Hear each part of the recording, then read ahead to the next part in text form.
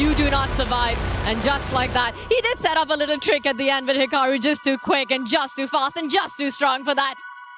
Rookie 3 best move attacking the queen. And the queen sacrifices itself. We have a queen sacrifice on the board. Knight takes D1, bishop to D2. The queen is trapped. Oh, the queen is trapped. What an idea. Full minute. Down, yeah, 21 seconds against a minute something. Now he's just winning on time. Never doubt Alireza. Wow. Wow, well, we learned our lesson there. And shake of the head from both players. A big, big reaction. But 40 seconds for Nepo. And he takes the game. What? Team G7. And now White. Oh, he mouse slipped. He mouse slipped. Mouse slipped. No.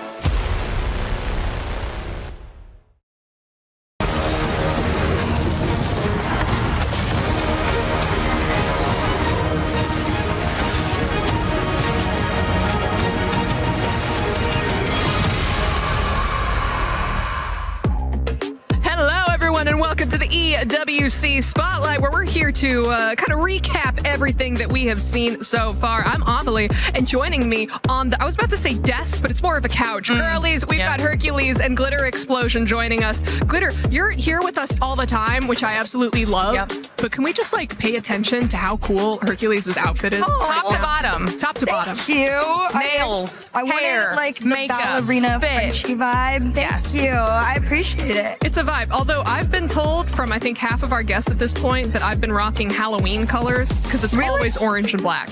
But look, pink. No, you're changing it up. Yeah, you're switching it up on them. Oh, switching it up on everybody. And speaking of which, we've seen some switch ups in these games. Oh yeah. You were over at the STC Arena with some Rocket League. Girl, what have we seen so far? Oh my goodness. If you guys did not watch Rocket League today, you missed out. We got to officially start doing all the key crushing. R8 actually just crushed 5 Fierce keys. After, you know, earlier this morning, TSM, everybody was like, oh, yay, APAC finally gets to win. It's so heartwarming. Right? And Vitality was like, stop talking. You're in France. Just go home. And yeah, other than that, it was the same old, same old. Falcons are still surviving. The Gentlemates are still in. Sure. Nothing too out of the ordinary there. I think the only big shock was SSG taking down Carmine Corp. If you missed that, you definitely should go back and watch it. I don't even think Carmine Corp expected it themselves. The fans were shocked, the players were shocked, but there's one more chance. It's the lower bracket starts tomorrow, and so, you know, a lot of time left in the week. I love that. I feel like KC fans have been in shambles multiple times throughout the year. Oh, is it rough for them in other places? Yeah. It's been a little rough. League of Legends handed them a pretty difficult loss. But Gentlemates, they've been strong. Yeah, the whole summer. So I love that. Drum's ready to go. All right, but over on the Lenovo Legion Gauntlet stage, we did have some Rainbow Six Siege. Yeah, we've got two mostly big stories coming out of that stage, right? The first one being that our defending champs, Team Secret, just went out against GK Esports. So, I mean, that's kind of a big deal. We won't be getting a back-to-back out of them. We'll be getting a new title holder on that stage. And then on the other side of things, we're also looking at the Liquid and FaZe matchup. Obviously, we're talking about Liquid a lot this week when it comes to CC side of things, but there's a little bit of a family rivalry going on between these two squads. I think it's going to be a really, really close one.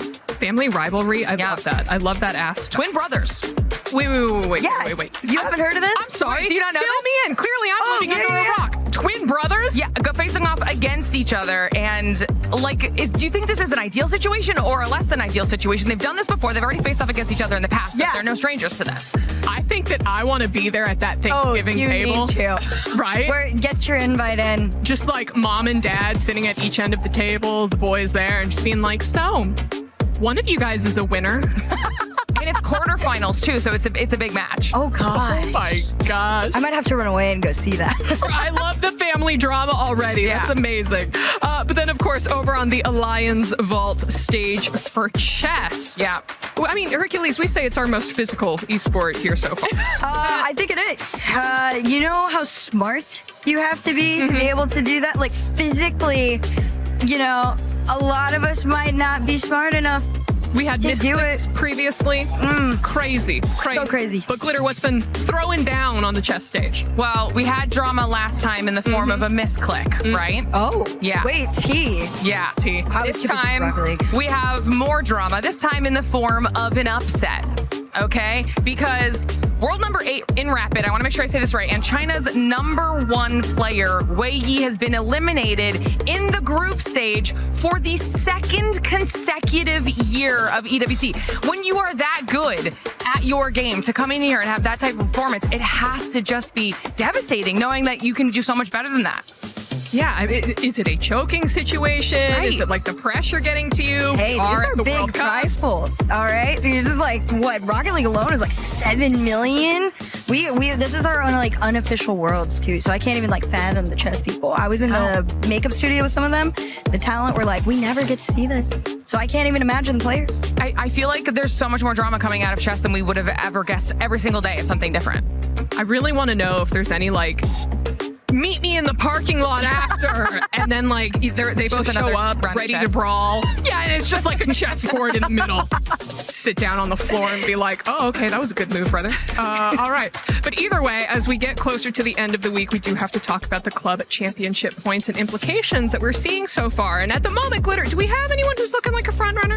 We do, and it does tie into chess a little bit because we still are watching Aurora and AGAL. AGAL, obviously one of the teams at the top of the leaderboard, so we'll have to see how all of that unfolds specifically for chess. But then, like you were just saying, Herc, I mean, we've got Falcons in the running, Vitality in the running for Rocket League. Could either one of them win? Because right now, when it comes to club championship, they are the teams that are very high up there and are looking to get even more points. All the Rocket League fans in chat just made the same face I did when you were like, could they win? We're like, unfortunately, it's probably going to be them in the finals. Going off before all of this. If the bracket plays out the way it should, there is a world where they do. I do know the Falcons are they're like in top 3-ish right now, or 4, which is like the lowest we've seen them in years. So our Rocket League team, they've won for the last 2 years. Okay. So they could be the ones to do that push. Oh, 100%. All right. Well, still so many incredible and exciting games that we get to see throughout the rest of the week. But before I let both of you go, any last thoughts that you want to throw in here? I'm a major fan of the both of y'all. They asked me if I wanted to jump on here, and I was freaking out. So thanks for having me. Yeah, they did. They told me they'd follow me back on Twitter. Good job. It's true. It's accurate. It's accurate. Glitter, anything for you? I'm ready to see how more competition unfolds, because I think by the time we get down to finals day for all of these titles, it's going to be crazy. And I'm ready to find the Twitter accounts of both of those R6 players, and then maybe like DM the mom or like maybe a crazy aunt on the side and be like, so what's family dinner looking like and how can I get an invitation? But for everyone else, thank you so much for watching the EWC Spotlight, and we will see you all next time. Look how high it's going. It's going up. We're so such a cute angle.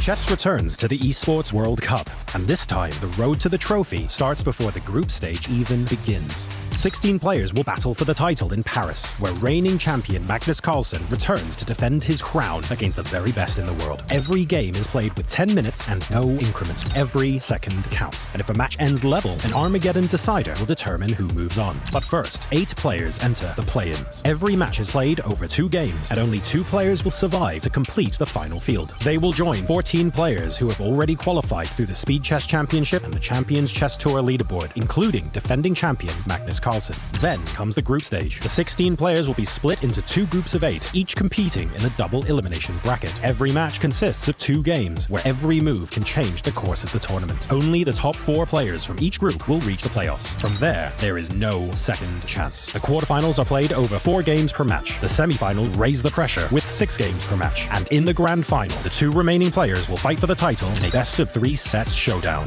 Get ready for a chess spectacle in the City of Love, where speed, nerve, and absolute determination will decide who rises. All right, Damascus, it is playoffs day, and we are going to get you into shape. You got no ELO, you got 100 honorary ELO, you want to be 1,300 like Big Hollywood, Magnus, etc., don't you? I'm ready to train. 1,300 like you, let's go. Come on, brother. Open fire. Open fire. Fianchetto. Fianchetto. Good bishop. Good bishop. Bad bishop. Bad bishop. Knight on the outpost. Knight on the outpost. Pass the pawn. Pass pawn. Pass pawn. Pass pawn. You gotta want it, Damascus. E4. E5. Okay. D3. D6. All right. A3.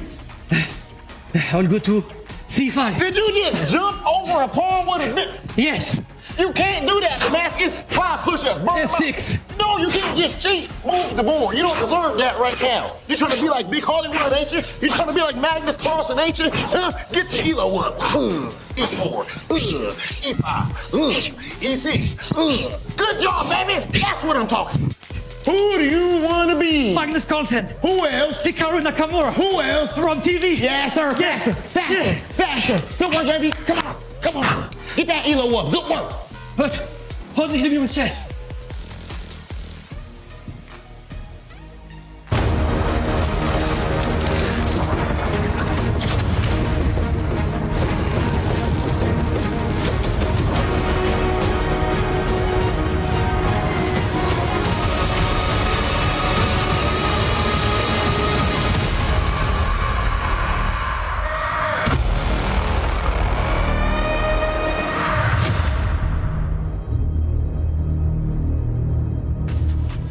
Welcome back, everyone, to the Esports World Cup in Paris, France. It's day number 4 for chess, which means we've got our top 8 players, and we're getting ever so close to the grand final. So much on the line, including raising the trophy up, and somebody will raise the trophy up just tomorrow. So today matters an entire amount. Hey, welcome into the Allianz Fault Time Taylor Reflections. No, Noble, I'm here. Hello. My goodness, what the heck just happened there? It's not going to happen again. Anna Cramling, Mike Klein. Good to see the both of you. First and foremost, Anna. Top 8, absolutely insane. But what about that workout this morning that apparently Rob and Damascus were getting? I don't know if this drill sergeant era for Rob is going to pay off for teaching Damascus chess. Listen, I need to do that. I think they're going to improve so much at chess. They're doing everything you need. They're getting more physical. They're training chess. I mean, this is the combination that every chess player needs in the world. I would say so. Physical, though, does it help you? Well, it at least helps keep the heart rate down. Mike, good to see you. $1.5 million on the line. We're talking $250,000 for first place, which is quite incredible. When it comes to the chess world, what does this mean? Well, a lot. I mean, you can see the delta here between losing your opening match today and winning it all is about $180,000. Other than 1 or 2 players in this field, that's life-changing money. For 1 or 2 other players, that's just another day at the office. So I would be happy to switch places with them right now. That's right. Well, a lot of money on the line. And when it comes to the EWC, Esports World Cup, chess is a tremendous event. It was one that so many people were looking forward to. Now that it's here, we're now down to top 8. So many storylines to get through, but we need to recap how we got up to this point. Day 3 was incredibly exciting. We finished Group A, we finished Group B, and to walk you through all the stories is Nemo and Tanya. Day 3 was all about survival. 8 players fighting for the remaining 4 spots in the playoff. Now Hans Niemann was already down to the lower bracket thanks to Magnus Carlsen. But again, Sina move ahead. Hans is the one who moved forward. Sina almost making a comeback in that game too. But Hans super sharp even when the waters got choppy. And up ahead for Hans Niemann in the quarterfinals, it's Ali Razor Sharp Firouzja. Sharp is going to be the key word for today because Arjun did sweep aside Pranesh to make it all the way into the playoffs and is going to be facing off against Hikaru Nakamura.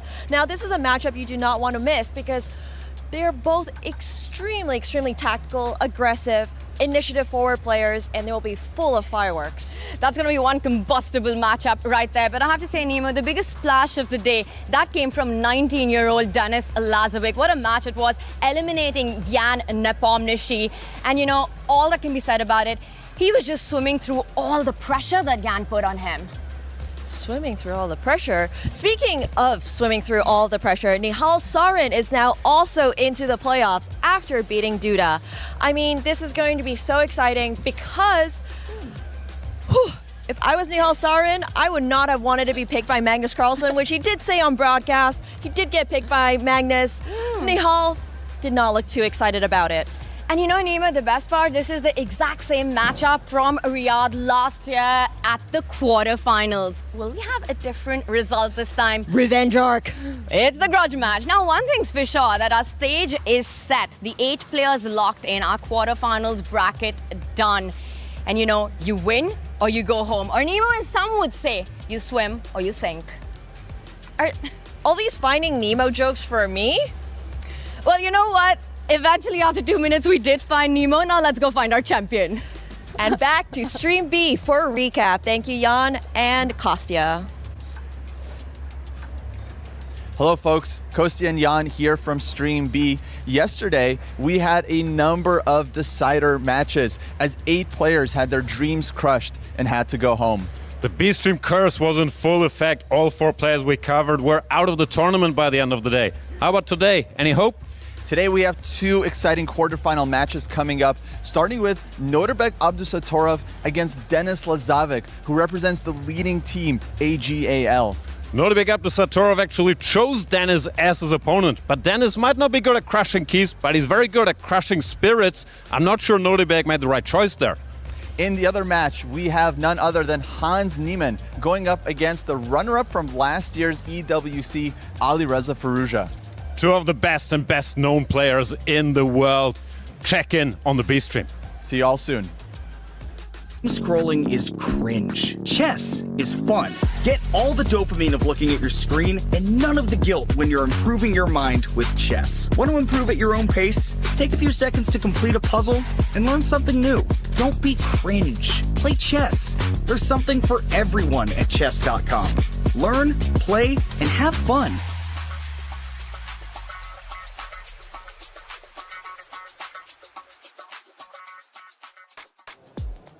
Thank you for the B-Stream update. Also, Tanya, how many Nemo references can we get today? I'm sure we can get a lot of them. I'm going to be thinking when we're in the green room during the first match. After all, though, today is important. We heard a little bit about how yesterday went, but what are you thinking today is going to look like? Today, we're going to get lots of keys getting crushed. That's everything that I know. But we're also going to be finding our finalists. So today, every day gets more exciting, but today is going to be an incredible day. Absolutely. 6 keys, in fact, are going to be crushed. The only 2 remaining are going to be first and second, who will be playing in tomorrow's competition. We'll still have the consolation prize for 3rd place, but after all, their key would already be crushed because technically they're out of the competition. But still a lot of money to play for. Now, today is impactful. We heard from Anna what she's thinking. Let's go back to Nemo and Tanya on what they're thinking day 4 is going to look like. It's the quarterfinals of the Esports World Cup. No second chances. And now Nemo and I have to pick our 2 players to make it through to the semifinals. Nemo, you ready? You want to go first? Sure, I'll go first because I have a really hot take here. It's going to be Magnus Carlsen. Okay, hot take. Seriously, I mean, who would have thought, right? No, I really went out on a limb here, but if Magnus Carlsen is available and he is here, he is the greatest player ever to walk on this planet. Of course I'm gonna pick him. I mean, sure, he didn't have the hottest couple of days.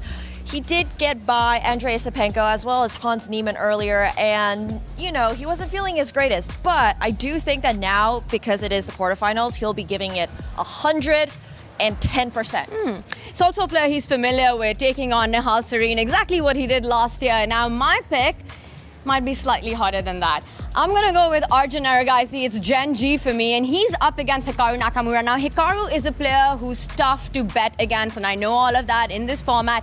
He's an absolute beast. But Arjun has been so clinical in his wins. 2-0 yesterday. You know, he just invites those imbalances. He's quick. But what has impressed me the most about Arjun in the EWC so far, Nemo, has been his heart rate.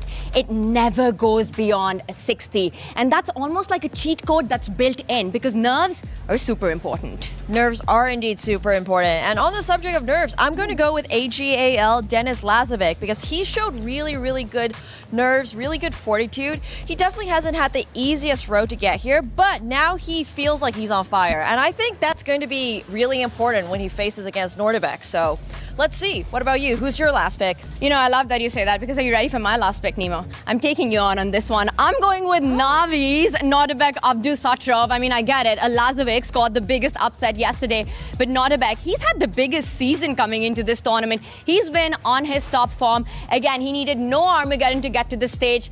it's not a bet for me. All right, let's see who wins. We'll find out.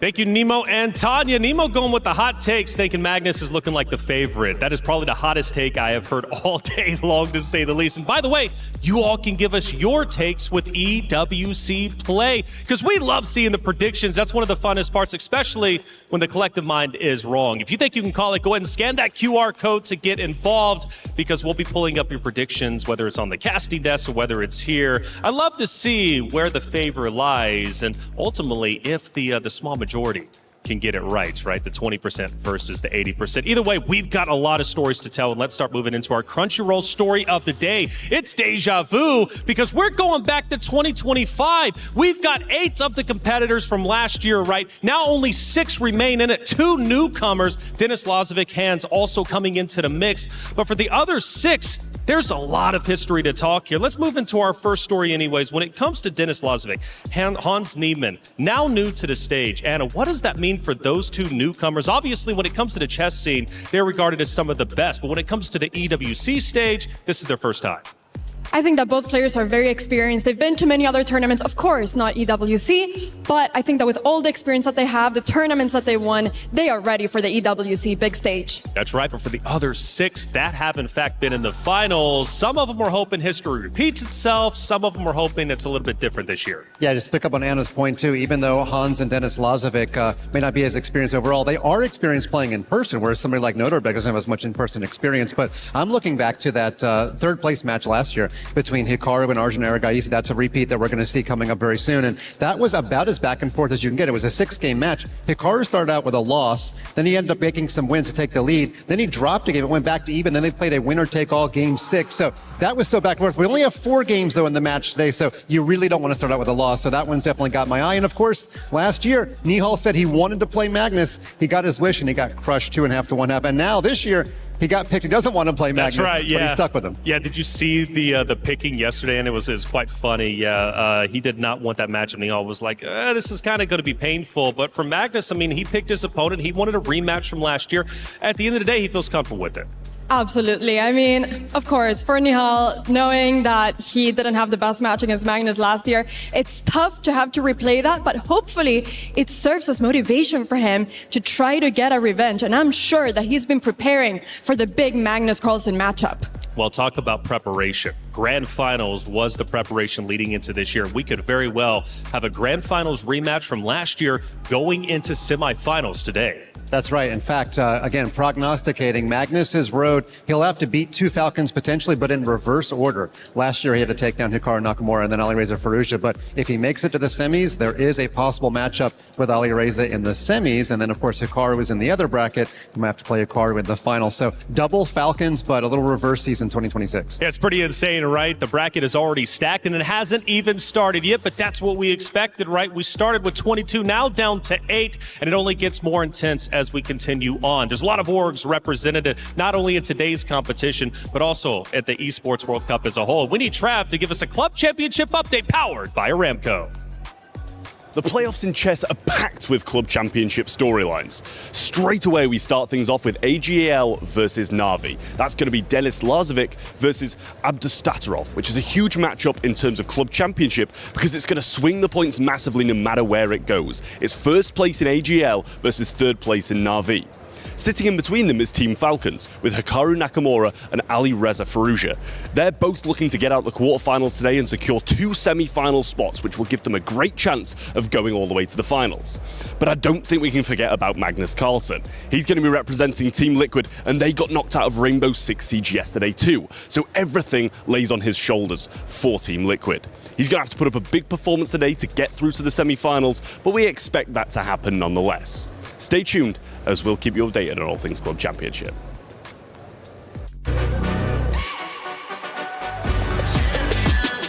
This ain't no regular thing. Came for the ring, you know what I mean. You see my name in the lights, better get right, champion.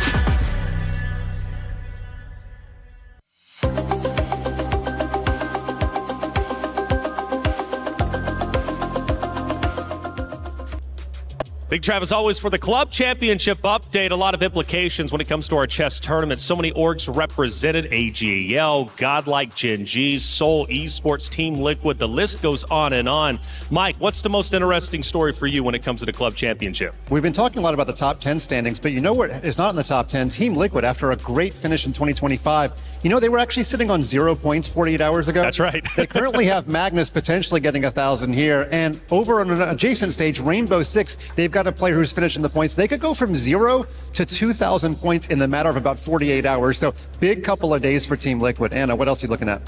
Here's the thing, there's so many points up for grabs. I mean, the winner of the chess will be getting 1,000 points for their team. So there's a lot of points on the grabs. And we have right now, of course, Denis Lasovic. He's from AGAL. And AGAL, they're leading right now the scoreboard, but only by 250 points. So Team Falcons are after. So Denis Lasovic is going to have a really crucial role for AGAL. That's right. So Falcons, they got double representation. Team Liquid, Magnus Carlsen, Denis Lasovic, AGAL, right? There's so much club championship representation. It's pretty insane when you think about it, because again, $7 million for first place goes to the organization, and currently AGAL are right there, so they need Dennis to do incredibly well. Let's take a look at our schedule for today. We do in fact still have 2 streams. We did a Stream B check-in just a little bit earlier. There's going to be 2 matches on Stream B. We'll have 4 here on Stream A. We'll split them up. Either way, we're going to be starting off hot and heavy. We got Hikaru going against Arjun at EWC to start off. Falcons versus Gen G. Yeah, we've got 4 of the top 5 players in FIDE Rapid ratings, and that's the only one that features 2 of them. So not an ideal matchup for either one of them. We already said they played that back and forth match, but actually it's Arjun who's got the FIDE Rapid bump on Hikaru. He's world number 3 and Hikaru's world number 5. That's right. In the green room, you guys were like, questioning that. Like, is that true? Well, it's absolutely the case. Hikaru, number 5, but doesn't mean he's going to be number 5 today. He's looking to go all the way. He wants to enter into grand finals, and as he walked into the venue, John Sargent had a chance to catch up with him. Good morning, Hikaru. Single elimination bracket now, business end of the Esports World Cup. You're playing Arjun first in a very tricky match. Any special preparation for today? Not really. I mean, I played Arjun last year. It's, 4 games, so just try to do my best, and, hopefully it'll be good enough. Semi-finals and finals, we move first, I think, 4 games in the quarterfinals, then 6 in the semi-finals, and then 3 sets in the finals. As it gets longer, do you think it's an advantage or disadvantage for any of the players? I mean, it should be an advantage for Magnus for sure, obviously, because he's the best player here. I think for myself as well, it's probably better. More games should let my skills be showcased. So, I wouldn't say it's a huge advantage, because obviously at this point everyone's very strong. But 4 games is better than 2, because if you do something insane in 1 game, it doesn't mean you have to go crazy in the second game. You still have a couple of opportunities. So, yeah, it's slightly better. But I would say from the general standpoint, I kind of prefer best of 2 just because I like the short matches. So it's all relative. Fair enough. Well, thank you very much, Hikaru, and best of luck in your games today. Thank you. Thank you, John. Great interview with Hikaru, who's about to take the stage to go against Arjun at EWC. It's going to be a great matchup for sure. Let's hone in on Hikaru and who he is as a competitor. Yeah, actually, it might surprise some people to know that he actually has a lifetime minus score against Arjun, I believe, but he did win the most important match last year in 2025. Supreme confidence in himself. It was very interesting to hear what he said. If you believe you're the better player, you generally want more games, because more games is less variance. But he said, I'll just as soon take a 2-game match. But here's the thing, Hikaru, he's one of the very best classical chess players in the world, blitz players in the world, rapid chess players in the world. It doesn't matter the time format, Hikaru is just so good. Arjun is, of course, also a very strong player, but I think that here anything can happen. Should be noted in Game 6 last year, it wasn't Hikaru's chess skills, it was his blitz skills. He took down Arjun in a totally drawn game due to his speed. That's going to be a factor. But Arjun at EWC has been looking incredibly well throughout our entire tournament. We hone in on him and what makes him so good. First off, Gen G taking a risk, picking him up, saying, we believe in you to make it all the way. Arjun is such a strong player, finished 4th last year, but he's also been known to do very unpredictable but very strong moves. The master of chaos. He's going to try to put Hikaru in a very difficult position and then try to get a win over there. So Arjun is going to be a very strong contender today. Yeah, and he's Senor Tranquillo because he doesn't get his heart rate above 50. All right. The other players were looking at 130, 140 at their peak. I don't think it got above 60 yesterday in any capacity. Cool, calm, and collect. That's the way he needs to be a champion, and this is step 1 to being a champion. It's now top 8. It's time for game number 1. Let's send it to the stage to get day number 4 started. Does he have time to win this game? Oh, he's so fast. Don't stalemate. No stalemate. Oh, he he finds it. checkmates. He found Oh it. my 3 goodness, seconds and he forces out wins. again. What a clutch victory. And I think Soren is giving up. That's it. He's done it. Congratulations to the 16-year-old.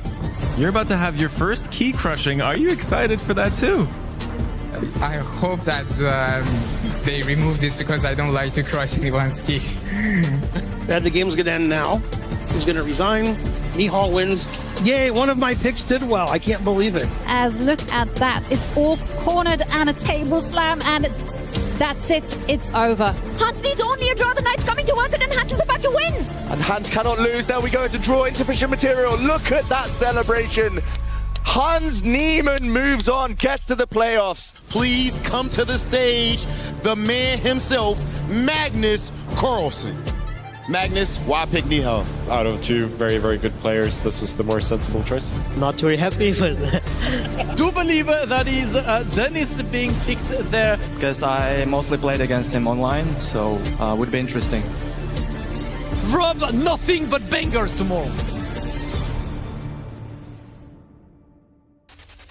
Ladies and gentlemen, it is officially playoffs day here at the Esports World Cup. We started out with 16 players, and now only half remain. Only half remained. 8 players remain. They had to fight through fierce brackets over the last 2 days to make it all the way there. But of course, we still have a couple steps to be able to claim this beautiful trophy there. 1 champion is in a quest for a back-to-back, and 7 players are in a quest for their very first title, Rob. It is time to kick off our first match of the day. Rob, who do we have first? Ladies and gentlemen, please put your hands together for one of the greatest players in the world, Hikaru Nakamura!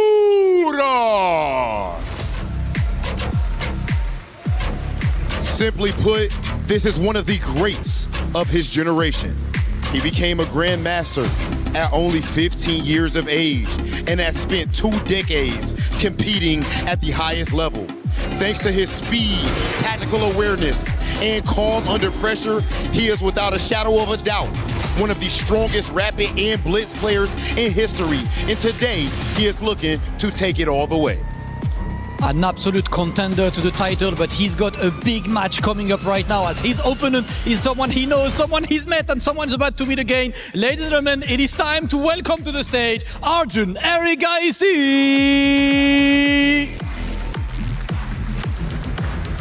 22 years old, representing Genji Esports. He was 4th last year, and he's coming here on a big run back as he lost to Hikaru Nakamura last year. This man is absolutely ice cold. We have put some hurt monitors for the players, but he simply will not go over 60 BPM. This man has ice in his veins. He is the ice cold calculator, stepping on the stage on a quest for the EWC trophy. Okay, Hikaru, before the first match of the day, you have such extensive experience. You're one of the best players on planet Earth. Do you still get nerves before a moment like this? Yeah, I think it's great that there's so many fans here today, and I hope they're cheering for me, but it's a little bit different. So everybody feels nerves because we're not used to it. Okay, and last thing, how do you feel about this transition or expansion of chess into this type of realm of esports? I think it's great. As someone who's played chess for a long time, it's very much an individual endeavor, and to have people who sort of appreciate what you do is very, very special. So regardless of the match, I think it's very good for chess. Okay, Hikaru looking very calm and dialed in. Absolutely, and Arjun, of course, I must ask you, last year you played against Hikaru in the match for 3rd place. That was a very close match. You come back on this stage this year. Is it revenge? Is it a completely new match? How do you approach this match? Yeah, last year playing Hikaru was great. I lost a close match, and I'll try my best to do better this time. All right, and coming up to the stage, of course, you know, a lot of people are there to watch you. Is there anything that makes you feel nervous? Because we've said it yesterday, you look absolutely calm. Where are the nerves? Yeah, nothing special. I'll just try to focus on the game, and that's it. Absolutely love to hear it. Well, listen, Rob, guys, it is time to get ready. Arjun, can I have you stand there for the traditional pre-match face-off? Ladies and gentlemen, it is time to kick off the first match of the day for a spot in semi-finals. Arjun Erigaisi versus Hikaru Nakamura!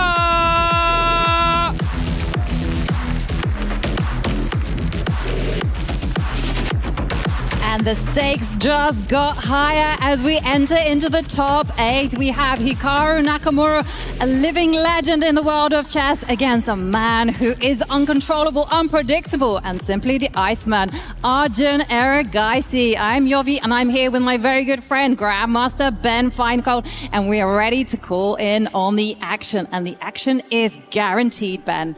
These will be two amazing matches that we're casting today. Yovi and I are doing Magnus's match with Serene after this one. But first we have Naka versus Arjun. And as per usual, I'm shocked at the predictions from the prediction market. 87% Nakamura. What? This match is about as even as you can get. We have the 22-year-old versus the old man in his mid-30s. I used to be in my mid-30s. And Arjun wants revenge from last year when he lost the match. You would think Arjun going from 21 to 22 got to be improving his chess. He's even higher rated than Nakamura on the FIDE Rapid rating list. Nakamura, a year older, maybe the little more nerves, a little slower. But one thing that's different than yesterday, there's more skill today. We have 4-game matches today, Yovi. You got to get best of 4 instead of best of 2. We're going to be here for a while. What's the ultimate test, as it is a best of for Hikaru Nakamura. We'll begin with the white pieces, and in his wake, it is Arjun Erigaisi. Wow, what a match. These two, they like to start off really classically, really traditionally, and then suddenly it all just kicks off, and we have pure pandemonium on the board. That's exactly what I'm predicting as our players get ready. And questions, Ben. How will they begin? What pace will they set? Well, not only does Arjun have his usual heart rate of 56, Nakamura's heart rate is pretty low too, in the low 70s. So that's, players are calm, cool, collected. We have a best of 4-game match. We're gonna have really interesting games, really complicated chess. That's the way the players like it. They both like to confuse the opponent and play great tactical chess.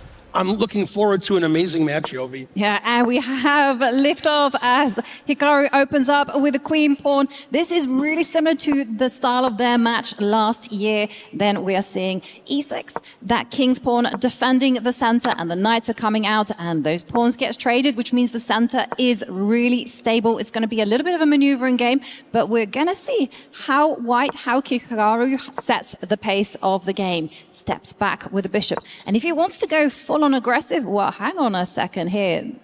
Arjun's saying, I'm developing that bishop, and we could be seeing endgame time. That's right. A lot of times white plays queen f3 here and takes on f6, ruining the pawn structure, giving black the 2 bishops. Often white plays queen c2 earlier in the game, controlling the f5 square, so black doesn't get bishop f5 in. If white wants to play for an advantage, I think one of the main ways to do it is queen f3, but it's game 1. Hikaru played more stayed with bishop to d3, trading off the bishops. This isn't considered to give white any advantage. It's just Hikaru wants to get a position and slowly outplay his opponent and not go into an endgame right away. So more Hikaru's style to keep the queens on the board. Yeah, he keeps the queen on the board, so no endgame for us, but we'll see right now what's going to be happening as, okay, I wondered whether the king will go to the other side. No, we have our answer. The king goes to the right, and, well, we see Hikaru, he's trying to get some maneuverings going on the left side of the board. Arjun says no, and now the rook comes. And I got to say that Hikaru has to be a little bit careful, because if he does not keep an eye on the left side of the board, Arjun is going to go on the attack there. And that's exactly what happens as he goes to secure a home for his knight. Yeah, so Hikaru wants to play in the center with f3, e4, and Arjun playing queenside counterplay, b5, a5, knight b6, knight c4, and one of my favorite maneuvers, Yovi, which we've talked about the last 2 days for white and black in these queen pawn openings, is getting the knights to d6 and d3, and Hikaru plays knight to c1 to put his knight on d3. Knight on d3 controls all the key squares. Black's knight is on c4, which is even better than d6. So this is a really strong maneuvering game, both sides improving their knights. The question is, is white going to play e4 anytime soon, or will that weaken the d4 pawn too much? Or is Arjun going to play b4 and gain some space on the queen's side? Or will Arjun play a4, solidifying his knight on c4, stopping b3 later? So both sides have their pluses. The engine says it's about equal. Both sides maneuvering their pieces. Seems like both sides are pretty happy, playing pretty quickly. And you know what's changed? One thing has changed, Yovi, and you won't be surprised. Arjun's heart rate is the same, 56. Hikaru doubled his heart rate, 127. So it's a big difference from the start of the game to right now. For some reason, Arjun's heart rate never goes up. Must be one of the world's great athletes. And as the game gets more complicated, like a normal person, Carl's heart rate goes up, like a lot of the other competitors that we've seen in this tournament. Yes, yesterday I got to say Arjun's heart rate almost made 100. What? Almost, but yet not quite making it into the triple digits as the bishop comes out, and there is a question on white's pawn in the middle, and now it's time for Hikaru to make up his mind. Because Arjun is forcing the pace of the game, and this was not the pawn advance I had in mind. I thought the other pawn next to it would be advancing up and white would have a very strong center, but Hikaru is saying, you know what, I'm going to force that bishop backwards and I'm going to secure a strong square for my knight. This is super interesting from Hikaru, unexpected as well, as Arjun now starting to think. Yeah, this is a very unexpected move because it makes the white bishop on f2 very blockaded. I thought white would play e4 because the bishop on f2 was defending the d4 pawn. I like the way Arjun makes the most obvious move, bishop f6, and the engine says not good. I mean, bishop f6, completely normal move. It's possible the engine wanted to kick the knight out of e5 when it goes there with something like f6 later, and now the white knight can just sit on e5 the rest of the game. But I'm pretty concerned about Hikaru's bishop on f2. That doesn't seem very strong to me. Wow, and Arjun immediately captures the knight on e5. That surprises me also, and plays b4, attacking on the queen side. The game is up and down, to and fro. The engine still says it's equal, but both sides have their advantages. Now with the f pawn gone, white has the f file for the rook. f7 pawn could become weak, and the bishop can be remaneuvered to a better square since f2 is really passive. So Hikaru playing in the center and king side, Arjun playing on the queen side. Well, the only advantage in the position is Arjun's heart rate. He's always really calm, and the game is just beginning. The game is certainly just beginning, and there was a critical moment there on our screens because we just saw that Hikaru really did not like the opening up on the left side of the board, so he drops his knight back in order to defend the pawn. But this allows Arjun to break forward. Look at him. He is activating the game in order to get his knight into the position.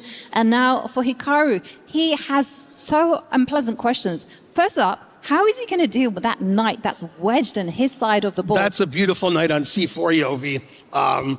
Black got exactly what he wanted. Arjun has a knight on Hikaru's side of the board. He's advancing on the queen side. Black has a lot of counterplay already.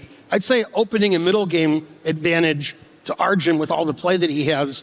Hikaru's play, conversely, on the king side, I don't see it really going anywhere anytime soon. So I like Black's position. I like the way Arjun's playing. Arjun has a 2-minute time advantage, so it looks good for him. It does, and there's a lot of tension on the board. There's plenty of possibilities for Hikaru to open up the position. The problem is none of them really favor him. For instance, if he gets up the A-pawn, if he picks up the A-pawn and just trades that pawn on B4, the problem is that the rook is also going to get mobilized and into the game. And if you take the other pawn, well, it's the knight that jumps into the center. And, you know, those double pawns that white has, they don't make the best impression at all. And as Ben has highlighting, look at that white bishop. It's a little bit bad. Not very good. The knight on b1, pretty passive also. Black has all the pawns advanced on the queen side. Knight on c4 is amazing. Advantage Black. Hikaru's position is not lost by any means. It's just that it looks like Hikaru's fighting for equality. And finally, Hikaru kicks out the knight on c4. He realizes it's been there too long, it's too strong, and the knight goes to a3. And the question is, over the next 3 or 4 moves, will Arjun be able to advance the queenside pawns and get those B and C pawns going before Hikaru gets anything going in the center and the king side? Yeah, this is exactly what Arjun has to plan to do. The thing is, though, he can't quite do it just yet because the queen has been nicely positioned to keep an eye on that rogue B pawn. So now Arjun has to go in different direction, maybe capture pawns in the middle, maybe come out with the queen and just offer some defense. So really cagey position. And I feel that despite Hikaru putting his knight there on the edge of, right there on the starting square, that there's so much tension that anything can still happen.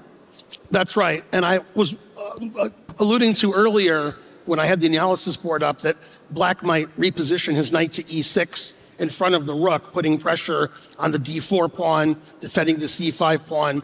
And if somehow Black can defend the b6 pawn again, which Arjun just did with queen e7, I was thinking queen b6, but we won't split hairs. Now Black can try to play c4 now that the pawn is defended on b4. The engine doesn't like queen e7, puts it in front of the rook. It has some defense of the f7 pawn in case white is able to use the open f line to his advantage. So queen e7, good for offense and defense, but the engine thinks that white is close to equalizing now. Obviously, white is a worse position, and once again, another move the engine doesn't like. He took on a3, but he took on c5, and now Arjun finally has a passed pawn on the queen side. He has a passed a pawn. Now Hikaru opens it up in the center. Typically, the bishops want open positions, and we were making fun of Hikaru's bishop earlier. Bishop on f2 was blocked by everything. Now the bishop is opening up. But since Black has that beautiful passed pawn on a3, and White's doesn't really have any passed pawns, the engine still likes Black and says Arjun has the advantage, as well as a 2-minute time advantage. He's got an advantage on the time, in heart rate and absolutely everything, because he can also snatch a pawn. And you and I both like our extra material, and this is the point, that pawn in the middle for white, it is vulnerable, and in comes that knight. That rook has to be driven backwards. You don't want to be trading off the bishop for the knight. And you know, they always say it is the quality rather than the quantity, and that quality of that black pawn all alone on the left, that is gonna be gold. And there was some sneaky ideas. What is this? We saw rook takes pawn, a sacrifice. Sacrificing to open up the black king. Hikaru, I think, more of a desperate sacrifice than thinking it was good, because Black was really solid. And yeah, we have to investigate this, because he's given up a full rook for this. His whole idea is he wants to chase away that queen, open things up against the king. And as we saw, this is a desperate time for Hikaru. Things were not going his way. So let's just break down exactly what happened whilst the players are thinking. So now the rook came in, attacks the queen, and now there's a decision to be made. If you move that queen out of the way, well, look, there's the queen takes pawn, as you're indicating. Also, the bishop starts to have an eye on those dark squares. So I don't think you can move the queen. no, Hikaru went all in because Black's a pawn was too strong. There was no attack unless Hikaru sacrificed. And the engine really likes Black, but this is really putting Arjun to the test. Instead of slowly winning by taking the b3 pawn, promoting the a pawn, as you can see on the screen, Hikaru is putting the test to Arjun, sacrificing a rook, attacking Black's king, and trying to put the pressure on Arjun. Arjun thinking a long time now. Hikaru has caught back up on the clock because the position is so complicated. And wow, the engine wants to play a move I probably wouldn't consider. King to g8, stopping queen takes h6 check. And the idea is, if you take the queen, the knight can take, and the white bishop is completely blockaded out of the attack. The knight on e6 is defending, and Black still has the trump past a pawn, which is going to eventually win the game. So even though Black loses a queen for a rook, Black is already a rook ahead. So two rooks for a queen, with the knight on e6, the king is safe. Yeah, but you have to actually accept that that queen is going to disappear from the board. And sometimes that's a very difficult thing to do. We see Hikaru not entirely happy as Arjun ponders. Now he has to either step back with the king. Maybe he can also slide the rook over to the corner to defend the pawn that is under fire on h6. It's critical, but by the way, Black's best move by far is retreating the king. That is the best move. And no, this is not the way forward, because now there's going to be a repetition. Hikaru is just going to give check, check, check with the queen, and the black king cannot escape, and it's going to be a draw. Whoa, that was quite the save from Hikaru with that Hail Mary shot. King G8 really hard to find. Very computer move. Completely inhuman. So very fair result there. Draw. But what a shot there. On the brink of defeat, Hikaru finds this great move just to make Arjun uncomfortable. Strategically, Hikaru was getting outplayed. Black had all the play on the queen side. Arjun was looking good. A desperate attack from Hikaru. Only one possible way for Arjun to win. With the myriad of possibilities, he couldn't find his way to winning, and the game ended in a very quick repetition. Half a point each. It's going to be a really close match. I don't get those people who all said Hikaru was going to win. Hikaru could win, but so could Arjun. It's going to be a very close match, and hopefully all the games are really close like that one.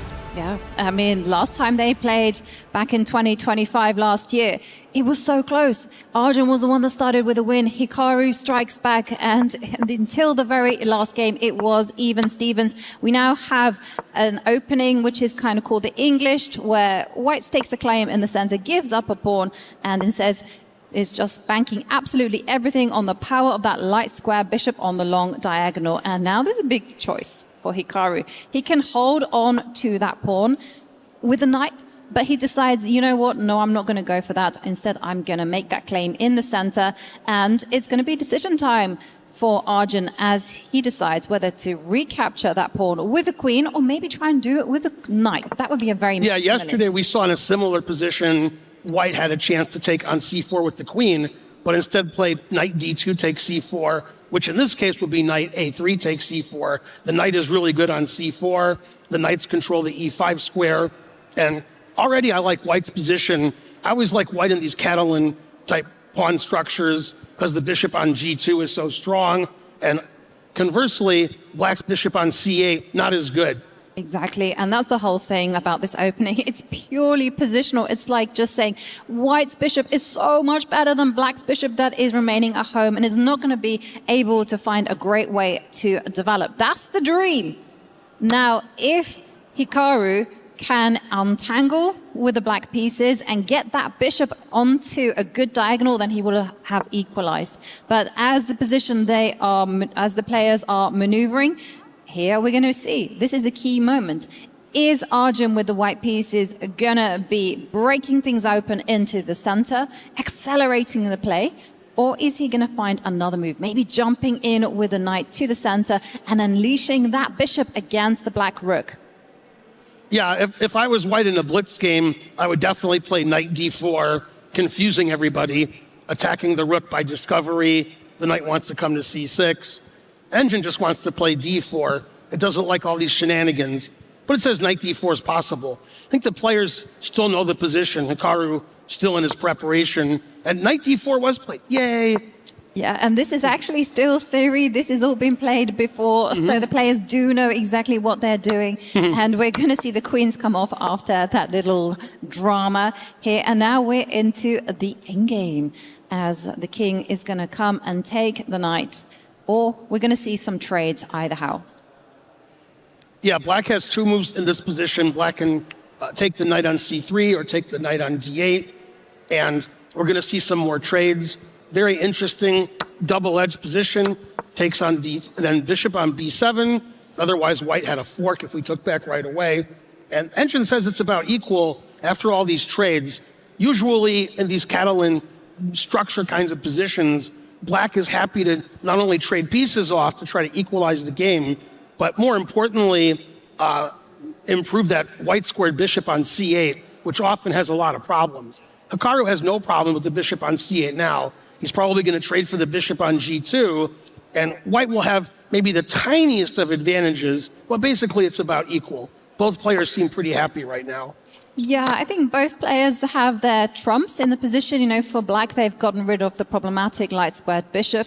And the only thing I would say that would be making Black a little bit uncomfortable is the fact that his king is there in the middle of the board. And there are two white rooks on the board in order to hassle that king. But if you prevent white from ever breaking open with a pawn in the center, then I don't see the problem for black. Hikaru is going to be very happy with his position. Yeah, as long as the position is blocked up, the king on d8 is okay. What Arjun wants to do is open up the center with d4, trying to get at that black king. That's why he played rook d1, then put the other rook on c1 and hope that black's king is blocking the rooks so the rooks can't get out. So it's unclear if Hikaru's king is going to be safe on c7 or b7. The rooks can go to c8 and d8, and eventually black can claim equality. And as per usual, Arjun's heart rate is 58. Amazing. I want to meet his doctor. And Hikaru has a more normal heart rate in EWC of 125, which we see from a lot of players. Yeah. So very, very cool, calm, collected customer Arjun is. The first game was a draw. This is a 4-game match. This is game 2. The position's about equal. The time's about equal. And so far, I think, Yovi, nobody's really a big favorite this match. Nobody is imprinting themselves as stronger than their opponent. It seems like everything's pretty equal so far. It's a fair fight, although if you had to say something about the first game, I would say the advantage lies in Arjun's hands. But here, Hikaru's got no problems in the opening. You know, he's gotten out of that one unscathed. The big question is, does he stop that d-pawn advancing? And yes, he does. I mean, because at least then it kind of makes the situation with the king a little bit clearer. Now I feel like he can go in any direction. He's probably going to go towards the middle, behind some pawn shelter. And first up, though, Arjun says, you don't move the king. You got to find a place, a home for the knight. And the knight goes back. Yeah, the knight had a couple of good squares, d6 or e5. It doesn't look like either side can do very much. This is going to be a slow maneuvering endgame. And the question is, are there any pawn breaks? White was trying to play the pawn break with d4, which Hikaru stopped with bishop f6. Another pawn break is to play a3 and b4 and attack on the queen side. Those are White's 2 pawn breaks. Black, on the other hand, just wants to play king e7 and castle. I'm sorry, and move the rooks out to the center. And eventually, Black is going to be really safe with the king on e7. And king did go to e7. That's a safe square. The engine wants to take the knight on d6. That would actually surprise me. Grandmasters typically like their bishops better than their knights, as do engines. Exactly. But that's still about equal no matter what White does. Yeah, I'm going to say that actually, unless White breaks through, I would say that Black's position is that little bit more preferable because the rooks can centralize. But you were talking about pawn breaks. You were mentioning the advance of the b-pawn. We have Arjun saying, you know what, I'm going to use that pawn highlighted in red as a hook, and I'm going to try to open the position up that way. Now, that's also going to set the cat amongst the pigeons, because if that white pawn is allowed 1 square forward, there's going to be some unpleasant questions for Hikaru. So that's why he says, no. That ain't happening on my watch, and we have this knight retreat. Hikaru fianchettos his knight, stopping White from playing a5. And what Hikaru would like to do is maneuver the knight to c6, so the knight controls a5 and b4. And Arjun's hoping to play b4 before Nakamura can do that, but he can't play b4 because his knight on c3 is attacked by the bishop. So Black's going to play knight c6. And if anything, I would probably take Hikaru's position with the knight on c6, the rook's coming into the center. And White has some holes in the position, d4, a5, b4. And I think Arjun's going to have to try to equalize now. Getting an advantage, I think, it's past time there. He wants to put something on d6. The knight goes to b3, which surprises me a little. It's hard to kick the knight out. Both sides trying to maneuver their knights to better squares. And time is about the same. Position's about equal. We've got a really equal match so far. It's anybody's game. And if anybody wins this game, because it's looking more like an equal kind of draw so far, it's going to be because of the time trouble. Yeah. And you know what? I love that move by Hikaru where he came in with a knight, because White was the one threatening to break open the position. And now look at that knight that Hikaru has. It's like an octo knight. It's on the perfect square. It can't easily be chased away. And you know what? I'm a maximalist. I would love it if Hikaru says, I'm going to advance those pawns on the right side. You know, start chasing that bishop, move it back. That's exactly what you want to do in an endgame. Push your opponent's pieces backwards. Yeah, I prefer Nakamura's position too, like you do. Obviously, I like the knight on d4. Knight on c6 is good, controlling a lot of squares, unblocking the bishop on f6. Knight e4, the rook goes to d8. Both sides going to and fro, trying to improve their position. But White's two main ideas for pawn breaks in this middle game, endgame, are d4 and b4. And Hikaru stopped them both by putting the knight on c6. So if White doesn't have any pawn breaks, then eventually Black can try to get an advantage by moving the pawns himself. The engine says it's about equal. Hikaru doesn't look too pleased. It looks like he thinks it's pretty equal also. Doesn't look very concerned. And so far, just a maneuvering game where nobody really has the advantage, but both sides are trying to do stuff.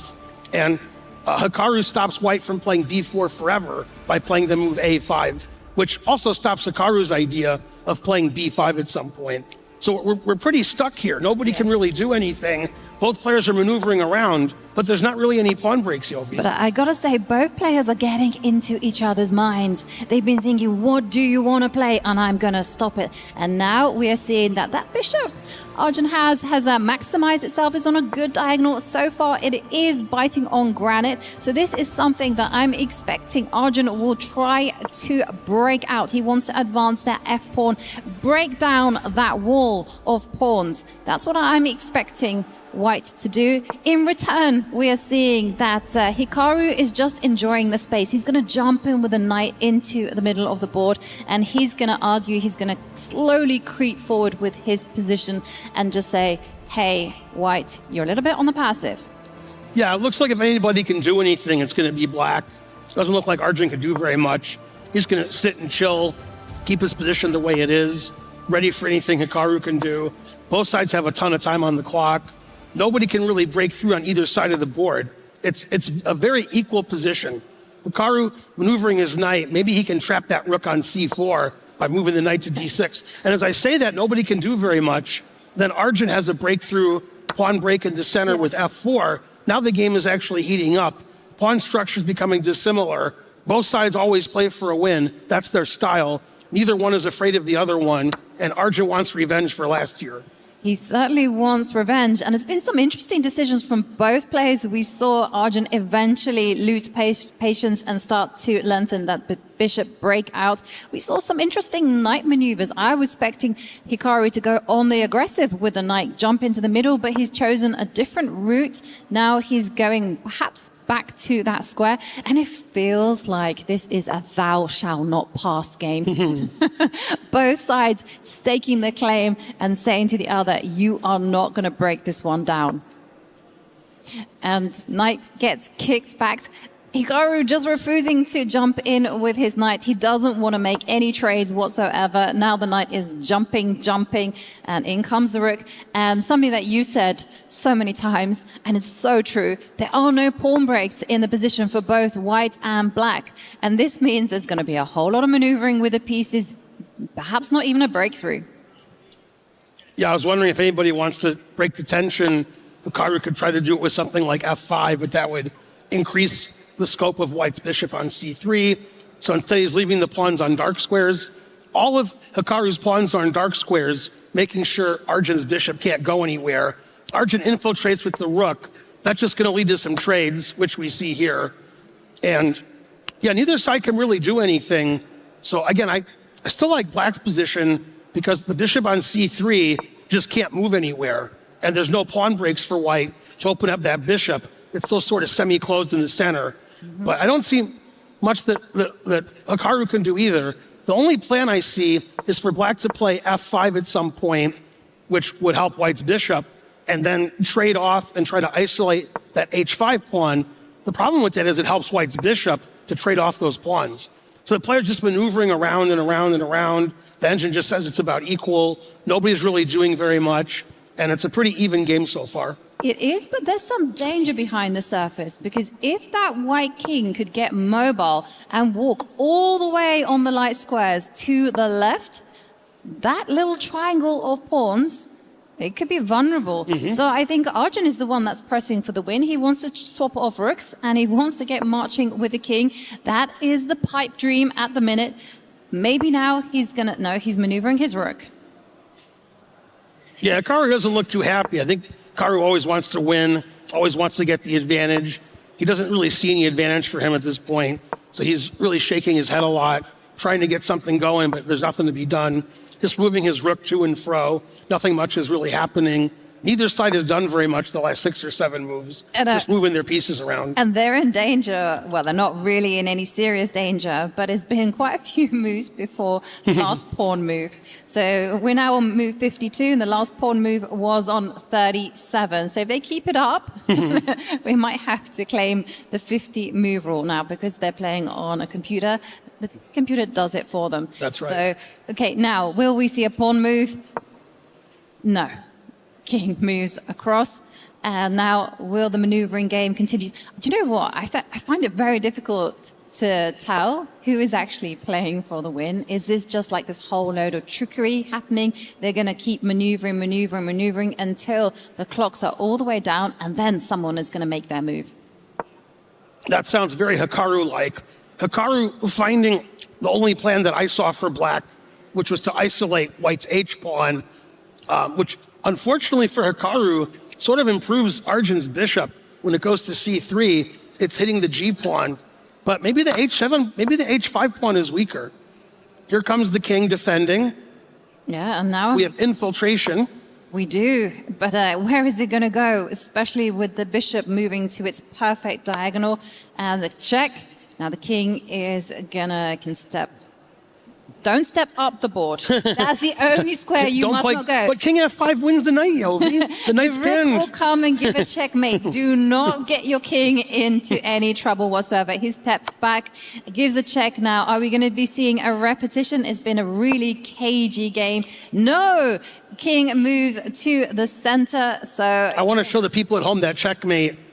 In this position, if white had played king F5, which basically wins the knight, there's only one problem. Rook G5 checkmate. That would have been a funny end to the game. I don't think Arjun would have liked that too much. No. Okay, so instead of walking into checkmate.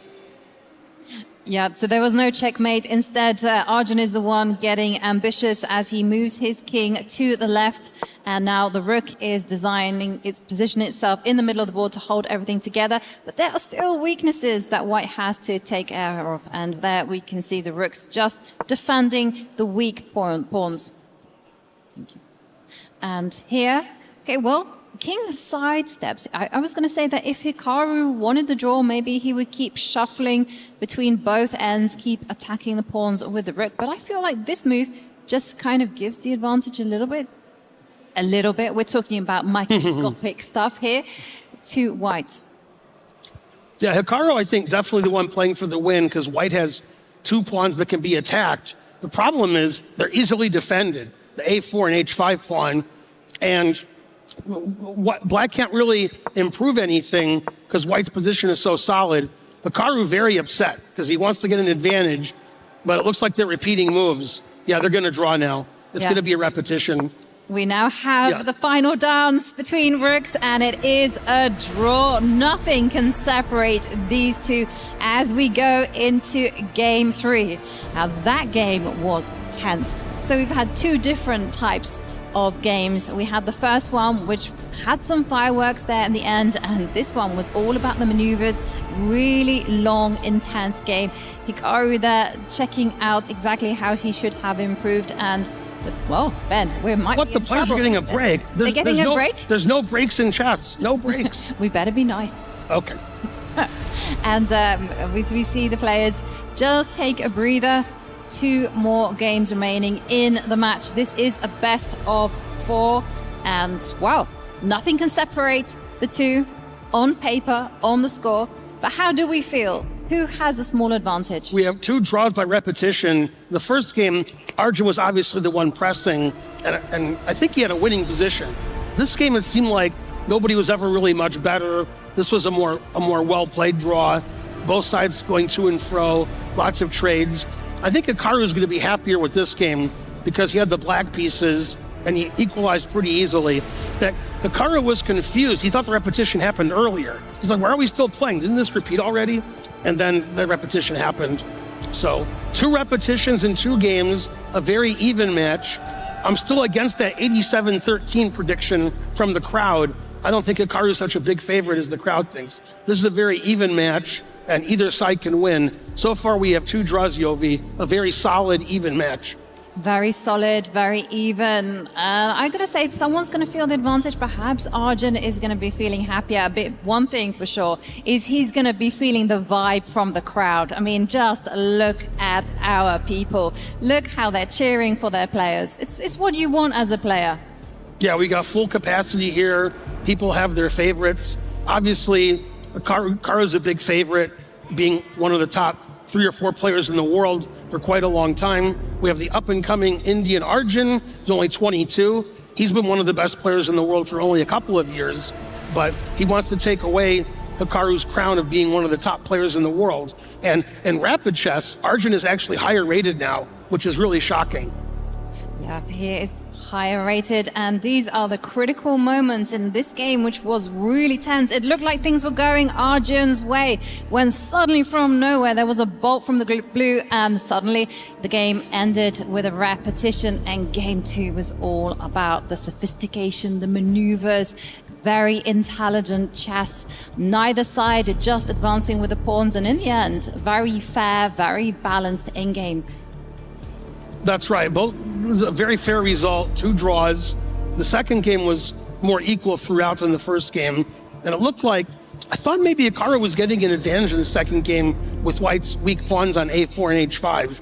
But Arjun was well defended, was ready to go. Hikaru couldn't break the defense. And a draw was a fair result. 2 repetitions, 2 games left in the match. We're going to have at least a 4-game match, Yovi. It's not going to be 2.5 half or 3-0. We're going to go all the way, and if somehow it's 2-2 after the 4 games, we're going to have another Armageddon like we saw yesterday, and somebody's key is going to get crushed. Yes. Lots of key crushings today. Yeah, exactly, and it's the kind of thing that makes the crowd happy.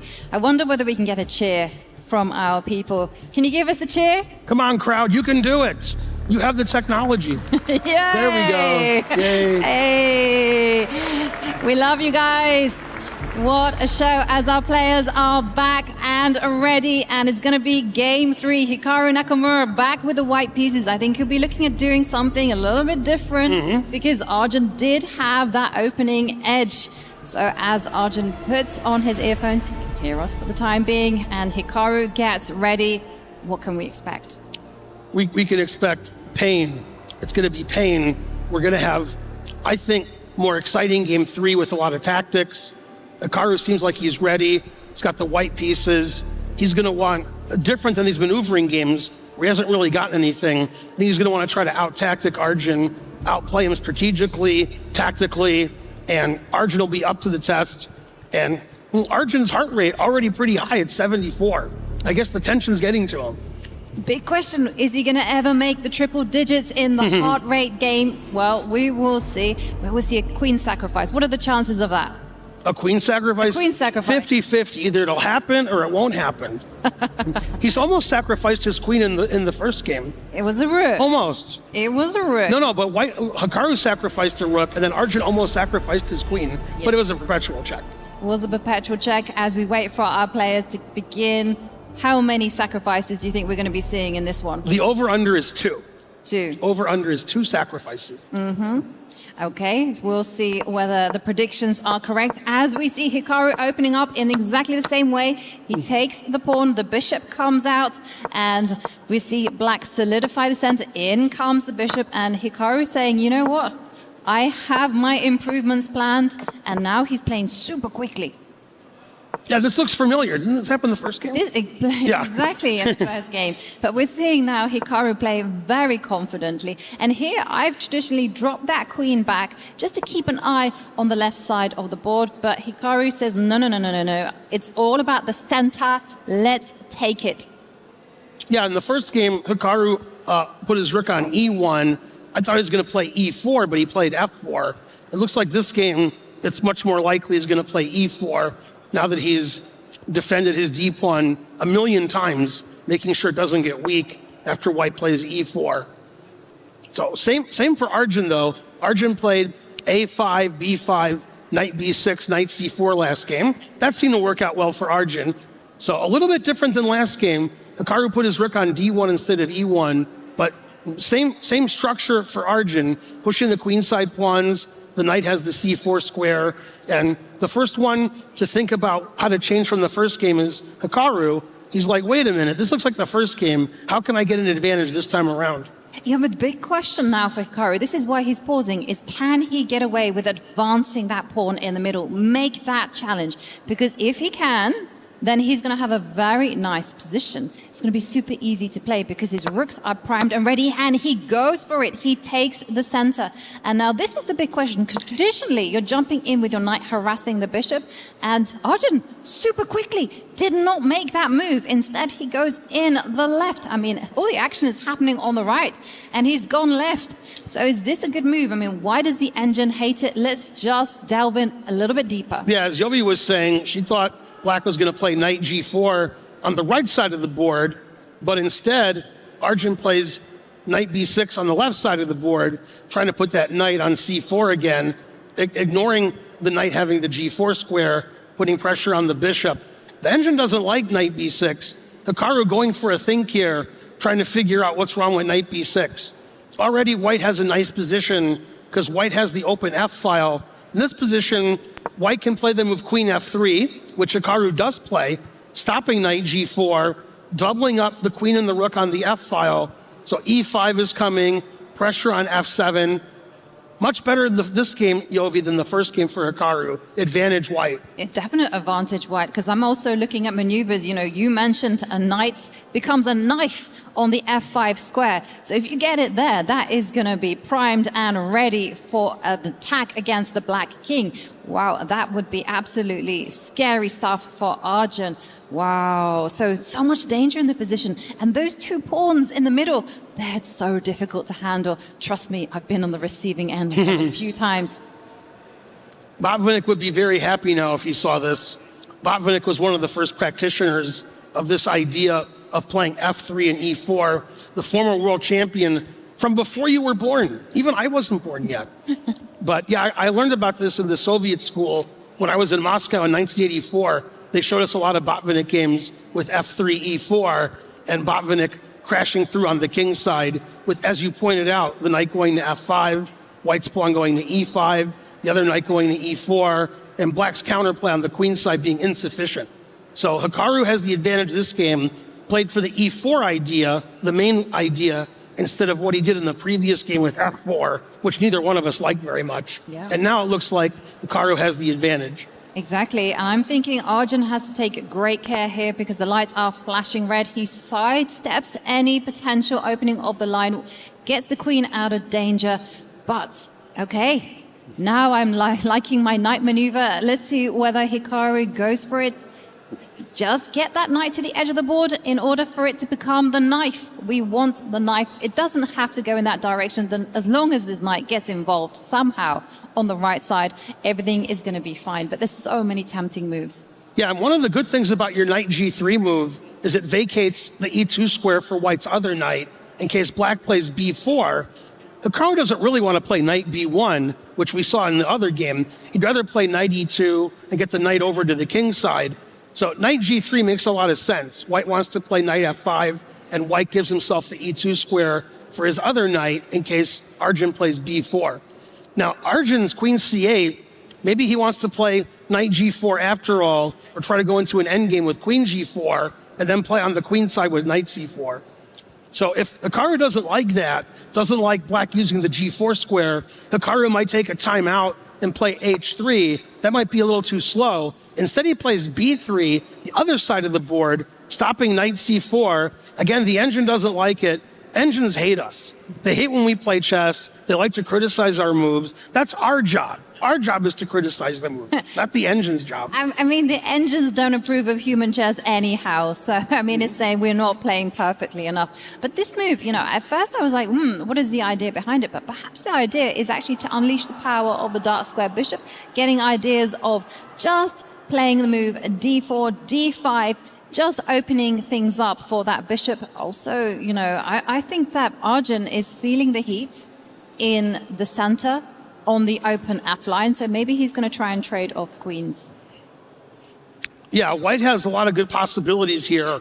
That's why the engine didn't like b3. It wanted Hikaru to be more incisive and do something more aggressive, like knight g3 to f5, move the bishop off of f2, opening up the line for the queen and the rook on the f file.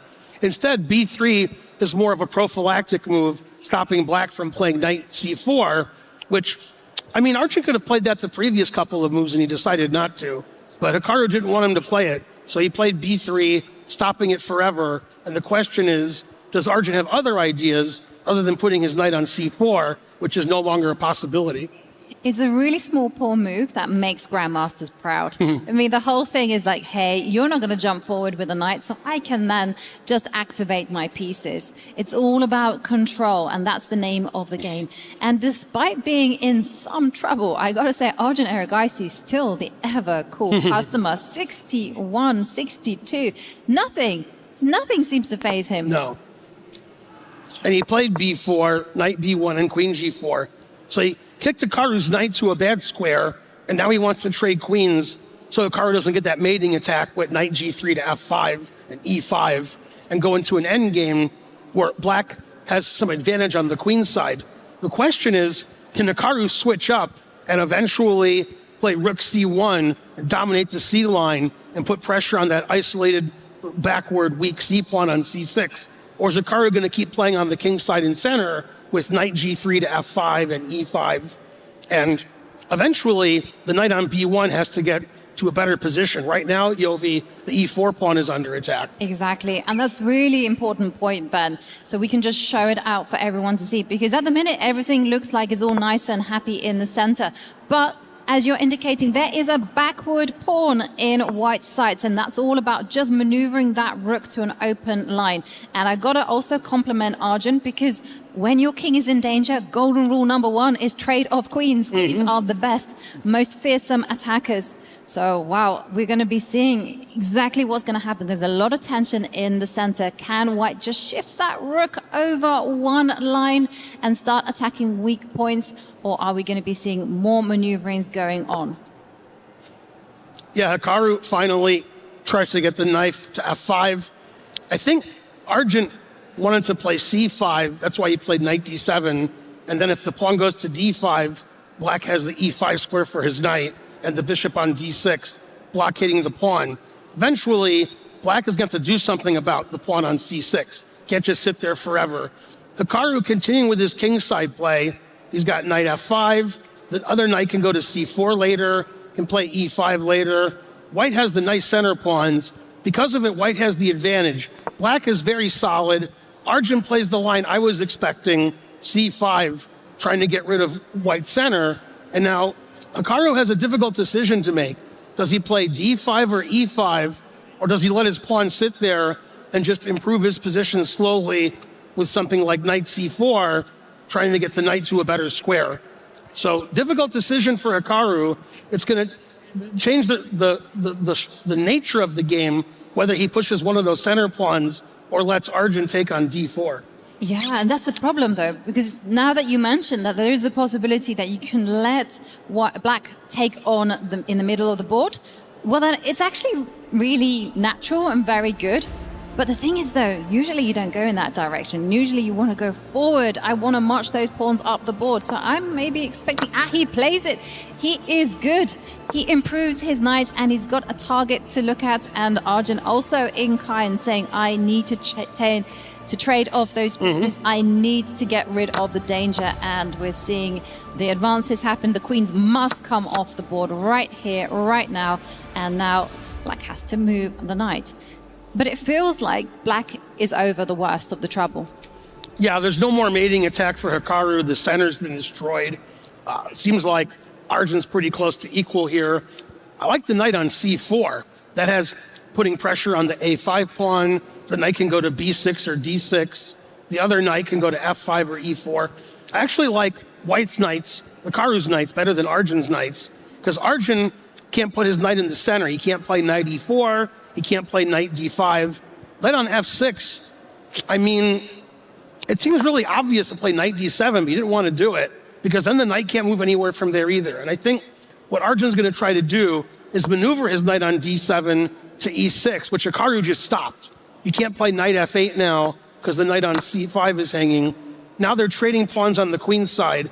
Arjun wants to trade, and equalize the game. The engine says black is equalized because it's pretty symmetrical position. The b3 pawn is weak. And the engine says that Arjun is okay here. I think he did a really nice job playing c5 and trading everything and trading queens and getting rid of Hikaru's initiative. Can I disagree with the engine? I think white is a touch better, and I think it's going to be a lot more comfortable for white to play because first up, compare the rooks. White's rook's so active, bearing down on the knights. If you look at the black knights, you see that they're kind of, we call them superfluous. That's right. They're fighting with each other. They want to both be on the same square. So here comes Hikaru's. And for the engine, it's all 0.0000. But for us humans, I think, I'm going to say that white has a pleasant advantage. Yeah, white's position looks better. Black's counterplay is the b3 pawn, which we can't take right now because, as you said, our knights are superfluous. And Arjun playing solidly on the king's side. Hikaru trying to find good places for his knights, f6, d6. But he can't seem to figure out how to break through because, well, that's if he could break through and get a winning position, the engine would give a different evaluation. In the long run, if black can solidify his position, Hikaru's got to figure out what to do about that b3 pawn. Yes, but the thing is, though, how are you going to untangle those knights? And that's not going to be an easy task. So for the time being, Hikaru doesn't have to worry about that lonesome pawn, and instead he makes his move forward, comes in with his own knights. Very quick response from Arjun. That was all pre-planned. And now the king goes into the corner. A bit of a weird move, but it's got designs of perhaps giving checks to the black king. Yeah, it looks like Hikaru wants to play rook g1 check and attack the black king from the king's side of the board. The knife is on f5. And this is interesting. Hikaru could break through with an attack and get a winning position, or his attack doesn't go anywhere, and eventually Arjun might win the pawn on e5 or b3, then black would be better. So even though the engine says it's about equal, I could see all three results, especially with the time situation, both sides getting down to around 3 minutes. So anything can happen. This game is really heating up now at the most opportune time. Definitely. And like you say, you know, it's such a complicated position for both sides. For white, they have to find the point to attack. You have to find a way to break through. For black, it's all about untangling the pieces. You can't mobilize the rook, the two knights. They're both chained to their posts. And now white has to find a way to start advancing. Now, the English school of chess always advance the h pawn. H4, that can H5. never be wrong. Okay, instead we see an attack. And what next? Well, Hikaru's found a new target in town, and that is that pawn on f7. But this has now given black the chance to untangle the knights. Now get mobile. Yeah, white's threatening rook takes f7 check. Black can move the knight on c5 at some point, now that the knight on d7 is defended. We have to watch out for rook takes f7. The question is Arjun going to defend the pawn with his king or defend with his rook with the move rook g7? Looks like rook g7 is safer. And then Hikaru defended and attacked at the same time. He moved his knight off of f5, so the rook on f1 could attack f7. But the knight on d4 also defends the b3 pawn, which was Arjun's main way of counterplay, getting a past b pawn. Yeah. So another question is, later in the game, he sacrificed his f pawn. He doesn't even bother defending. Wow, He's playing for the attack also. He could play rook a2, knight f2 check, Exactly. rook g2. It's the white king that is in trouble, ladies and gentlemen. Look at that. If you grab that pawn on f7, there's going to be a whole load of trouble. We got to show this one because there's no way that you can touch that hot pawn there on f7. Because if you do that, it's going to be the white king that is going to be checkmated. Danger, danger here. So let's quickly show it, Ben. Yeah, he played knight c2, stopping rook a1 check. This move actually loses. Now black has too many threats. Black's threatening king takes rook, rook a1 check, and knight f2 check. If the rook goes to f1, the rook is overworked. And now black plays knight f2 check and rook a1, and Arjun is the one who checkmates Hikaru's king on h1 stuck in the corner. Okay, beautiful stuff. So lovely shot there from Arjun to untangle. But that's why let's catch up with the players right now as we see the knights, they start to come forward. Wow. So now suddenly it's going to be all about that weak B pawn, that lonesome pawn there on the left for white. As Hikaru says, yes, you know what, I've got it under control. I still have a target of my own. But a small move of tucking that king into the corner, that's come with big consequences. Looks like they're trading a lot of pieces now. Yeah, now White, you have to defend. Yeah, black's B pawn is weak. Black's F pawn is weak. White's king could get into trouble still. Arjun's still playing for tricks. The engine sees all the tricks, so it says it's equal. But with both sides having less than 2 minutes, either side could blunder here. I think Arjun's the one putting the pressure on Hikaru. Arjun's pieces seem a little bit more active. He seems like he has the threats. Right now, he has the obvious threat of rook takes c2. So gotta find a good move here for white. Probably rook c4, defending the knight on c2. Yeah, there's so many tricks in town. First up, the knight is hanging for Hikaru, and it's not going to be so easy to defend it. He moves his rook to aid. That's been given an exclam. That was the way forward, but he's not entirely happy, especially with the temperature rising. And Arjun's heart rate, I got news for you. Ooh, pretty high for him. 93. Wow. Exactly. And now it's time for Arjun to find a way forward. He can step up with the king, just defend the pawn, make those small improvements. Or can he do something else? Maybe he can start putting... he throws in a check. Hang on a second. What is happening here? What a brilliant move. Rook takes knight, giving up the knight. And this is his idea. Wow. Wow. Pawn takes rook. And look at this. B pawn, go.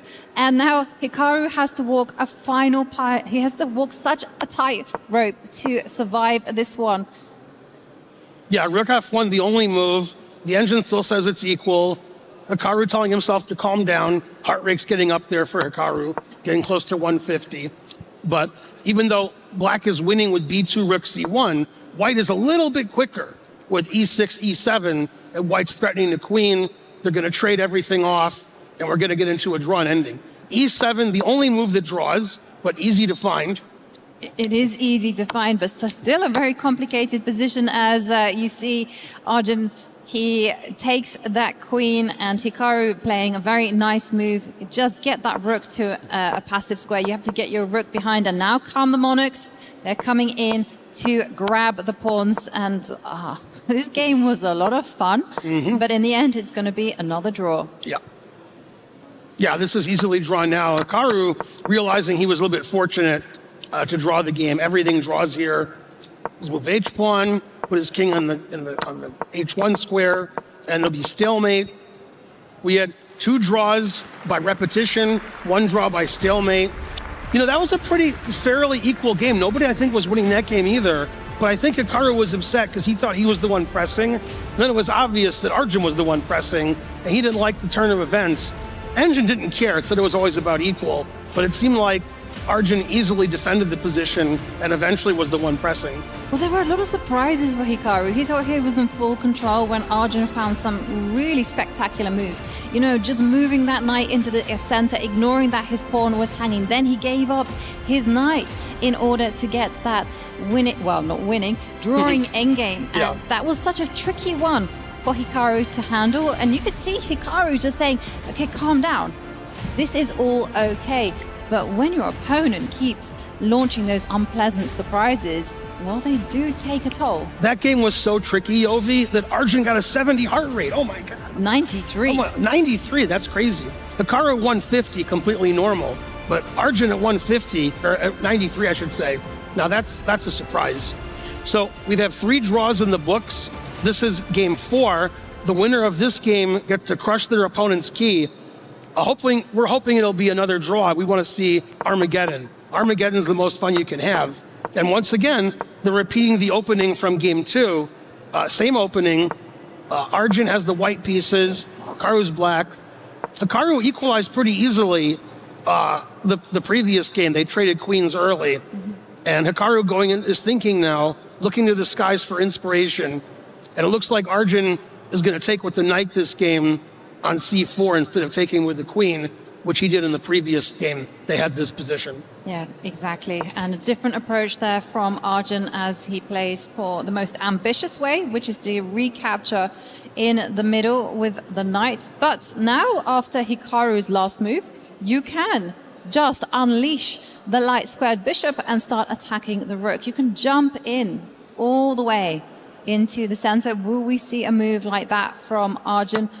Okay, no, he goes knight takes pawn. He says, tranquil, it's all good. And I think Hikaru is going to feel very content for the time being. He's got his light squared bishop developed. And now the big thing is, can white accelerate the play right now? Can you get that bishop to the long diagonal and then just blast open the center, ready for the rooks to start launching? And they are serious. This looks like more of a strategical game than a tactical melee. Now that I've said that, Hikaru plays b5, making it a little more tactical, kicking the knight off of the c4 square. Knight e5 leads to a lot of trades, so Arjun instead plays knight e3, keeping the pieces on the board, trying to keep some initiative. So a very unusual kind of position where Hikaru has some space on the queen side. Hikaru's pieces are all developed and castled. Really difficult maneuvering game. Both sides still have a lot of time left, so we're going to see a lot of maneuvers. We're going to see some trades in the center. a4 attacking the queen side. All the plays on the queen side so far with b5, c5, a4. And the question is, can white ever break in the center with d4, or is Arjun going to be happy just maneuvering around, moving his rooks, his knights, and not doing very much? I think white has to do something trade-wise, and something like d4, try to get an advantage. But this, like the other games, Yovi, I think black has equalized pretty effortlessly this game. Yeah, Hikaru is going to be very happy with this position. He's done everything perfectly. Now, in this type of position, it's super tense, so every square is like gold dust. So that's why we're seeing Hikaru with those two pawns. He's not going to be advancing them forward.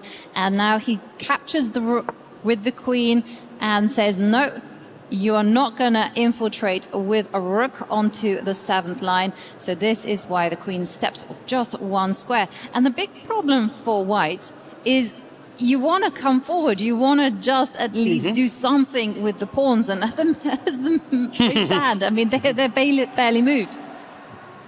Yeah, it's very hard for either side to do anything. And this is typical in Super Grandmaster play. When I look at games of my chess students, the club players, they have ideas they can try. Their opponents have ideas they can try. And I hope that my students can see these ideas. The Super Grandmaster play, they see your ideas before you see them. They stop them, and nobody can do anything. And they have to think a long time to try to figure out how to improve the position. And knight e5, very interesting. That made Hikaru sit up in his seat.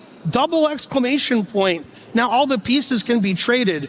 What's funny is Super Grandmasters are so strong. When they make double exclam moves, it just leads to equality.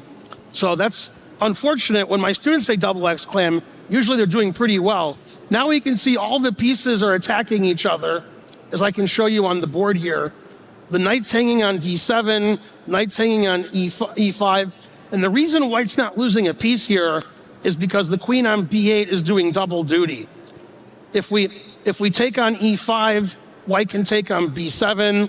If we take on b7, on g2, I should say, white can take on d7. Even though knight e5 trades pieces, it changes the position a little bit, and you gotta like white's rook on a1 a little bit more than black's rook on f8. Yeah, what a nice shot there as well, because it was looking really unclear what white should be doing. You know, it was a bit of a crowded house with so many minor pieces, and now with some trades, there is simplification and there is therefore clarity. I thought white was going to put the squeeze on black. The squeeze, one of my favorite groups. Not that anybody's heard of them, but you got your own favorite group in with Crowded House. So we have a lot of good British music here. We're the world's leading authorities or something. Yeah, well, I got to say, Ben, you were kind of pounding the table for Armageddon. It's certainly looking that way, as we could see the rooks leave the game. And then we're going to be left with a queen and knights and bishops. And I got to say, it's looking fairly balanced, even Stevens. And the players barely using any time on the clock. Usually, even when the engine says it's equal, as a human, I have a preference. I don't really have a preference here. It looks like I'll take either side, and I would be pretty comfortable thinking I could draw. I don't see what either side can do here. There's not really any weaknesses for anybody. There's a lot of trading. They were fighting for the A file, which doesn't really do very much anyway. And yeah, players have a lot of time on their clock. The position is so equal that Arjun's heart rate is lower than usual. No, he has his usual heart rate. Both players do. And very, very even match so far. Very good opening play from the black pieces to equalize the games in all 4 games. Black never really had any big problems in any of the openings, and that's why we're seeing such a close match. And again, it begs the question, why did the audience think 87% Hikaru? This match is about as even as you could get, Yovi. Well, you can't roast the audience. There is some ideas, there's no smoke without a fire. So there's a lot of confidence in Hikaru. And I got to say, hats off to Arjun. He didn't just trade off rooks. He was like, you know what? I'm going to keep them on the board, and then I'm going to do exactly what the English school of chess demands, advance the H-pawn, just take some squares. And Hikaru just overprotects everything. So we're going to be seeing, again, that really cagey form of chess where both players are thinking about what their opponent wants to do, they're anticipating that, and they're taking measures. So here was basically, it's like think defense first. Okay, so d4, we're going to have a more symmetrical pawn structure than we had earlier once the d and c pawns are traded. The pawn's pinned on c5. Hikaru can't take on d4 because white would take the rook on c8. Eventually, they're going to trade those pawns, and then each side will have 4 against 4 on the king side. Each side will have a b pawn, and it doesn't look like anybody really has the advantage. The engine agrees, says it's completely equal. It says both players are playing at a very high level. Bishop f8, one of my favorite moves, defending g7, getting out of the way of the other black pieces. One of my sayings on my stream, Yovi, always play bishop f8. Hopefully my students are watching us live and they're not sleeping like they should be in America right now. Yeah, and it's a super instructive move. Why not just make sure that all of your pieces are overprotected? Less likelihood for making a blunder. And that's a nice move there. Again, passing the ball back to Arjun, saying, what are you going to play? And Arjun says, well, I'm just going to improve my queen just that little bit. And will we see mass trades with pawn takes pawn and the rooks will come off and maybe we'll have perfect balance? Yeah, it doesn't look like either side can do very much. The knight on e3, which is really well placed. Black is defending all the squares it can go to, c4, d5, f5. I want to play knight f5, but I can't. Pawn on e6 is doing a good job defending. And the game has been pretty equal so far. This one, I'd say, is the most equal. I don't think either side has had an advantage at all. And they just keep trading. Now you can see how good bishop f8 was before. If the bishop wasn't on f8, white would actually be threatening mate in 1 with queen takes g7 check. But the bishop on f8 stops all of white's threats. The b pawns aren't really very weak. It's hard to attack them. So just completely equal position. It seems extremely likely that we're going to see Armageddon. It does look that way indeed, I gotta say, because for black, it's all about improving the queen. Is one little spot of danger that I can see is that there is a beautiful queen and bishop battery for white, and so maybe you're going to be looking at doing weird things like getting the knight over to the right and trying to sacrifice itself in order to open up a line. But I don't think it's going to be happening right here, right now, because that can be easily parried. And so we're seeing some improvement there from Hikaru. And now this is the question, right? Will he put that knight to the right? Knight g4, Knight threatening, G4. knight takes h6 check. It's a cheapo, but both sides having about 5 minutes left. Sometimes these cheapos work. The question is black going to play f6 and blockade that diagonal forever and then play e5 and really try to crush that bishop on b2? It's like a key crush, but it's a bishop crush. And in America, we have Irina crush. There's crushes everywhere. So I don't see another idea for white other than knight g4 to h6.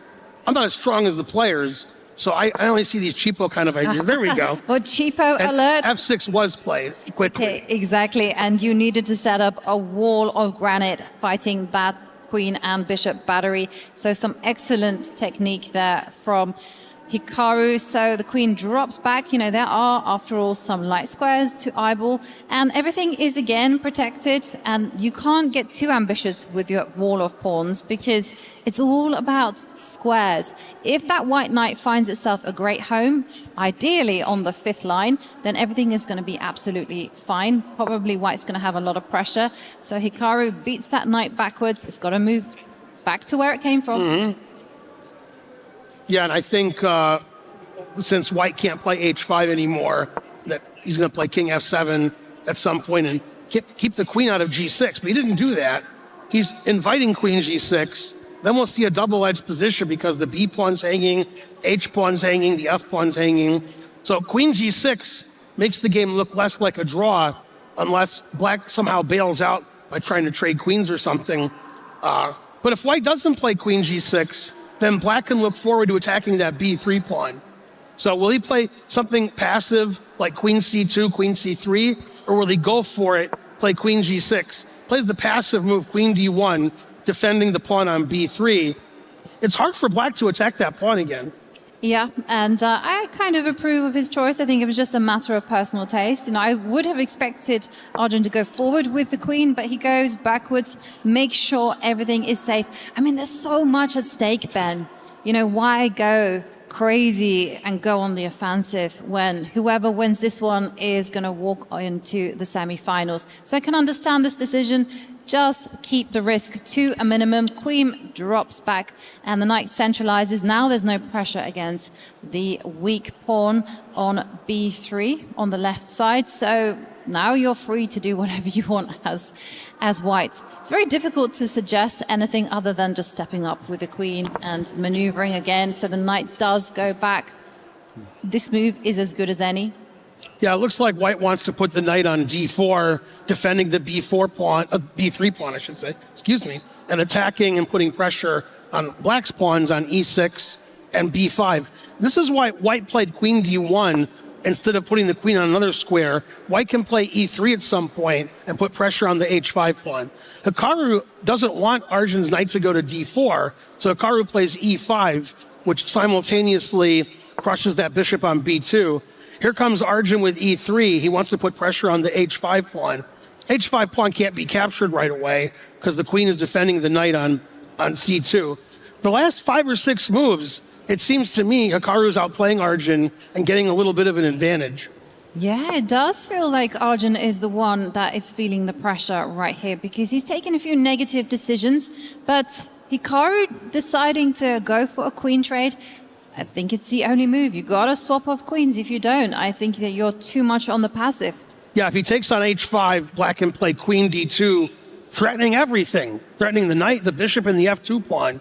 So it looks like white has to trade queens here or play something passive like queen e2. Arjun trying to see if he can draw that endgame, decides that he can. Arjun wants to trade more things off. Engine says it's about equal. The players look like they're ready for Armageddon. Now that the queens are off the board, white can safely move his king into the center with king f1, king e2, etc. Position must be more complicated than I thought. Arjun's heart rate's already up to 70. Wow, that's pretty high for him.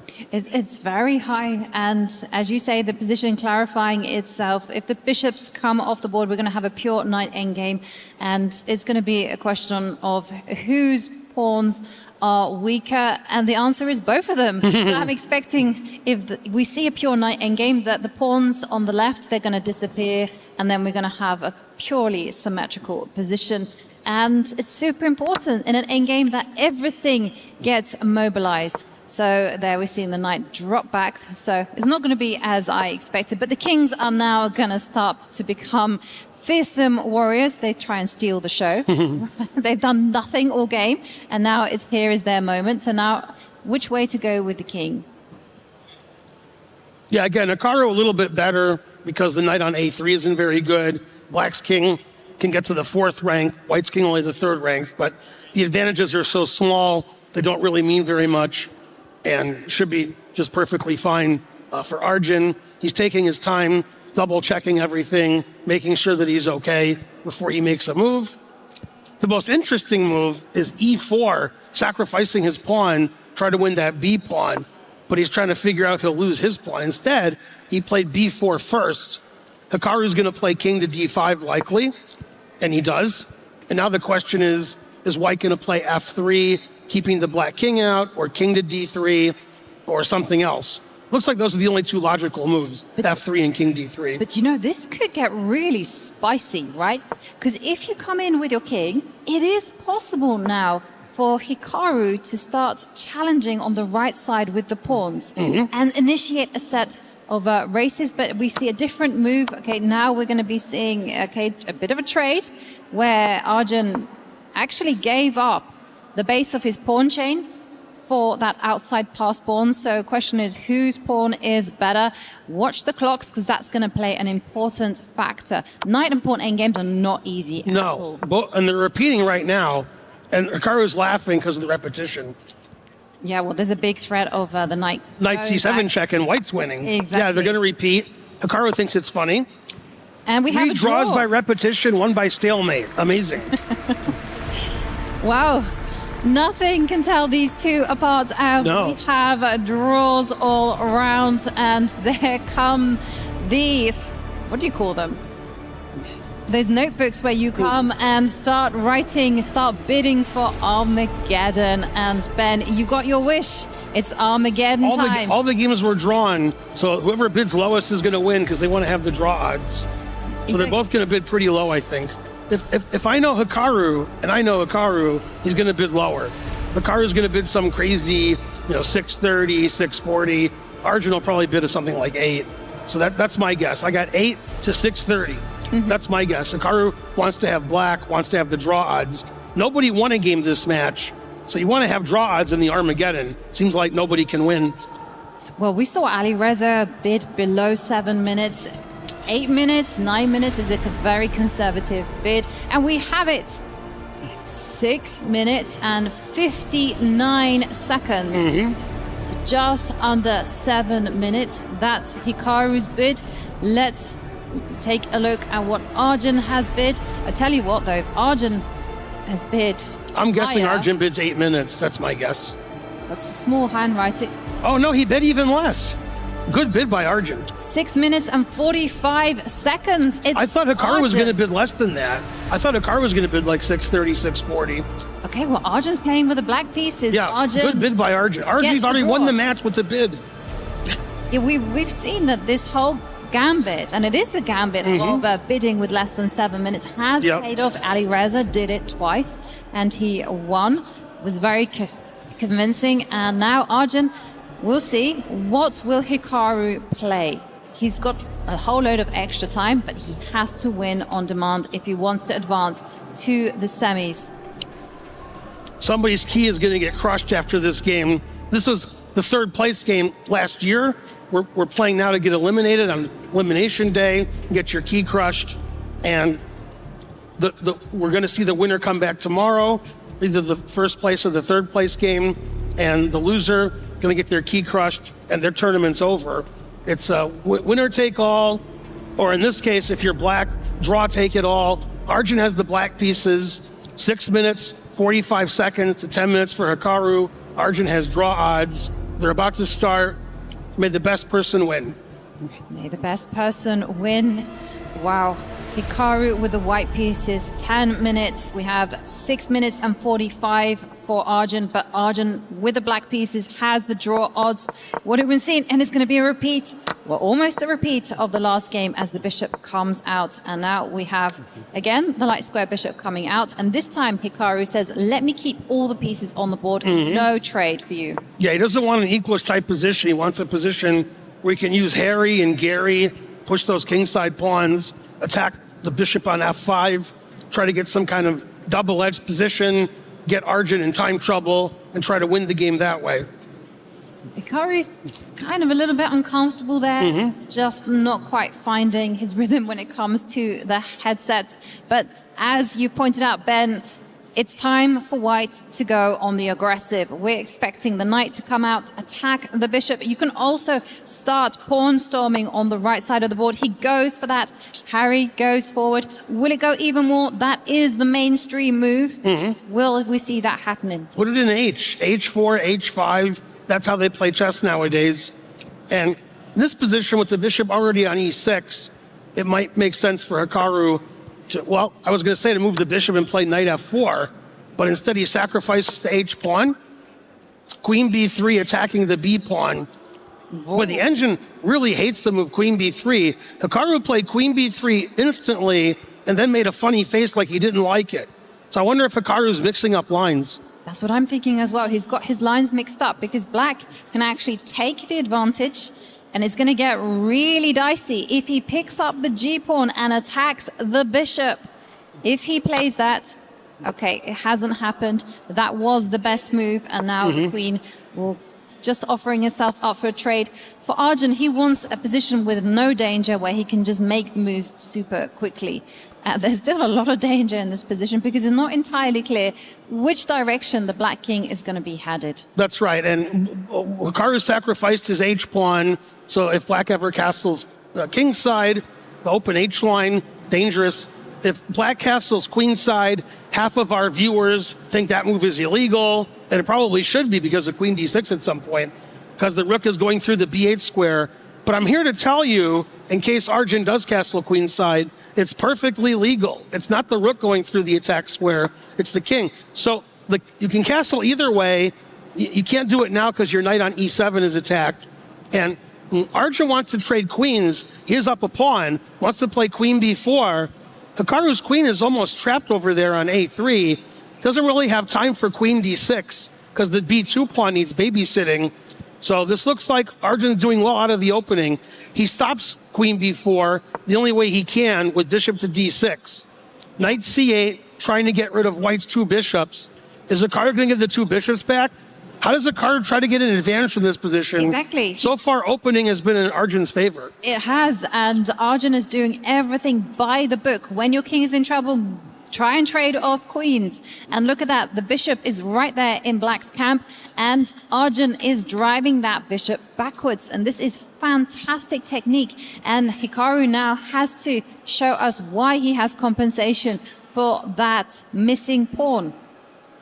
It's not going to be easy. I mean, is he going to go on the offensive, move the knight, attack the queen?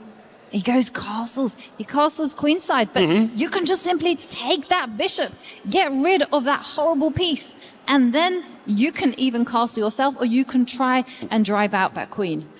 Yeah, this doesn't look like Hikaru has enough compensation for a pawn. It seems like he believes the same thing. He's pretty unhappy. Black can legally castle queenside now, no matter what my students think about that. Black could also play queen b4, trying to kick the queen out. I don't see enough compensation for white for the missing h-pawn. So it looks like Arjun's doing really well. The best Hikaru could hope for is to get an equalish kind of position, but he's still going to be down a pawn, and he has to give the draw odds. Hikaru needs to win. Hikaru has to win. You know, there's no doubt about it. He is the rule of the game. It's Armageddon. The queen is going to be driven backwards. Okay, now he has to go all in, and he does it. He's just breaking out into the center, and now there is pressure in the position. The temperature is rising because Arjun, where's he going to go with his king? And next question, should he capture in the middle? I don't think so. That's simply going to be improving the white knight. So instead, I think that now is the time to take it easy. There's no take it easy move, Ben. No, there's not. Yeah, Arjun never takes it easy anyway. The only thing he takes it easy with is his heart rate. When he's playing chess, he likes to play the most tactical, complicated line that he's calculated, as Hikaru likes to do now too. I think Hikaru did a good job after misplaying the opening of trying to get some position where he has compensation for a pawn. Arjun leaves his rook on h8, since white has the rook on h1 on the open file. He's going to put his king on g7, get his queen rook over to the center, and say, okay, Hikaru, I'm a pawn up. I got draw odds. What you got? Yeah, and he has one thing. He's got pressure down the E line. It's going to be the knight jumping in. The rook is going to come up and line against the bishop. That is Hikaru's target. That is the spot. And suddenly there is a big trouble on the horizon for Arjun as he has to navigate that. Maybe he can step up with his king, cover some weak points, and the black knight can go on the defensive. He goes for it. Oh, this is getting ropey. It's not the kind of position you want to be playing as black. Feeling the pressure, and your clock only 4 minutes and 10 seconds. No, the first 10 moves of the game, advantage Arjun. The last 5 moves of the game, advantage Hikaru. He's getting counterplay. His lead on the clock is becoming imminent. He's looking really good. He's got pressure against Arjun's king. All 3 results are possible. Very interesting Armageddon type of game. Hikaru knew when he was down a pawn, he had to do something crazy to get compensation. Queen f6, the engine hates it. It says Hikaru is close to winning now by just taking the bishop on e6 and attacking the black king. Yeah, but that's such a computer move. Knight takes bishop is definitely seeable, but the whole aspect that this rook landing on the 4th row, protecting everything and getting ready to harass the black queen, that is deep. That is so deep. I'm not sure that Hikaru is going to go for it. He's thinking, shall we show exactly why it's so good? Yeah, let's have a look at what can happen in this game. White can play knight takes e6, rook e4, defending the pawn on d4 from the queen's attack, preparing to double rooks on the e line, and also rook f4 attacking the queen. So I'm going to make some random moves to show you one of the tricks that we have. If he plays queen e7 here, sometimes we can sacrifice on g6 or h7. The engine says rook g4, for example. White has tremendous pressure on black's king. White's threatening rook takes g6 check, winning immediately. Let's blunder with knight f6. I was blundering before these players were born. I know how to blunder. And white finishes in a checkmate, and Arjun's key would get crushed. So black has to defend, defend, defend. He doesn't have a lot of time on the clock. He has to play knight f8. And will Hikaru see this, doing the rook lift and attacking? And he doesn't. Instead of moving the rook up and doing a rook lift, attacking g6 and e6, he moves his queen up to c7, attacking on the left side of the board. And that was supernatural, I gotta say, you know, jumping in with the queen, lifting up with the rook, inviting everyone to the party. Well, that's just something that the all-seeing eye, the computer, is very capable of finding. For us humans, a little bit more tricky. You need a bit more time on the clock. But as the rook comes to defend, well, now Hikaru has found a target, and it has the name of the e-pawn. And how is Arjun gonna defend that one? It is falling apart for Arjun. Yeah, e6 is hanging, the knight on d7 is pinned, b7 pawn is hanging, the black king on g7 is permanently under attack. Advantage Hikaru. Hikaru not only winning on the board now, still has a big time advantage. Hikaru outplaying Arjun this game. The pressure is getting to Arjun. His heart rate's already above 70. Amazing. Yeah, exactly. Arjun now on the brink because he cannot defend that pawn on e6. But look at that. That pawn was the only blockader of the rook on the e-line, and things are going from bad to worse as we are seeing that the white rook can slide over, attack the queen. You do have to calculate what's going to happen after some checks, but it is now all systems go for Hikaru. Can he do it? Can he find the right continuation? He does. Rook d1. He finds it. Okay, now the only thing for Arjun to keep prolonging the game is to give a check to the white king. And you see, Hikaru, before he became one of the world's defensive players, he was one of the world's best attackers. And here, this is him in his element. Give a check.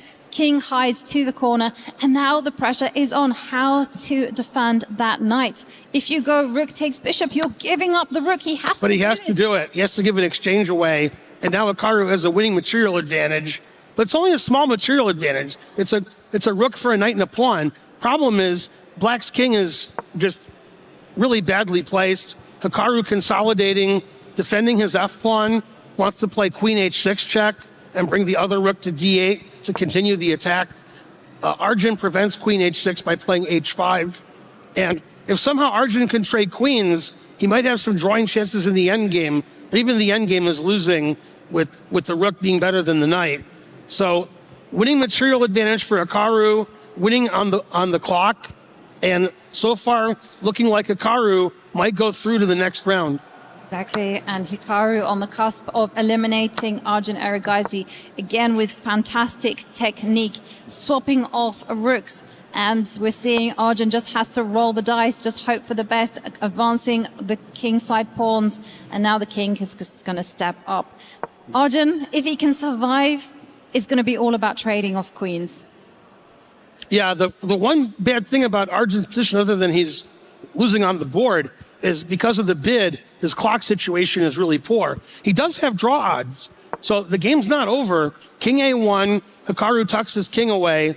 Arjun's king looks relatively safe now behind all of his pawns. And the question is, how does black break through? How does white break through?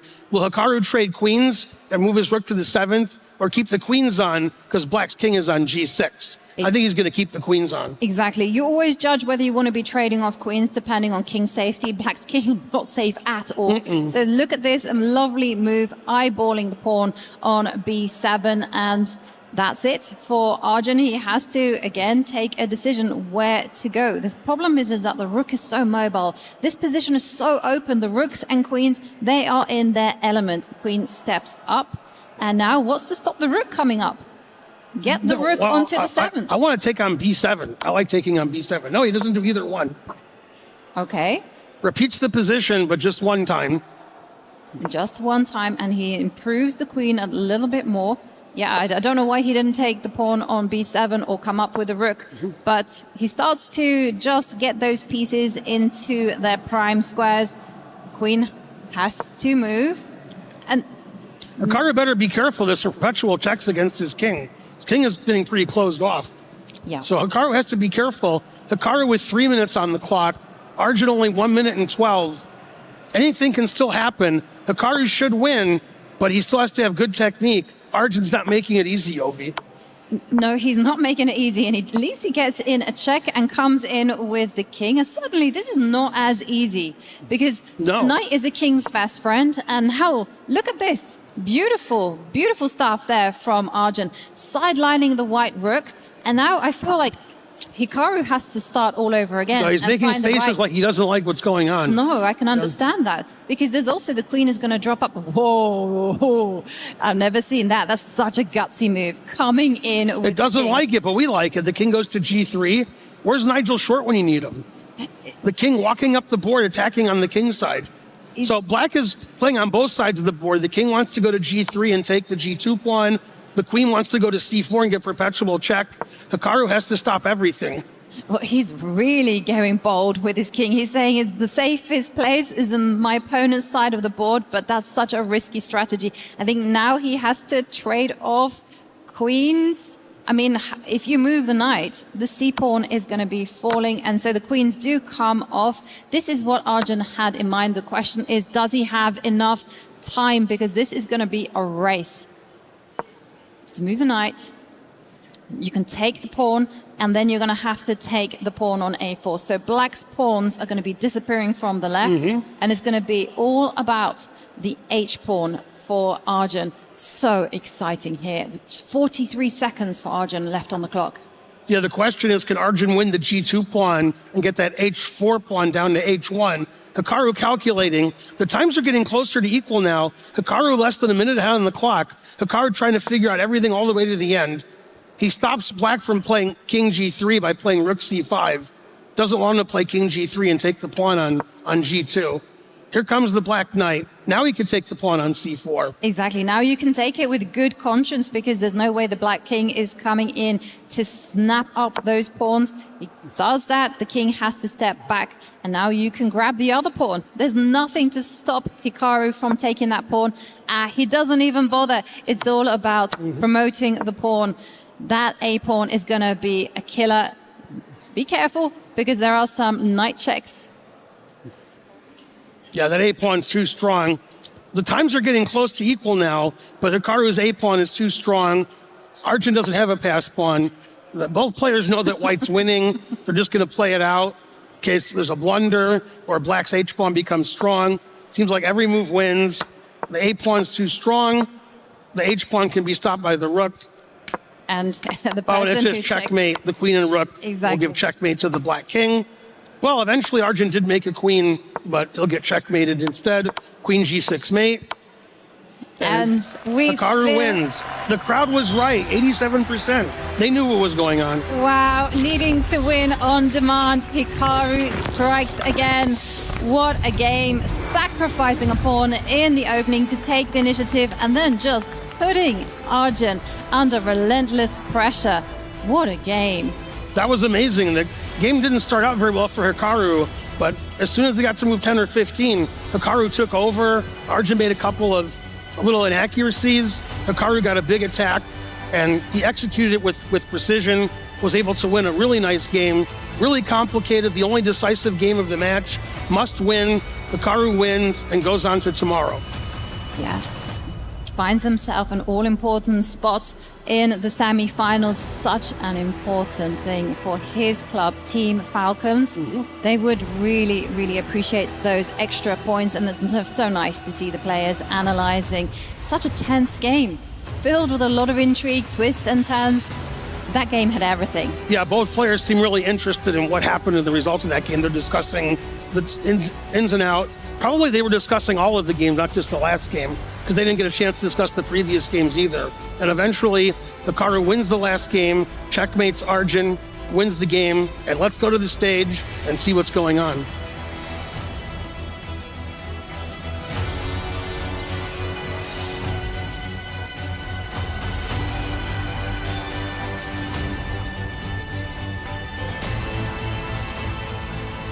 Okay, ladies and gentlemen, as the key is handed over, please, one more time, put your hands together for Arjun EWC!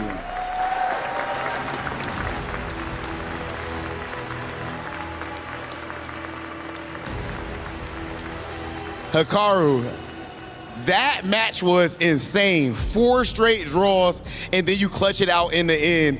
Were you a bit nervous going into that last one, and how did you eventually clutch it out? Yeah, I mean, I think the first 2 games I was maybe worse, if not much worse, and then I was able to steady. And then in 3 and 4, I was a little bit better, but Arjun defended quite well to equalize. So going to Armageddon, I felt good. I thought my bid was good. I think he bid 750 in a previous Armageddon, so I thought I'd get black, and he underbid me. And yeah, the opening did not go the way I would have liked, but I think once Arjun played queen b4 and he wasn't able to get his king out of the center of the board, it turned in my favor because my moves were much easier and he was getting low on time. So it's good to get the win, and yeah, we move on to the semis. And in the semis, you're actually going to be going head-to-head with Denis Lazovic. How you feeling about that matchup after he took out Noterberg? Well, I didn't know that. Yeah, it's a rematch of yesterday. It's a rematch of the Speed Chess Championship, so really looking forward to it, and I'm just glad that I'll have a chance to play for at least 3rd place. Okay, ladies and gentlemen, please put your hands together for Hikaru Nakamura.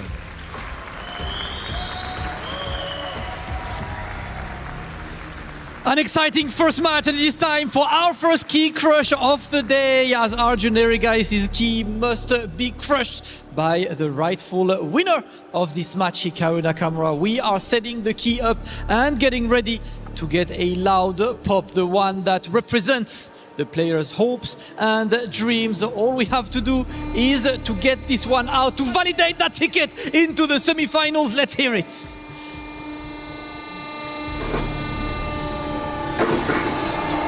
Loud and clear, this validates Hikaru Nakamura's path into the semi-finals. Hikaru, once again, congratulations. You guys will see Hikaru later today on the semi-finals. Couple time for him to get ready for the next match, and more chess coming right now at Esports World Cup.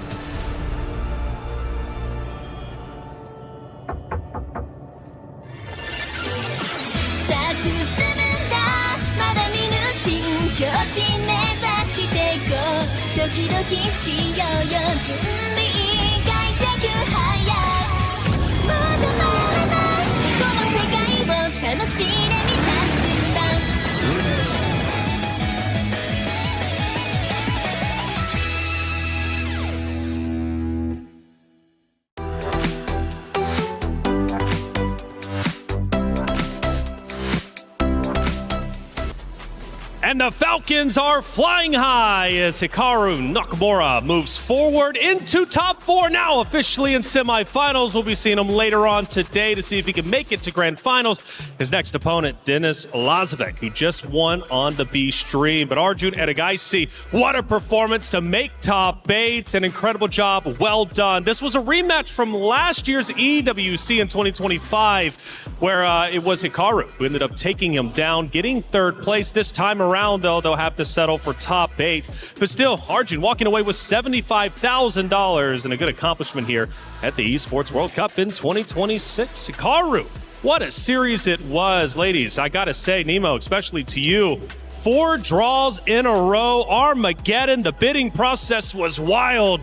Today is already not disappointing. It's definitely a day full of fireworks. I mean, we saw Hikaru come out. He mentioned that, he thought Arjun might bid 750, but it ended up that Arjun predicted that, thought one move ahead, and was like, you know what? I'm going to bid even lower. I thought that bidding process was just so incredible because there was so much game theory.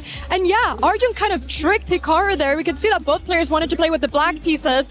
Arjun kind of tricked him, got the black pieces, but that was not enough. Hikaru Nakamura went through as the winner. Diana, going back to you in the green room, game 1 started and you were like, yeah, I think this is going to be 4 draws in a row. You already knew that was going to end up happening. I just knew that these 2 players were so strong. They're very evenly matched, and I thought anything can happen. And yeah, I was quite sure that it would be 4 draws, and I'm happy I was correct. Great game overall, the great match. I mean, Armageddon, always exciting to see. There was an opportunity, though, I think in game 3, if I'm not mistaken, for Hikaru to potentially take the win. I don't know what ended up happening there, but it ended up being a draw. But for these 2 competitors, for Hikaru, I mean, he's looking at gold. He's looking at grand finals. And the drawing process, right, the knockout reveal we did yesterday, I think Hikaru was overall happy, right? Not only with his first opponent, but also his route potentially to grand finals. I mean, I think Hikaru is a very well-prepared player, He's been in these events before. He played last year at EWC. He's coming in ready to go, ready to fight, and as he said, he's happy to be here. Happy to be here indeed. He moves forward, but Denis Lazovic taking down Noterbeck just a little bit ago on the B stream. In the same fashion, 4 draws into Armageddon. That was another exciting matchup that had both of you all on your feet. It was an absolutely incredible matchup. I mean, we were holding our breaths over there. 4 draws. Noterbeck, he had looked so strong this whole tournament. He'd won both matches with 2-0, but Denis Lazovic was able to beat him in the Armageddon, and it was a heartbreaking scene to see Noterbeck realize that he was going to be out. It was instant. His face was just like, and his heart rate shot up to 150. I mean, I feel so bad for Noterbeck, obviously, in that moment, but you also have to cheer for Lazovic, who had a pretty long road to get here, but did perform extremely well once he was in the play-in stage.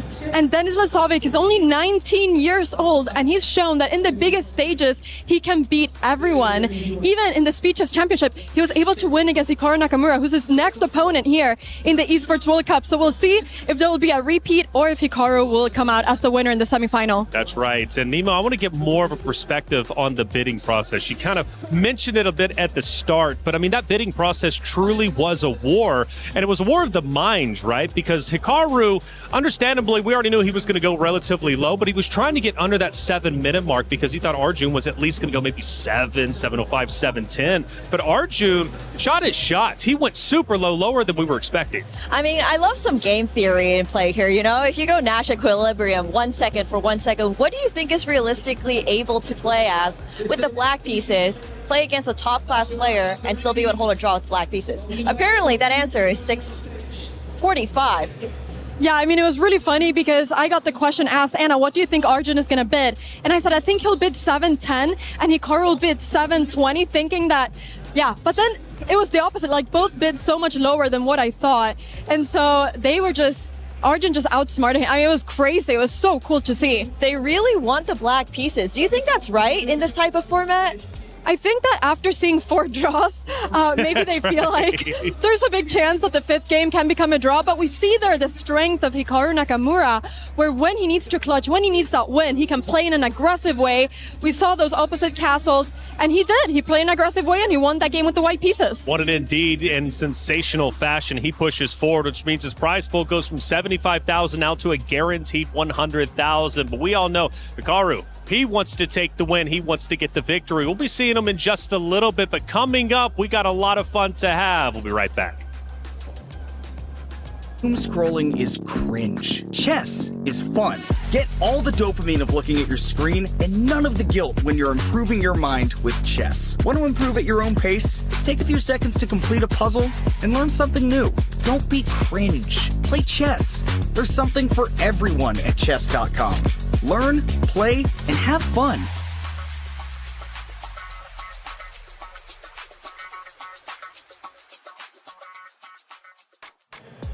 Coming up next, we got a great matchup ahead of you. It's going to be Magnus Carlsen, Nihal Sarin, a rematch from quarterfinals of last year's EWC. We're going to be talking all about that. But in the meantime, we got a special piece from you. It's from Secret Labs. Let's see what they had to say.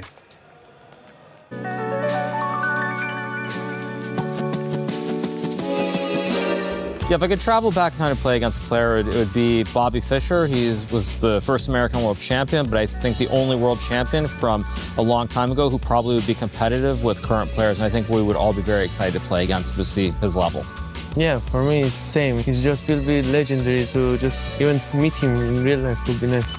I made many mistakes in my life, so I cannot say specifically. Yeah, I mean, there was a game I played against Magnus in Zurich where I made a couple of very bad moves in a winning position, but I don't remember the exact sequence of them, but that game definitely stands out for me. I would say Magnus, actually. It's in all sense, it's very satisfying. Yeah, I would agree. I mean, I think anytime you can beat Magnus, it's a great feeling. So same answer, Magnus Carlsen. I would say Levon maybe is the closest. Levon Aronian. Same answer, Levon Aronian for me as well. Probably most of the players, but okay, if I really don't want to trust someone, I would say Wesley maybe. Yeah, I think for me, I would say, without a doubt, 100% Anish Giri. I don't even remember, actually. I think for me, it's the same. I mean, it depends what the definition of a bluff is, but there's so many games where you play some random move, and we've played thousands, if not tens of thousands of games in our career, so it's very hard to pick a moment. Played online for hours, like maybe even 10 hours. Just bathroom break, maybe. Yeah, I think for me, sometime in the early 2000s, I played like maybe 10 or 11 hours in a row. I think I played against Gotti Kempsky and maybe one or two other players. So 10 to 11 hours, but online chess specifically. I'm not so good at this. I don't know. So I think there's a misconception that like we remember all our games perfectly and it's like you can remember a game 20 years ago. I think what chess players are very good at is there's a lot of data. So we remember the critical moments and maybe certain positions, but actually remembering the entire game from start to finish. I mean, maybe there are a couple of players who can do it, but almost everybody who's a top chess player, they'll remember moments, but not the perfect game. That's a big misconception about chess players. The human body was built to move. Not trapped at a desk in one singular posture for 12 hours a day. It's time your chair evolved. This is Secret Lab Titan Evo. Ergonomically engineered for you. Gamers, hybrid workers, artists. Backing your every move. Thank you for the secret time with Secret Lab. Both Falcons members looking great. And for Hikaru, right, giving us some insight into who he is. I mean, it was really funny that both players said that one of the most satisfying players to beat is Magnus Carlsen. I can absolutely see that being the case. I mean, I think that's one of the best things. But also, I thought there were some great questions, like, would you ever trust anyone with your phone? I don't think they would, no. I would trust you with my phone. You know what? No. Yes, I'm kidding. Yo, what? Bit of tension on the desk all of a sudden. I would trust you. Okay. Yeah. Thank you, Anna. Well, I wouldn't trust either of you with my phone. I'm just saying that right here. I'm joking. Don't get sad. I'm joking. Seriously, we do appreciate the fun pieces, though, Secret Lab. Shout out to you. But we do have something special brewing up at the Esports World Cup. Take a look.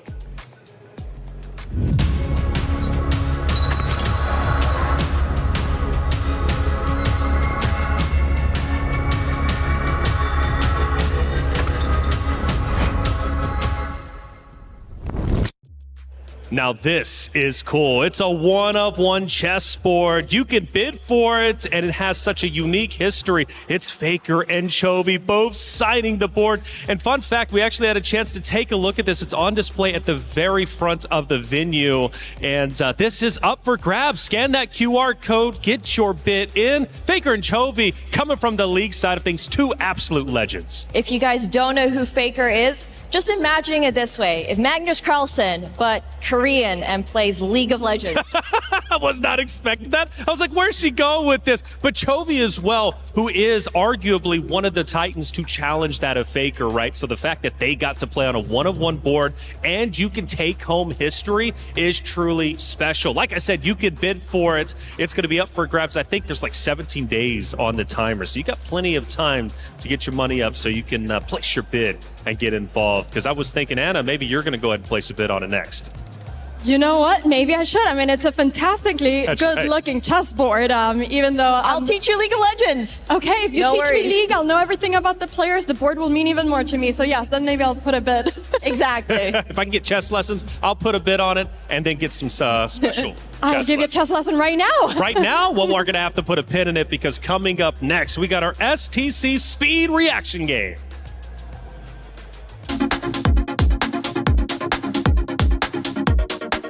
Benjamin Bach, Team MGD1. 3-minute chess. At a rooftop bar. Magnus. I'd say a tie between Magnus and Kasparov. Right now I'm playing Martin, and I just beat him. Accelerate the Dragon. Burgers. E4, C5, Knight f3, Knight C6, D4, C takes D4, Knight takes D4, G6. My passion. Notice the third one.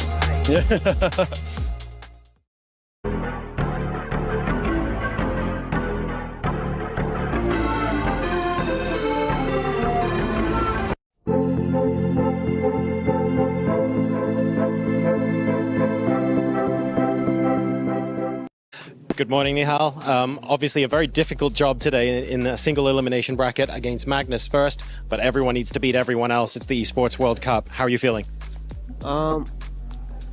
Yeah, of course. I mean, needless to say, he's a favorite, but I just want to be able to give my very best and be very sharp, be present mentally all the time, and let's see what happens. And when it gets to a time scramble, I'm not even sure any of the players even here are as fast as you. Like, you are one of the fastest in the world, but getting Magnus to that time scramble is going to be the challenge. But if we do end up in that sort of situation, you must be feeling pretty comfortable at time pressure. Yeah, probably. If we can get there, then yeah, sure. I mean, well, best of luck in your game, Nihal. Thank you very much. Thank you.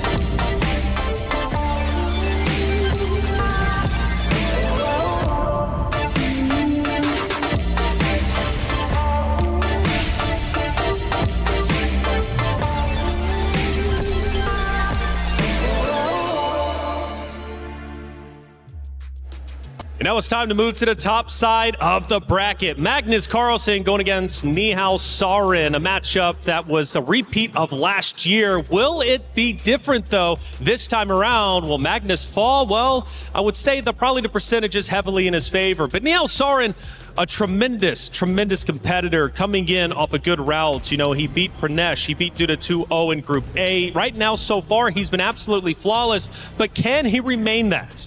Nihal Sarin has already eliminated some really strong players, and yes, he may not be the favorite against Magnus Carlsen. However, he is the speed master. And just like we heard in the interview, if he's able to get Magnus Carlsen into low time, I do think that he has a lot of chances. So anything can happen in this match. Absolutely. I think one of the most important parts of this match is to how much Magnus Carlsen is going to be able to control the game, because Magnus loves these slow positions. I mean, he's really good at way more aggressive and tactical positions too. But he really excels at putting their opponents in a more passive endgame and slowly beating them. Absolutely, he does. But Magnus Carlsen, he's so good at so many different things. But the question is, how is Magnus Carlsen feeling? We saw a couple days ago that he wasn't maybe feeling his best. Has the rest helped, or is he still not feeling his best? Because if he's not, that could give Nihal Sarin a bit of an advantage. That's a big question, right? Sometimes when you're feeling under the weather, it's hard to give your best on the stage, but let's give him credit. I think he might be feeling better today than he was on day one when he stepped foot onto the very stage. They're just behind us and ended up winning, right? Or I should say day two when we started our groups. A little bit of frustration, though, from him, especially after his matchups during day two's competition. He felt he could have played better, feeling under the weather, right? But I think now that he had a full day to rest, because he didn't have to play yesterday, I think he's going to be coming in a little bit stronger. He didn't seem to love his matches against Hans Niemann or against Andrei Esipenko. Obviously to us, the viewers, we don't exactly understand everything that's going on in his head, but sure, maybe Magnus wasn't in best shape. But today, in the quarterfinals, what do you think, Anna? I think that the thing is that even when Magnus Carlsen is not at his best shape, he's just Magnus Carlsen, right? He's just still so good. So yeah, we will see how much of an impact he has, but I do think this is going to be a match where Magnus is the clear favorite, but it depends what Magnus are we seeing. Are we seeing the best Magnus, or are we seeing a bit of a more tired Magnus? We will see. So what I keep hearing is it's Magnus kind of got to beat himself, right? In this case, for Nihal Sarin to get the win. But Nihal Sarin is a great competitor, and now that we do move into a bit more of an extended match lifespan, we get 4 games, which Hikaru commented on this in his interview earlier in the day, saying this actually is a helpful thing for the better players out there, at least the most experienced players. But when it comes to Magnus being sick, look, he's been competing for how long now? Like, what, 20 plus years, 30 plus, like a long time. So the point is, I'm sure he's played in a tournament where he felt under the weather and he was able to power through and ultimately get the win. But the reality is for Nihal Sarin, if there's ever a time to strike, this is it. Absolutely. I mean, Nihal is really going to be looking for those moments, whether it's tactical or on the clock. He's going to need those in order to get the upper hand, because I'm not sure he is going to be able to beat out the endgame master in these type of long, drawn-out, extended endgames. But I think that we've seen so many draws in this quarterfinal so far. I think that maybe now we're about to see some more decisive games. I think we're about to see some more wins and losses. I could be wrong, but that's my prediction here. That's right. But the reality is this is definitely the harder side of the bracket. You've got Magnus on one end, and then just below him is going to be on B stream is going to be Alireza Firouzja, right? So number 2 in the world when it comes to speed chess. This is definitely not going to be an easy route for Nihal Sarin or for anyone else who's up in the upper brackets. And again, we commented that Magnus Carlsen, if he does move forward, could in fact play against Alireza Firouzja, which would be a rematch from last year's competition. So those in the top, including Nihal Sarin, got a tough run. It's going to be very fun. I mean, there is also the chance that Hans Niemann might actually beat Alireza. Anything can happen. It is 4 games, so the variance is a lot lower in my opinion, but in 10-0, yeah. That's right. Anything can happen. Anything can happen indeed. And yeah, that's a fun talking point. Hans Niemann, who's been absolutely on fire, first time in EWC, right? Especially making top 8. And same thing for Denis Lazovic. AJL representation already moved forward to top 4. Prize pool goes from 75,000 up to 100,000. Plus, he's knocking on a door of a grand finals. That would be a tremendous thing to accomplish for your first EWC appearance. But this is a battle of the Titans, a rematch from last year. Magnus Carlsen versus Nihal Sarin. Let's send it to the stage to get it started. We can feel the electricity, the tension here at Esports World Cup as everyone is standing up and getting ready for the next match. An absolute titan is about to step on that stage. We have been waiting for that moment after the first game earlier sent Hikaru Nakamura in semifinals. It is time to validate another ticket to semifinals, Rob, and that one is going to be a big one.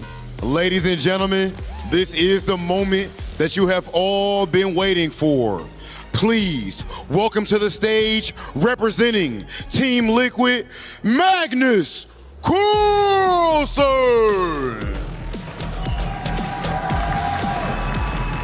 Second to none. If you are into chess, you know his name. The face of chess and the title defender. The most wanted player in the world. The target is on his back. and all eyes are on him. He picked his opponent himself as the chess titan is looking for his back-to-back title. EWC is his home and we are all his guests today. Stepping onto the stage, Team Liquid's Magnus Carlsen!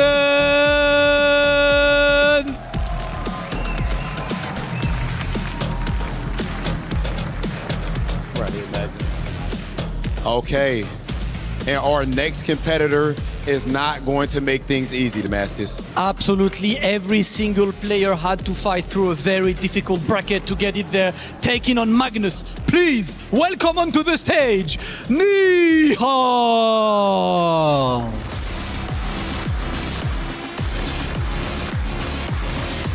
Nihal Sarin is looking to remind the world that even titans can fall. This is one of the leading players of India's new chess generation and one of the most established young players in the world. Speed, accuracy, and calculation have propelled him to stardom, and today, Nihal looks to show the world that even gods can bleed. Magnus, you see everyone rising to their feet, excited to see who you're looked at as one of the best players, maybe the best player of all time. Do you feel pressure anymore in moments like this? No, I always feel excitement, pressure when I play, but yeah, the kind of the pressure that I put on myself to do well is always more important. Okay, always looking within, and so far, of course, it has worked out for the best player of all time. Of course, but taking on him, Nihal, Magnus picked you himself. Yesterday, you're stepping on that stage. How do you feel taking on that titan? Yeah, it's going to be, of course, an extremely tough match, and I just want to give it my all and hope for the best. Let's go, Nihal. It is time to kick off that second match. Nihal, can I have you stand right there for the pre-match face-off? Rob, absolute banger. Ladies and gentlemen, it is officially about that time. Only one of these players is going to move forward. Let's go ahead and get things started. It is time for Nihal versus Magnus Carlsen. And it's showtime. We have an epic matchup here in the quarterfinals. Magnus Carlsen, probably the best player in the world, against Nihal Sarin, one of the fastest players on the world. And Ben, we are going to be in for a treat as we see Magnus Carlsen gearing up with the white pieces against his young opponent. What can we expect from this match? That's right, Yovi. The best player in the world versus maybe the fastest player in the world. This was my two picks that when they asked us to pick our favorites, these were my two. They're playing pretty early on, just like they did last year. Obviously, Magnus is a big favorite, but Nihal can be anybody on a good day. It's a 4-game match. Unlike yesterday, we had 2-game matches. And so far, the match we did earlier saw 4 draws. Yeah, I agree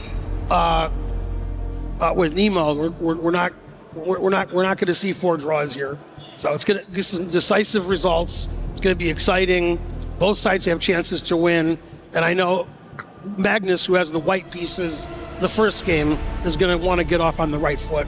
Exactly. I mean, the two did play at the EWC last year. There, it was a convincing victory for Magnus. Magnus is going to be looking to repeat that. And for Sarin, there's nothing like a grudge match. That's right. He's going to want to make up for last year. Nihal having good tournaments so far, having to win some matches. Looks like so far Magnus has been coasting.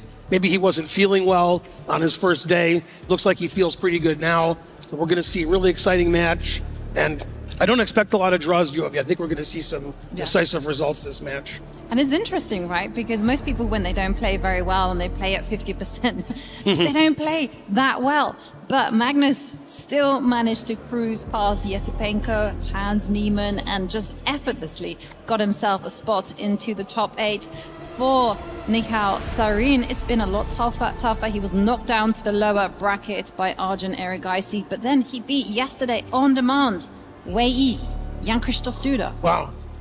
Big names. Look, everybody's a big name in this tournament. There's no easy baskets. Every match is tough. Every game is tough. And here we go. We have a Sicilian to start out game one of the match. We do have a Sicilian as the knight comes, takes the pawn, and look at this. We have business as the knights get open. This is an open Sicilian, so this really means that both sides are going to be playing aggressively. We have a Najdorf Sicilian. Pretty recently, players have been starting to play H3, but it's funny. I was doing a lecture. On the Najdorf Sicilian with A6. Yep, and it's good, as you can see. Yeah, and it's funny. One of the games I analyzed was from Bobby Fischer in the 60s, and Fischer played H3, which prevents black from playing knight G4 later. And here's a move I don't know. Nihal Sarin played H6. This stops white from playing bishop G5, which usually doesn't play in the line with H3. Typically, white wants to play G4, bishop E3, and maybe at some point play G5. So H3, pretty common move. H6, I don't know. And Magnus plays a slightly unusual move, bishop D3. We're getting into uncharted territory. There's so many different lines in the Najdorf. Sometimes white castles kingside, which seems likely here. Sometimes white develops the queenside pieces and castles queenside. And it's a good question whether Nihal's going to keep the king in the center for a long time or castle kingside himself. So bishop D3, slightly unusual, H3, H6, and Nihal, the first one, thinking about what's going on because both sides are playing not the main line, and they want to just, Magnus does that a lot. He just wants to play chess, doesn't want to test his opponent's memory. And there we see a choice from Nihal as he does go for a very flexible pawn structure. He could have push that pawn one square forward to attack the knight, but that's a different game entirely. Now we have something different, and as you mentioned, the choice is all whites. You can just castle your king, get it to safety. You can also develop your bishop and just keep your opponent guessing that little while longer. If you're feeling really ambitious, I was going to say another pawn move, and not this one. Here, Magnus is indicating that he wants to clamp down on the left, and he's going to direct the play to the right. Yeah, a positional way of playing for Magnus, H3 and A4, stopping the black from doing anything. And black plays B6, putting all of his pawns on the third rank, so-called hedgehog way of playing. Black wants to fianchetto his bishop and eventually put his other bishop on E7. So it seems like both sides are going for kingside castling this game. Magnus plays an aggressive move that you don't always see with A4, and that's F4. Magnus pushing his kingside pawns, controlling the center. White has more space. Black is very solid. Magnus has this slight time advantage, trying to get his opponent out of preparation, which I think he did. Now the players have to play their own moves. You know, one thing I was complaining about earlier today, Yovi, because I like to complain. You know, I'm a grandmaster. Complain as much as possible. I was like, how come there's no open Sicilians in this tournament? All we see are Catalans. Then today we see G3, bishop G2. And finally, my complaining has come to fruition. We have an open Sicilian Najdorf. It's going to be really exciting. And the repetitions, the stalemates, and the draws are going to be off the table. We're going to see exciting chess today. Exactly. And one of the things that is a bit ironic about the structure for black is that it has a kind of name of the hedgehog, right? And the whole idea is that, yes, it looks innocuous, you know, all of black's pawns lined up there, not too far from home.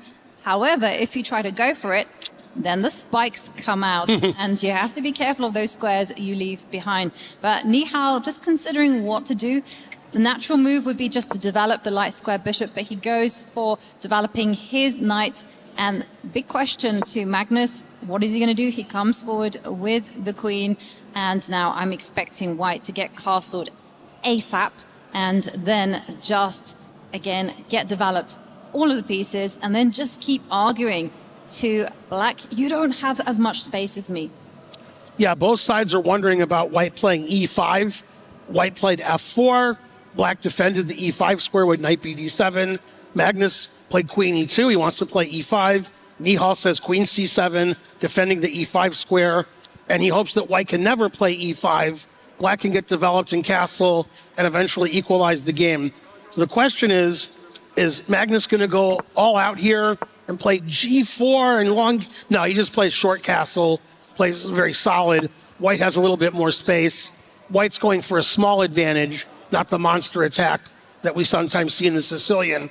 White has more space in the center, and typically White's king goes to the side of the board, h1, for example, getting off of the diagonal with the knight, and the other rook will go to e1, and White will start attacking in the center of the king side. Very double-edged position. I'm sure both players are happy right now. Yeah, and now the big question is, are we going to be seeing the move that you pounded the table for? Is he going to lift up that pawn in front of his king, advance it 2 squares? Is he maybe going to work his magic on the other side of the board and just go for total control? And he goes for total control. He is just arguing and saying to black, you know what? You don't have any space. I'm going to make you suffer. No knight c5 for black, taking away the c5 square. The bishop on d2 does a good job defending the knight on c3. And yeah, Magnus just says, I want space all over the board. No space for you. And no space for you. One of the most unpleasant things about having no space is that you have to fight with cramped forces, and pieces get in the way of each other. So Nihal will be looking at making piece trades. He's also going to have to anticipate what White will do, because White still has a lot of options open. You can lift up your rook. You can also do what Ben was advocating for, pick up the g-pawn and go really happy with it. But for the time being, Magnus might take some time out, tuck his king into the corner, and then just keep Nihal guessing. Nihal needing to break out. Yovi, you're predicting all the moves. b4, king h1. We got to get you down there. We'll get Magnus up here to do the commentary. We'll have Yovi versus Nihal. Well, 87% Yovi. There's an expression where we say the commentator, the spectator sees absolutely everything, because this game doesn't carry that much emotion for us, at least. But for the player, there's so much tension and suspense. So the bishop tucks itself back.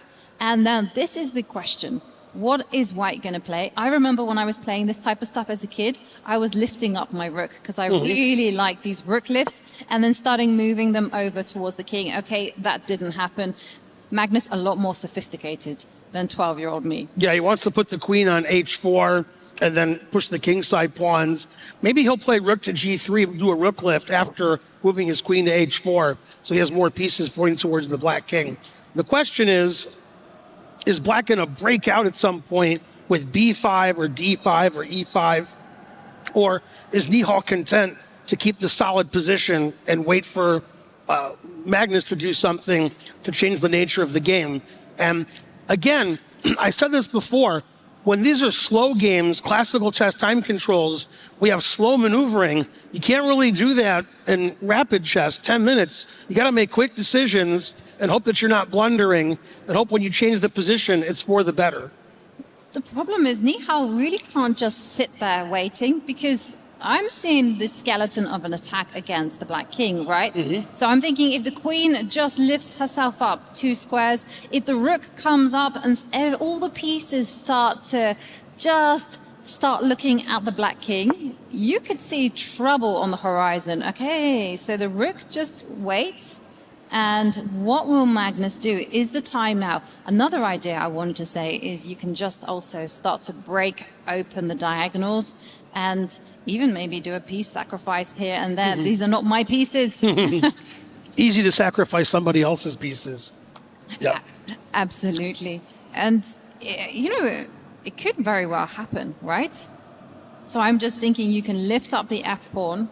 But first up, I like this whole plan of moving with the queen, and this is exactly what Magnus has done. I was actually advocating for 1 square further, but not approved by the engine. No, I agree with you, Yovi. I like queen h4 better, so the white rook has the g3 square. Seems like white's rooks aren't really participating in the attack after queen g3. And I'm wondering, I can see the move being inaccurate, but a question mark. Man, this computer overlords are really mean today. It is a bit mean because it's not entirely, okay, hang on a second, you'll get the wish and you'll do it with some extra time. Okay, now, big question, given a question mark, and I think that's because it just allows white the time to lift up a rook, get the rooks involved into the game. Everyone wants to party on that side of the board. Nihal just lost the tempo there, so this worked out well for Magnus. He got queen h4 in, and he gets to move again. the engine doesn't like this knight f6 move, moving back and forth, giving Magnus extra time. I gotta say, Magnus playing with a 93.9 accuracy. In my books, them's good. Mm-hmm. And heart rates, very standard, I would say, for both of them, around the 80 mark, which in my eyes, pre-Arjun Erigaisi was relatively calm. Yeah, exactly. Okay, so we're hoping for a rook lift, rook to e3 or f3, rook g3, start some attack on the king side. Magnus does start attacking, very double-edged move. He gives away the e5 square, so black can play knight e5, but the e6 pawn is hanging, so now we can get some sacrifices in. Exactly. Let's see whether they work, in fact, because there's a big question here. Can you go all in to the attack? And I'm looking over at Ben and I say, let's just show it. Like if black plays the most natural move, which is to lock up the center, the big thing is don't go back with a knight, go forward. Yay, 96, attack. And you can see the evaluation bar giving it a stamp of approval. It's saying this is the way forward. Oh, we're going to see it. We're going to see it, Ben. It's happening on our screens. Yay, the analysis board and the regular board are the same. Magnus sacrifices a piece. The engine says black should play g5. That seems like a crazy move, but the knight doesn't really have any good squares. Knight b8 isn't something you want to do. And instead he gives his knight back immediately. Let's see what he does. Let's get rid of the analysis board, go back. And there we're seeing that after giving back the piece, I can understand there were just too many pieces around the black king. So now the queen gets out of trouble, gets out of the eye line of the bishop, drops back, and now big threat on the board. This bishop on d2, this dark square bishop is pointing at the black king. The black king needs to step away from trouble. And if that doesn't work, oh dear, problems. Yes, Magnus is going to have a monster attack. Magnus has a big time advantage already. Nihal's getting short on time with less than 3 minutes left. Magnus still has more than 5. Magnus has the half-open G line, the half-open F line to attack. The knight can go to D5, getting some more pieces into the attack. And black doesn't really have any counterplay against the queen side there, Yovi. So it's one-way traffic for this game. Yeah, I'm going to say, actually, Nihal's in huge, huge trouble. I mean, the evaluation bar telling us this is the most natural move. And look, a beautiful, beautiful move there from Magnus. The whole point is you don't care about material. What you want to be doing is just opening up the diagonals, and the light squared bishop is going to be such a dangerous piece. I would even go rook takes pawn. Sacrifice the rook. Exactly. Yeah. You don't care throwing away material because checkmate ends the game. That's right. Those white squares are more important than a measly exchange. Exactly. And if you get that bishop and the queen lined up on this beautiful light squares, it's going to be game over for black. Look at the black monarch. It's all by itself. And let's just Oh, he takes with the bishop. No. Okay. Come on, Magnus. You could have taken with the rook. And this is what we were advocating. Yeah, we wanted this to happen. Then Magnus could play queen g6 and play for mate at those white squares. Yeah. Magnus is like, I just want to be a pawn up. Give me a break. White's a pawn up. Black doesn't really have any compensation. White still has an attack against black's king. But probably more incisive was to sack the exchange. Always sack the exchange. One of my rules. Not our pieces. So I can understand why Magnus is like, you know what, I don't need to do this. I don't need to go all into the attack.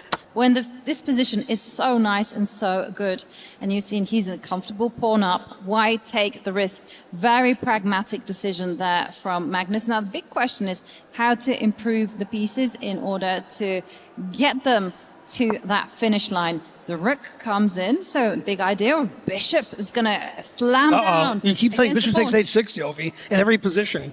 You're attacking.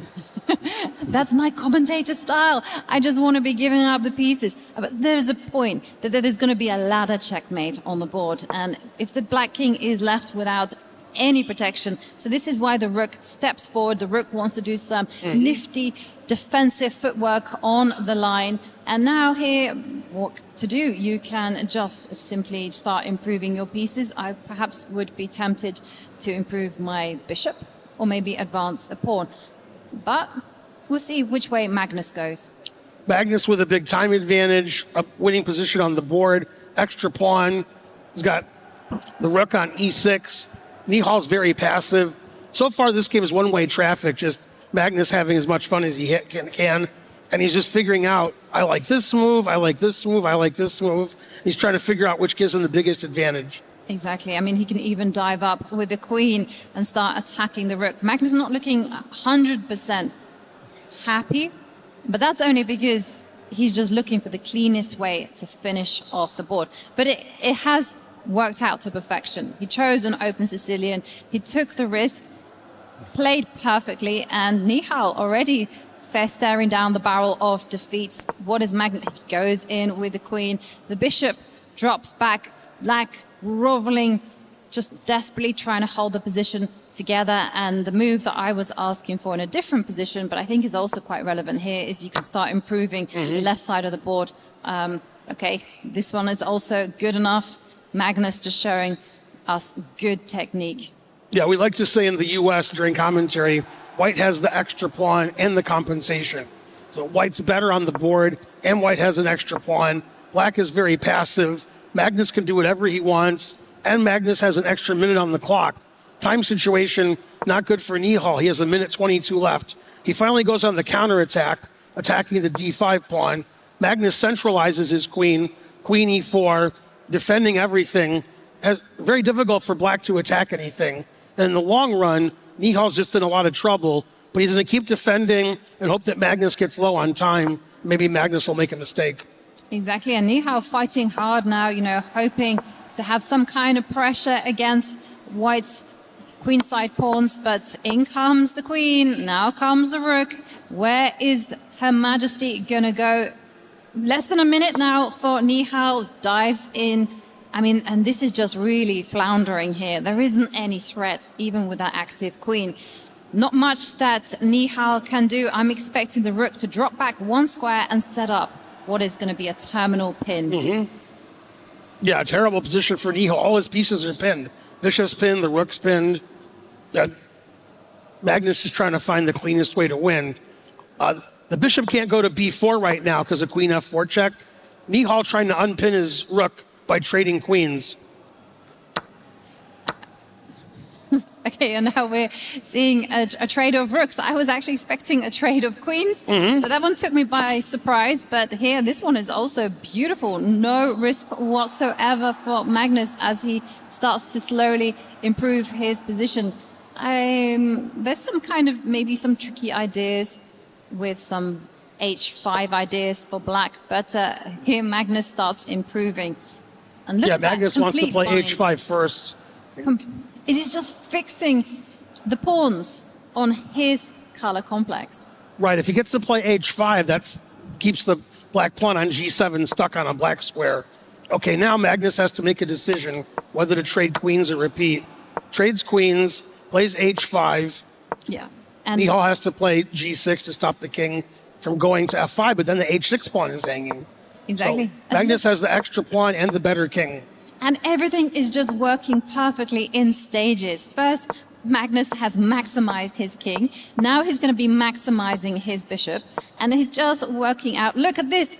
Not a single square for Nihal's bishop. And the position has got to give. We're now in a pure king and pawn endgame.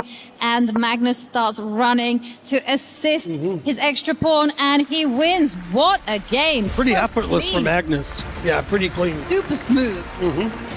Yeah, Wow. nice win for Magnus. He sacrificed a piece, got it back right away, had the extra pawn, and just won the game with the extra pawn the rest of the way. Not really any difficulties for Magnus. Magnus had more time also, and just very, very clean technique from Magnus. Nihal has to go back to the drawing board. Again, I didn't think there'd be a lot of draws this match. It's sort of a one-sided match. Magnus just playing out of his mind good. Nihal has to play better next game and get more active play with the white pieces. Yeah, definitely he's going to have to go back to the drawing board, and this is why you see him just doing a quick game review where he's going to check for some possible improvements. That wasn't the best outing for Nihal here, and Magnus just showing us why he is top dog. He is the boss. He's the reigning champion for a reason. He beat Nihal last year. He chose his opponent this year, and looks like a good choice so far. Excellent choice there from Magnus. But now we're going to see Nihal with the white pieces. Nihal, very positional player, very quick, as we mentioned. And will he go for traditional stuff, keep the pawn structure classical, or are we going to be seeing something else? These top players, they can play absolutely anything. They can serve with both hands, but he does open with the queen's pawn. And now it is going to be a London system with the bishop coming out. The whole idea is to get a triangle pawn formation and just keep the center solid, and then just get to a nice, safe middle game where white is just a little bit better. I have to say that because it's the London. Exactly. I played Magnus once in my life in the Pro Chess League, and I was black, of course, and he played the London against me. I forgot the result, but the game was very interesting. Well, now we have a kind of Jobava London, which is characterized by the knight coming out and jumping, just arguing that black's knight on the edge is going to be misplaced and white's is better prepared. But you see, the triangle formation, that's rock solid. And now the maneuvering has begun. Both sides have their knight on the side of the board. They're going to try to relocate to the center. White doesn't go for very much of an advantage. Just a solid position. Bishop on f4 is well placed. Are you one of those people that loves the London for white or hates it? You got to be in one of the camps. Hello, I'm English. I ain't going to say I dislike it. No, I really do like the London. I think it's a great choice because it takes away the fireworks from the opening and it just allows you to enjoy the position in the middle game. And I say enjoy liberally. Okay, so the knight does maneuver itself over towards the center. This is what both sides do when the center lacks tension. And now we're seeing Magnus, he ups the pace. And now there is some conflict in the middle of the board. Yeah, there's some possible captures. Magnus is gaining some space.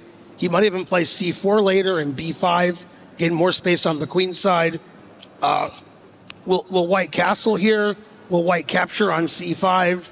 Those are the moves that Nihal is considering. And Nihal has a time advantage so far.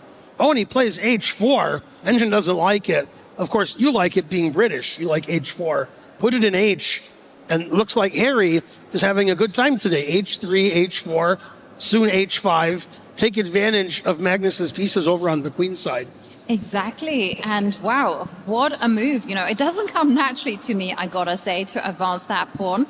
I was expecting just a rock solid castle, get the king to safety, and the game continues, blah, blah, blah. But this one is now setting the cat amongst the pigeons, because as black, do you want to allow that pawn one square forward? If you don't, then you yourself are going to advance your pawn 2 squares. But this comes with its own concessions, because squares are so important. They're like the currency, the money in the position. The more you have, the richer you are. Yeah, Magnus is thinking now, should I take at the center? Should I advance on the queen side with c4 and b5? Should I block the pawns with h6 or h5? Or should I take advantage of the empty g4 square and play bishop g4? So many possible moves for black. That's why Magnus is having a think. h4, not the most obvious move, but very aggressive. And instead, he attacks the bishop on f4 with knight e6, which is an unusual move because it blocks the bishop on c8.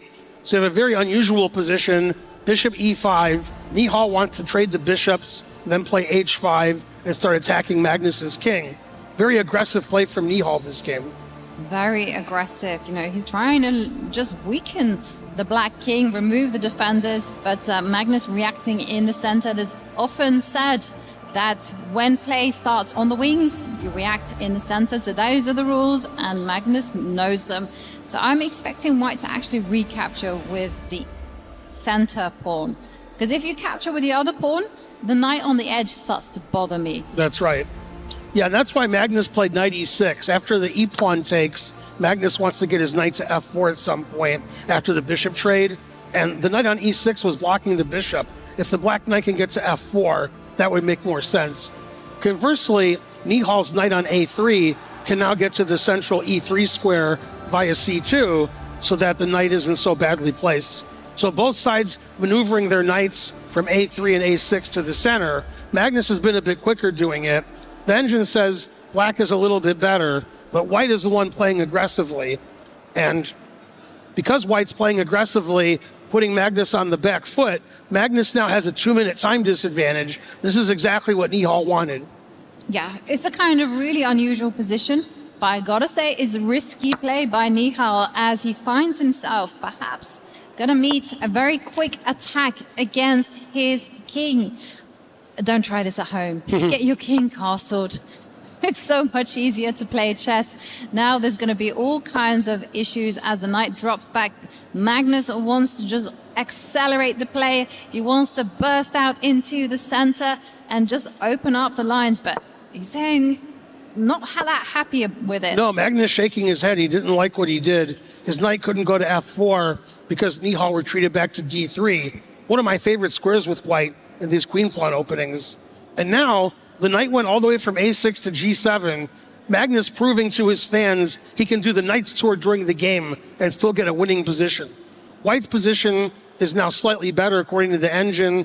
White played H3, H4, H5. That's how they play chess nowadays. Magnus has the beautiful knight in the center. Nihal tries to maneuver his knight back to the center. Magnus moving his knight again. That knight on A6 has gone on quite a journey. Knight A6 to C7 to E6 to G7 to F5. Is Magnus going to keep moving his knight, or is that the last knight move we've seen from Magnus for a while? Yeah, I think that might be the last one we see for a while, but I really love the way that Magnus is not rushing things. And I say that. G4, and, wow. Whoa, I know. Nihal is really going for it. He's like, hey, make that journey an odyssey. Come forward, what are you going to do? The knight is going to go to the edge of the board or could even go into the middle.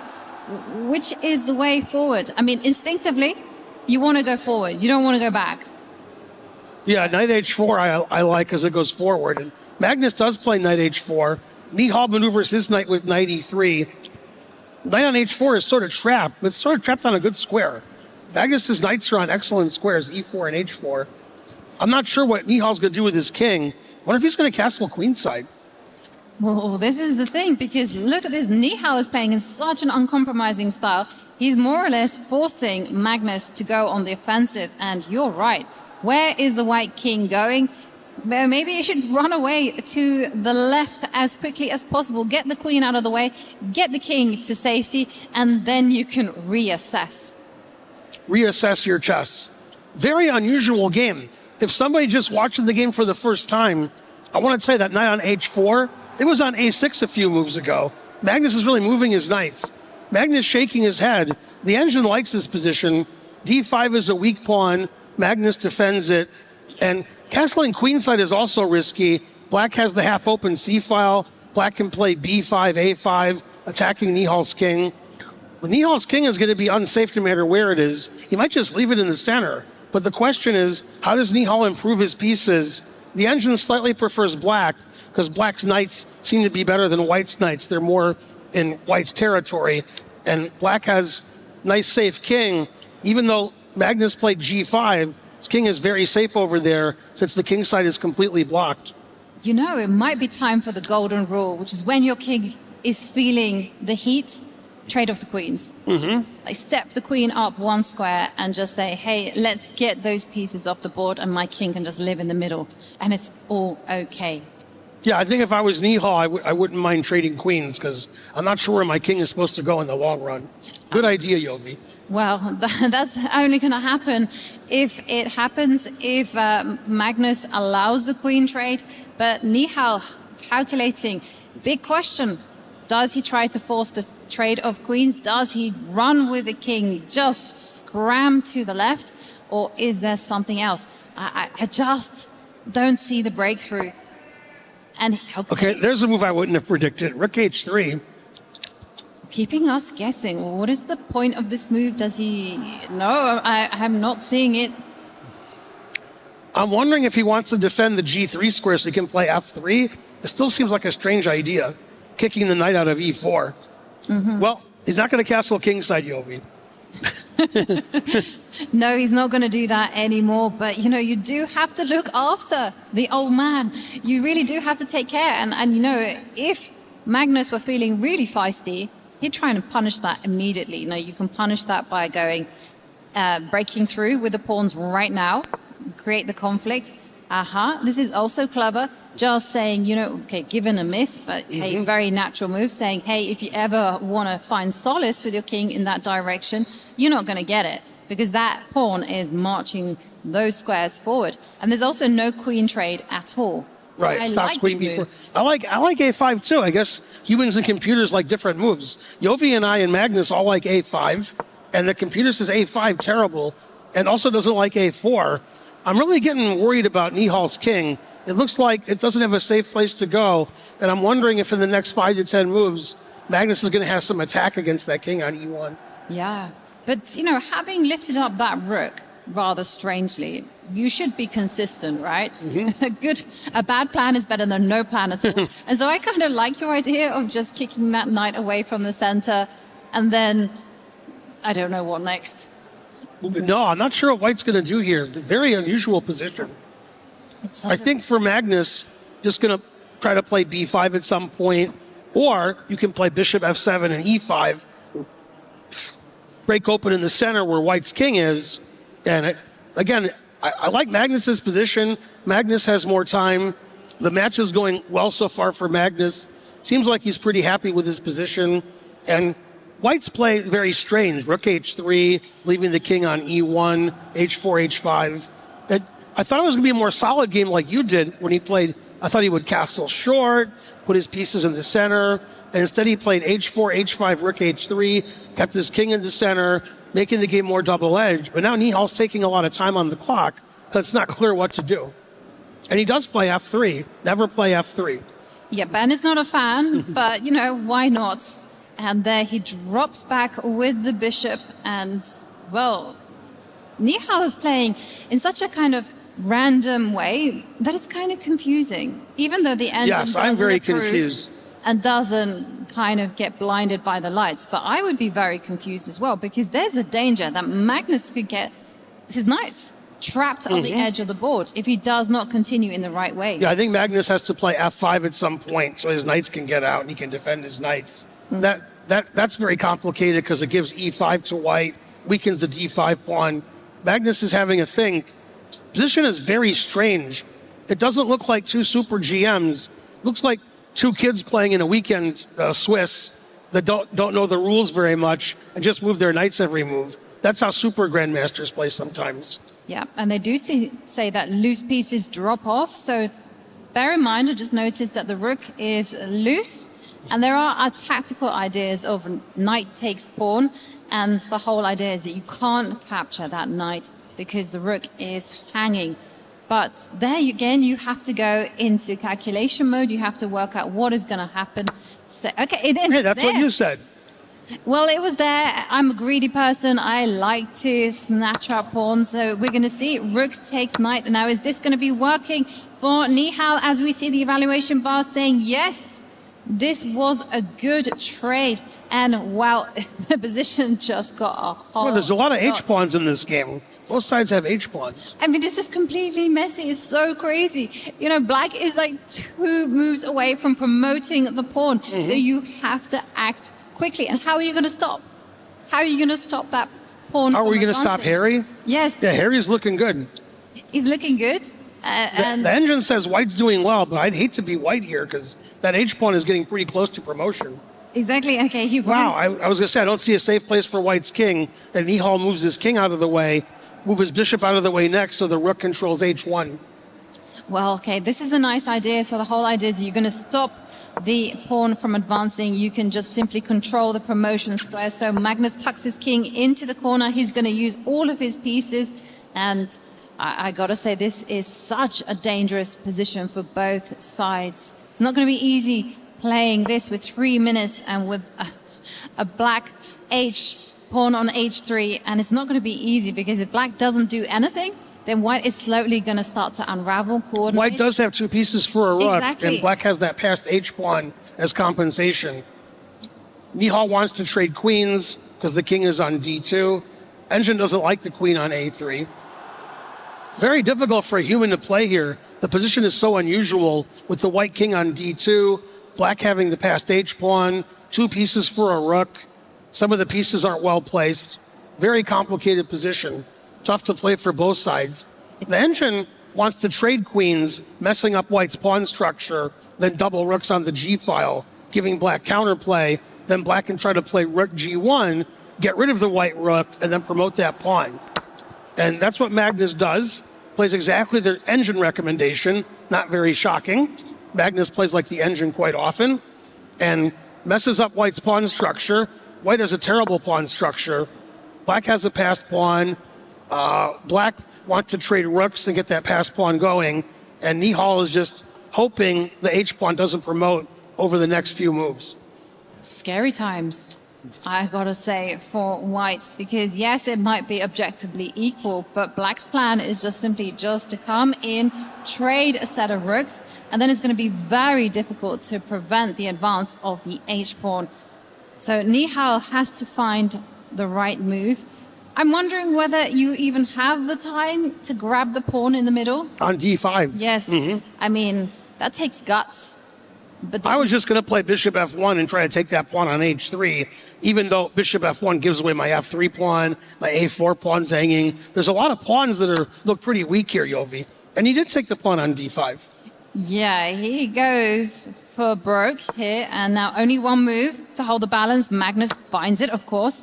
And wow. Look at 3 pieces this. for 2 rooks. That gives me bad memories of a game that I played a long time ago.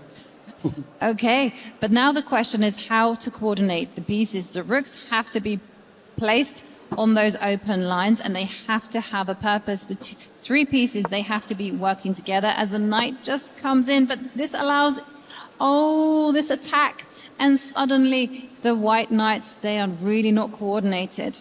No, the knight on d5 is lined up with the king on d2. All of white's pawns are weak on a3, a2. The rooks are super active, more active than the white pieces. And the engine said Magnus has taken over. Magnus has a big time advantage. He has a big advantage on the clock. Says he's winning now. And things are just going Magnus's way. The bishop on e2 is trapped. Can I just play rook? Yeah, attack the bishop and just take the bishop. Yep, you can do that one, and then you can keep on harassing. Just attack that bishop one more time, slide the rook over, and Magnus, he senses blood. Oh, but hang on a second. Maybe this is not the most precise way, because Nihal is... No, Nihal saved his bishop. Now it seems like he's okay. Still worse, but maybe he can hold the draw. Well, he says 54 seconds on the clock, so Nihal gonna have to play super actively to save this one. The problem is that a-pawn is a runner. Uh-oh. Run with the a-pawn. Just it's get tough it to stop marching. pass pawns when you have 45 seconds on your clock. No, and how are those pieces going to stop that pawn? It's going to easily get to a2, and then it can just be... It's funny, Magnus had a passed h-pawn a few moves ago. Am I dyslexic? What happened there? There was a pawn on h3? He gave it up. And then now he has a passed pawn on the a file. Yeah. Amazing. This is why Magnus is so good. He doesn't just play on one side of the board. There comes the a-pawn. I mean, you're going to have to give up one of those pieces to stop that pawn from promoting. And 20 seconds for Nihal. Uh-oh. No, this isn't looking good for Nihal. 15 seconds left. He just closed his eyes, too. That wasn't good. Yeah, he's already given up in his head. Such a big fight, though. I mean, 5 seconds. And we have a win. And he resigns. Magnus takes the lead. Wow, what a game. What an unusual game. It was incredibly unusual. If you're my student, don't watch that game. It's too complicated for you and for me. Offbeat variation from Yes. Nihal. It was a gamble, I feel, because to play in such an unconventional way against world number Magnus had his knight on a6. He moved the knight from the a file to the h file. Then he had a pass pawn on the h file, then a pass pawn on the a file. Magnus just plays on the side of the board and wins the game. Amazing. Well, amazing stuff. And now we see Nihal.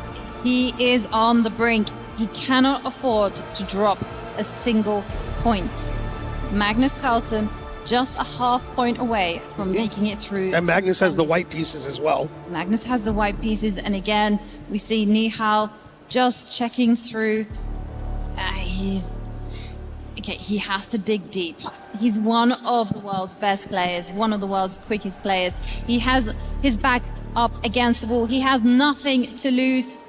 Playing with the black pieces, now is the time to give it absolutely everything he's got. Now, remember the last match that we did with Arjun and Hikaru? They had a break after game 2, and it looks like Magnus is on his break. They just talked to Nihal, and he said, no, I don't need a break. He's just sitting there. He's like, oh, I'm disgusted. I don't want to get up and do anything. Just having some water. He's going to chill by his computer. Magnus can walk around a little bit, clear his head.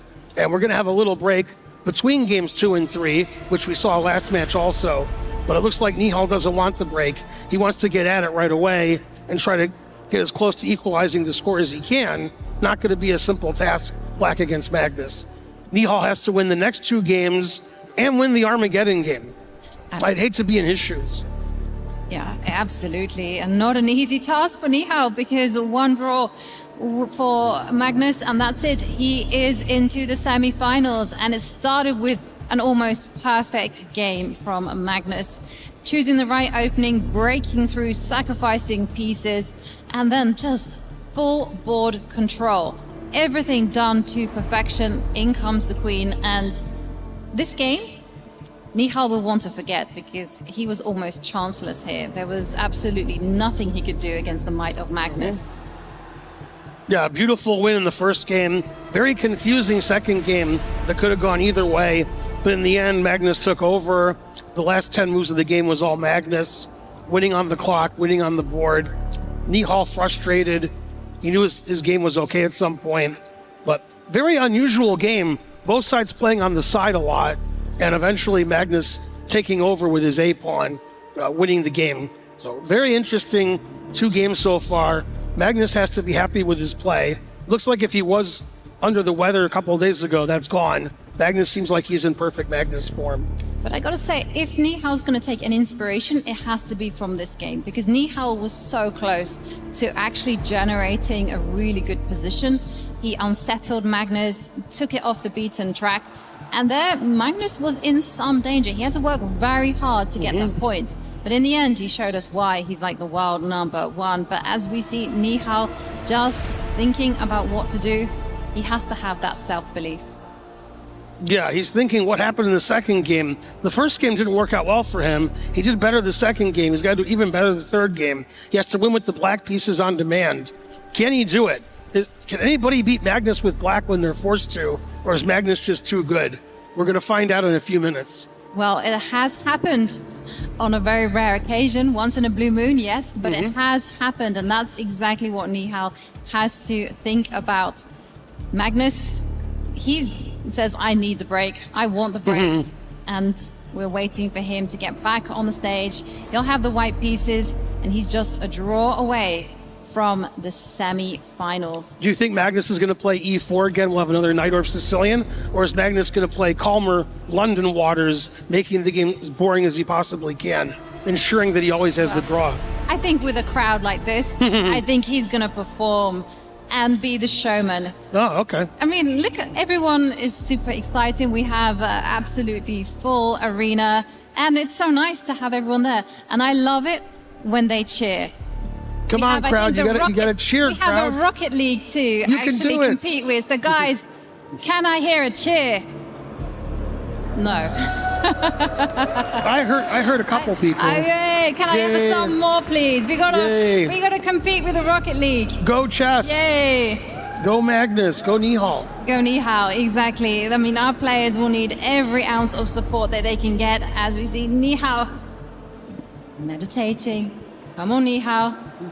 He can do it. And this is the thing with chess. There's a kind of expression that we use, like the bigger the ego, the higher the elo. And that's exactly what you need. You need to have that brash confidence that you can do this, even against all odds. Yeah, it's hard to have confidence against Magnus when you're down 2-0, but somebody has to do it. Nihal is just the one to do it. One of the fastest players in the world, one of the best players in the world. For the first time, he's playing on India's Olympic team starting next month. India has a lot of top players in this tournament. We saw Arjun earlier today against Hikaru. We see Nihal here. The pairings are tough. Magnus is in his seat. He's done with his break. He's ready to take the white pieces, putting in his headphones, getting ready for game 3. And from Magnus's point of view, this has to be the last game. He doesn't want to give Nihal a chance to get to game 4, doesn't want to lose with white, wants to finish the match in style. And I would say Magnus, as you pointed out, wants to play for the crowd. He wants to win 3-0 and not give his opponent even half a point. Yeah, man, let's face it, the guys at the tops, they are sharps. Because, when they smell blood, they pounce. Mm-hmm. There is no ifs and buts about it. They are ruthless. They are going to go in for the kill. Now, will we see Magnus go for the same approach? Mm-hmm. Well, we see. What about those vegan sharks? What about them? No? No. They don't have any of those? No, they don't. And talking about vegan sharks, we have a really interesting opening. It's a Sicilian. It's a C3 Sicilian, which is a renowned drawing weapon. Yeah, especially when Magnus needs a draw. He often plays the Alapin, gets a slightly better position, outplays his opponent, doesn't have any trouble. So Magnus wants to make sure he's always a little bit better, doesn't want any problems, plays a solid line, and Nihal has to mix it up somehow. But it's not easy to do in such a solid line.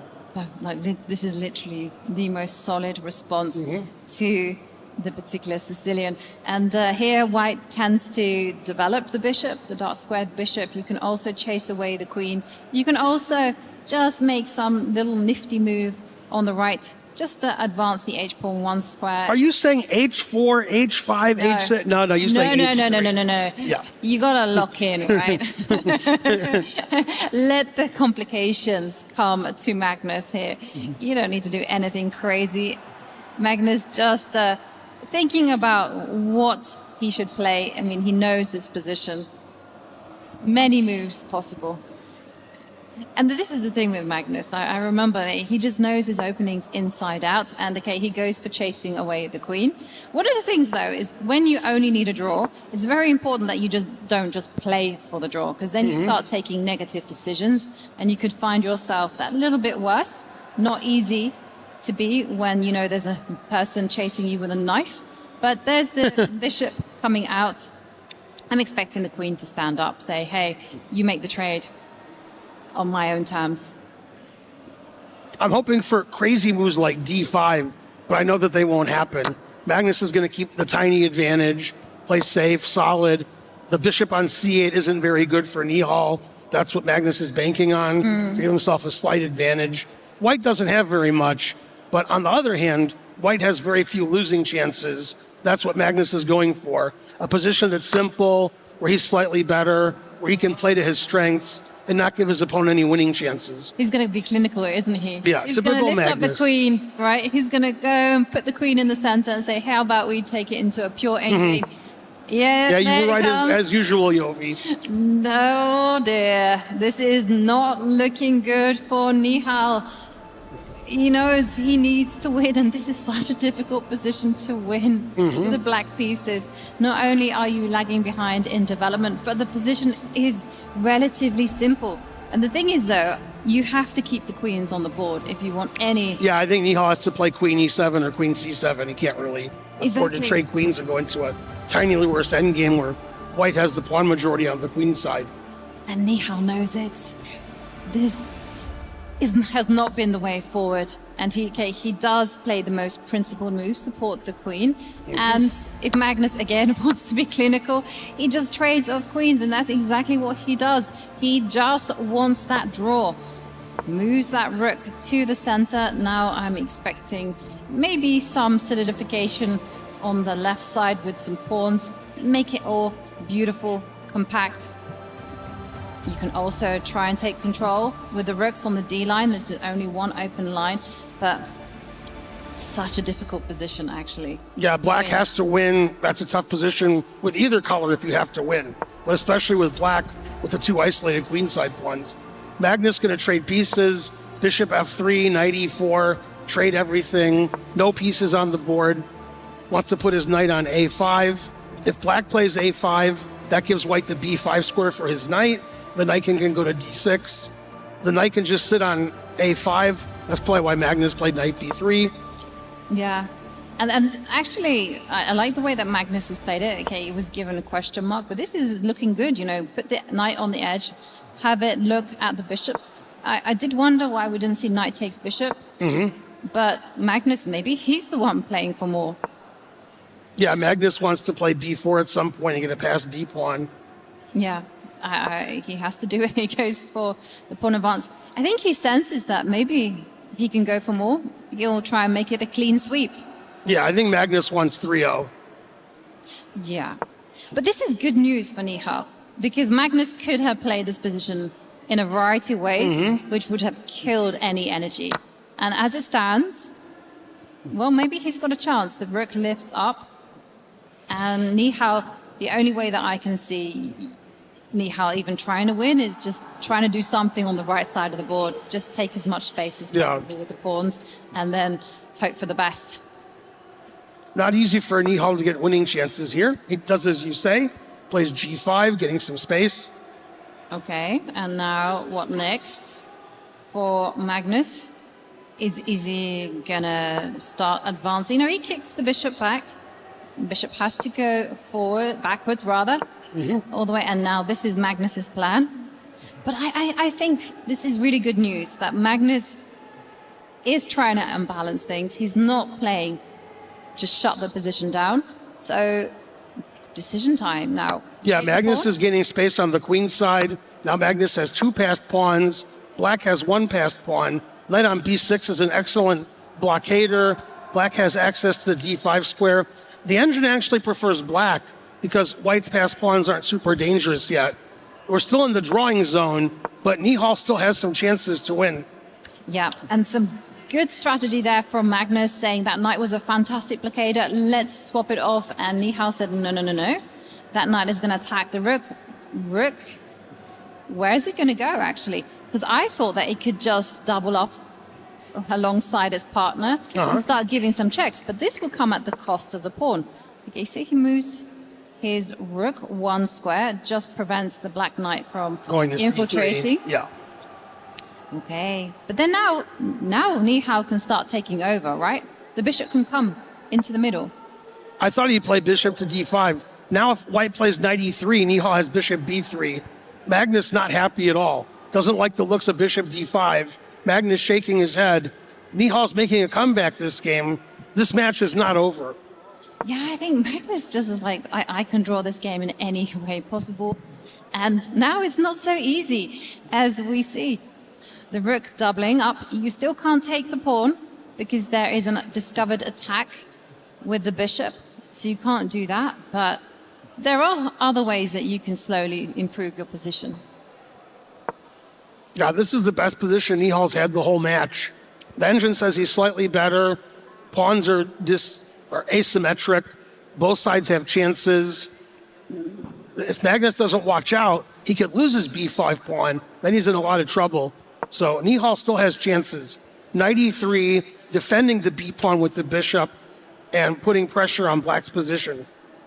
Yeah, that is a good move. In comes the bishop. Where are you going to go with the rook? You have to move. And now, maybe it's time to get active with your own pawns and try and trouble Magnus. Push the c-pawn. c4 is explosive, as I like to say. Does it work? I mean, I don't know if it works, but it's explosive. Okay, well, it's on the board. He played it, so he must have thought it worked. When you suggest moves, Yovi, they play them. I'm not sure that their headsets are working. A little nervous laughter there. No, I don't think they're listening to us. I'm not sure that would be a good idea. No, I think if they were listening, there'd be more laughter.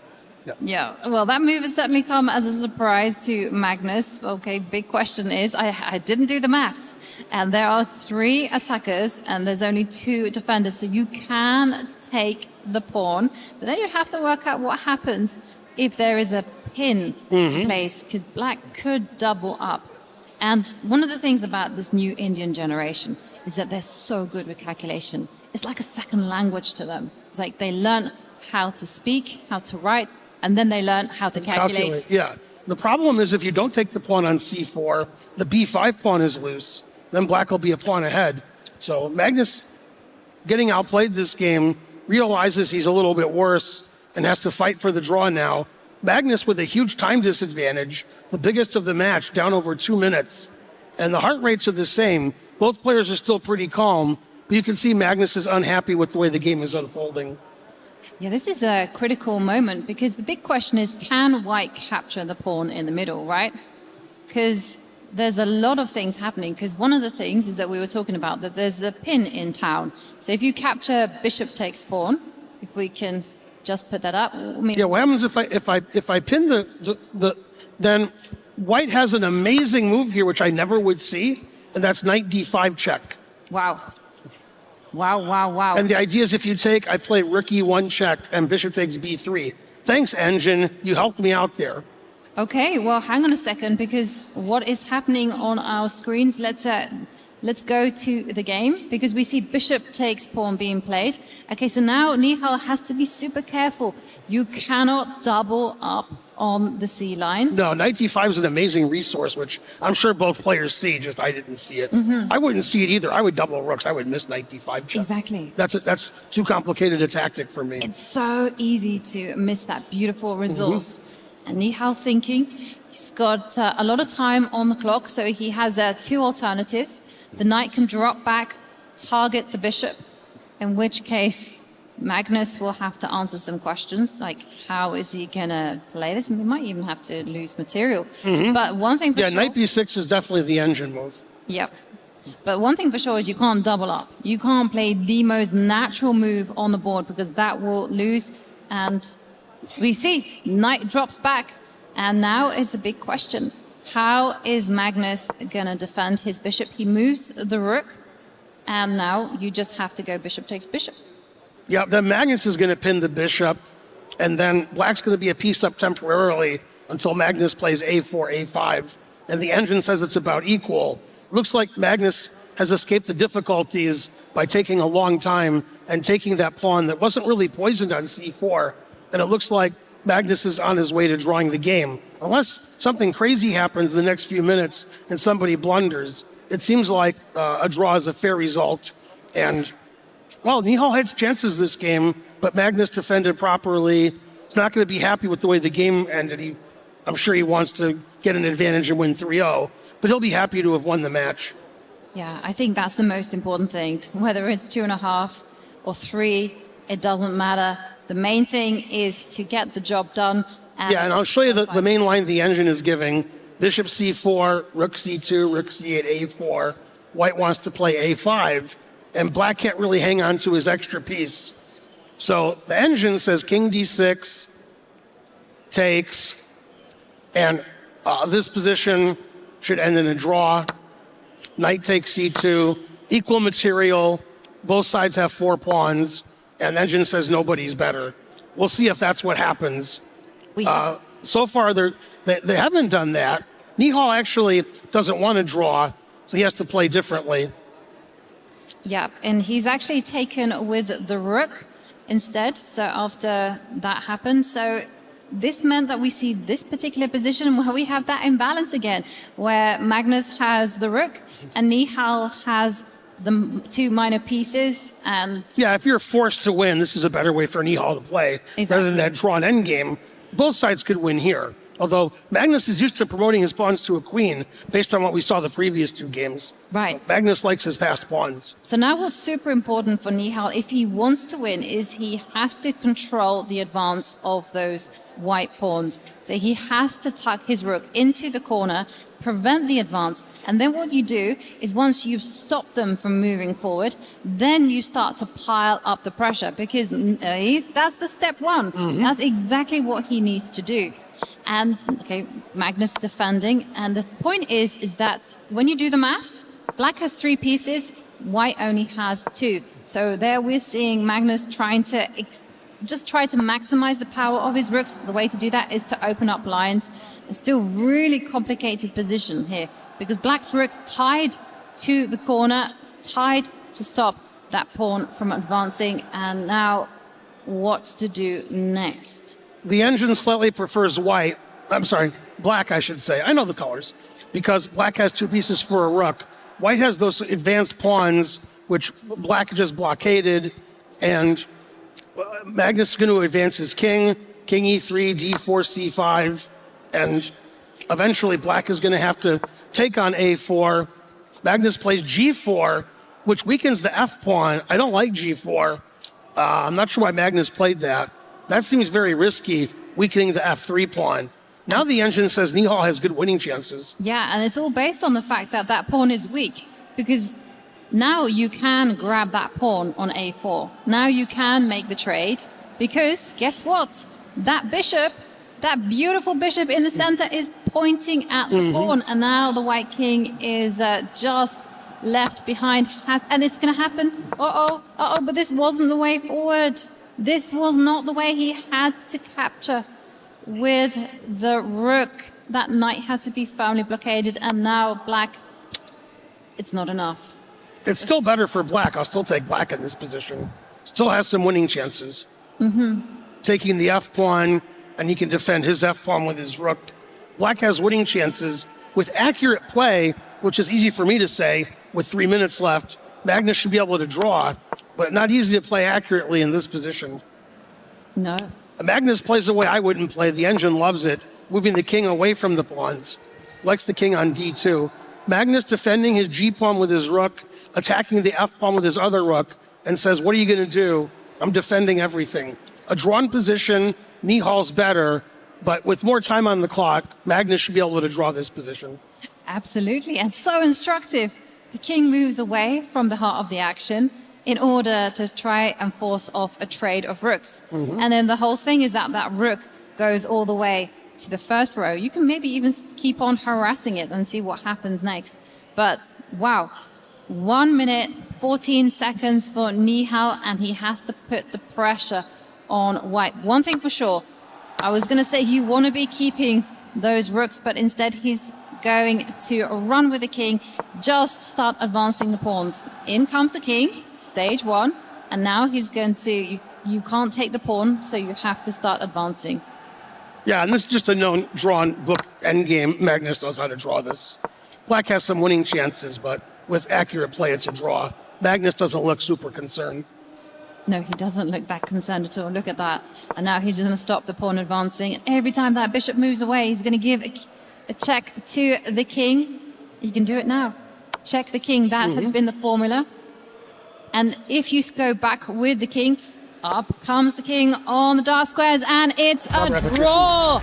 And with that, Magnus Carlsen is in the semi-finals. That score is very familiar. We saw that score last year with the same opponent. Exactly, in the same commanding fashion, just showing us why he's the world #1 on every move. You know, this game had its adventures. Nihal perhaps had some opportunities to press a little bit harder, but in the end, Magnus Carlsen is the fair winner. Yeah, I don't think Magnus is going to be too happy with that game, but sometimes when you're wrapping it up, things don't go as you plan. But he still got the job done in the end, even without playing his best chess. Yeah, but I got to say, very impressive match there from Magnus from the first game, second game, you know, handling the complications, and now choosing a great opening. Again, holding his nerve, because he did feel the pressure at some points. Players shaking hands, and always nice to see the players just discussing the variations, sharing their thoughts. Yeah, they're very interested in what should have happened, and I think Magnus took about 30 seconds after the match to have a look at some positions to see where either player could have improved, especially in that last game. Magnus is still interested. He's like, hey, let's look at this position. He's like, come on, Nihal, let's look at this position. What's going on here? Maybe you had a bigger advantage than I thought, and you could have pressed me more. But a brilliant match from Magnus, wins the match. Let's go to the stage.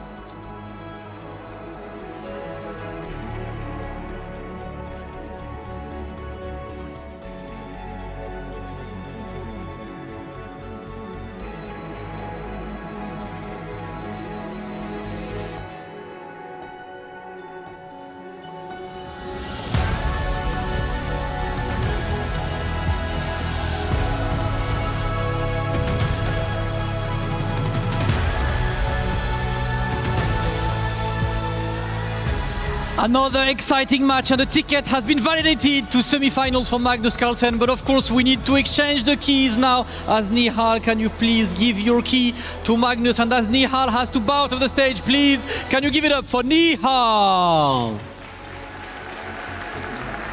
You can do it.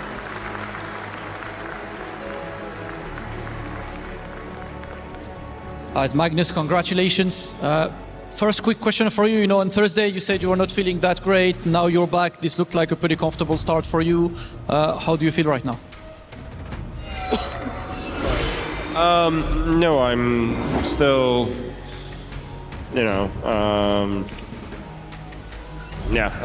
form is kind of not great, but I'm happy with the way that I managed to perform in this match. And the last two games really messy, so I was really happy not to have to play a fourth. And I'm a little bit worried for the next match as well, that it seems that my level kind of drops a bit after.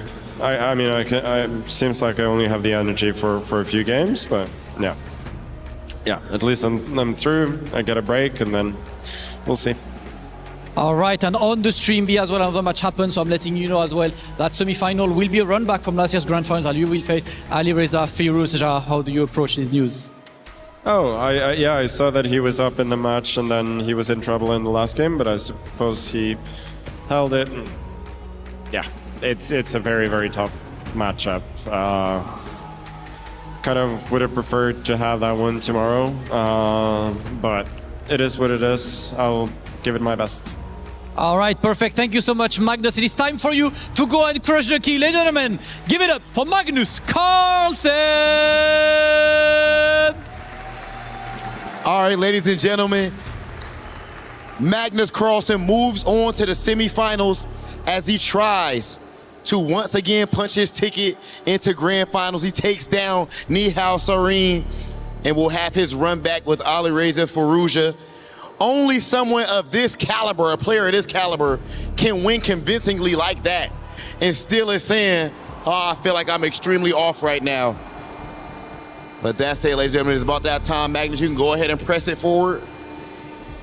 Oh yeah, as our next key is officially being crushed. Amazing run. Okay. That's the champ right there. He's making sure it was a little bit of overkill. That's it, ladies and gentlemen. Officially, Magnus Carlsen has punched his ticket into the semifinals. Congratulations, Magnus, and best of luck in your next match. We were there for every click, every clutch, every respawn. We were there for the years of grind, and we're here. Now, the proud founding partner of EWC, powering the biggest event in gaming, shoulder to shoulder with the world's best, making history. Greatness deserves a stage. Lenovo Legion, reach your impossible.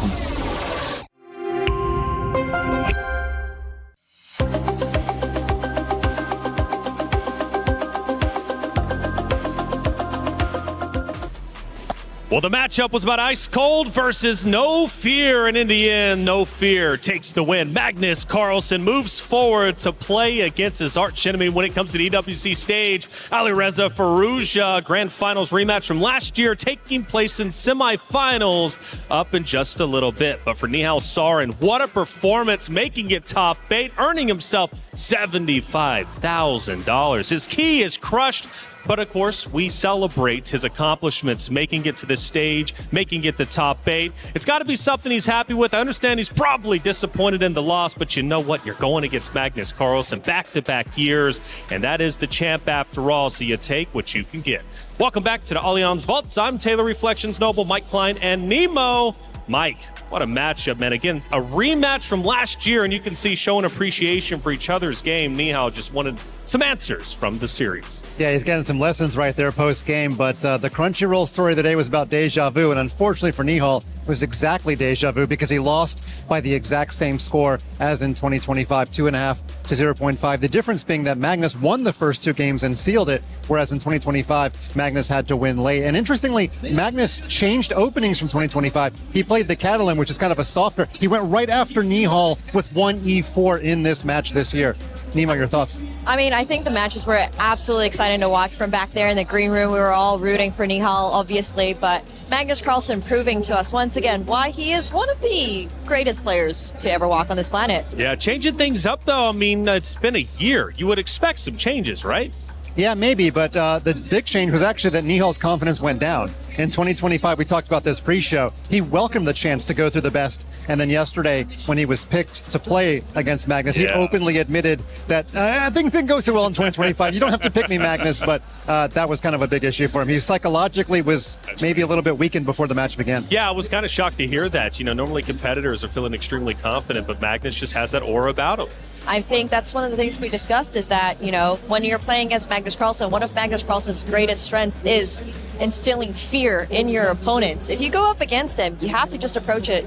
This is just another day, but obviously at such a high competitive level, it is very difficult, and you just know what that man is capable of. Yeah, what he was capable of today was a bunch of knight sacrifices, a beautiful knight sacrifice in game one, which we might be able to show you in a minute, and then another knight sacrifice in game two. So the ponies were dancing all over the board, and Nihal wasn't really able to contain them. He actually captured both of Magnus's knights in succession in game two, but it actually wasn't enough. Yeah, I noticed, at least with my limited knowledge when it comes to chess, at least accuracy-wise, Magnus was leading for a large majority of the time. Was Nihal making some mistakes, maybe because of the nerves?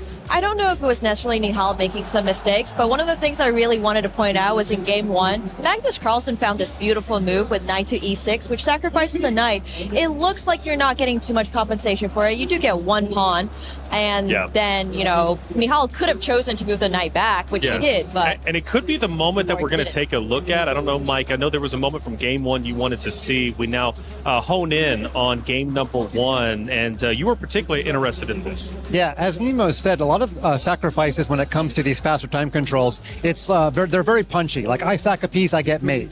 But this is a very long-term sacrifice, because if the knight's captured here, then the pawn on f5 takes back.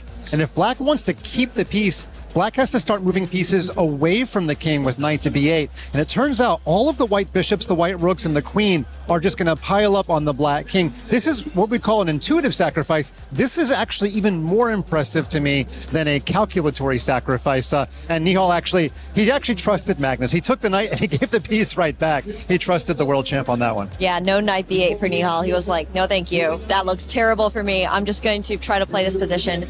But, you know, when you take something like that, obviously Magnus is going to get a slightly better position. And unfortunately, slowly over time, the advantages for Magnus just built. That's right. And including in game number two, we hop over to another moment, Mike, that you wanted to talk about in game two that ultimately Magnus ended up winning. Yeah, we say that knights and bishops are both worth about 3 points in chess. Now, in truth, the bishop's probably worth a little bit more than the knight, but in faster time controls, the knight's trickery is maybe equal to the bishop. The knight took back on h5, and here Nihal tried to get rid of all of Magnus's knights. There's no more knights dancing. The problem is the white king is completely exposed. The h-pawn's coming down the board, and although it took Magnus a bunch of more moves to win, it was that backward knight move that set everything up. And in fact, black was better and went on to win, and 2-0 was just too much of an advantage, although Magnus didn't exactly get the draw cleanly in game three. It's too big of a mountain to overcome. Yeah, I think last year Nihal was able to at least get one draw, but then he lost, you know, of course, win-win to Magnus. And this is actually the same exact result, just flipped on its head. Either way, a great matchup. Nihal came in here, performed incredibly well, has an earlier exit than he wanted, but he still has to be celebrated. Again, top 8, he walked away with $75,000, and that's a tremendous amount of money. Of course, though, Nihal Sarin, great competitor. John Sargent had a chance to catch up with him after his loss. Hi, Nihal. A difficult match. It looked like you controlled game number 3 to an extent quite well, but the damage was done in games 1 and 2. Talk to us about how the match went from the start. Yeah, I mean, he's way too strong. Like, I just have to level up. Hopefully, if I'm there next year, or in general, I just need to get a lot better. And yeah, first game, okay, I think my position was maybe a little bit passive, and he just showed his class there. I think second and third game I played much better. Second game I was quite happy with how I was playing. I was playing quite fast, quite good. Had my chances there, but yeah, in the end I got a bit confused. There were many options, and yeah, I think King D2 was apparently, like, after the game Hikaru was telling King D2 was maybe instead of that to put the king on F2, but apparently with a very good advantage, but okay, I didn't see that. And also in the game, I thought it was good, but then once his rooks, I thought the 3 pieces would be good, but I'm just not having enough time to coordinate my pieces. I thought if I can put the bishop on b5 and get the knight back, it's great, but like he was just one move too fast, and yeah. Look, a strong performance in the tournament still, making it through to the single elimination bracket, and a lot of your fans watching you will have been cheering you on. I certainly heard them in the crowd very loudly. Maybe a couple of things for them, and also reflections on your time here in Paris. Yeah, like I am extremely grateful to the crowd for their support. It means a lot. Like that's the reason why we're here. Yeah, it means so much. Like a heartfelt thank you, and yeah, it has been a great run. Yeah, I'm happy with the performance. Not so much today. Like I don't think Magnus was quite at his best today, and I mean it was still very much good enough. But still, like I think I could have definitely played better, and hope to be able to raise my level if I'm back. Well, we look forward to seeing you back very soon, and we look forward to seeing more of your games. Thank you very much, Nihal. Thank you.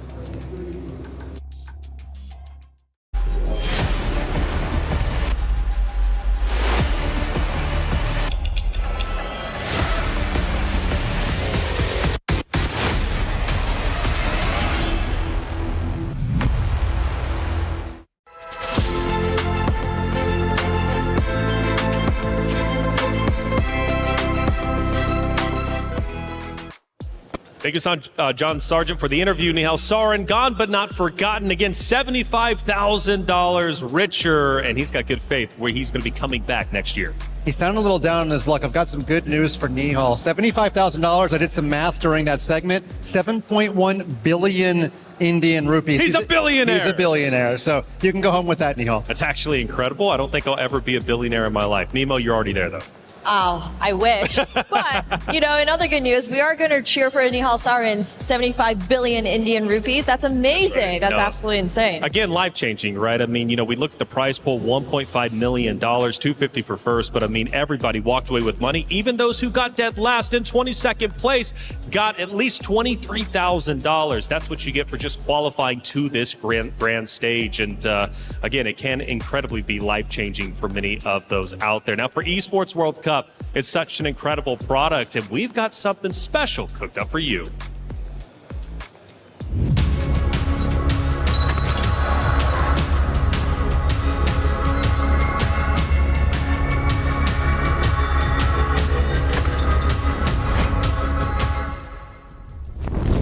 Now this is cool. We showed it earlier. We'll show it again. A one-of-one chessboard signed by Faker and Chovy.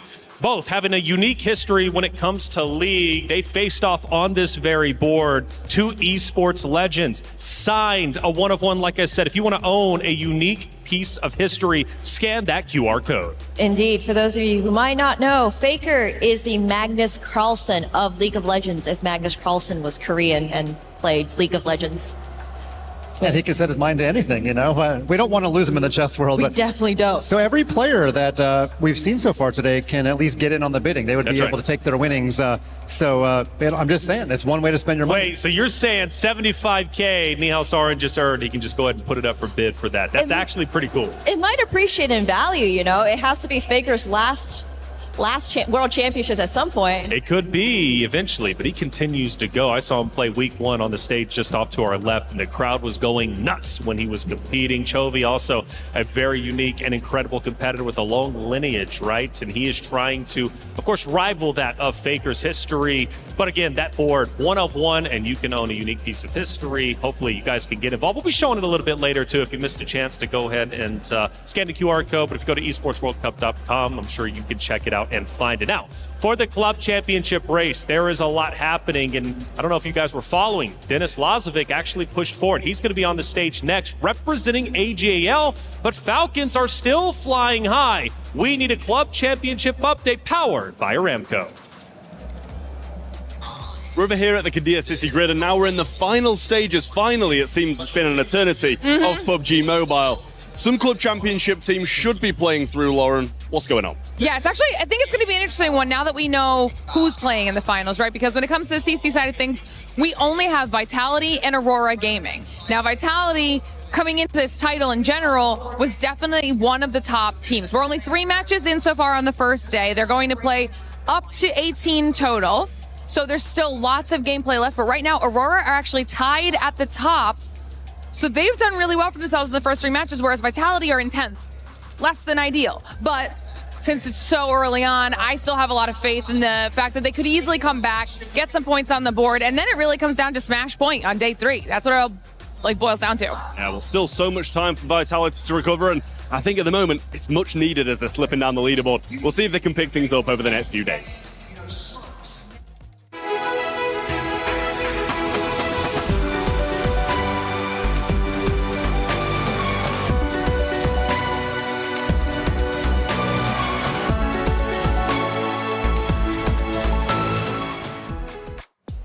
Thank you, Glitter Explosion, as well as Trav, for the Great Club Championship update. It's going to be happening not only today, but also next week. Now, for Mike, he's done a lot of chess lessons already. He's been trying to break through Damascus and Hollywood Rob TV, but this time, Anna Kremling said, hey, it's my turn. We are back with another chess lesson. I'm Anna Kremling, and I'm here with Rob TV and Damascus, and I'm going to increase your elo. Oh, yeah, come on. That sounds very good. Hey, listen, you've been steadily increasing as well, so I believe it's going to come on, brother. We locked in. Let's do it. And what we got? This was a little bit harder. We did a lesson. Another time, you were too good, Rob. You got it instantly. Now I got to bring the level higher because you impressed me so much, okay? So this was a little bit difficult. It's between Ian Nepomniachtchi and Hans Niemann. It was played here in the Esports World Cup, and it is black to move and win. It literally says it's like minus 81. It is completely winning for black, but there's only one move that wins. Okay. First off, I got to say, so we're Ian Nepomniachtchi right now. I have spent multiple hours in the mirror pretending to be Ian Nepomniachtchi before, so this is a big moment for me. I naturally am thinking my puzzle intuition is making me think we should play king to f3 for a discover check. Force the king onto the back rank. What do you think, Damascus? You agree? Can you tell me I would go f3 and not f1? I would kind of go f1 to force the king in the corner, but the reason why I think we wouldn't want to go f1 is because the king, there's way more freedom up there for him, like more space. So if we go here, he has to go to the last rank. So I think we start there. Let's try. Boom, discovered. Oh, okay, discovered check. You got it, you got it. Okay, I'm very impressed. But you need to understand why this is such a good move, okay? Okay. Because this is very important. In the previous move, Jan is playing with the white pieces. This was a drawn position. He just needs to move his king back. Why? Well, now the king, if it goes here, you see that Jan is able to check the king, and then no matter where the king goes, it doesn't matter, he can make a queen. So you get that check with the tempo. The problem is that in this position, Jan took this pawn and didn't realize that now when Hans goes here, it is with check. And that is a huge difference because now there isn't this what we call an intermediate check. There isn't that anymore. So now the king is pushed back. And now, do you want to continue? You're in such a roll. Yes. Okay, we got this. Let's... Isn't it just the rook? Yeah, rook A1. Rook to A1. And then you cover... No, she don't look like that's it. Okay. Her reaction didn't look like that's it. I'm gonna stand behind you. Yeah, okay. When the teacher gives you the side eye, you know it's not good. So. Yeah. I feel like she slid us our paper like face down, so you know you got a bad grade under it. Because if we did that, he would just go back up there. Hold on.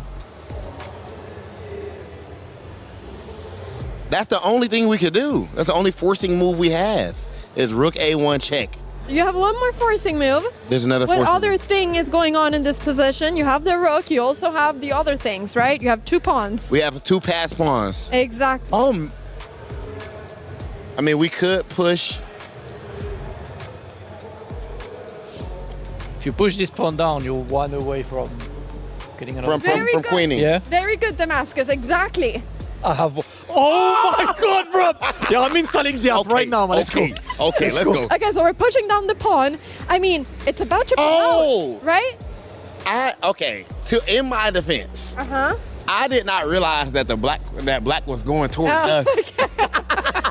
Fair enough. You'll get there someday, bro. My chess brain will teach you. Thank you, brother. Thank you. That is my bad as a teacher. I apologize. Yeah, so the pawn is going that way. So now Hans needs to stop this from promoting, but now the only great thing that Jan had, which was this pawn right here, is gone, right? So now the king has to move up, and now it's an easy win because this rook is once again going to block the other rook, and then this pawn is going to promote. And in this position, Jan resigned.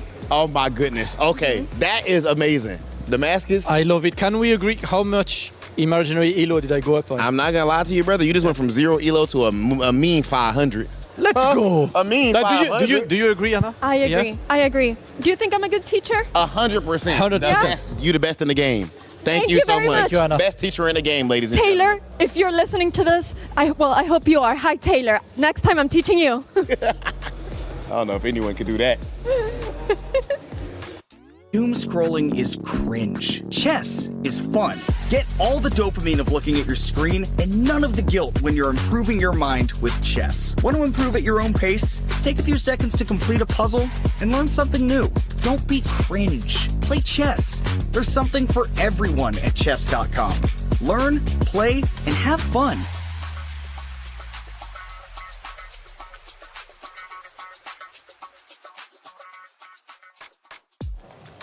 And a great lesson. Yes, I am listening, and I'll happily take the lesson, although Rob thinks it won't help at all. And he might actually be true, but I believe in Anna because he can teach those too. Let's move into our bracket. It's stacked up quite nicely, and semifinals are ready to go. We've got two ahead of you, and the one about to take the stage is Denis Lazovic versus Hikaru Nakamura. Then we'll have Alireza Firouzja versus Magnus Carlsen. We're deciding who goes to grand finals today, and we're also figuring out who's going to have their key crush, forced to play the consolation match for third place. Will Hikaru finally make grand finals, or will Denis Lazovic shut him down? That's what we need to talk about. Hikaru, a wonderful competitor, a great streamer, and when it comes to the esports world, I would say probably one of the most well-known players we have to offer.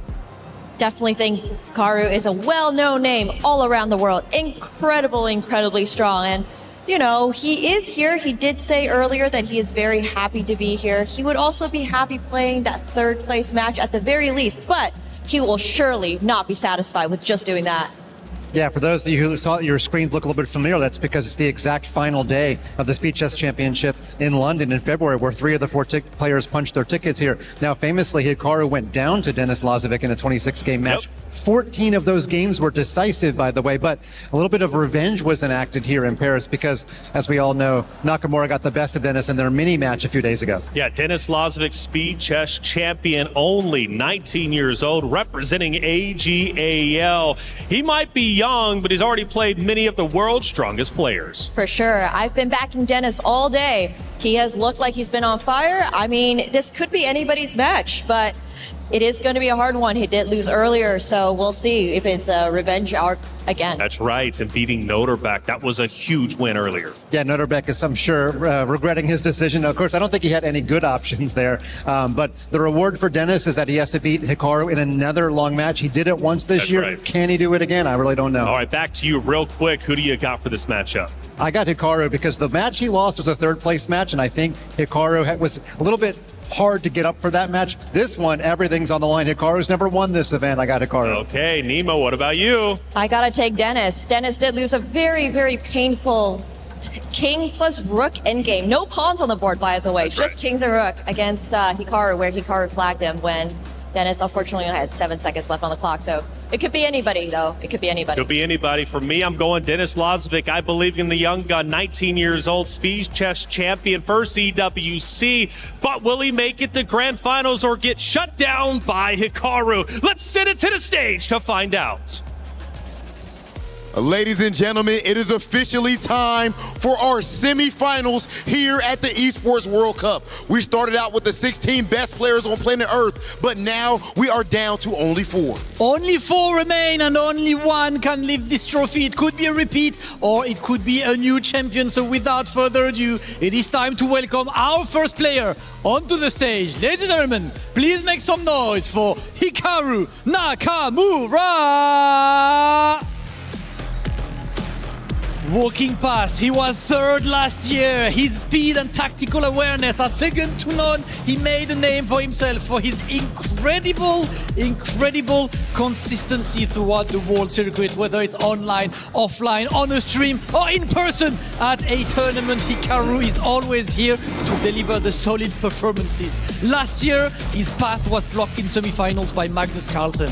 This year, he got a path clear of Magnus all the way to the finals, and he is here to try and get a better position than he got last year. One of the strongest rapid and blitz players of all time, and he clutched the win earlier with 4 draws. Hikaru Nakamura.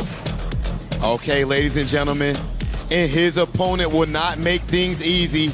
Please put your hands together for Denis Lazovic.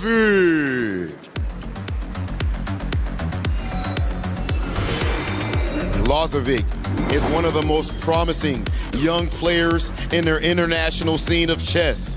At only 19 years of age, he is the youngest remaining player in this event. But his skill goes way beyond his years. He knows no fear, and his strength and fast time controls is almost superhuman. The stage is getting bigger. The pressure is getting higher, but Lazovic is ready for it all. Oh yeah, it's about that time, ladies and gentlemen. Semifinals. Hikaru, you are officially one step away from the finals. How does it feel to be this close to lifting up that trophy? How do you like your chances? Well, I mean, everybody who's left is a great player, so just have to play good chess and see what happens. Okay, that man's ready to get into it. Ready indeed, Denis. You had an extremely clutch match earlier against Nodirbek and you managed to pull through. Now up next is Hikaru Nakamura. How do you approach this match? It's hard to say, but I'm already very happy to be here, so we'll see. But today I played good, and I hope that I will continue to do that. All right, well, Denis and Hikaru, you guys are ready now. Denis, can I have you standing right there, players, for the pre-match face-off? And without further ado, it is time for our big semi-finals. 1 spot in grand finals, 2 more up for grabs right now. Denis Lazovic versus Hikaru Nakamura. Thank you, Rob. Thank you, Damascus. We are hyped for our first semi-final. One of the greatest forces in speed chess. Hikaru Nakamura takes on the giant slayer, Denis Lazovic. Only one will survive. Now for Denis to get to the EWC, he had to beat Hikaru. Can he do it one more time to reach the final? And for Hikaru, it will be his first final if he gets the job done. Speaking of first, for the first time next to me is none other than Levi Rosman. Levi, what a matchup we've got in front of us. A generational battle. Is there a Gotham favorite? Oh, there is no Gotham favorite. Also, shout out to everybody who's here live and shout out to everybody who's watching back at home. This is a rematch of the 3rd place match in the Speed Chess Championship. And these are the 4 best speed players in the world. They are here for a reason. I can't believe it actually all turned out the exact same way as 6 months ago in London. These are the final 4. Magnus Carlsen, Hikaru Nakamura, and we also have Denis Lazovic and Alireza Firouzja. I'm so pumped, Tanya. It's deja vu from February, but there are certain players who are hoping for a switch up in the way things went down at the Speed Chess Championship. Hikaru Nakamura, what a path it has been after that Armageddon, coming back to the arena today. Same for Denis Lazovic. So much incredible tension, handling of that pressure. Levi, what are we expecting for this one? Because I see this as a best of 6 match. This is the longest the two have played. How important is that endurance factor here? It is, but we can't forget, this is a best of 6, but they've also played a lot of games against each other 6 months ago in a totally different format. That was a very 26 games. Yes. 26 games in 5+1, 3+1, 1+1. This is totally different. So for today, before we got on the microphone, there was a stat on the screen that said 91% for Hikaru. No way! Who made that stat? There is no way Hikaru wins this match 9 times out of 10 if they run it. But here we're about to see game 1. Let's go. And it is Hikaru Nakamura who starts with the white pieces. He wants to not only get that spot into the final, but rewrite their last chapter that happened at the Speed Chess Championship. And it is the Queen's pawn opening. And for Dennis, it's the knight that comes out. Are we going to see another Queen's Gambit declined? It is the Nimzo Indian. Yeah, the Nimzo Indian. When you play Denis Lazovic, every game is going to be 40-50 moves. He does not make mistakes. He doesn't make a lot of imbalances. He likes static positions. What that means is he likes the pawn structure to go a certain way. He likes to have clear, simple plans. And we're already getting a position which will involve some of these simple plans, like white expanding on the left side of the board. Dennis may be going for a rook down the middle or something like that. But okay, first non-standard move, Tanya. What is this? Brings the knight to the edge. Do not try this at home. But Dennis has been trying all kinds of things and it's been working to perfection. Meanwhile, Hikaru is sticking to plan, gets the knight out, expecting him to go shot castle. The route for Dennis's knight eventually, Levy, has to be towards the center of the board. Once the c-pawn moves forward, the knight will drop back, only to go to the a6 square. And Hikaru's totally content not to take that knight. You can see Hikaru's bishop pointed to the left side, the knight standing that we have talked about already on the outside. Now, if you take it, you would damage the pawn structure. That would mean that Dennis has split pawns. You could go for that, but Hikaru's not making any big decisions yet. He's just going to put his dark squared bishop maybe to b2, and then Dennis is going to reposition his knight. This is a typical Lazovic game. To beat Denis Lazovic, you got to grind him down. But Levy, there is something very non-typical about it, and I think that's why Dennis paused, because it was a moment that he can still bring out that bishop to the g4 square, hitting that white knight on the right flank, but instead Dennis sticks to plan. He comes back with the knight, eyeing that central square, and I think this is where he takes the pause. Will the light squared bishop come out first to the g4 square, or does he plant the knight to the center of the board? It's the bishop. Yes, so now he finishes with good fundamentals, and Hikaru's thinking, I think Hikaru, the experience factor here is very important. That +0. They are playing 10 minutes with no added time, which is the most popular time control in the world. Most people who are listening to me right now play that on their phone or on their computer. When this gets down to 3 or 4 minutes, you're going to have a clear plan. You're going to have a good position with no imbalances. White probably can't allow the knight to get taken, but honestly, Hikaru might allow it because it would make the game very dynamic. He kind of doesn't want to take a step back. What does he do here, Tanya? It's really, really tricky. And, maybe this is the moment that we bring up our board as well because of the different plans that exist. Now, you really want to hide your knight, but if you fall back with it, you're pretty much leaving your right flank completely open to a lot of attacks. The black knight jumping forward, the queen landing on h4 eventually, targeting that h2 square. Not a happy decision, but I will say it's slightly surprising that Hikaru goes into an early think. You've got to have a response to this move, or if you're white, stop it forever with h3 a little earlier.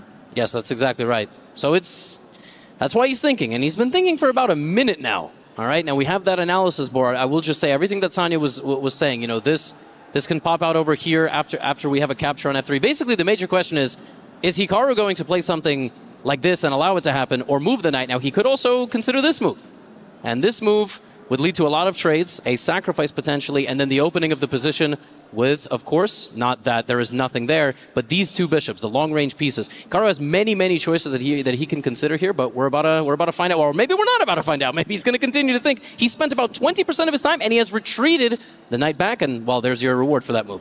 And that reward isn't a happy one, Levy. It gets a question mark. That just means that black can start setting up forces on the right flank, and this is what we were talking about. The black knight ready to pounce over to g4. The white bishop, the light squared bishop, is going to get trade off with this last move that Dennis has just played. Then watch out, knight coming forward, queen coming ahead.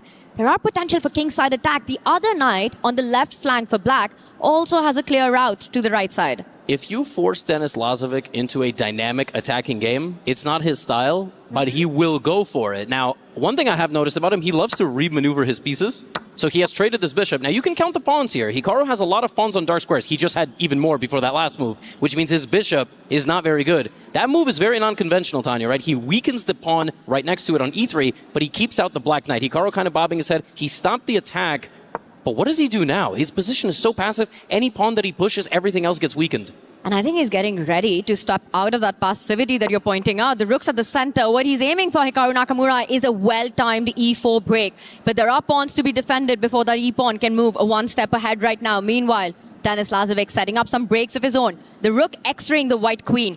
Ideas of c5. It just feels like Denis is the happier of the two on the board and the clock out of the opening. Absolutely. When we talk about who has a better position in chess, you need material, which is even, then you need king safety, which is a little bit better for black. I mean, there's no hope in a million years Hikaru's pieces are going to launch an attack, and really Dennis then controls the better piece placement. His knights and bishops are better than Hikaru's. Look at Hikaru's dark squared bishop on b2. You would have told me it's a bishop, I wouldn't have known. It literally looks like the pawn on the home square, and the knights don't have a lot of forward mobility. Tanya, this last move b4, right away runs into a strike from Dennis. Well timed, and he's going to chop that down. Yeah, black's position is really good here. Super healthy pawn formation right there with the target on that B file that you're pointing out. The black queen ready to jump on at the right moment to double down on it as well. Now, minority attack for white is a very typical plan in these opening, the Carlsbad structure. So Hikaru really wants a well-timed B5, but needs to make sure there's no counter C5 to that move right now. Actually, this is still going to be a fun middle game. I think Dennis should just put the best way to stop a pawn from moving forward is to put your own pawn forward, right? Ooh. Like if Dennis with the black pieces here moves that same B pawn 2 squares up, locks the position, gains total control. He doesn't. He's baiting Hikaru. I don't know if I love this. He could have shut him down, but maybe he's setting a little trap for Hikaru. It's coming. B5 is coming. The battery that's just been set up, the B pawn under fire right now. Hikaru's calculating. I push the B pawn. Dennis pushes the C pawn. Who does that favor? There is a central D pawn under fire as well. Tactics in the air. If Dennis does not get a successful C-pawn push right now, it's advantage Hikaru. I actually can't believe he didn't lock it down. That's Ooh, such a whoa. wow. That's I don't the other know, side of the board. I don't know who this is, but Dennis Lazovic must have had an energy drink at the halftime break of today, because he could have played B5 and totally shut down Hikaru's play. The best way to react to being attacked on one side of the board sometimes is to strike back in the middle or on the complete opposite side. And now Hikaru's got a lot to think about. It makes a lot of sense when all your opponent's pieces are on one flank. And, you know, we're not the only surprised ones here. Did you see what Hikaru just showed us on the camera? He's like, Dennis, wait, we're not supposed to be playing on that side. Yeah, exactly. He blinked twice hard, which is, you know, Hikaru face number 17 when he's playing. He's probably looking at this like, do I actually have to move my pawn up in front of my king? The black pawn on the next move wants to continue its yellow path forward. Hikaru has the option to push the H-pawn all the way on the right side of the board up 1. If he does that, he stomps the pawn moving forward because he would control the square diagonally, but he allows it. Had he done that move, he would have weakened the dark squares. Against Dennis, you don't really want to weaken squares, right? But Tanya, I would not be comfortable here. This is one of Dennis's superpowers, right, Levy? That with a younger generation, you're expecting attacking play, but he's so quick to switch from strategic positional battles to these kind of well-rounded fights all across the board where tactics play a big role. And I'll point out one thing. If Hikaru was relying on the F-pawn moving forward to block things up on that right flank, well, guess what? Dennis had another G-pawn to roll up the board. So instead, Hikaru takes the fight head-on. A trade we see, the Black Knight about to jump into the game. Is Hikaru going to kick that back? He does. Wow, this is very scary. Does Dennis have to retreat here, or does he have some sort of tactic in the middle of the board? He does just go back. I don't know if he had anything better. Maybe he did? Well, he did or not. He went for a flank attack, and traditionally Hikaru does strike in the center. That is the best response when your opponent is playing on one side. You want to break open the lines. Notice how Hikaru's rooks are beautifully aligned for a central break like this. One of the knights is about to get pinned as well. Dennis Lazovic, he's looking for ways, inroads towards the white king with the white queen. Offside. This has felt like such a scrambled game by white. Like, you play on the left, then you play on the right, you play in the middle. It's kind of like people in the audience are playing. But, like, you know, but it's working out. He's just going to trade all the pieces. And Tanya, at this point, Hikaru would be more than happy with the draw, because you're going to have his pawns all traded, and then we're going to get into an endgame, and probably those 2 pawns on the right side are going to survive, and that'll likely be where we had. Unless somebody blunders. We saw a crazy blunder earlier in Ali Reza Hans. That was the biggest blunder of the day. But I doubt we're going to get something here, surely. But, you know, with the rooks and the queens lined up on the same file, there are always chances of those moments appearing right now. Knights are on the board, both knights, which means you have to watch out for those big jumps in, folks. Hikaru looks completely locked in at the Allianz vault, as does Dennis Lazovic right now. What is going on in Dennis's mind? Is he going to simply trade off the pieces here? Is he feeling like that knight, the central knight that Hikaru has? Wait a second. Did he just open a path of the white rook towards the queen? I guess he did, but if the white knight takes either the knight or the bishop, black will recapture, and then everything is going to be protected. And also, Dennis now has a threat. Both his queen and his rook, don't forget, behind the queen, attack Hikaru's knight in the middle of the board. So Hikaru's going to have to capture here. Here's that critical moment of the game. Both guys have 5 minutes, no bonus time to navigate this. I still think the only way this gets decided with a win is with a crazy blunder, right? It's kind of one of those boards that feels like everything is going to get traded. This is an insane position to say that draw is a likely outcome right now. I mean, Levy, I will take you up on that one. I say we get a decisive game one. Look at the knights, the way they're jumping. And you know what? I'm going to add one more knight. Hikaru's knight is going to land on f5 via g3 very soon. It could be, but it does feel like one of those moments where just like both sides are clashing, you can capture, then you can capture, then we all just capture like 4 times. It's a Hikaru video, Tanya. It takes, and then we just trade, and then it's a draw. That's the way it works. If we have a decisive result, how many caps in your recap video will we have then? Oh, well, it's Hikaru, look at deep in thought, but now he's down a minute and a half. He's down a minute and a half. He doesn't like either capture. And I don't think taking the knight is correct, right? Like, I think if you're going to capture anything, you go for the bishop, the long-range piece. But Hikaru doesn't like something. I'm not liking this body language here.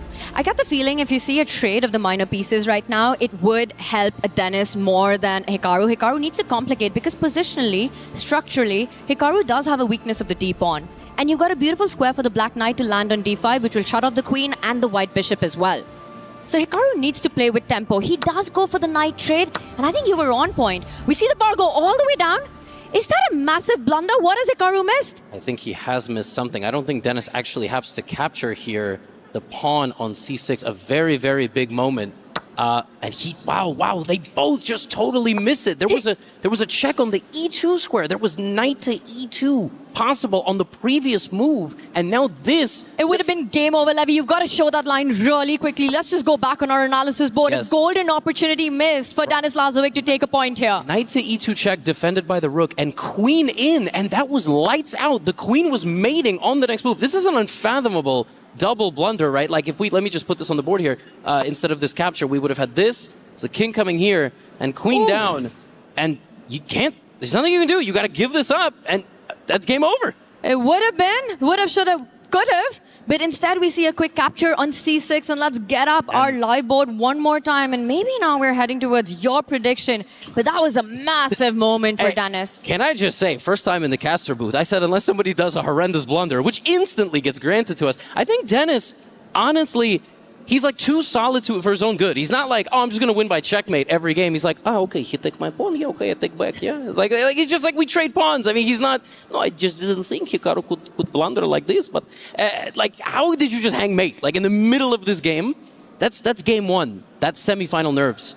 It really is, but I will say moments like that against players like Hikaru Nakamura come far and few, and when they do, you have to seize that opportunity. You might look back and this might be the moment you come to regret, because look at this, it almost feels like Dennis has a match strategy. I'm happy with game one, trading everything off, just settling into the match and getting a draw.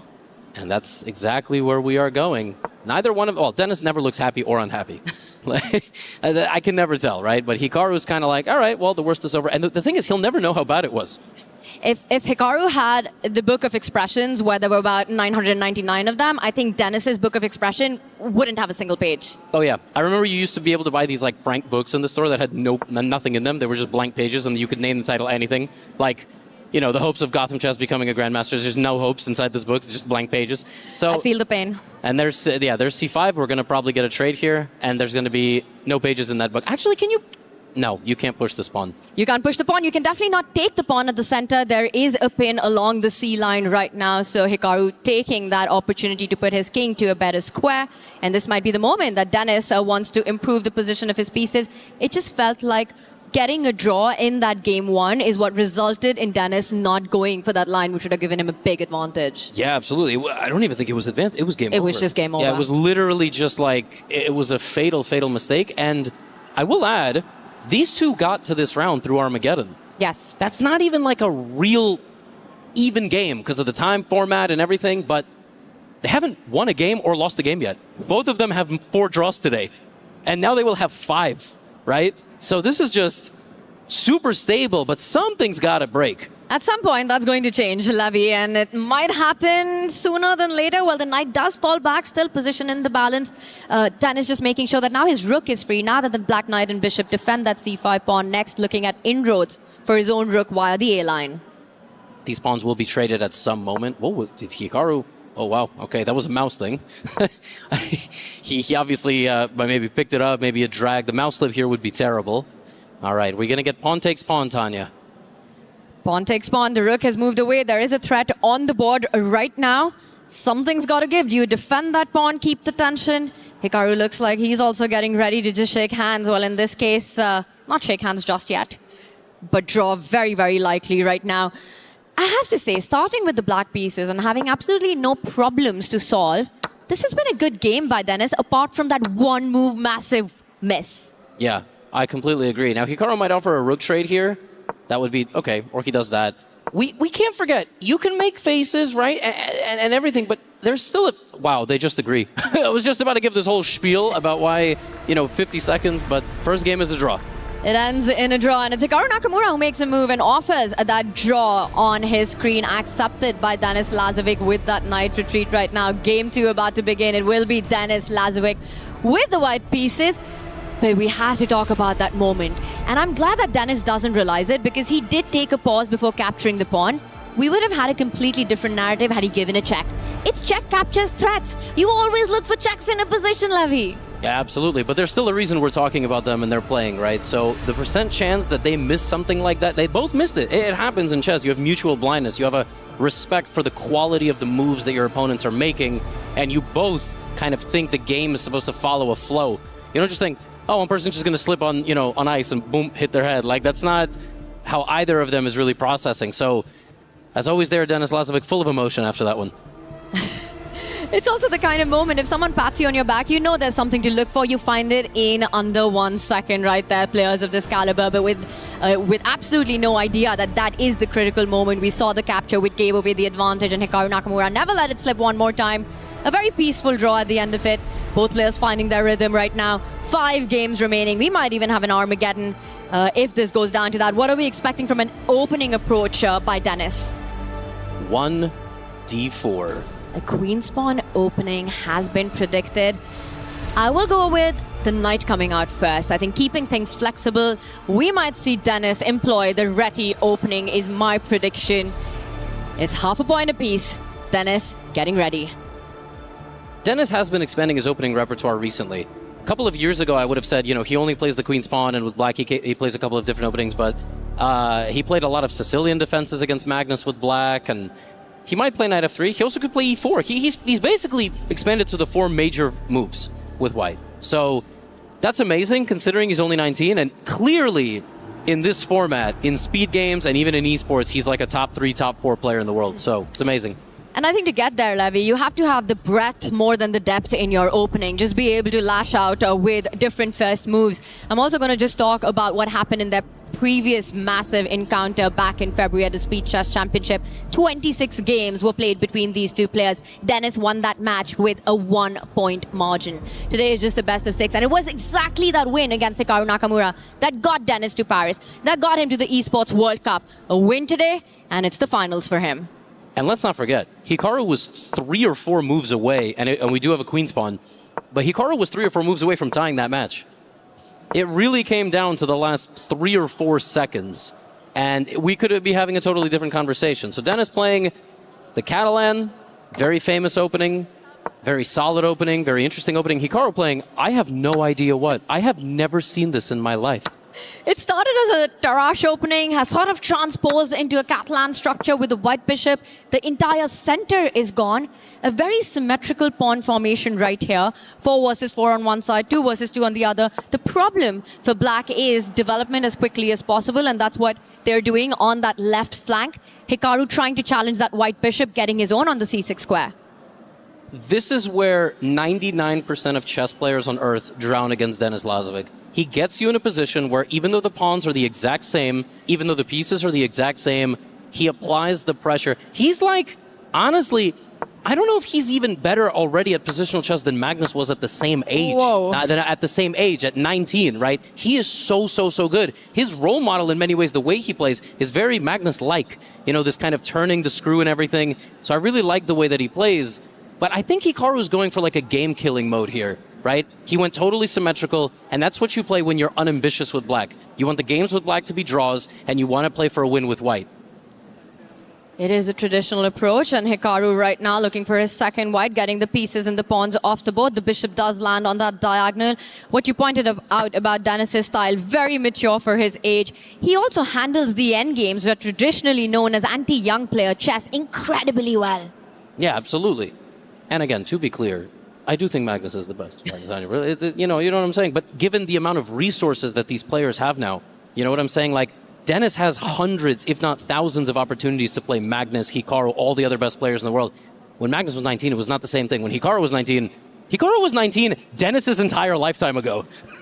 He's double his age. Like, it's incredible. And that just speaks to the longevity. But he's had so many times to practice and improve his chess.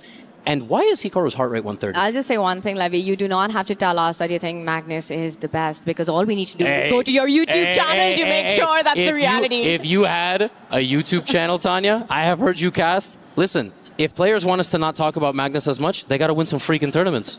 That's what I got to say about the players, all right? Guys, win a tournament or two. You know, we're going to talk about other players, too. Well, Magnus Alvarez will be in action after this one, but who is going through the finals in this one? Now, right now, one thing's for sure, that a lot of pieces are coming up. Rooks challenging each other, the bishops challenging each other. Is this racing towards a draw right now? Black's about to get the king to the center before getting the knight out, so that there are no infiltration squares that the white rook has on the 7th rank. This is a very weird position for most people watching, because Black hasn't moved a knight or a rook. But White has no way in with the rook. The last entire second half of the board there is covered, and you bring the king here because you want to bring the knight out, but you want to bring the knight out to the center. You don't want to bring the knight out to c6. You want to go to d7, and you want the king to protect it. So Dennis is waiting for Hikaru to move the knight, because then his rook would get in. Hikaru's waiting for Dennis to do something else, because he can't actually do anything. It's like White's pieces are perfectly placed, but what is next for Denis Lazovic? I will point out it's not easy to rush with your king to the square you mentioned earlier. The g7 pawn also needs to be protected before the king is able to get to the center of the board right now for Hikaru Nakamura. He's taking a pause. He's trying to understand exactly what you're saying. Where does my knight belong? If he places it on c6, there is rook to d7, but right now it's Denis on the move. Does he continue to improve his king? Will he start advancing the pawns to gain more space on the right flank? But pawn moves are committal. Absolutely. And to prevent the bishop from taking the pawn, Dennis's bishop, of course, very active, targeting that g7 pawn all the way down on the right side. You could consider moving your f pawn forward, but as you just said, pawn moves are committal. Every time you move a pawn, you make something stronger, you make something weaker. He would be weakening the other pawn. But this is actually like exactly how you have to play against Dennis. It's a pretty simple position in the sense that there's not too much mobility for the white pieces. And, okay, now, there are some players here with White I would trust to apply some serious pressure, and maybe Dennis is one of them. We're about to find out. But I also like that Hikaru has a near 2-minute time advantage, and I don't think Dennis is seeing much here. He needs to make a slow move right now, and it looks like with all these options, you push the h-pawn, you push the f-pawn, do you move your rook forward to one of the squares on the d-line? The problem with moving your knight away is that you give some activity to the black bishop to land on a nice diagonal. The white bishop nicely placed already. Hikaru Nakamura is ready with his response, and Dennis says, I'm ready with mine. My king's coming to the center. Wow, that is so non-standard. You have this whole position. Usually the pawns go, and then the king, or in this case, the king just walks through the forest. Why not? It's the endgame. The king has to be an active piece. Maybe a queen-less middle game, I'm not sure. With a set of rooks off the board, maybe the king's feeling safe enough right now.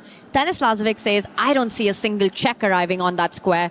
What have you got? How are you finishing development? Now again, if Hikaru brings out that knight towards the center on c6, Dennis is ready to land his rook on the 7th rank.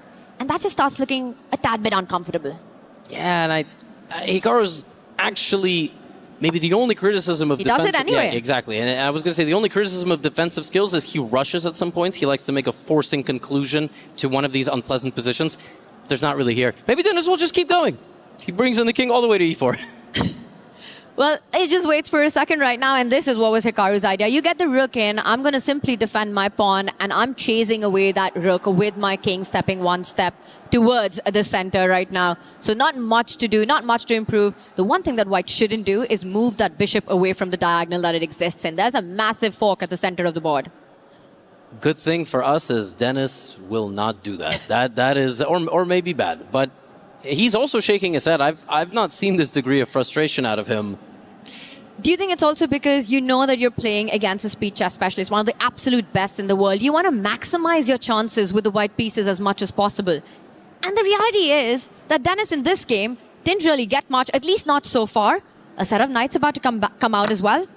Off the board they go. It could be. It could be. I think Dennis has respect for at least 2 players on Earth, and their names are Magnus and Alireza. Because did you listen to the interview yesterday? He said, "I'm just happy I didn't have to play Alireza," which is a massive compliment for somebody around his age range, right? But yeah, now Hikaru puts all the pawns on the light squares. That dark squared bishop will never be able to see them, and we should be heading for another draw quite fast, actually. What's fascinating to me is that if the set of rooks were to come off the board, then is white playing for more with a clear path for the king perhaps to go forward, or will that also stay within a drawing territory right now? This is absolutely in the balance. Symmetrical pawn structures, rook and bishop, no imbalances in the position. Who blinks first? Do you think we're going to see another draw offer very soon, or will the players play this out? I have a feeling Dennis might not offer. But again, these guys are... Chess is like, it's very old school. Right, chess is kind of like, we don't have to play all this out. We both know that if we play our best, this will be a draw. But we'll see. Maybe Hikaru offers, but Hikaru's playing with black, right? So, if you're Dennis, are you at all concerned with Hikaru going b4, push that bishop out, the black rook infiltrating on the home rank, the first rank right there, get the rook into the game, start targeting some pawns on the right and the left?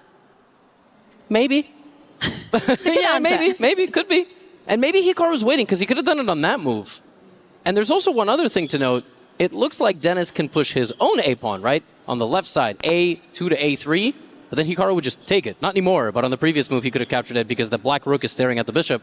I haven't seen a king this confident walking through, everything since House of the Dragon most recent season. Okay, now we're getting... Spoilers, by the way. We're getting to that draw.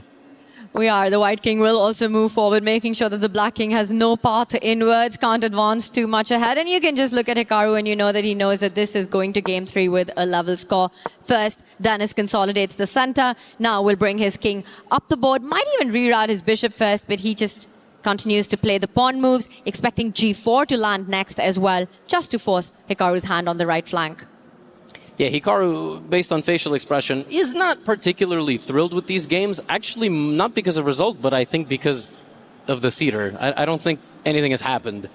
And this is actually the way that Dennis beats most people, right? He had all those draws against Nojabek, and then he wins. Dennis is an extremely frustrating opponent. Yeah. Very, very frustrating. And it's like he has insane amount of patience himself. He'll play these positions out till the very end. It's a lot of what Magnus used to do back in 2011, 2012, when we saw him play all these endgames out. But I still think in this one, there's absolutely no juice left. And for Dennis, he knows it. He's noticed how all of Dennis's pawns are on the light square. That's some great technique there. You don't want them to be attacked by your opponent's bishops ever. And we're seeing a repetition. And that is it. All right. Game 2 in the bags. 1-1, 2 games down, which means it's a best of 4. Which is really everything we can hope for. We got less and less games, and they have a huge possibility to mess something up at some point. And who do you think that favors, Levy? The fact that from a best of 6, now it's 4, the margin for error is that much less because the scope to come back has been reduced. I think by far the biggest weakness that we have seen this year out of Hikaru and out of Magnus. The first year Hikaru didn't finish top 3 in the Speed Chess Championship, and this is the first year that Magnus really struggled in, like, let's say Norway chess, right? It's that late game decision making under severe clock pressure. If you actually go back and watch when those games got away from Hikaru in the Speed Chess Championship against Dennis, and when those games got away from Magnus, it's when they have to do crunch time decision making, 5-10 seconds, time is ticking, they're going to lose on time. Here he has avoided that. And if he avoids that, Dennis is probably still the underdog, although the 91-9% was the most disrespectful graphic I've ever seen in my life. Dennis is not at 9%. But yes, I think every game and closer margin, it'll still favor Hikaru. I won't be surprised if that 9% has gone up after seeing what happened in the first 2 games. Just absolute confident hold there by the 19-year-old. I've got a theory of my own of what is happening here, and it's a sneaky one. What do you think of the odds that for Dennis Lazovic, he's just trying to tire Hikaru out? I mean, there is an Are you saying he's old? Hikaru's old? I didn't say that. You did. Why would Hikaru get tired? What do you mean? Just been a long day with all the Armageddons that have He's been... a dad, right? Maybe not sleeping But this well. is what young players do. They do play on the fact that there is more energy on them, and I wonder if that's part of the plan. Does Dennis look like he's full of energy? Always. Yeah, I know. Just absolutely bursting. I will say, I have noticed, and maybe I'm looking at Hikaru way too much.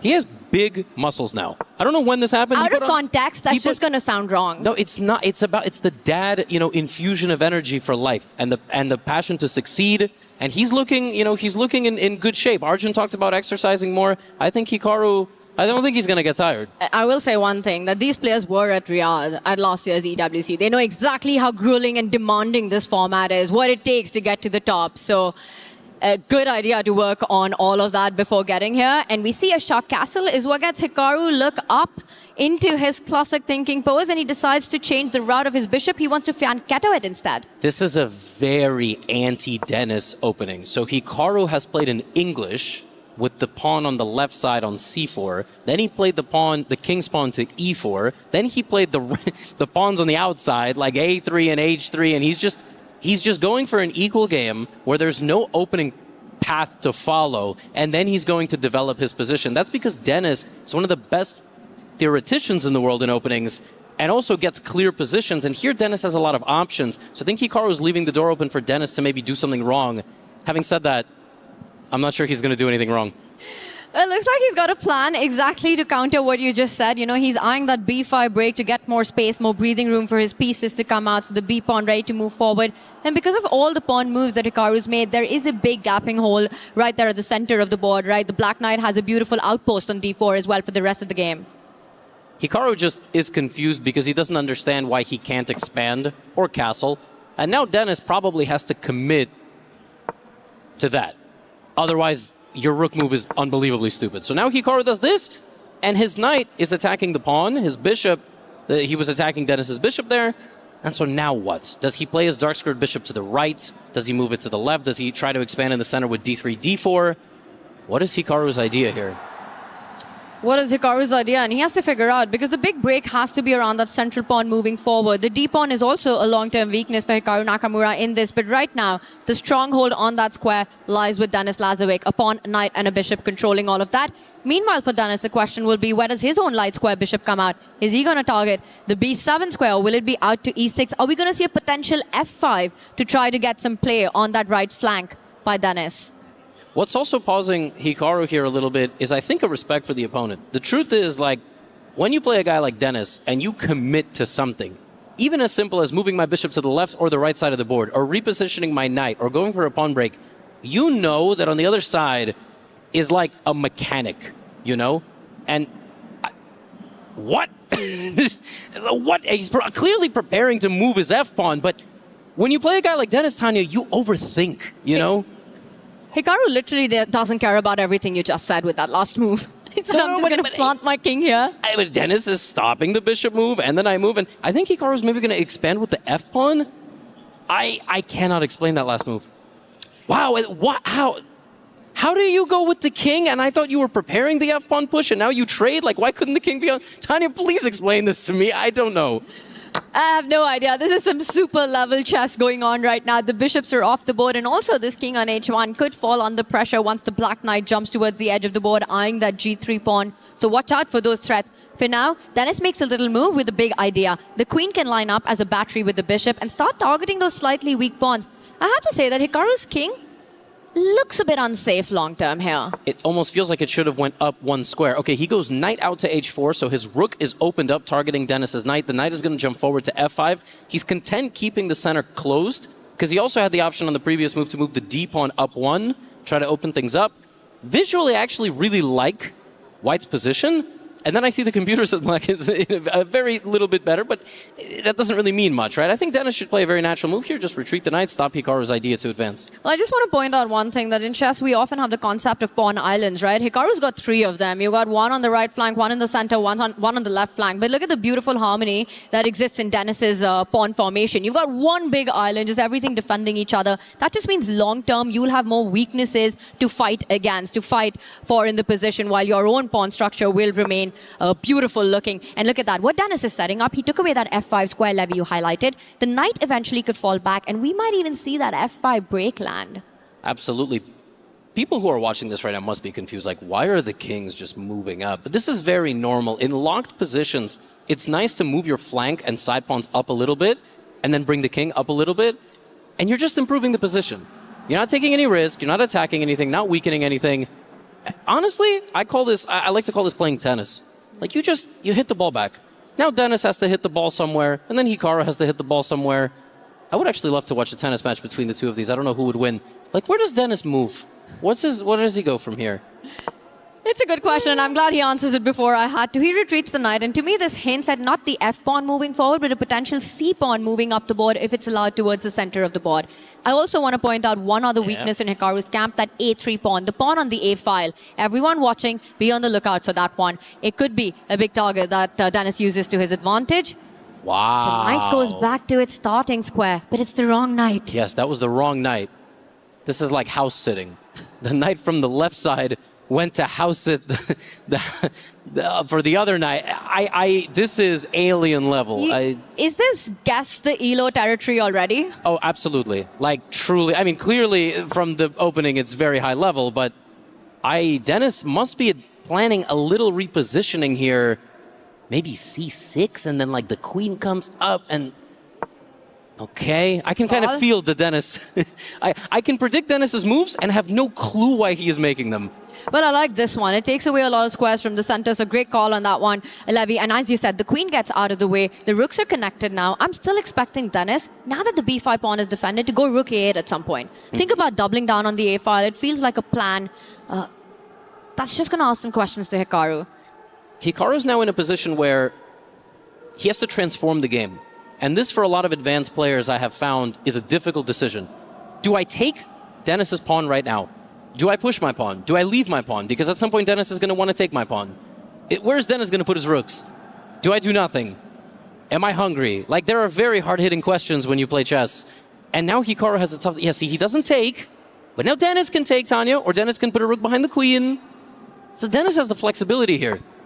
He comes in with a threat first. He does have the flexibility. He brings the other rook, like you mentioned. And I'm just looking at these two players. Now, Hikaru carries the rating. He carries the expectation. He carries the experience. And I think the pressure firmly lies on him to make it to the finals. For Denis Lazovic, it's already been a fantastic show here, right? He took down Jan Nepomniachtchi. He won his semifinals match as well against Norbek Abdulsatrov. And now playing against Hikaru. It's already been a big statement by Denis. With the pressure on Hikaru, Denis playing with the freedom, that makes him a dangerous, dangerous opponent. Absolutely. I would argue there's only pressure on three people, and it's Magnus, Alireza, and Hikaru. And it's not even really fully on Alireza, but he was second place here last year. He's been a runner-up in a couple of Speed Chess Championships. So, oh, absolutely. I mean, Denis has a little bit of a free roll. He does a little knight shift around here. Still inexplicable to me. I think both guys are basically just at an impasse. That's it. We are at what we like to refer to in chess commentary as a quagmire. Nobody has ever made any progress. You know what I want is for you to show us the knight dance that we just witnessed. The black knight from b8 going to c6. Absolutely. So if we just back up here on the board, a couple of moves ago, Denis had this nice position, brought this knight all the way back, then repositioned and replaced it with that knight. So that knight has been here, and let's not forget, that's from there. So these are all the squares that it's gone to. It's now playing as the other knight, and that knight has only gone there and then repositioned backwards. And this is the hard-hitting commentary when the position is super locked. Apparently, Hikaru's position is not particularly good. We will see, Tanya, if somebody tries to make a break and go for it. Now, again, we have been saying, we think Denis is looking in good shape. But this is so smart, right? It's the waiting game. You just simply keep the tension on the board. And this is one of the superpowers that Denis has. He's not thinking about the trades. He's not bringing in the breaks. He's just shuffling around his pieces, testing Hikaru. It's only when the clocks will go low that we're going to see this position explode, because not so much is out of the board. Only a set of minor pieces and a set of pawns have been traded off. And we might, you're absolutely right, and we are about to see. Hikaru's going to move his rook. He's not going to lose his rook. And this move, I think, is coming and is the final form of the Denis Lazovic repositioning. If he goes here and then here, and all of this opens up, this is not going to be a draw. I want to say that, Levy, you saw this coming about yesterday when you were talking about the King H1 shift that Hikaru just made, which you said surprised you a lot, and that might be something that Hikaru will have to take care of very soon if we do see that knight jump right now. And if this happens, I think he has to just retreat. I don't think he can allow... And there it is. It's on the board. Okay, within a second. And then, this is obviously what we want. How about this for a disgusting move? You just live in the opponent's position. This is like a tapeworm. Like, you just like live in the stomach and nobody can get you out. And it's there. How do you get this bishop out? This has blown my mind. Everything that Denis Lazovic has done over the last 15 moves suddenly makes sense. All the minor pieces after that nightmare that happened on the board are targeting, including the two majors highlighted there, on that e4 pawn. You can never kick that knight out. h4 will be met by a knight g4 check, forking the king and the rook. The two knights landing on g5, f6 has been genius by Denis. Yeah, completely incredible. And Nightmare was amazing. To say that this was a nightmare is, that was. And these two pawns are delicate. They were brought out there by Hikaru, but they are standing scared. If you ever capture, you leave doubled isolated pawns in the middle of the board. Please don't try this at home. And if you push, you're probably going to lose something in the long run anyway. Plus, you're going to open up the entire C file for the opponent. Denis has a very big moment here. This is what we like to call the critical moment of the game. He has played every possible improving move. There is no further way to improve the pieces. Can he make a breakthrough? Big question. Big moment right now to figure that out. Denis is reaching the 4-minute mark and he takes a committal decision. And that was the best move. Wow. Denis Lazovic, the queen rotation, and Hikaru does not have a way to defend the pawn. It's an X-ray through the pawn to the rook, not a single piece. And look at Hikaru, he realizes it. Yep. There's no good move to save that pawn. You can go here, but I'm just going to take it, not to mention when that move happens, this is unprotected. If these pawns fall, it's just a matter of time before the entire white position disintegrates. Denis Lazovic choosing that moment, Levy, to trade and put pressure when Hikaru's defenseless. Tanya. Yes. The best move in the position. Well, if Hikaru has watched my videos, he will find it. But there might be some opportunities here to complicate things. This is an incredibly dangerous moment here for white. And Hikaru, he's got 3 minutes, Denis at 4. Actually, Hikaru's heart rate has been the same. But Denis is now feeling that he's at 130 now for Denis. He's feeling it. Hikaru is beside himself. He can't believe it. That central pawn, an absolute key pawn in the position, is about to fall. Hikaru needs to find a way to fight for compensation, to hit the chaos button somewhere right now. And just exactly because of what you said, I think I have an idea where your head's at. What is the best move for Hikaru? If that happens, the floor is yours. I mean, you will take it away. We've got to. Sometimes there is a difference in defending in chess, passive and active. If you play passively here, it's over. But again, it could be a shock to the system. You don't react the best way. We will see. It's 1.5 minutes now. Denis up on time. Denis up on position. Can Hikaru save it? That's the big question. And Levy, we've got our analysis board right here. Show us what have you got? How does Hikaru keep his counterplay here? Yeah, so here's the thing. Got to do your thing. If you develop here with the knight, it's not going to work because this is weak. You can maybe retreat, and if the queen captures, at least your rook is protected. Then you have to go knight to b3. You're almost solving the position like a Rubik's Cube in some ways. Then you could maybe play something else. You have to set a trap. If the queen takes, you push somehow and something like this. Or you could just send it. You know what I mean? You could just send it. And he plays passively. And that's the thing. It's easy for us because we see the answers. But he goes for this line. He's playing it like a little bit of a Rubik's Cube. He's going to kind of reposition. Queen is going to defend everything else. But he could have went for it. But Tanya, this is looking really bad for Hikaru. Rook takes knight was a very difficult decision to have been made at that moment. Hikaru plays the human move, but now he's just down a pawn. Denis has an extra pawn, a very healthy one with the black pieces. Hikaru coming in with an attack on that c6 pawn. You can simply defend it with one of your rooks moving it behind. And do not forget, the white king still under fire. And I was just about to say, now Hikaru didn't find that because he hasn't watched enough Gotham content. But Denis, you don't have to defend that pawn. You could, of course, move the rook and protect it, but if he moves the knight to the outskirts of the board, and you best believe he sees that g3 pawn, there's almost no way to defend it. And that looks like a scary, scary pawn to lose. And you're talking about the knight jump to h5. He first defends it. This is what Denis often does, just consolidates his position before going for that killer blow. Your idea of knight h5 in the air here, something that white will have to take care of. I think what made Denis go for this option is that if the black knight was to jump there, Hikaru will have the option to trade the queens lined up against that black king on the long diagonal. So for now, Hikaru isn't allowed, denied the queen trade. He hates his position. Can Denis convert this into a full point? This is absolutely peak Denis chess right here. Just a grinding game, repositioning his pieces and maximizing the possibility of impact when it lands. And he's going for the kingside attack. Hikaru's going to have to try to trade the queens. But Tanya, the pawn on e4 is still swarmed by 5 pieces. Have you ever seen 5 pieces pointing at the same pawn?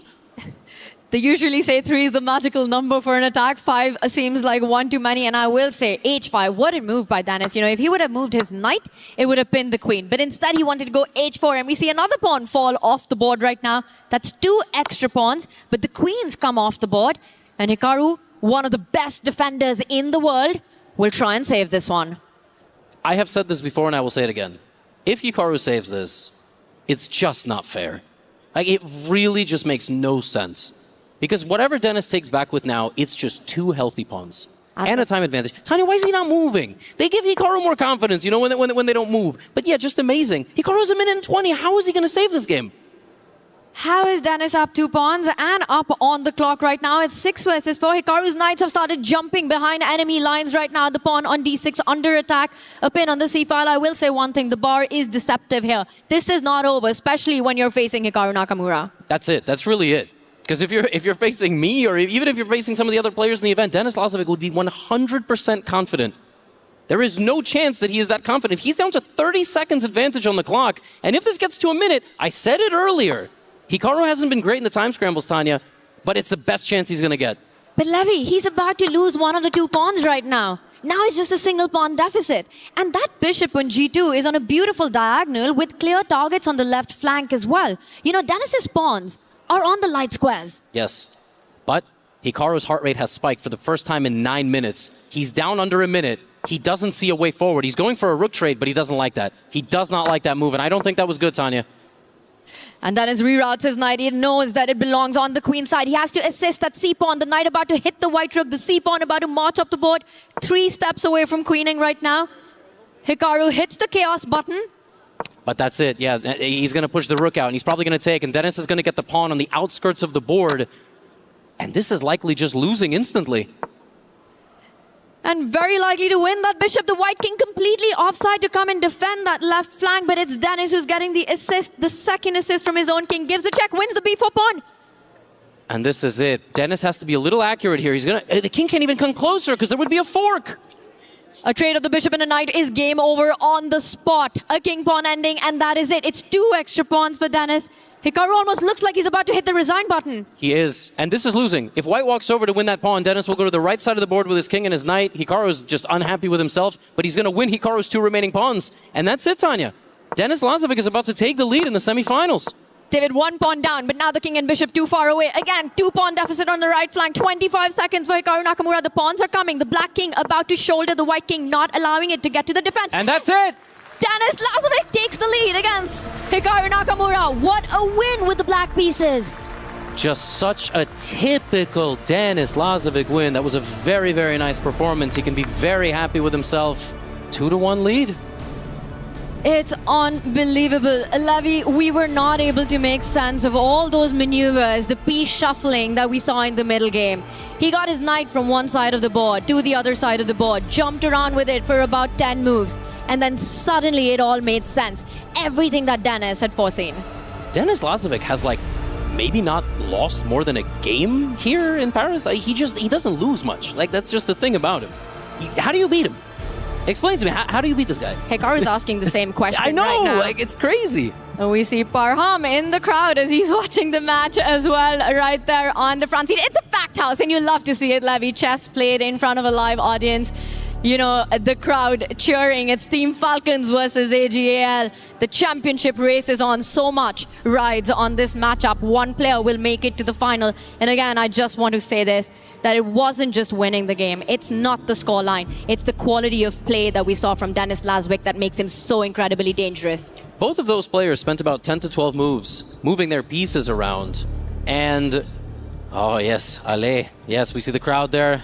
He's not on the stage yet, but he will be. And let me tell you, he has a very difficult pairing. Okay, nobody's easy in the Final Four, but Alireza Magnus we've gotten used to seeing over the last few years. Since 2024 in Paris, that was also in Paris, that was not Alireza's best, but then, you kind of work your way into it, and as we see in tennis now, players like Sinner and Alcaraz, they are excited to meet Novak Djokovic. Maybe at some point they weren't, but now they are. And so, what can I say? Denis Lazovic is just so incredibly strong. Maybe some of the audience members are equal strength. Some What a hidden match. talents. What a strength we're seeing. And like you said, the King versus the Prince is coming up later. Magnus taking on Alireza. That was the finals from Riyadh at the Esports World Cup right there. It will be the semi-finals this time, but right now, I don't think anyone would have predicted this at the start of the match. That we're going to go down, start of the game 4, and it will be Denis Lazovic in the lead, taking a win with the black pieces, starting his next game with white. All right, I'm not going to lie to you. I don't know if I would have predicted that. But you can't tell me seeing 91% for Hikaru was not like, who made that?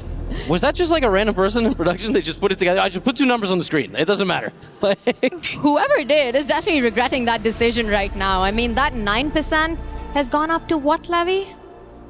I mean, he's the favorite now. Like, what am I supposed to say? Probably like 55 or something along those lines, maybe 60. Guys, you don't just beat Hikaru over the course of 4 hours and not get more respect than that.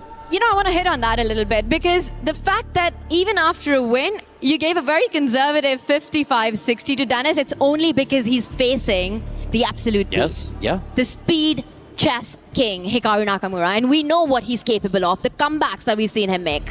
There's only maybe 2 or 3 players I would list better than Denis right now in a speed online format. The esports style format, this type of format. I don't know if this was played in physical, how much that changes things, but on a computer, in front of a crowd, with the headphones, with the pressure, with the spotlight, this is it. Denis is amongst the field of players, the only ones that I would list who are maybe a little bit better than him.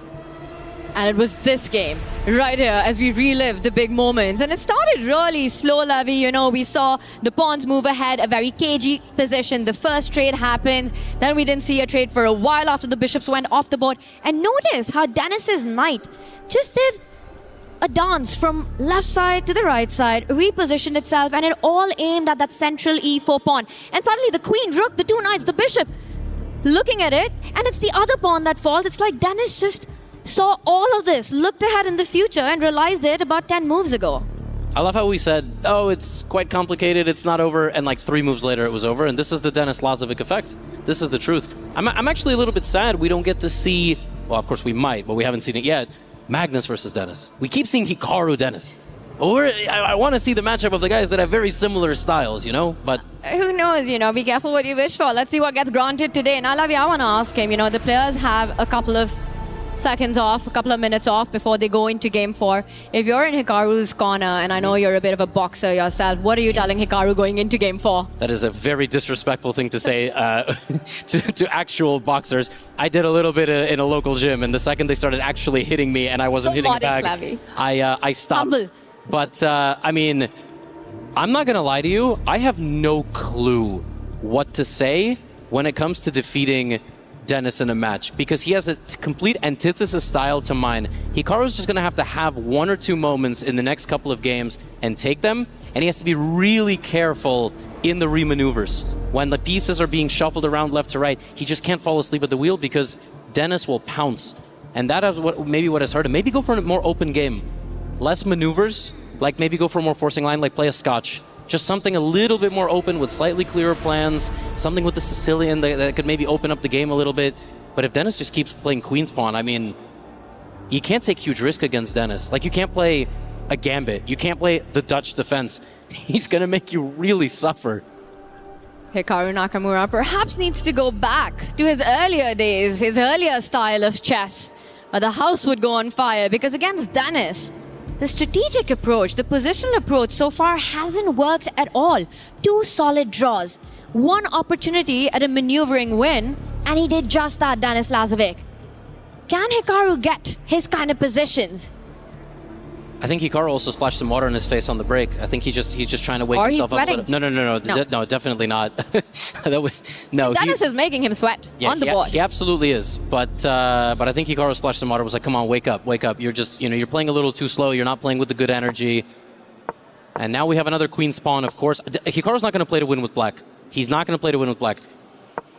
But do you have enough time for that strategy, or do you just maximize your chance every game? It is a Queen's Gambit decline to start with by Hikaru Nakamura. Denis Lazovic sticking to his pet Queen's Pawn opening. And will Hikaru rely on the next white, or will he try to push for more with the black pieces in this one? The knight comes out for Denis. He's getting ready to castle next. But first, he needs to get the bishop back. In the game that Hikaru beat Dennis, he managed to play a very good type of like closed game, a similar position. He dropped the knight in the middle, just like this against Dennis, and at some point Dennis took it with his bishop, transformed the game poorly, and just gave Hikaru huge chances, which is very uncharacteristic. If Dennis just gets a game where he doesn't have to transform the game at all, Hikaru's in for a rough time. Not because he's going to lose, but he's not going to be able to create some chances. And the other thing that stood out to me about creating chances, Levy, has been that even on the clock, Dennis has been spectacular. He's, one of the best in the world for sure in clock management. And that's something to say when you're up against Hikaru Nakamura. We see a trade right now, and Dennis capturing towards the center. Now that d4 pawn is consolidated, he can think about going castle on the right flank. What Hikaru's setting up is a potential rook landing on the c7 square, eyeing the white queen. Dennis is going to castle. Very reasonable choice here. Yeah. But he does pause. I don't know. I think maybe he's going to come up with something even smarter. Maybe he's going to reposition his queen and bishop somehow. I don't know why he's not castling faster. Maybe he's afraid Hikaru actually gets somewhere by pushing his pawn forward and attacking the bishop, but that's such a committal move, and I don't like it at all, but maybe Dennis wants to avoid it. If Shah Castle, what is going on in Dennis's mind is what happens if Hikaru pushes that white bishop with c4 next. And he does that. I think that was exactly on his mind. So spot on Levy right there. He wants the bishop on this diagonal. Yeah. He wants a retreating square on c2. That's why he moved the queen away first, making sure that c4 is met by the bishop retreat. I don't think Hikaru would have pushed the pawn. I just feel like the bishop would have been targeting there, and then he would have repositioned. But again, we trust in Dennis. It's not like that move was a mistake. It was just kind of a cosmetic choice. And now Hikaru has a very tough decision. Does he move his knight, and where? Does he move his bishop, and where? Does he put that rook 2 squares over to the left, the one that can move, and target the pawn on c5? Well, I'll tell you one thing. For Hikaru, it might look like the normal approach with the knight development is the c6 square, but that knight really belongs next to the king. You want it on the f6 square. So the route you're looking at is place it in front of the queen, then land on f6, also eyeballing that e4 spot at the center of the board. So Hikaru just weighing the pros and cons. Does he bring it out in one move, or does he take the longer route? Does he bring the bishop out before the knight comes out? Not easy choices, while Dennis is ready to go shot castle and bring his rook to the open b file. So much time spent in a position where you can kind of almost do anything, it feels like, but both guys very, very careful. Hikaru again is pausing because he knows the ramifications that come up if you choose a bad setup against Dennis. The good news is he can't really mess anything up yet. Okay, that move is a little passive, obviously. It looks like it blocks the bishop. But it's heading to f6. Yeah, exactly. We spoke about this, that's where this knight belongs in these positions. Levy, you're eyeing that e4 square. You want it closer to the king, so Hikaru takes the longer route. And as you earlier said, getting that castle in. The white rook heading towards the b line. The a pawn might move forward. I want to say that Dennis has got reasons to be pleased out of this opening. He's up in the match. Many pieces are off the board. There's no big weakness just yet. Good outcome. Absolutely. That move is played to support the pawn and also open up the path for the light squared bishop. And now I think Dennis in around 10 seconds could move his a pawn. It's a very normal idea. He has that pawn on the left side of the board. That's not doing much, but once you push it forward, there it is. Yep, this is very, very Dennis-like. I shouldn't play any chess. I should play guess the Dennis move. That's the way I can get my next title. I mean, you'd be a GM in that. He makes it so easy, right? And then he's going to bring his f rook all the way. And then he's just going to keep advancing. And again, he just has a slightly more pleasant position. And that is like all he needs in life. A pleasant position and a little more time on the clock. And he's got both right now. And a clear plan as well. He does exactly as you said. You're a 2,900 player, Levy, at guessing Dennis's I'm 2,900 moves. when Dennis is making the moves. Yeah, exactly. You're getting them all right now. And does he go for that a5 break, or does he just think, you know what, I just need to keep things under control. Why should I take the fight to Hikaru? Plays it slow. I just feel that Dennis is always delaying that. When it's not necessary, why go for it? I was going to say, I think he's going to trade the bishop. Because if Black had taken, he could take with the pawn. He could also maybe take with the rook and then try to push his a-pawn through. But, Hikaru's meeting him right there, and Dennis maybe slides the queen over. He might play a waiting move like pawn up to h3, just a simple improving move, or he's going to maneuver the queen over to the left side or try to push. But it's a very chill position. It's a very chill position, especially because so many of the miners are off the board. Very often for black here to create chances, you want your dark squared bishop. You want the knight on the right side to be able to target the white king. Notice how all of Dennis's pieces on the left flank, the king empty, but nothing's getting to it. The queen is eyeing the h2 square, but no assist on the board. So it's all play on the left flank, and clearly it's Dennis with a better piece activity there. I'm still expecting him to break with a5, either now or after the bishop trade. That minority attack is just so tempting. I still think in the long run here, Dennis will have all the chances, right? Because when you think about the whole left side of the board clearing out, you can kind of see, and he goes for it, you can kind of see that Dennis's structure is more like it's dropped back toward his own king and his own side, and those pawns are hard to target. Whereas if you weaken Hikaru's center pawns, then your rook can just eat them like Pac-Man. You just bring up the rooks and you just eat across. Whereas like, aside from Dennis's c-pawn, how do you attack anything? Now, objectively speaking, of course it's equal. But it's always equal when you play Dennis and then you make a mistake. But Dennis is on the right side of this equality. With that last move, he's actually threatening a trade on the pawn. Notice the pin along the A file. So Hikaru won't be able to recapture towards the center, which will leave him with a weakness. And that has to be something that's on his mind. So he does trade first. Again, pawn takes pawn is a threat. He hits the white rook. The rook will retreat. Literally anywhere, by the way. Probably not to B1. I mean, maybe he considers doubling to either B3 or B2, but yeah, even B1, right? All good. You could choose any square right now, and you'd still have the threat of going pawn takes pawn to create a weakness on that left flank, the A file. Hikaru won't be able to recapture with the rook on A8 pin. Okay. Expecting Hikaru to solve that problem, you could either move the rook away, push the B pawn. If you want to be aggressive, you're trailing the match. Are you looking at a move like B5 here if you're Hikaru? Yeah, certainly. But then Dennis might take your pawn, because then you don't get to take back with a pawn. But right now, Dennis can, I mean, he could just chop everything down. Pawn takes pawn, pawn takes pawn. He obviously has to be a little careful how he does it. He doesn't have to do anything. Yeah, major moment. Okay, Of course, you know what he's going to do. He's not going to take this pawn. Pawn takes pawn here for white is a terrible move, but this is much more Dennis-like. I like it. There are open files. It is Denis Lazovic who's fighting for both of them right now. It looks like he's going to capture the A line, the only open file in the position. He also has a clear target on that B6 pawn, tying down the black queen and the knight currently. For Hikaru, not so easy to find moves. It feels like the pieces are maximized. You can't move the knight away. You know, if you move the queen, you're allowing the white queen to infiltrate on the B5 square as well. Easier to play with white. Yeah, for sure. Not a pleasant one. All right, there's a nice Hikaru trade. He's threatening. Well, he's not threatening. He's kind of sending the game into something where... I predicted that move 15 moves ago, but fine. Dennis keeping the tension there between the rooks. Hikaru's sort of threatening us with a nap here in the middle of the day. Again, another game. This one, though, there's not too much. Very similar to game one. But that would just leave Hikaru with 2 more games to fight back. And what he wants right now is a fight. Because if white was to trade on Hikaru's terms, he gets an outside passer. Pawn takes rook would mean something to play for the black pieces there. That A pawn, very dangerous. I'm expecting Dennis to either go sideways with the rook, or maybe a pawn takes pawn. Shout out Robert Hess. He calls these collinear moves. A move where 2 pieces stare at each other and you move, but you don't take. You have to put it where it's protected, hopefully. And the transformation here would be good for black, giving him an outside pass pawn, as you said. Taking here rook takes rook is a very poor decision. It's important for folks in the audience to understand, so he takes like this instead. Now, if the pawn takes Tanya, he would be losing a rook. And I don't think that's going to happen. I think Hikaru will spot that one, Levy. So instead of that, I am expecting him to either trade the rook and then capture towards the center just to get the pawns connected, or he'll have to play with a weakness in B6 for the rest of the game. One thing's clear, that Dennis has no danger in this position. This very unlikely to be the game where Hikaru equalizes the score. Dennis hasn't been in danger since he showed up to the venue. Today morning. Yeah. Dennis has been in danger since he showed up in Paris. I mean, he's just been a giant slayer. No, he's incredible.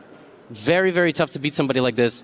You kind of have to send him into a time scramble situation and put pressure. And that's exactly what happened. I want to point out, it was Hikaru versus Dennis in the group stages, and Hikaru did beat Dennis, but it was only Dennis getting flagged in a king and rook versus king and rook, making a blunder at the last moment, having 7 seconds on the clock. Position, game, super well handled. Hikaru wasn't really better. He was putting some pressure. He was it was almost assisted in some way. Hikaru could have won that more convincingly than he did, and then he was just like, all right, king and rook versus king and rook, like, let's go. And hey, shout out to young Krzysztof Duda, who didn't do that against Nihal Sarin, but here you have to do something like that. We're feeling the dead air because Hikaru's he's not taking back, and he can take with anything. You know what he's thinking? He doesn't want to trade rooks. But if he doesn't want to trade rooks, the only way to do that would be to hit the white queen, and that's not possible. A move like rook to b5 lining up against the white queen would end up in perhaps a check on the back rank, on the home rank. The queen would be deflected. You can't move the king up because the white queen gives a check. So in the end, even if an unhappy decision, Hikaru does trade, picks up the pawn with the knight. The black knight headed towards the central e4 square. But first, Hikaru lines up the queen, and he's not happy with that decision. It's a blunder. D5! He blundered a pawn in one move. Oh my goodness. He cannot believe it. That is a check and a pawn falls. That is unfathomable of a mistake. It's just, I don't know, the moment is getting to him. I don't know how to explain that. That was just a fork. There was nothing there, and he knew it instantly. And Denis Lazovic locks in. He's going to make the most of this moment. It was a gift by Hikaru in a dead equal position. A one-move blunder with the finals at stake. Yeah. If Denis converts this, Levy, he's going to have a 2-point lead with 2 games left. Yeah, I simply don't know what to say. It must be the effect of you just don't feel like you're getting anywhere. When you play against Denis, it's like swimming upstream. In many ways, like I say, it is almost playing the way like Magnus plays. But Denis, some games, he's happy to play the most stable, traditionally boring position. You know what I mean? And Hikaru just, he thought for so long, and then he made a mistake. And Tanya, like, Denis, he's not going to let this one slip, I don't think. It's a very healthy extra pawn, and there's also a weakness in b6. Now Hikaru has to do everything to combine the queen and the knight to come up with some tricks against the white king. But no infiltration for the queen. For Denis, look at the compactness of his pieces. The queen and the knight beautifully centralized. Everything is defended. The knight jumps forward, and this could be a moment where Hikaru might have a shot. Can he? Can he make counterplay happen here while he hits the queen? That was apparently wrong. He had to move the knight to in front of the queen and create some sort of threads that way. I mean, I don't know. We probably have a little bit of time to pull up the analysis board and show exactly what could have happened there. But yeah, that was weird. So if we go back here, this was a double question mark move because of this move. And the threat is both queen infiltrating and knight takes pawn. And if you go here, you just go back. You just like somehow... And you're hitting F2? Yes, and then there's no way to defend all of the position here. So Hikaru actually could have maybe repeated there, and instead he moves the knight to the wrong square, as we see. Let's go back to the live position. And he can't attack anything anymore. This is so uncharacteristic. Can you also just do an action replay of the moment Hikaru lost a pawn? First, he makes a blunder in one. Just moving his queen away from defense right here, Levy. Right you know, here. he puts it on F6, and suddenly there's a check. You lose a pawn in one. And Hikaru cannot believe it. And then he is a player who's known for his resilience, his defense, misses knight to g5. Yeah. Knight to g5, because I just don't think you think there's a blunder in that position. You know what I mean? Queen and knight, like, how do you make such a mistake? But he played this move. Well, I don't see it here, but it was in like 2 seconds. He obviously prepared something like this and this, or one of these attacks. That was his idea.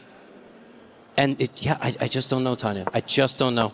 He could have moved the queen anywhere, Levy, just defending that d5 pawn. And here we are, down a pawn. He's going to be suffering. But there's still work to be done. Yeah, there is. But, you know, at some point, you know, Denis is going to start turning. And again, it's the time. So Hikaru's down on position and on the clock. And that's the tough thing.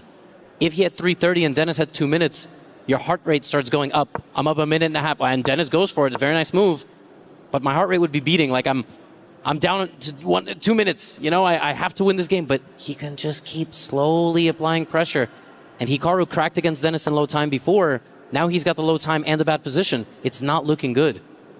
It's not, and even if there's a trade of the knights, it will be Denis in a queen-pawn endgame who will push this one. Notice now how Black's king doesn't even have a wall on the 7th rank, exposing itself to some checks. But Hikaru had to look for counterplay. Apparently, I'm just sorry to interrupt, but that was not the best move. Denis, that looks to me very natural. But now all the pawns are on the same side. And this is very likely to be a draw, but we might get Denis flagging Hikaru as revenge for king and rook versus king and rook. That's where we're going. If Denis forces a draw here, I'm going to be really mad. And Hikaru makes a mistake again under time trouble. That would be just crazy poetic justice right there if that was to happen. And this stage with so much on the line, this is unbelievable stuff. And Dennis doesn't trade on h5. Instead, he comes back. That was a nice idea for anybody wondering. He was threatening to sacrifice his queen and make a fork there, which Hikaru saw. And now this is a winning endgame. It is a 2 versus 1 pawn advantage. I will just show everybody what exactly we were talking about there. Knight to f3, you might be wondering, why not pawn takes pawn? Because if you do that, there is this incredible move. And Dennis, ever the technician, right, the mechanic of the position, is just going to go here. 2 pawns versus 1 is winning in like 99% of pawn endgames, and especially this one, as this pawn would go, the king would go, the pawn would go, and he spotted that. Let's go back to the live board. This one, Tanya, much more dynamic of a game, because there's queens and kings, and you can still create threats, but I think he's just straight up going to flag Hikaru. Whoa, and there are knights on the board, and as long as knights exist, it's going to be tricky, which is why Hikaru unpins his own knight to get it into the game closer towards the white king. Notice how Dennis has this entire camp next to the white king, just making sure there are no checks. Queen beautifully centralized, the strongest square for the white queen on d5. That's where Dennis lands.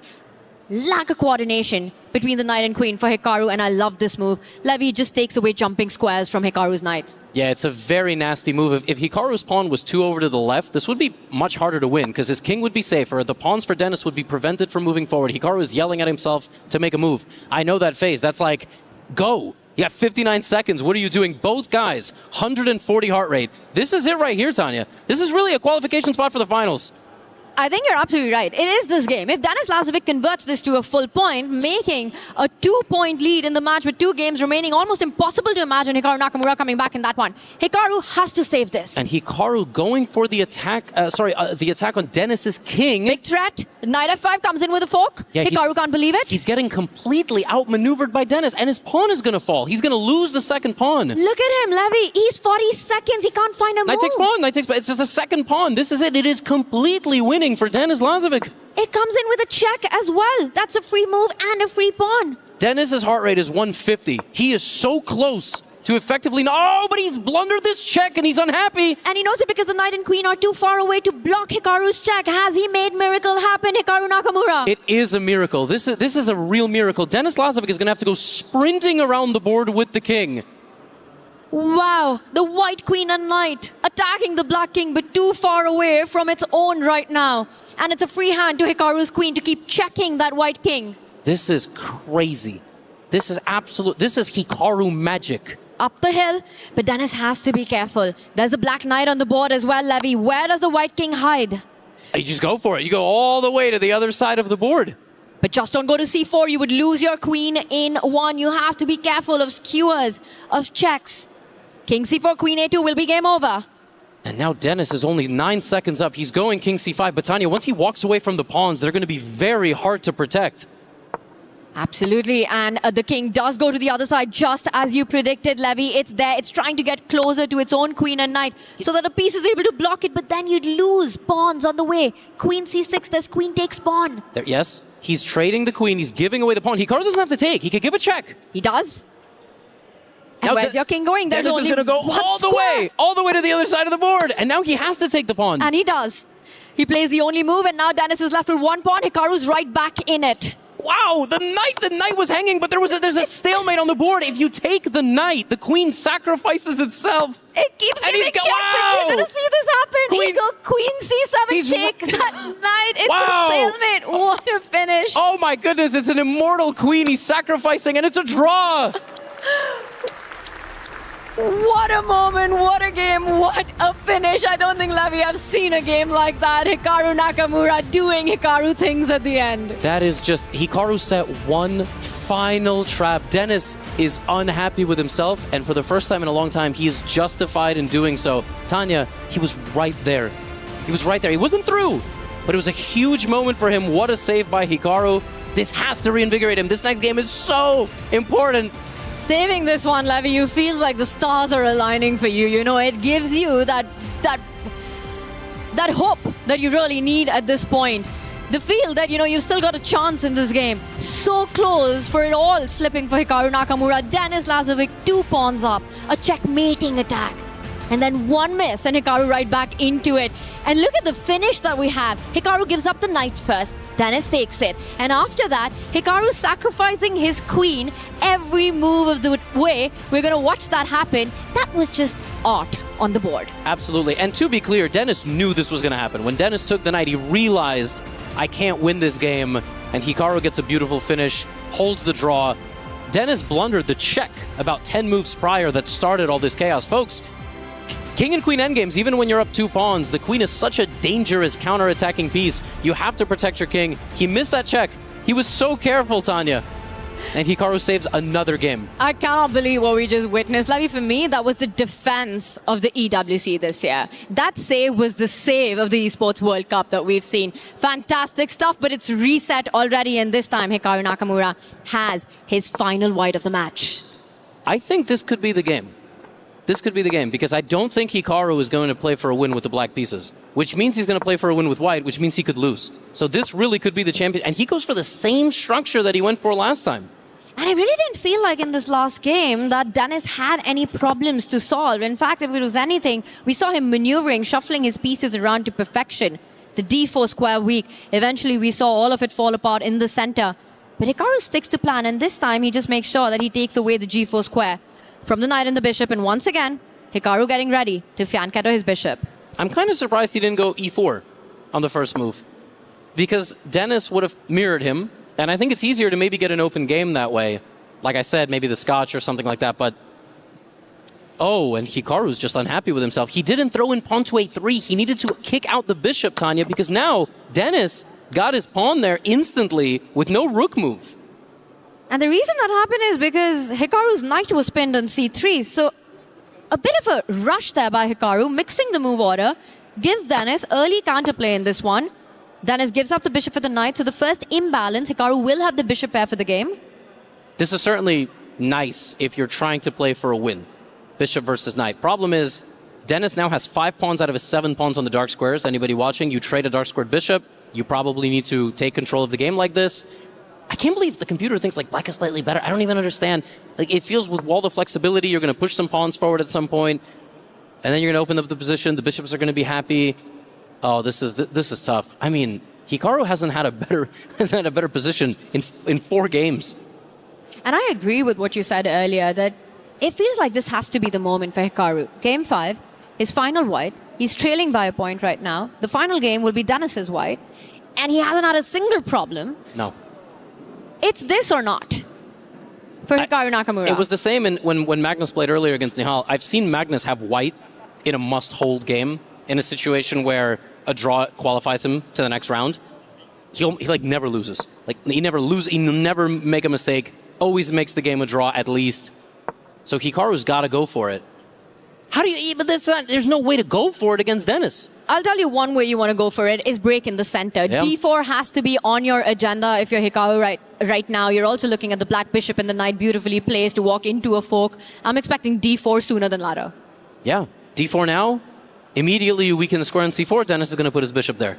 And then you just inherently feel like you've done something wrong because he's sort of exploiting all of your pawn pushes. But yeah, I agree. Like, if you don't place the D4, what else can you do? The only way that I see that would justify not going for the central pawn break right now is preparing it further. Bring your bishop out either in front of the rook, either in front of either of the 2 rooks that we have right now, E3 or B2, and then get ready to push the D pawn. But it has to be around that central break. Your bishop pair is only as strong as the open diagonals that you create, and that means pawn breaks. Absolutely. And Hikaru he's unhappy with the position. He has been wincing throughout this match. I've never seen a match where Hikaru Nakamura, game after game, is down on the clock. From the start to the end. No, Dennis is a monster. He's so strong. And I said it, I think, in a recap yesterday. If he got to play more over the board chess, all his ratings would be above 2,700. Classical rapid end blitz. And he just doesn't have an opportunity. So you look at him, you're like, oh, 26, whatever his over the board rating is, it's fake. Like, absolutely fake. Okay, D5, and there it is. Hikaru's playing possum. Dennis makes every possible improving move again. We have seen this for like 2 hours now. And now he makes the break. And again, that just speaks of his maturity as a player. He never rushes with these decisions, with these breaks. It's always just optimizing every single piece, making sure they are at their maximal spot before going for a committal decision like the one d5. It's Dennis to the center first. He can think about moving the queen up as well. Again, I'm going to point out for everyone watching that pawn on a3 that Hikaru has. It was exactly the weakness in that game that we were earlier referencing to. Black can always realign his rook on the a file. The queen can step ahead, hitting that a3 pawn right now. And Hikaru's got that problem to solve. Absolutely. He might have to move the rook back, but that just looks sad. Because then he takes his eye off of the pawn that the rook is looking at right now. Right? So I don't know. This is not nice. This position is not nice. Okay? That's one way to solve the problem. Yeah. You get rid of it. Yes, the problem is that now, as the sides will clash, we're going to head to a position with a lot of trades. All of White's winning chances go out the window. And again, you're in an endgame against Denis Lazovic, who has really shown us that he is rising to the occasion, and he very well could be one of the best endgame players in the world. This is the best position that I've maybe seen for Hikaru, and yet there's no way through. Any move you make now with White, there's a punishment on the other side. It's like Dennis gives no weaknesses to play against. No. He keeps everything under control, all pieces well placed. Tanya, and then, yes. I just want to say, we have the computer lines in front of us. I'm not going to yell all the moves out loud. They are all ending in a draw in the next 3 moves. Like 0.0. Yeah, no. The computer wants to repeat the position for White. It doesn't want to play the position anymore for White, because any move that White makes right now forward has to be a trade. You have to trade rooks. If you don't, Black will swarm your queen, kick you out, or Black is going to win your pawn in the middle of the board. Oh, Black can even push. Tanya, there's a pawn on h3. Bottom right-hand corner. Like, he can't take it now, but if you kicked away the white queen, you take it on the next move. Hikaru literally has to trade. Look at his face. He knows. He's struggling to find a way forward, to just create some chances in this one. I mean, it's a 6 versus 6 on the pawns. Everything on the same side right now. Black's pieces, beautiful harmony. The bishop on g2 still hasn't opened up. You can't trade in the center. That just walks straight into Denis's hands with placing a nice piece on that d5 square. Hikaru, he's going to be forced to get the rooks off the board. He really wants to keep the majors on the board.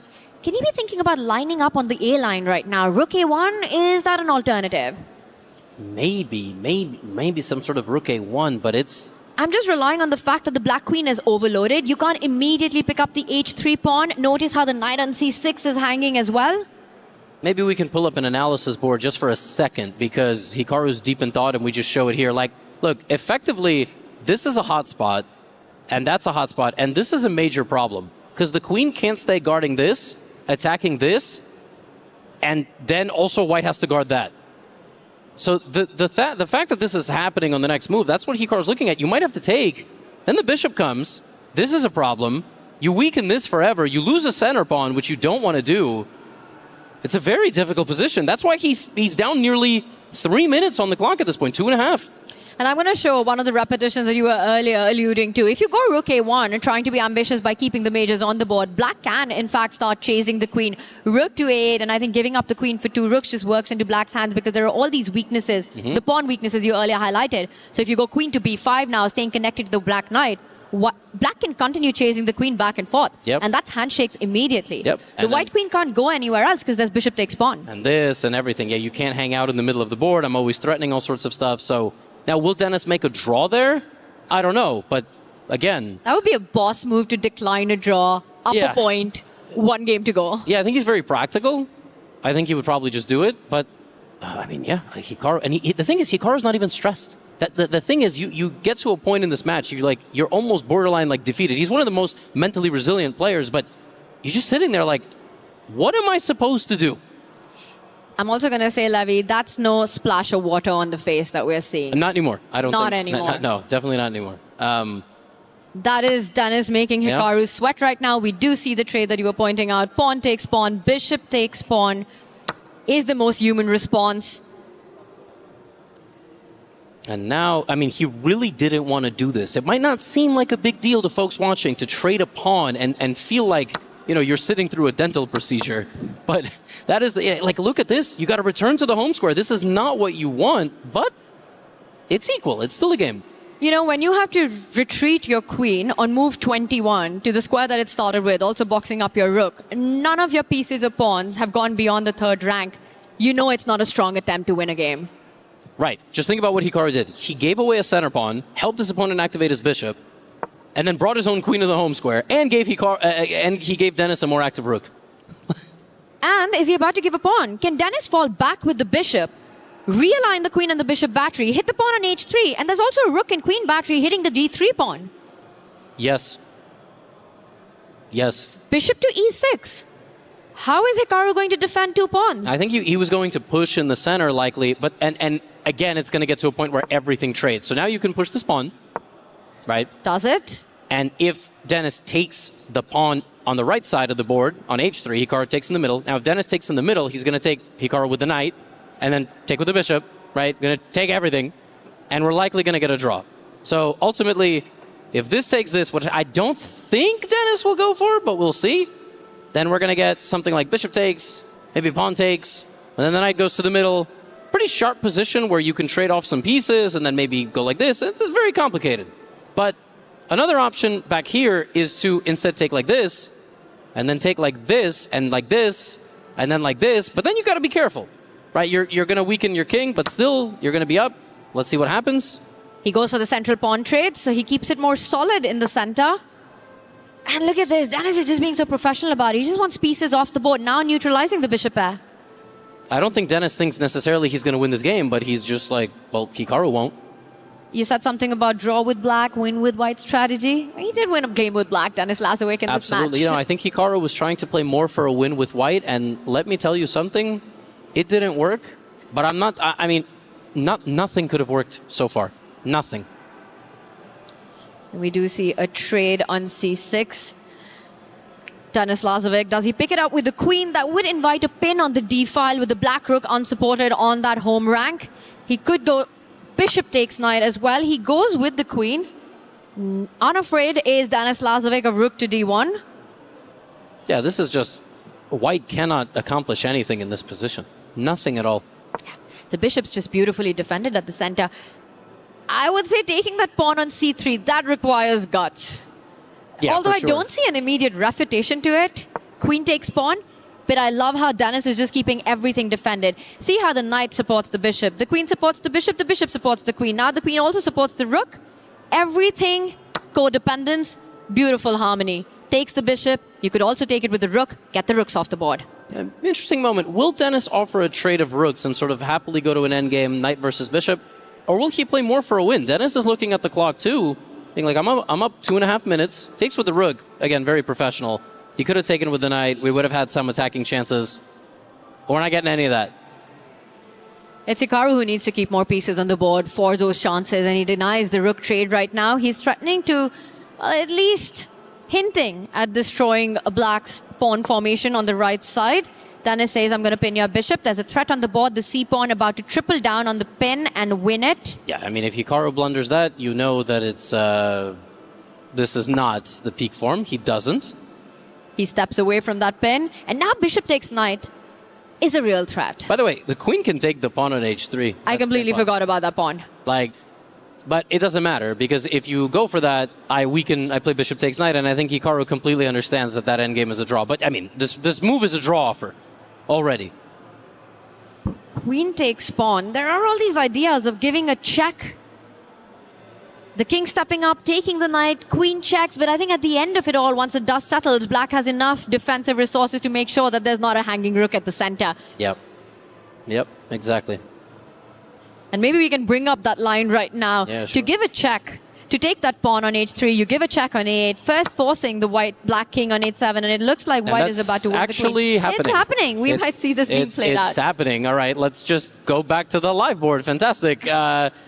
So in this position, if you play pawn takes bishop, and it looks like there's a check just directly in the middle of the board, king is under attack, rook is under attack. All of that is true. In fact, it is a fork. I don't even know if this constitutes a fork because you can defend against it. That's a whole other question. But yes, queen check, you block. With the rook or the queen. You could block with the queen, and he does it. He's up a pawn right now. Hikaru isn't winning this endgame. Maybe not with the rook, because there would have been some queen infiltration. But anyway, yes, Hikaru's not winning this. There were ideas of the g-pawn moving up the board, queen going up the board with checkmating ideas. And this is 4 versus 3.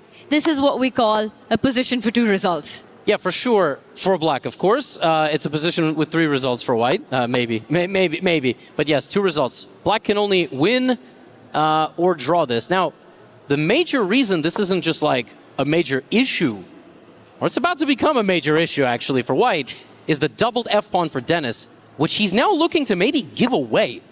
Dennis has those doubled F-pawns. Tanya, this is very tricky actually. If Dennis manages to push that doubled pawn forward, sacrifice it, and make a pass pawn on the outside of the board, actually this is terrible for Hikaru. His king can't even walk to the right side. I'm actually surprised, Levy, that the bar still remains level in this position because that line looks incredibly terrifying for white right now. Hikaru hates his position. He's been shaking his head the whole game. He wants the rook to defend and fight against that h-pawn. And for your idea on the board, Dennis is giving that pawn back to create a passer. Absolutely, but it's still even because Hikaru, great defending. He doesn't go back down to the first rank of the board. He goes the other way to the 8th rank. He's going to defend from the other side. Levy, Hikaru has to win a game. Defending this is not enough. I know, but he's got one last game, and then he's going to go for it, right? At least he's not going to lose. That would just be match over. If actually Dennis wins this game, Dennis is through to the finals. Dennis through to the finals, yeah. Let that sink in. King F5. Now, yep. And whoa! And Hikaru's sacrificing the pawn. He's forcing it. Take it, and the king is cut off. The white king cannot come to defend. This is yeah. It's a losing endgame. Now, obviously, Hikaru's gone for this because he thought he had to. But his king is cut off. Dennis is just going to bring his pawn forward and his king. Levy, Dennis Lazovic, the 19-year-old, the youngest player remaining in this field, is about to go through to the finals. In typical fashion, and without giving Hikaru a single inch, or we are in Paris, centimeter of breathing room. This is unbelievable. Hikaru's giving up. The black rook cuts off the white king. The black king assists the black pawn, which is going up the board. This is the final few moments of Hikaru Nakamura's run at the EWC. Incredible. Absolutely incredible scenes. Dennis Lazovic, emotionless. He knows it, though. That heart rate, I see it. It's 140, Dennis. We see you. Hikaru might just resign this game right now. A minute left on the clock. No hope left on the board right now. The F-pawn marching up. No checks. Hikaru knows it. Dennis knows it. Unbelievable. And there it is. And it is Dennis Lazovic who goes through to the finals. What a finish with a game to spare. Dennis Lazovic takes down Hikaru Nakamura. 2 big wins. Unbelievable. What a moment this is for a 19-year-old. It is his first final at the EWC. Every event that he plays on the biggest stage, he just gets better and better. He did as best as he could over there in Paris, and now he defeats Hikaru once again in a match. Slightly different format, but he gets the job done. Hikaru didn't have a chance today. Dennis was just incredible. Just look at him and remember the name, Dennis Lazovic. It was at the Speed Chess Championship in February. He took down Hikaru Nakamura to book a ticket to Paris to make it to EWC. And today, on the biggest stage, he once again wins a best of 6 to book a spot into the finals. I saw a smile. I saw him smile just a little bit. He sits back down. He's going to have to obviously do the key crush, but just amazing scenes. We hear applause for both players, but what can you do? I mean, really, what can you do against a player like this?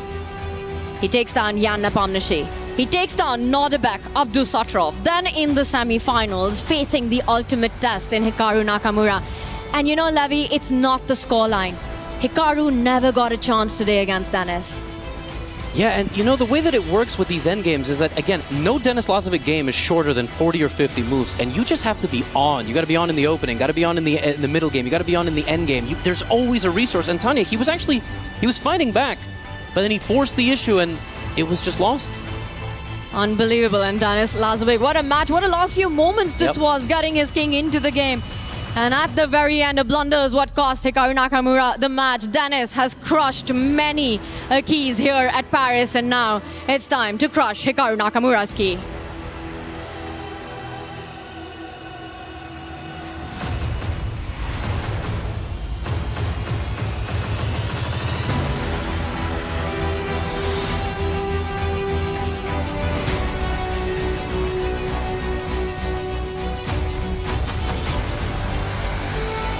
Wow, what an incredible semi-finals. Dennis confirms his spot in grand finals, and it's time to proceed to the key exchange as Hikaru Nakamura must give his key up to the rightful victor of this match. Do we have the key for Hikaru? Yes, it is time, please. But as Hikaru has to bow out of the stage, please can I have a round of applause for Hikaru Nakamura?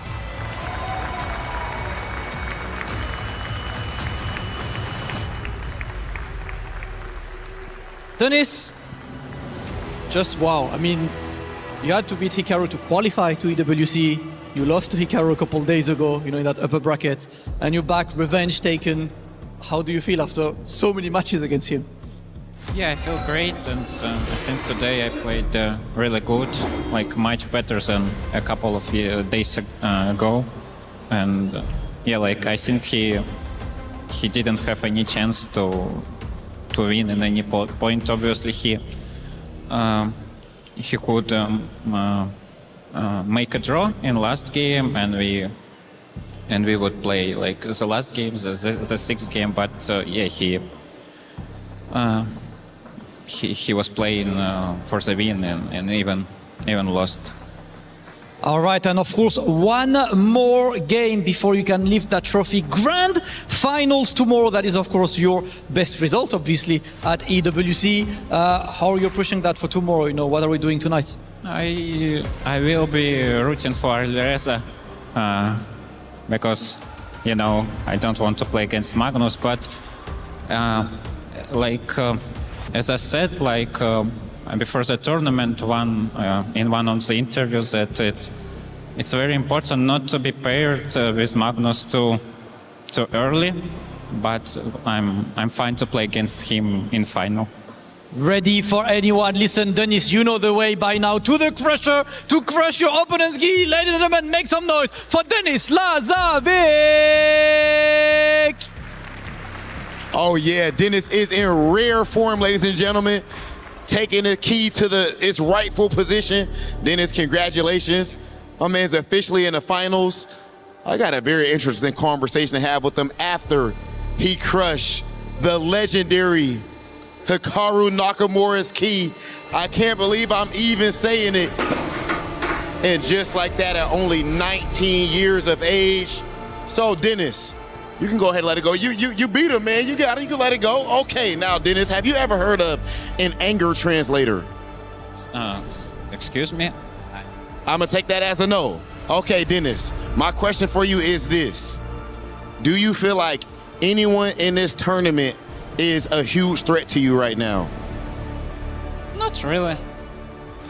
He don't even need an anger translator. I was about to hype it up for him. Only 19 years old, ladies and gentlemen, the youngest player that we had in our whole playoff bracket, and even still, he made it all the way to the finals, and we will see tomorrow if he is able to take it all the way. Ladies and gentlemen, we are not done yet, as we have one more match for our semifinals. Play is in our DNA. Whenever we let it out, it becomes our superpower. Now imagine an entire city being built to supercharge it. Kadir City, powered by Play.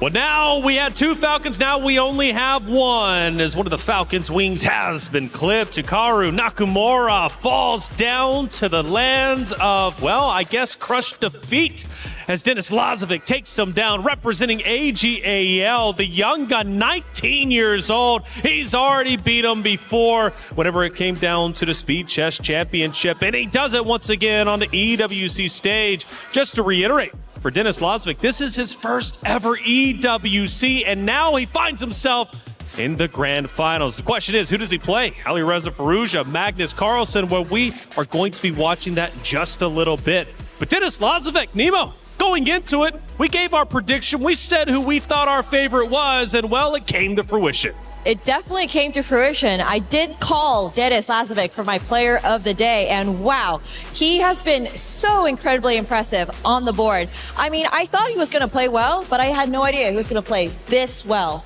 Yeah, Nemo, you're closer to his generation. I'm closer to Nakamura's generation. Maybe that's why I went with him. But unlike their match in February back in London, where there was a lot of decisive games, this one felt like service big hitters in tennis, where the first person to break serve would win the match. And actually, it was Denis that was able to do that. I have never seen Hikaru visibly frustrated for so long over the course of 2 hours. I can't remember a single position where he was better. You don't see that very often, and Denis did it to him. Yeah, absolutely. Denis, great composure, like a stone wall, holding his ground very well. Game 1, Game 2 ended in a draw, but then Lazovic gets his first win in Game 3. But let's head over to game number 4. There's 2 critical moments that you wanted to talk about specifically. Now, this in a way was going towards Denis Lazovic. He looked like he was about to close out the potential series. However, there was one critical moment at the, I want to say, middle portion. What do we see, Mike?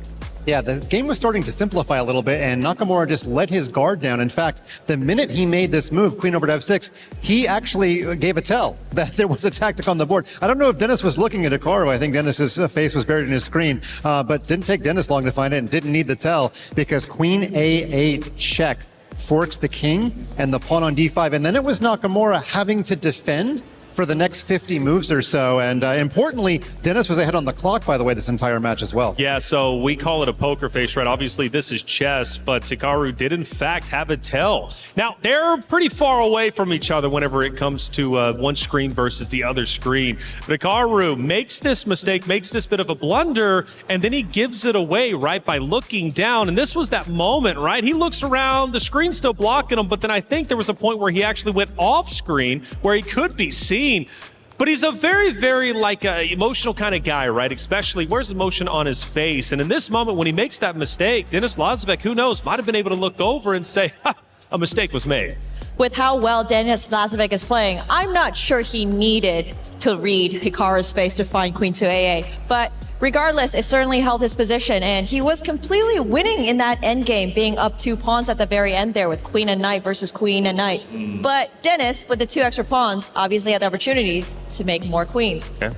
Unfortunately, that didn't happen. Didn't happen, and we actually ended with a draw. Now, walk me through how we got to that point, right? Because Hikaru finds a way to go from losing to at least keeping an even kill. Yeah, remember back earlier in the tournament, Nakamura almost fell victim to the stalemate trick that Esipenko said and gave him the Dikembe and Mutombo. This time it was Nakamura who did the mad queen. The queen gives herself away because Nakamura's last piece, and then Nemo, what happened here? Well, unfortunately, if you do take that queen, it is a stalemate. It is a crazy concept that you can be up a queen and a pawn, but the game is completely a draw because there's no move for Hikaru's king in this spot if you just take that queen on f5 right now. Right, so he avoided the tactic happening to him. He used it, so he was able to hold game 4, but it just wasn't enough. I mean, when you are having to resort to tricks like that just to hold the draw, that's not going to be good when you have to win a couple games to win the match. But even still, though, a draw was incredibly impressive, but it didn't put him up in the overall match. He goes into the next game, and then things start to unravel relatively quickly, and Denis Lazovic starts to tighten that vice grip. We take a look at one more final moment from our game number 5. I would definitely say rook endgames, we have found out through this EWC, are not always a draw.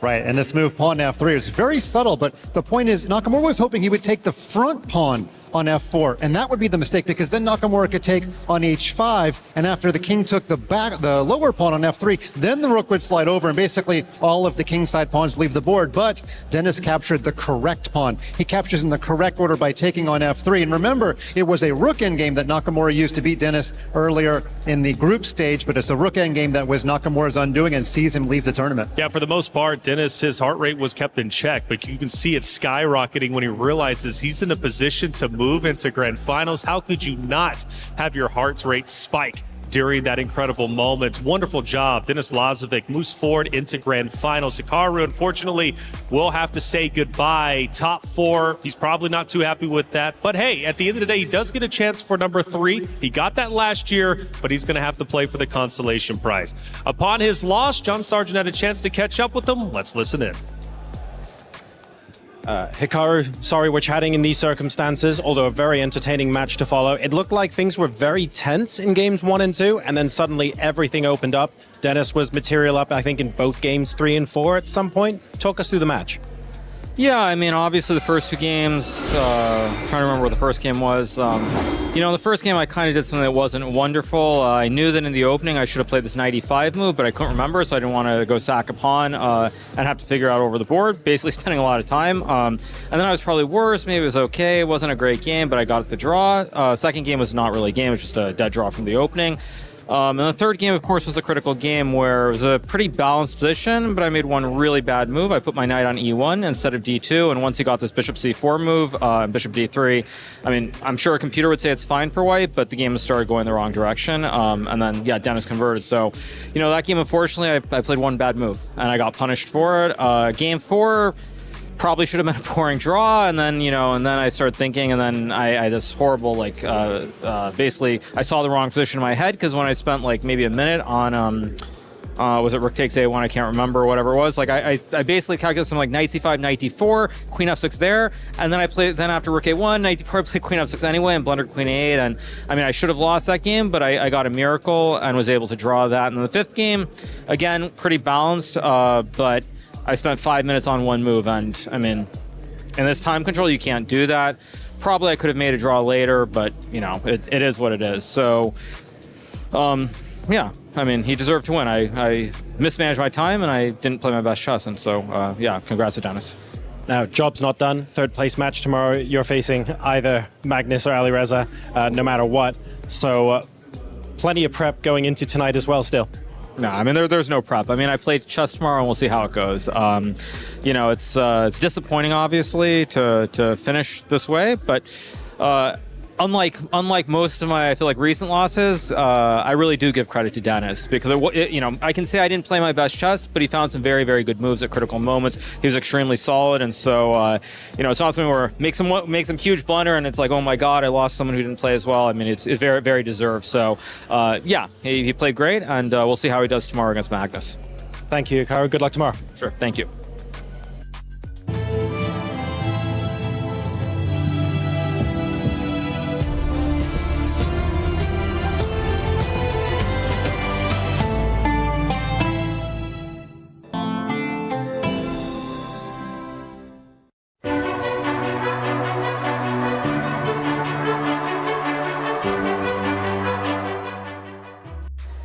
Thank you, John, for the great interview. Hikaru giving a lot of praise to Denis Lazovic.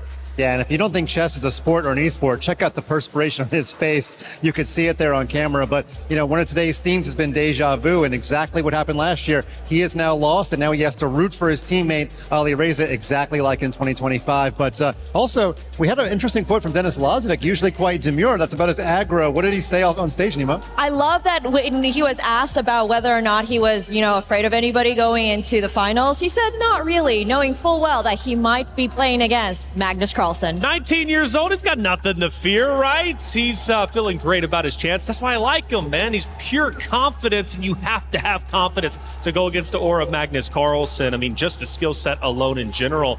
You look, it's a young generation, and Denis Lazovic could very well be lifting that trophy tomorrow. But we don't even know if it's going to be Magnus Carlsen. It could also be Alireza as well, right? He can take it too. Now, for the club championship update, like I said, week 6, things are getting crazy at the top. AJL is looking great, and speaking of which, Trav caught up with a special guest for a club championship update powered by Aramco.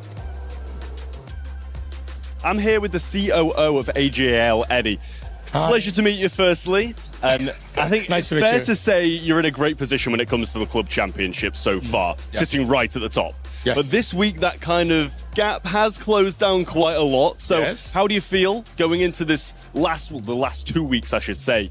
Yes. And what's your kind of preparation looking like at the moment? So I think these 2 weeks are very exciting for us and also for a lot of the other clubs. And we can see like we have, because this year we have like so many titles participating in. So we like invest into more into different roster, and we want to be like performing better than the last year. So focusing in a little bit more on chess, obviously this is the first year you've been in the game, and you've picked up Denis Lazovic. What was the kind of thought process behind that? Okay, so chess is a new game to us, and also because of the EWC, we want to expand our roster into more different games. And this year, we are so happy to have Denis to join us together. And we think he's a very good player with a high potential, and he's also very young. So we also want to give him more support in the future. So I think there can be a very good partnership between us. So we've kind of seen you popping up in a few more of these single-player games. It allows you to diversify, pick up a few more players. Is there any plans of that in the future for chess, let's say for 2027? Do you expect to pick up a few more players to higher your chances of getting some championship points? Yes, so I think definitely we will increase the investment and also to expand our rosters into different games. And because there is also a very good chance for us to get more players in the solo games. So we will will scout for more good talent players and then to increase our roster in the future. Oh, lovely. Thank you very much, Eddie, and a good luck in the rest of the Esports World Cup. Thank you. Trav, thank you for that great interview. Always great to have special guests for AGAL. Come on, how could they not be happy? They've already scored 750 club championship points as Denis Lazovic moves forward, but maybe getting 1,000 if he can win the entire thing. Big moves, taking a big risk. Now, I don't know if you guys had a keen eye or not, but if you were to look right in between the both of them during that interview, there was a special chessboard behind them. Hey, check it out. A lot of special things coming your way.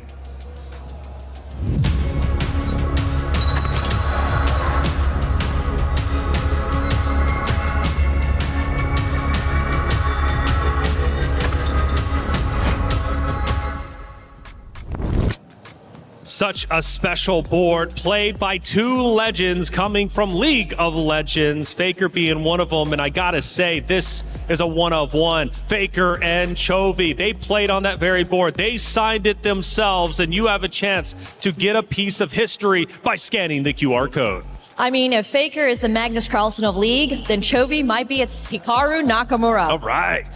Both absolutely incredible at what they do. Would you ever play League, Mike? Never have, but I'm wondering if you're going to make a bid on the board. I might. I just might. Ooh, it's getting up there, by the way, but honestly, it is worth it. Scan the QR code, because again, this is a one of one. You're not going to see this ever again. It's history in the making, and it's special indeed. I remember when League was playing week one, man, 7,000 seats sold out just to the left of me, and they were loud, especially when Faker took that stage, and it's also signed by Chovy. Get involved, and I hope you guys have a chance to see it. Now, things are getting loud here at the Esports World Cup, specifically over at Lenovo Legion Gauntlet stage number 3. It is getting crazy. Trav, let's catch up with you with another club championship update powered by Aramco. We're over at the Lenovo Legion Gauntlet. It's Rainbow Six Siege this week.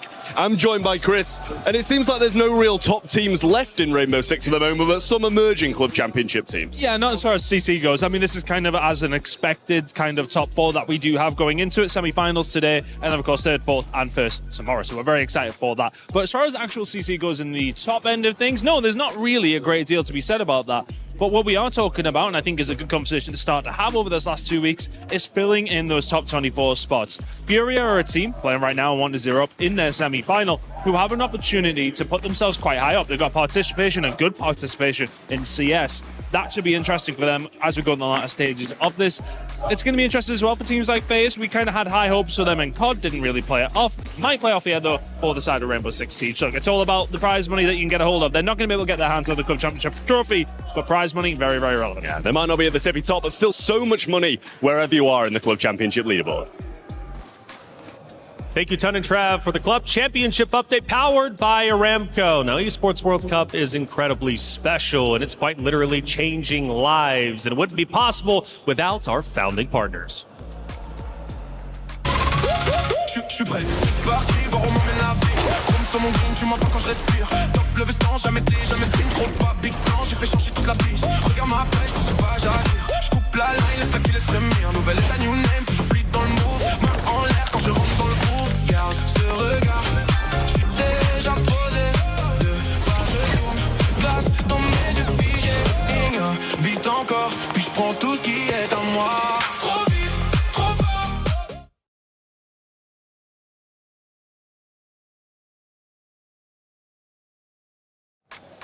Magnus Carlsen about to take the stage, but opposite of him is Alireza Firouzja, the last Falcons' chance to make it into grand finals, or will it be Team Liquid? But for Firouzja, he's got great mental fortitude, and Allianz wanted to catch up with him for the mental fortitude piece.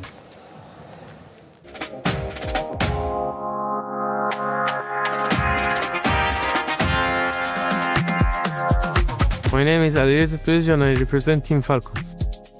Yeah, it's mostly about keeping your nerves and try to play at your best, not think about the expectations and pressure and just to play your game. Yeah, when the host calls your name to the stage, you get some goosebumps, as they say, and you want to be in the moment and also to enjoy it. I don't have any specific ritual. I think mostly I just prepare for my opponent and try to think more chess-wise. After losing, mostly I just think to bounce back. I try my best to that moment. If I have second chance, I try to bounce back and then think about that loss after. Here, mostly it's about the team. If you want to be honest, I think the team points and everything here matters a lot. But yeah, of course, it's nice to play in France, but I don't see why I need to be pressure.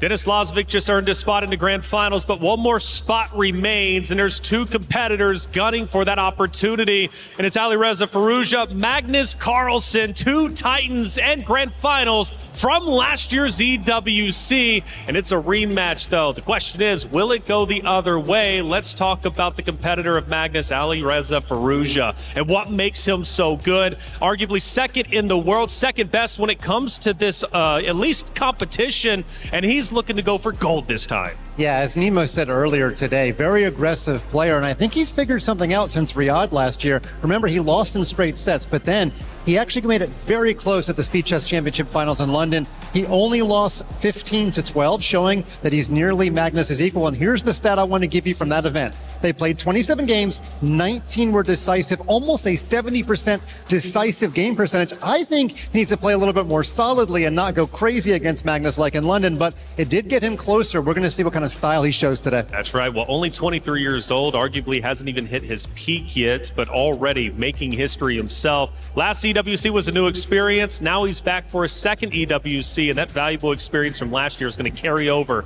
to today's competition. But Magnus Carlsen, he is the guy everybody wants to beat. He is the champion from last year, and he's looking to do it again. For sure. He was coronated last year. This year, he is here to defend. I mean, this is the rematch of the 2025 EWC Grand Final, and he won 2 sets straight against Alireza. How do you think he's going to do this year? Well, this is the match he's primed to play. He just wanted to play it in the finals. Of course, no fault of him that the bracket made it the semifinals. But again, he enjoys playing. And when you're at Magnus' age where you've done everything, you want to play chess for enjoyment. He enjoys playing against Alireza. He doesn't have a ton of energy, it looks like, but I think he's going to get up for this match. He's going to be just fine. He's been just fine. We know that maybe he has a cold or something, but regardless, he's been taking the stage. He's been playing flawlessly. Magnus is going to be at his best when he goes up in this matchup. And again, like they've been saying, this is a rematch from last year's grand finals, but now they face off in the semifinals. Only one spot remains in the grand finals. The question is, who's ready to lift the trophy? Will it be Magnus Carlsen? Will it be Alireza Firouzja? Falcons versus Team Liquid. Let's head to the stage to get it started. The atmosphere has been incredible there as a complete new player. Just went to the grand finals, not there last year. Qualified the grand finals, Denis Lazovic, and now it is time for a remake of last year's grand finals, Rob. I mean, that semifinal was absolutely phenomenal. Only 19 years of age and just slicing through the competition with reckless abandon. That said, ladies and gentlemen, it is about time for us to start up our next match. Please welcome to the stage, representing Team Liquid, Magnus Carlsen. To beat a man, you've got to beat the man. And in this arena, That is Magnus Carlsen. The pressure of being a favorite is always on his back. But when it matters most, when his back is up against the wall, he always seems to pull through. He already made history last year by becoming the first EWC champion in chess, and he is now trying to do it 2 times in a row. Oh, looking for a back-to-back, but you know what? You don't go to a back-to-back without repeating that back-to-back grand finals from last year. And his opponent represents France, so we need to do that intro in the local language. Faites du bruit pour Alireza Firouzja! Le grand maître français qui représente l'équipe Falcons. 2 Armageddon le premier jour. Il a battu Hans Niemann tout à l'heure. Il représente les Falcons. 23 ans. Et c'est sa 2e fois à l'eSport World Cup. Il était en grande finale l'an dernier. Et il essaye de prendre sa revanche. On a un match exceptionnel. Alireza Firouzja sur la scène. Magnus, first off, that pop was kind of crazy for Firouzja. It seemed like the crowd might be a little bit biased. Does that affect you at all? That's all right. Last year, we were in Saudi and he plays for the Falcons, so it was the same.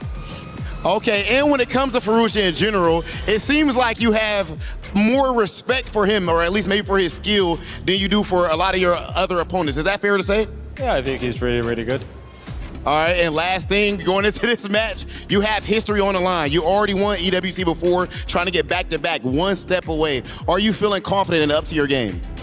Yeah, I mean, I'm obviously not at my best right now, but I'm hoping to, give it my best, and we'll see how far it goes. Okay, we will indeed see just how far it goes. Damascus, I'm interested in hearing what Firouzja has to say. Absolutely, Alireza. You were there in grand finals last year. This time, you're home. The crowd has been making some noise. How does that make you feel? I feel happy that I reached here, and my path was not easy, so now I'll try my best to put a good fight. All right, and last year, of course, that was the grand finals. You come back with revenge in mind. Was that a match that you've prepared for a while? How do you come into this match? No, I just wanted to get to top 4 now. Now everything else is just trying to fight, and we'll see. Hey, you know what? No time to speak, Rob. It is time to kick off the second semi-finals. Alireza, can I have you stand there for the traditional pre-game face-off? Rob, certified banger again. Ladies and gentlemen, it is officially time. This is the semi-finals, and only one will punch that ticket into the grand finals. It is time for Alireza Firouzja versus Magnus Carlsen! Thank you, guys. We are back with the second semi-final of the day. Magnus Carlsen, Alireza Firouzja, a match of the king versus the prince. I mean, we get to see this every single year, but every single time it is so exciting. Tanya, how are we feeling right now? We are pumped, Levy. This is going to be fantastic to watch. One Falcon goes down, the other enters the arena. For Alireza Firouzja, it is a spot to the final, but in front of him, the ultimate boss, the final boss of chess. It is the world #1 for Team Liquid, looking to rise at the top. Magnus Carlsen. Now, these two, so much history. They've played plenty of finals.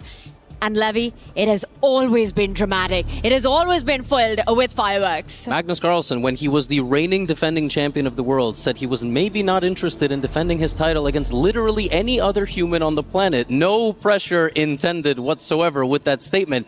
And now he is here. Now, I have to say, he's been under the weather this week.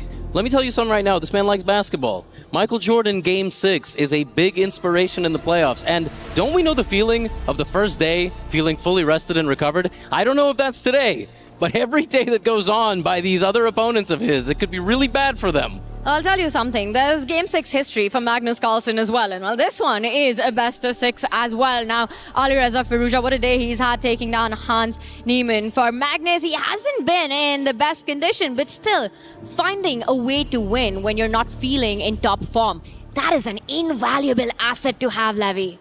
This is going to be a match that really tests the player's stamina, really tests the player's ability to navigate complex positions. It's going to be a complete opposite of what we have seen in the match versus with Hikaru Nakamura versus Denis Lazovic. That was stable. That was waiting for the one moment that would come in 50 moves.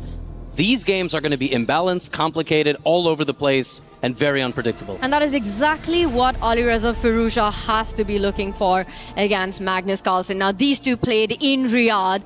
It was the finals, but I have to say that, Levy, that was a Magnus show from start to finish. He dominated that match. He comes in. I think Alireza, the form that he's shown earlier this year in Norway Chess, Alireza had his first classical win of his career against Magnus Carlsen. He knows it. He's taken him down earlier in speed chess formats as well. The belief is there. This is the biggest stage. And I do think that he senses that Magnus isn't in top form.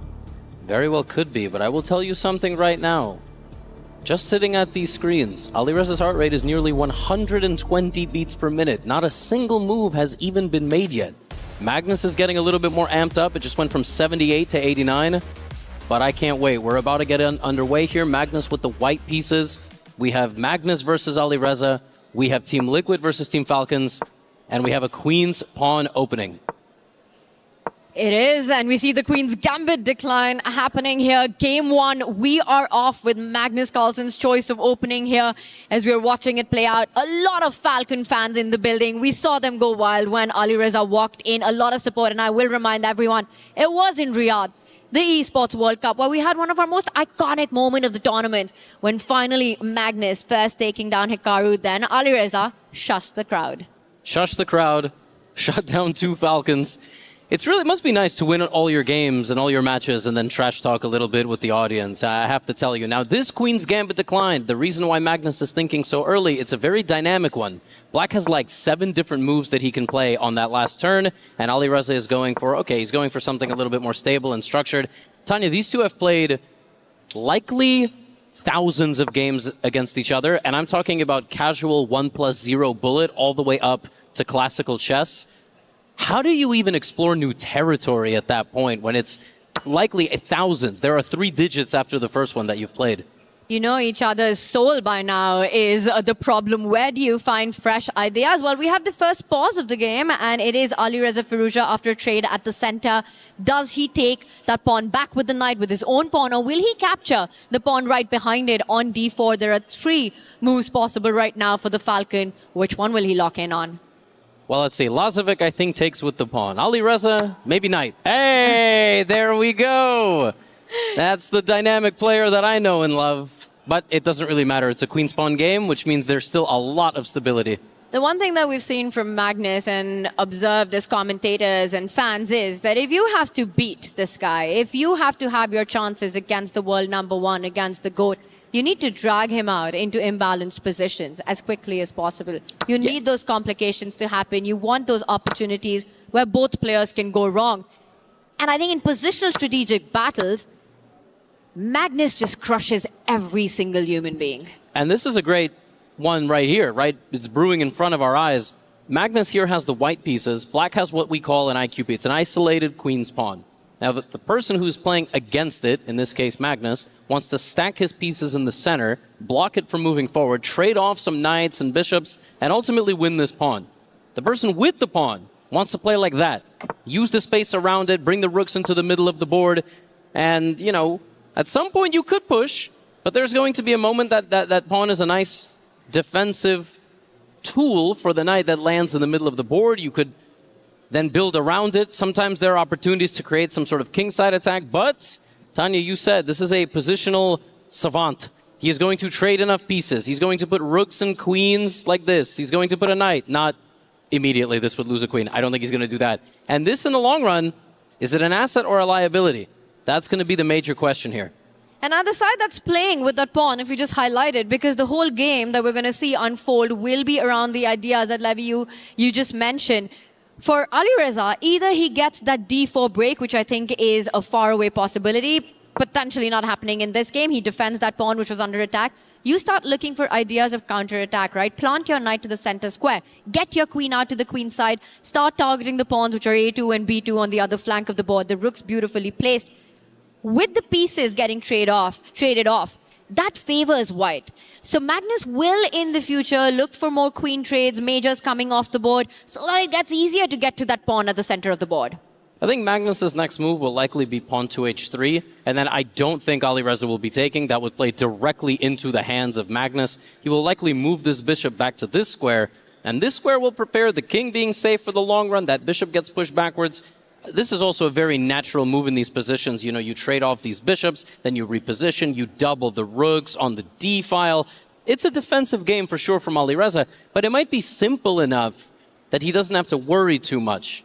Now, one thing I want to point out, the difference between Magnus and Denis Lazovic, we have made a lot of comparisons in their positional style. What I would say is Magnus has built up the experience and the confidence to play in positions where he won't take the simple solution. He is happy to go into a position that looks funky or a little bit weird or a little bit imbalanced because he loves chess.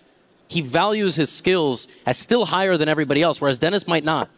And so Magnus will play this in a positional way. I doubt he can make this crazy. But over the course of this match, he's going to meet fire with fire. There's a reason Alireza's got FIR in the first 3 letters of his name. He detonates fire on the board.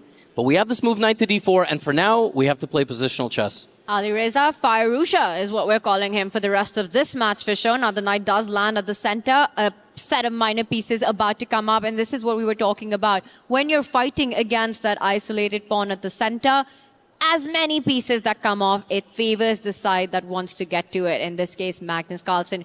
But he does open up his queen to be a little vulnerable to Alireza's rook. Magnus is saying that you don't have any great knight jumps that actually get you something eventually. The knight falls back. The queen will step forward, stay connected to that bishop on e2. And then eventually we'll have all the minors off the board. Very, very likely that this ends in a draw. And the reason I say that is that, Levy, the principle of 2 weaknesses. You need 2 targets to often win a game, and there's only one easily defended by black. Absolutely. You also might be wondering why there's bishops staring at each other. Let's not forget the black rook was just attacking the white queen. So right now, black has the option to trade the bishop. Honestly, you might be able to get away with that. I would avoid too many trades. I think here there's a question of why can't I move my knight back to c5 and attack the queen? Maybe he's going to repeat moves and make a draw. That's never going to happen. Magnus obviously had something in mind there. But so far, this is progress, right? This is progress for the side playing against the isolated pawn. Right now with black, you never take the knight here, ever. Well, now you do if you get the opportunity. Yes. He's doubled down on it. There's also a pin along the e-file. So exactly to your point, what you want is that when you capture that knight, Magnus is forced to take it with a pawn. So that you're not left with any weakness on that open line. Rook c4, a nice multi-purpose move. You're hitting the knight on d4. You're also eyeing a doubling up, maybe even a tripling up on the c-line. For anybody wondering, we've been saying, oh, the person playing against the pawn wants to make trades. He doesn't want to take black's knight there, because the pawn would take. Yeah, I mean, queen takes, maybe it's silver, but pawn would take. Then the pawns are together. Now, knight back to f3. Alireza has a funny move here. He could jump his knight to the right side, attack Magnus's queen. Magnus can't take the knight, because then he would lose the queen the other way. To this other piece. Let's have that on the board. Let's show that. Knight to f4. You can't take the knight. I'm forced to move my queen. I don't have so many squares. Let's put it in front of the rook. And I say, what's next? I'm hitting your knight on f4, Levy.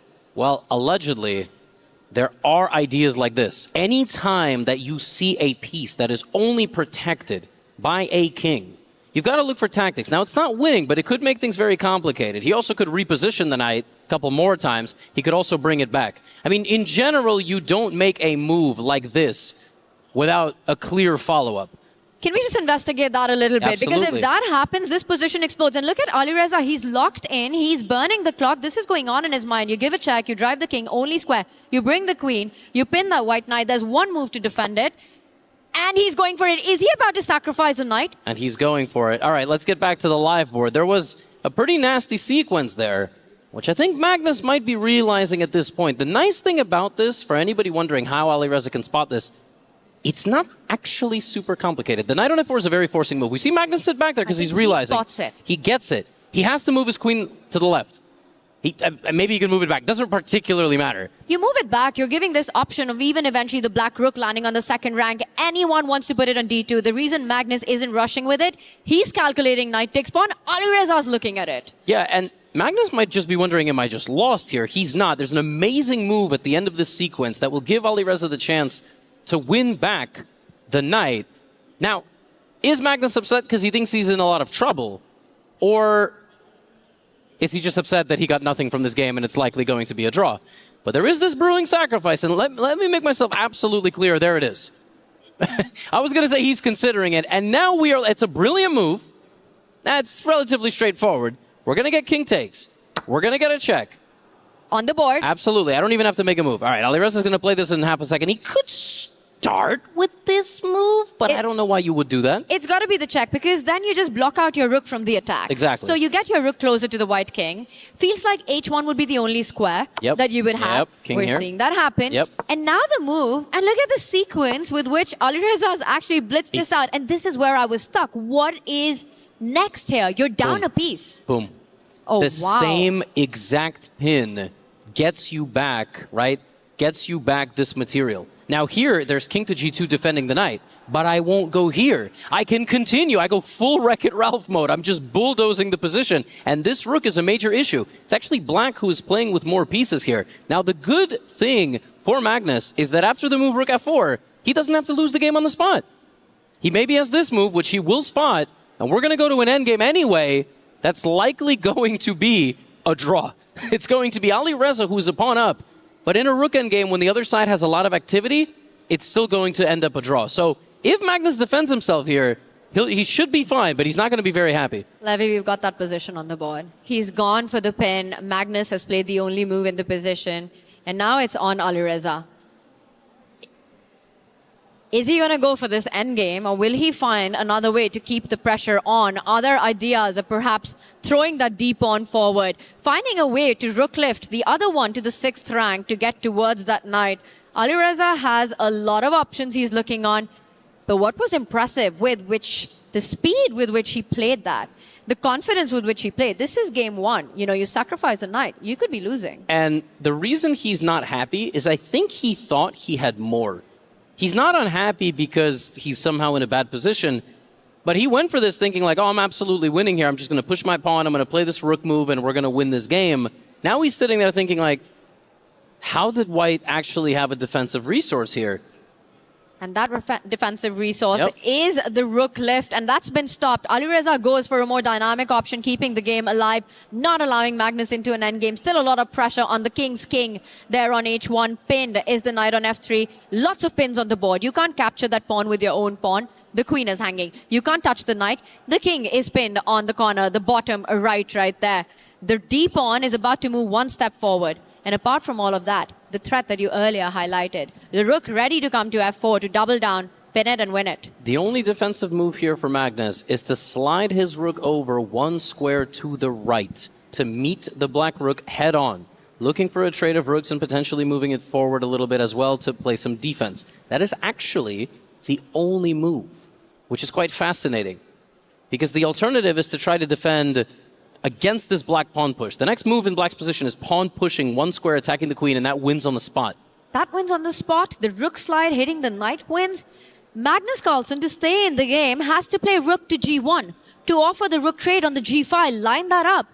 Everything else would have been lost, but of course he's Magnus Carlsen, world #1 for a reason. Finds it, plays it, and he's up on the clock. And so now, if we can pull up the board, I think Alireza is going to respond quickly. He only has 3 minutes here. There's actually kind of something wicked. You can play d3, and what happens is rook takes, queen takes. This is still under attack. Takes, and it's a queen endgame. Or, how about this? You can play rook takes, and simply go down a piece. Now, this might be survivable by white, but it looks awful. It looks awful. White can't move any of these pieces. Like, this completely nasty position, but the computer does find a way out here. Now, will Alireza go for this, or will he go for the endgame and likely just, make a draw? But what a position. This is just fantastic chess by Alireza, finding that opportunity, spotting it, jumping with a knight, giving up a piece, going for the attack, not sliding the rook, but pushing the pawn ahead. Magnus on top of his game as well, finding the only moves. Rook g1 played. Alireza, does he push the pawn or does he trade? Only these two moves. And you see, this is the difference, right? Hikaru Lazovic, very solid battles. These two right away, just absolutely winging punches at each other. And this is what I love about the two of them playing, and Alireza getting better and better and understanding Magnus a little bit more. Tani, he's a minute 49. The one thing I cannot take when Alireza plays chess is how low on time he gets. And d3 is on the board, so we are likely going to see that endgame. And that's always fascinating to watch. You know, when Alireza has enough time, he's always the one who's behind on the clock. But then he just suddenly switches to a different gear when he's playing on his final few seconds. When it becomes hyper bullet, you see a whole different Alireza Firouzja. Few can surpass his piece, and we see the trades happening. That There it looks is. like it's a perpetual. First game is a draw. First game ends in a draw. The result peaceful. The game anything but. Yeah. And Magnus could have ran with his king to the left and tried to just, you know, get rid of the pawn on the right side of the board and keep the game going. Here's the thing, though. In this format, getting into very low time, I'm talking 140 to 4 minutes, that's how you lose against Magnus. And Alireza actually does that a lot. He beat Wei Yi in his match with like 10 seconds against a minute and 20. First of all, what? How is that even possible? It's crazy. It's like he just becomes from another planet when he's got those final few seconds. But what a game that was to start, to set the tone of what's ahead for us in the remaining 5 rounds. Alireza really taking the battle on with the black pieces. Magnus finding the only moves after that first surprise right there. Fantastic stuff we set ourselves up for with this clash. For sure. I'm curious to see what Alireza goes for with the white pieces. Very different type of first draw than we saw in Hikaru versus Dennis. You know, Levy, they say not all draws are made equal, and what we just saw right now happen was definitely one of those that gets you excited. Okay, London. Yes, Alireza's been Londoning it up, and Magnus says, your London, my London. The best response to a London is to play a London. Everybody in the audience, there's your lesson. Wrong city, Levy. Someone tell them we're in Paris right now. Yeah, well, I don't think we're getting a French defense anytime soon. That's desperate times, call for desperate measures. Alireza Firouzja attacking Magnus Carlsen's pawn with his queen. Magnus giving it away. And then the entire left side of the board might fall apart, but actually it's uncapturable, which is sort of fascinating. You'd have taken that pawn. It allows a lot of the rook sliding over, the b2 pawn being soft as well, and it looks like both players know exactly what they're doing right now. The knight does jump. Now there's no queen takes pawn. The bishop is being hit as well. Is Alireza ready to give up the bishop pair? He says no, falls back. There you go. You want to win the Esports World Cup, just learn the London. That's the lesson. Alireza's played this to perfection. Offers it, and we have Magnus here defending with the trade of the dark squared bishops. Alireza's going to castle or develop his knight, also fine. I actually like White's position a lot. Whenever there's a knight on a non-standard square, as we see in Magnus's position over there on the left side, it can be a target, Tanya. That's not really where knights are supposed to stand. Completely agree, because the a-pawn is also ready to go up the board and dislodge that piece as well. And I'll just point out about the London. Where are those days? Gone are those days when London was considered this solid opening. You know, you could sit back, play positional strategic fight. It just feels like full dogfight whenever we see a London and H-line already open. Well, a castle now played, but always watch out for the black queen and knight attacking the H-file once you go into this structure. You know, London's become really combative, Levy. Absolutely.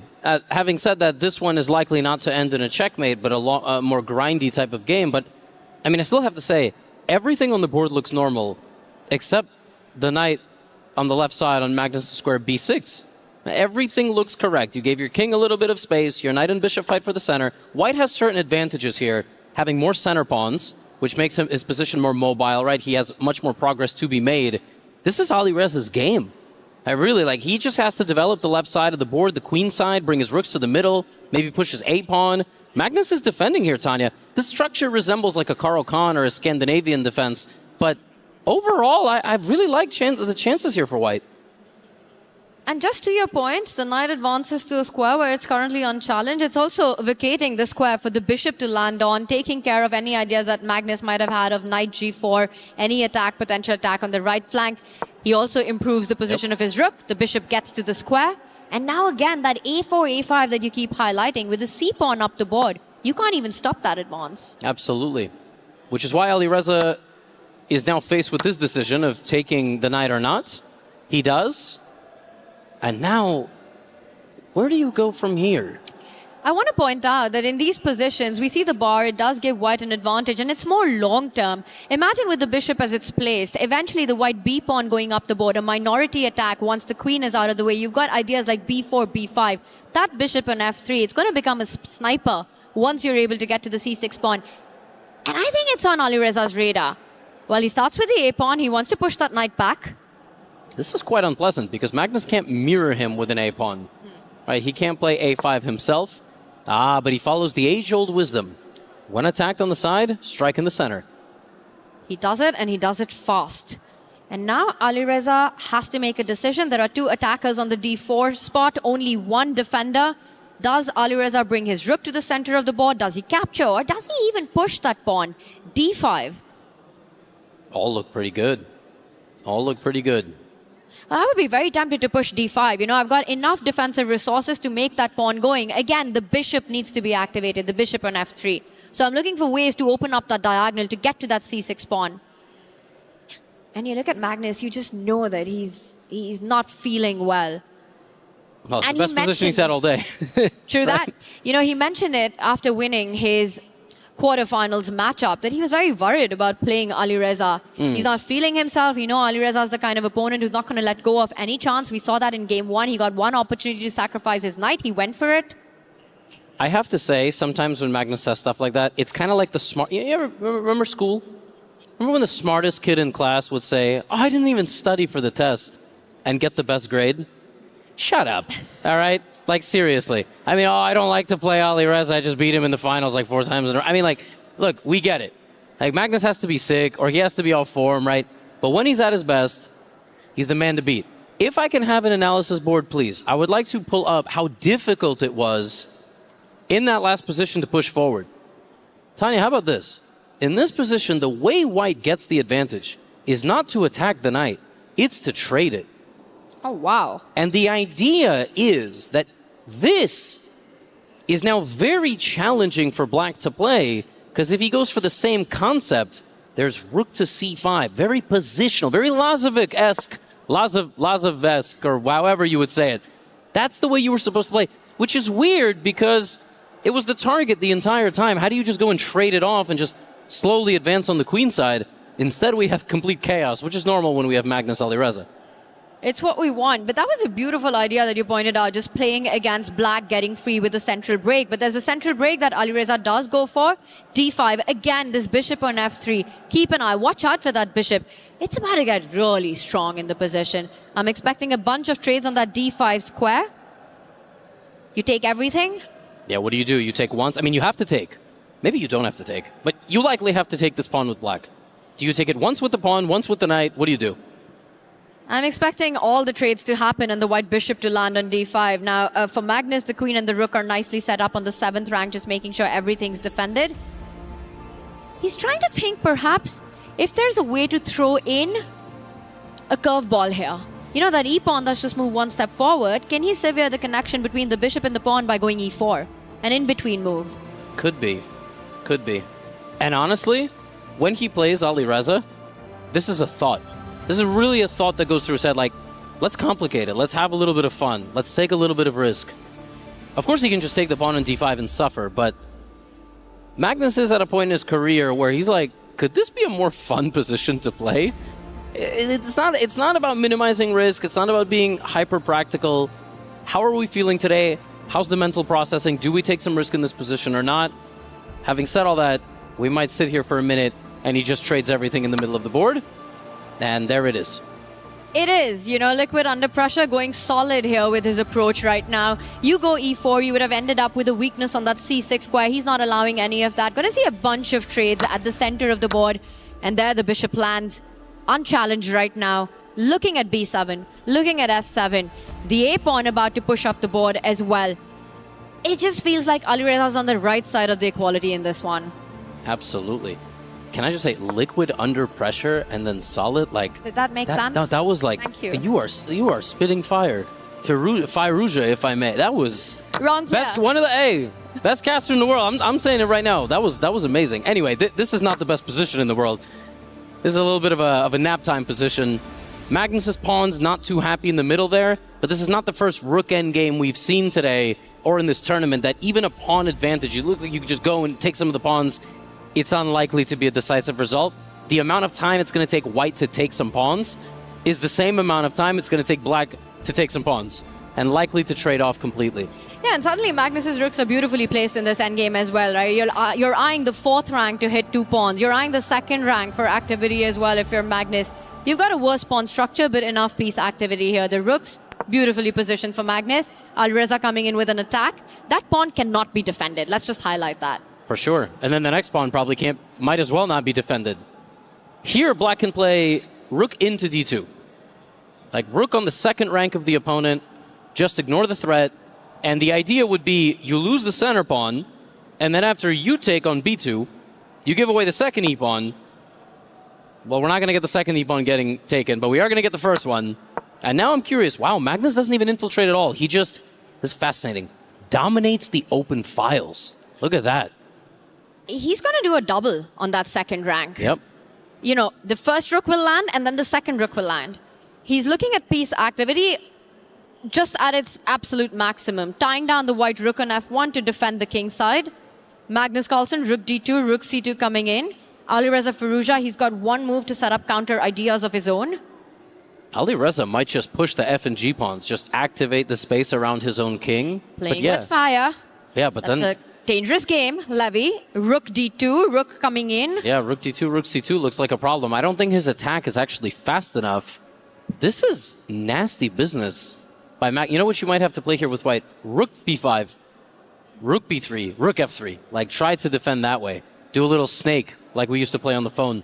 We're too old. It's like nobody, no kids watching this have played that. I've spent a lot of hours in that game, got to a very high level as well, as we're going to enjoy some high-level rook pawn endgame in this one. And I will point out what Magnus has set up against the move that you just suggested. If Alireza plants his rook on the b file, notice how the central pawn and the side a pawn are undefended. Magnus will then slide up his d rook all the way along to the 4th rank, winning one of the 2 pawns. And you just called that out, Levy. Rook to b5 on the board. Yep. This is the move that we were hinting at. Best casters in the world. Look at that. Look at that. Predicting both moves. All right, what's the next one? What's the next one? Do we defend the center pawn? Do we chuck the pawn on the left side? He saves that pawn. He gives away the center pawn. And now the rook is free. This is still very dynamic. I mean, these endgames are very tricky. 5 versus 5. The black king will step up just to free up any checking on the 7th rank currently, and then look at infiltrating on the 2nd rank if he's allowed to do so. Magnus Carlsen, 5.5 minutes, about 2 minutes ahead on the clock right now. That's standard. That's Alireza playing chess ever. Okay, Levy, we often talk about the Magnus touch in endgames, right? It's just always about how he finds ways to squeeze water out of stone and all those cliches that we use. And he does it time and time again. Does this endgame have enough juice in it? Can Magnus look for something here? Well, what's really funny is that you look at a position like this and you go, would Magnus be able to win this with either color? With white, you would say, oh, his king side pawns are all, look at a little triangle, and he pushed them forward, and black's pawn next to his king on the left side, e6. That's a weakness, right? That's what we would say. But Magnus is playing black, so we're going to say, oh, that pawn's like a dynamic element in the position. He's actually going to push that pawn and use it as a shield for his king, and then maybe weaken the white structure a little bit. Basically, any endgame in the hands of this guy is a problem for the opponent. And I don't like where this is going, Tanya. Like, 2 minutes 40, I said the only way Firouzja is going to make his chances in this match lower is that time. It's the time that haunted him in their EWC final at Riyadh as well, and currently struggling on the clock. The position absolutely in balance. A player of Alireza's caliber should draw this every single time, and he needs to do this. You don't lose this against Magnus in a semi-final. And in Norway Chess this year, he might have even won it. Like, really, Magnus did not have the best tournament performance there, but this is a very different story. He has double the time of his opponent, keeping all the possibilities on the board. Hikaru likes to say, you have to give the opponent a lot of options. And Alireza has too many options right now.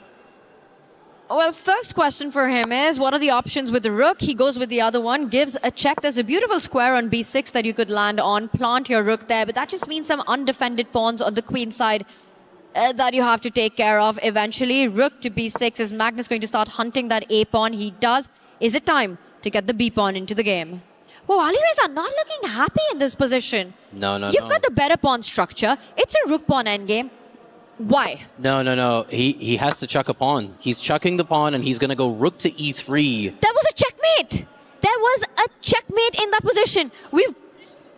We've got to show that why that pawn could not have been defended. A beautiful line. Magnus had set this up. Watch and enjoy this. If you went b4 in this position, it's game over. Look at that bar shoot down. Rook check, rook checkmate. I mean, just water. That's crazy. How do you do? How How do you spot magic. this? How does this happen in a rook and pawn endgame? Well, it's magic, MAG, and it's fire, right? That's really what we're looking at. I didn't know. I was looking at it like, what am I missing? And there you go. Now, somehow Alireza still makes it here, but he's got 1:40. Now, will Magnus go for king and rook versus king and rook flag? That'll be really funny, because that could happen. Wow.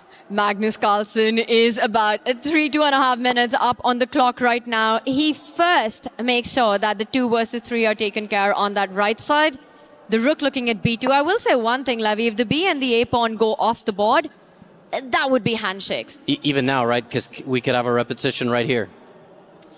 We could. The king could slide over, hit the rook. The rook goes back where it came from. The king comes back. A back and forth.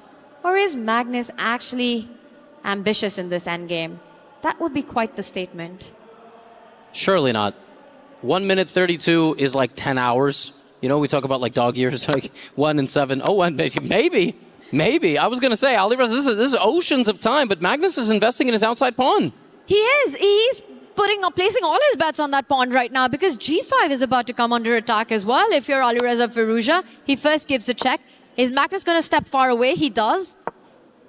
Oh, Tanya, this is bad. This is very bad. This is vintage Magnus winning an endgame with the opponent under time pressure. If Magnus wins this, I would have seen everything. And then I'd see another game and be shocked. That just brings his king. But maybe it's not so easy to bring the king because you're always under threat somehow of losing your pawns. So if you're Magnus Carlsen, you need the black king to assist that a pawn. You have to step it up the board on the C line, on the B line, and start marching up the board. Meanwhile, Alireza has to create counterplay where his majority lies. And he's going to try to push. He's going to push and push, and then he's going to break through. That's the most important thing. He's going to try to get a pass pawn on the right side of the board. I don't think he has time to run his king all the way to the left, but Magnus is grimacing himself because he doesn't exactly have a solution in this position. And Magnus is calculating what happens when he gets his king closer to that black rook. The problem is that his pawns on that right flank, both of them extremely weak and tender. And Magnus goes for that plan. He's going all in this endgame. Maybe you can play pawn to f4 here. But that's very committal. Yeah, absolutely. No, I know, but... And 1 minute. It's under 1 minute for Alireza. He's in bullet territory now. He has to. I don't think... Yeah, okay, plays a little passively, but that was very important here. Does Magnus just give that pawn? How does Magnus do this? How are we in this rook and pawn endgame and this isn't a draw? No, this is definitely a draw. He's going to take the pawn and then he's going to probably go for this f4 because then it's easy. At some point, he can even play it now. And he's going to give the rook for the pawn and it will likely be a draw. And eventually, White will be forced to give up the rook for the lone remaining pawn that Magnus will have on that left flank. But Alireza needs to make sure he's in time on that race. He needs a passer of his own. He gives a check first. The king, if it moves forward, Alireza will keep checking. The third rank, the second rank, the first rank. That's actually really funny. Anywhere the black king runs down into Alireza, yeah, he has to back up. You got to play for a win. You got to go back. If you're Magnus Carlsen right now, the a pawn ready to push itself if it's allowed. I think Alireza's in panic mode. He has 20 seconds on the clock. 20 seconds. There's no increment in this, and you can see it on him. He's about to get flagged in this position. Yeah, he's gone f4, and he's got 16. Rook back. Levy. I don't think Alireza saves this. No, not with this amount of time. No, we're going to get into flagging territory here. 2.5 minutes for Magnus. How many times we've seen him do this? It's just unbelievable. But this isn't even Magnus. I mean, I got to say, this is all Alireza. Right? Magnus looking for ways to complicate it and make the decisions challenging, but... 13 seconds. I don't think... Is he going to flag him? Alireza's mouse skills are from another planet. I don't know if it's going to be enough. Is he going to... No, there's no way. You can't even flag here. They're both going to trade all their pieces, right? Yeah, because the black rook will be forced to give itself as well, and Magnus is about to do it, and it ends in a draw with 7 seconds remaining for Alireza. What a game.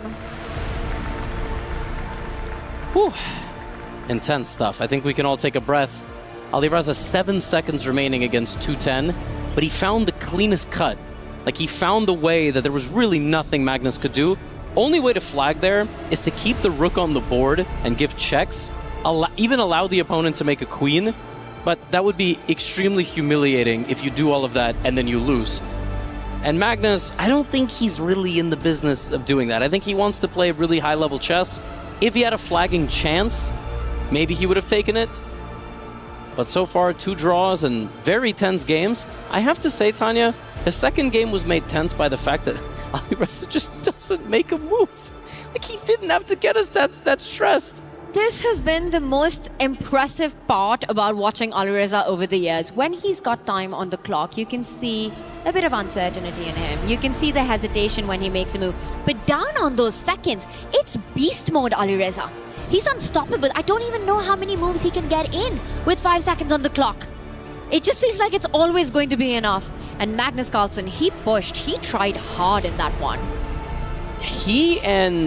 He meaning Alireza, and Nihal are the 2 best time scramble players in the world, for sure. Because Better than Magnus and Hikaru. Yeah, time scramble. Purely, like, if you gave them 10 seconds. Their mouse skills and their hand-eye coordination and their ability to predict their opponents, just second to none. Wow, I think we're going to be seeing a lot more of that. But now we get to see a Sicilian on the board, and it's been a while. Absolutely. It has been a while. That last match was a lot of symmetrical games, a lot of locked structures. Well, actually, this one's going to be locked as well. Neither player is going to be able to advance their D-pawn very much in this game. Here comes the light-scored bishop being saved. Maybe he will take the knight. Maybe he will take that knight. He could have taken either of those knights. Maybe he won't take the knight at all. Well, I think the defining feature in these positions, Levy, it's always those central squares that white has the knight to jump onto d5. You've got the d4 spot, and then who gets a pawn break? Is it on the queen side? There's always b4 to watch out for. Or will one of the f-pawns move forward? And it does look cagey, with all pieces on the board, often all pawns not traded, till a lot of moves are made, but eventually the break arrives. And that's when it gets spicy. Magnus already unhappy here? I don't really know with what. Of course, he has many choices. He can play short castle, he can move his d-pawn up a square. I'd be surprised if he does trade at this point, because again, the storyline of those 2 squares at the center of the board, you go bishop takes knight, Alireza captures towards the center, and then suddenly Alireza's got a beautiful d4 square, and you've got no jumping spots. He does instead continue with developing. I'm expecting both sides to castle soon, one of the knights to land on d5. Magnus doesn't like the way that he's played this. I think he was just sort of improvising a little bit. And now he goes for this idea, knight to d5 and b4. I love when these guys play Sicilians because they either open the board and play something crazy or play a closed maneuvering type of game. And maybe Magnus thinks that this is the way to beat Alireza. Slow maneuvering chess. It's also perhaps what he wants right now. You know, if you go into those complications, you go into Mikhail Tal's forest of complication. You know, 2 + 2 = 5, path out, wide enough for 1. The thing is, you look at Magnus, you get the feeling he's not only fighting his opponent, but he's also fighting himself right now. He has his hand on heads. It feels like he's in a bit of pain. And I think you want to keep it as simple and strategic as possible in these situations, till you're actually forced into those muddy waters. Alireza will find a way. He will find a way. He always does. Yeah, he's going to find a way. Right now, he's got some ways to maybe strike back also with the b-pawn. I don't think what he wants to play here is pawn takes pawn. That move gives away a lot of space on the queen side. It helps Magnus open up a little bit further. But now where do you reposition your pieces? Here I would be tempted to offer a trade of knights. So move the knight on d7, that's a little further back, to really either square. But that comes with problems too. Because then you're no longer defending the pawns in the center of the board, and he does it, but I don't love this. Because right now, if Magnus were to take the knight on c6, and we can pull up an analysis, but it's a very fascinating position. There's an opportunity now with that knight no longer defending these pawns, that if you take, you know, there's going to be double pawns. So for example, bishop takes, pawn takes, knight takes bishop, queen takes, and just something very easy. Take these pawns. This is just a little ugly, no? Like, this looks beautiful for white, and I think we're walking right into this line that you're showing. All right, enough analysis board. We go back to the live position. Thank you very much. That was spot on, Levy, and I just want to say, I mean, this is long-term advantage. You know, we highlighted that d4 square. The black knight has an entire Odysseus to make to get there. It's super far away. Meanwhile, that c5 weakness you highlighted, the bishop landing on e3 at any moment, the white knight can reroute itself to start hitting those targets. This is just long-term weakness for Alireza. And what he's doing now is he's going to move his knight forward 3 squares, which is illegal. It is not a rook. But if we pull up the analysis board one more time, we will show you exactly what we were talking about. The knight will reposition itself there, It is there, the Odysseus. right? And there. Now, it's not quite a rook, but it's working on it. Now, you can also maybe go here. And then maybe you can capture, because there's going to be a pin. h3 is a waiting move.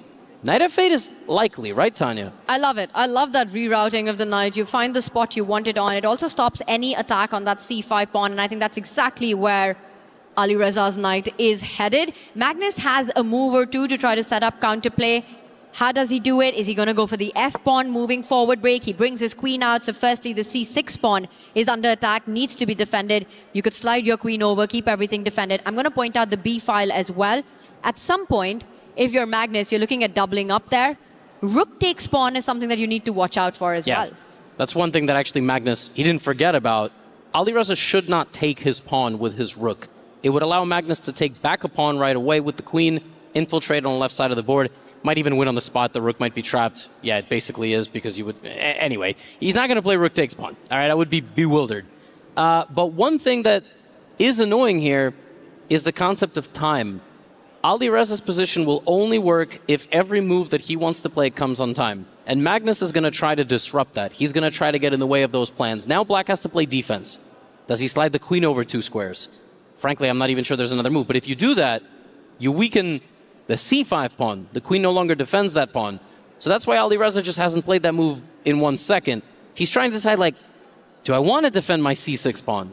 Is it important? What do I do here?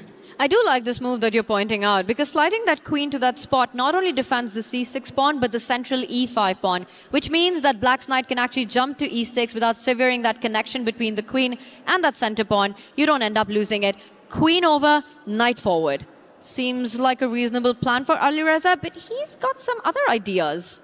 He doesn't like something, clearly. He might not like that White's light-scored bishop could try to maybe go to a5. And again, we can show this. This is a very complicated game, so they're both going a little bit into the tank. For example, queen here, maybe he doesn't like something associated with this. Now, to be fair, if you go here, now you actually can capture this pawn. And after this, the queen would have to go here, and you're desperately defending everything. Then there comes this move. And it's like, wait a minute, now it's happening. It is happening. You're defending everything, but all of your pieces are back here. This doesn't feel very comfortable to play against Magnus. Anyway, let's see what happens after queen c7. Will Magnus play bishop d2? There are other ways to put pressure, Tanya. That pawn formation is a long-term problem for Alireza. Magnus first just simply defends, guards his d3 weakness before getting his bishop out into the game. And this gives Alireza just enough time to jump into the center with his knight. Just enough time to threaten to do it. Then the bishop move would still threaten the spin, but he goes there. And maybe he's going to take the knight with the bishop. Honestly, both look okay, to be fair. But in a close game like this, that light-squared bishop for Black is a real problem. That's a beautiful positional point you make, Levi, that a knight versus bishop imbalance in that case would definitely give Magnus something to play for. There will be pawn advances later on. Just a positional solid point there. Bishop e3 played. Alireza won't jump in just yet. But the problem is, as long as that knight is there, you're not finding great squares for your bishop to come out. Certainly. Honestly, you could even trade the knights. This is a position where the opposite-colored bishops sort of benefit the infiltrating side. It's generally said that they benefit the attacking side. When you attack a king, obviously, right? Because the other bishop won't be able to defend. But here, if the dark-squared bishop infiltrates, light-squared bishop needs to get out of the way. Like, he's in the way right now. He hasn't moved for 20 turns, but still he's defending. Also, good luck finding a good square for that bishop to move to. Magnus looking at infiltration squares and maybe even an endgame, another endgame grind by Magnus Carlsen coming up once the queen lands on b6. The black queen, a key defender of so many pawns. It comes with a lot of ideas if you get that out of the way. Magnus Carlsen setting threats. This is more dangerous than the bar implicates right now. It's more dangerous because of the clock. So we know that Alireza is going to get into low time situation, but at least in the previous game, the only piece types remaining on the board were king, rook, pawn. If you then add queen, and even no queen, you add bishop, knight, more rooks, much more pawns, he's not going to defend this. Like, he's just not going to defend this with that much time. And he's already maybe made a slight inaccuracy. Now the queen trade's coming. Yeah, this is Magnus at work. It, of course, lands. It's Magnus Carlsen. He'll take you to endgame every single day of the year right now. Queen b6, Alireza Firouzja, does he trade? Does he decline it? Does he step forward with the queen? The problem here is this is such a Magnus position and the anti of Alireza chess. You know, he's always one to play for the initiative, for the dynamics. He wants a combative position where there are opportunities for both players to go wrong. And this is just one-sided. You have to sit, you have to suffer. He tries to keep the pieces on the board. Magnus now looking at a rook infiltration. The knight on the other side of the board. Full board awareness by Magnus. Knight coming to f5. What a move.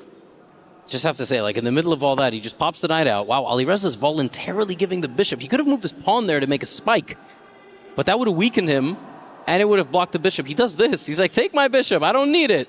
And that was a sneaky bishop retreat by Alireza. Magnus's knight jump was not only aggressive, it was against Alireza's idea to pin that knight to the rook on d1. Bishop to h5 would have landed, given Alireza a lot of counterplay. Magnus shuts that down, and now he's going to shift his focus back to the left flank, looking at potential doubling up. That's a nice move. Now the knight and the bishop on the right side of the board are sort of locked up in battle. Alireza's knight and Magnus's bishop are also locked up in battle, pointing at the same stuff. And everything is going to happen on the left side. It's going to happen on that B file, the open file, the only one where Magnus's rook sees the end of the board. His queen is applying pressure. And when we say pressure, we mean you're kind of looking at the enemy pawns and the opponent can't move pieces due to the necessity of defending them, which is what's happening right now. Yeah, Alireza's just, I mean, that move is just like, I don't have a move. I have to make a move. I have to maybe stop the rook coming in, but I don't love it, Tanya. And I totally understand why. Let's just compare all of Magnus's pieces to Alireza's right now. The bishop's opposite color complexes control different squares and can never be challenged. Magnus's bishop has clear targets in the position. Alireza's bishop staring at granite right now, nothing, nowhere to go to. You've got the beautiful queen on a5 tying down the black rook. Meanwhile, the queen on d6 is doing a defensive job so far, keeping those double pawns guarded. So it is also a passive piece currently. The rook on b1 far more active than the rook on d7, always looking at ideas like a rook lift to the third rank, defend d3, and then line up, double up on the b file. The knight on h4, also a very active piece. For Alireza, he needs to time a knight jump and needs to time it well. This is Magnus passing the ball and saying, you're running out of moves and time. a4 is just so, it's so mean. It's mean. It's just such a mean move. Like, you don't do anything. You just hit the ball back. You just say, I'm enjoying my position, and I know you're clearly not. Magnus can play rook b6 and just go for the pawn. And that a pawn is going to win him the game. What's amazing is Alireza lost, like if he loses this game, he would have lost it on the 10th move.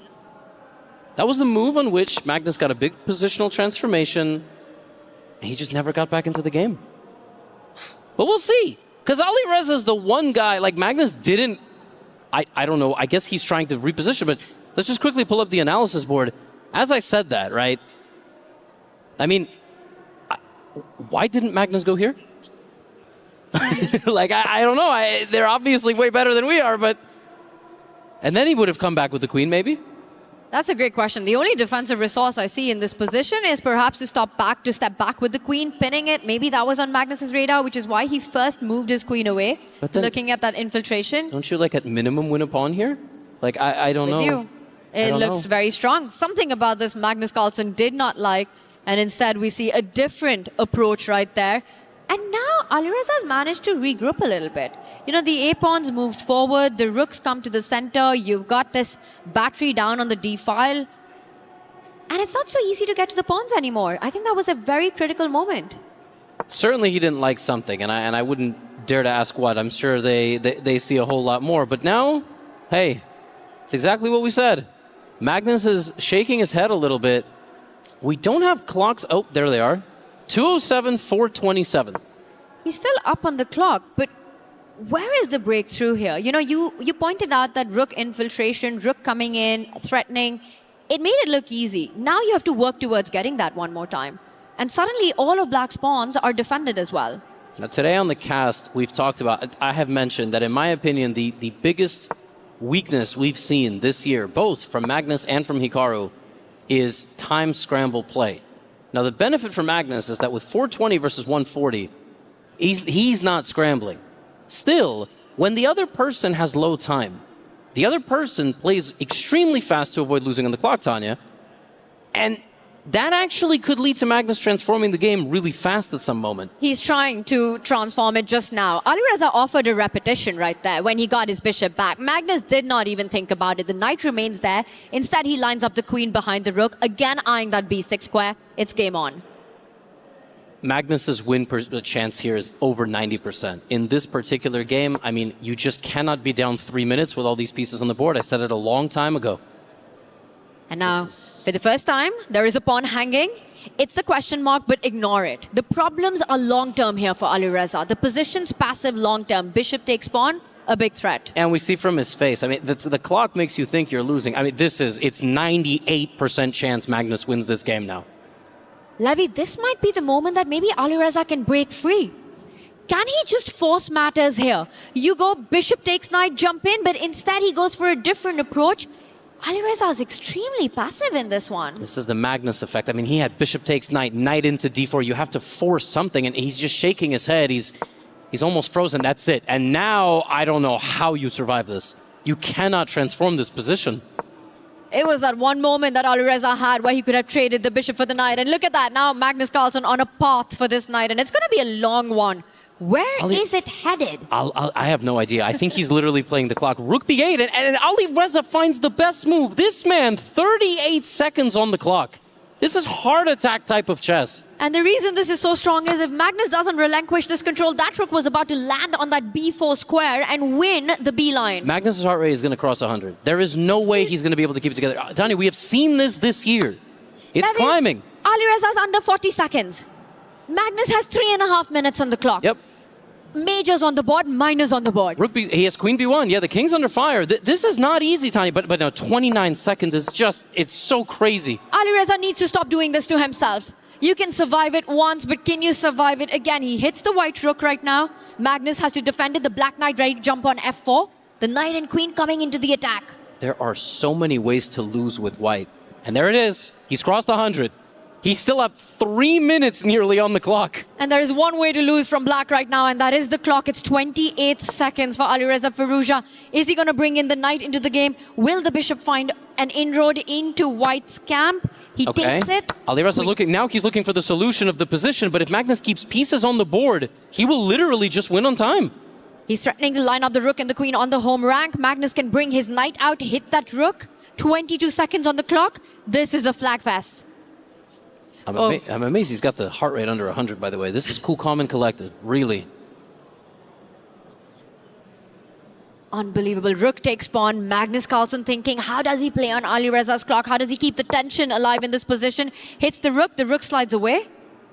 And now you jump out with the knight. Maybe you trade the queens. There is no way Alireza can play a full endgame with 20 seconds on the clock unless Magnus blunders, and he's blundered an attack on his king, Tanya. Well, before the endgame, there will be a middle game. Is he coming for a checkmate? There's a check on f4. There's a check on the first rank.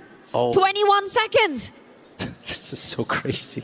He's literally beating him because he's making him blank a little bit.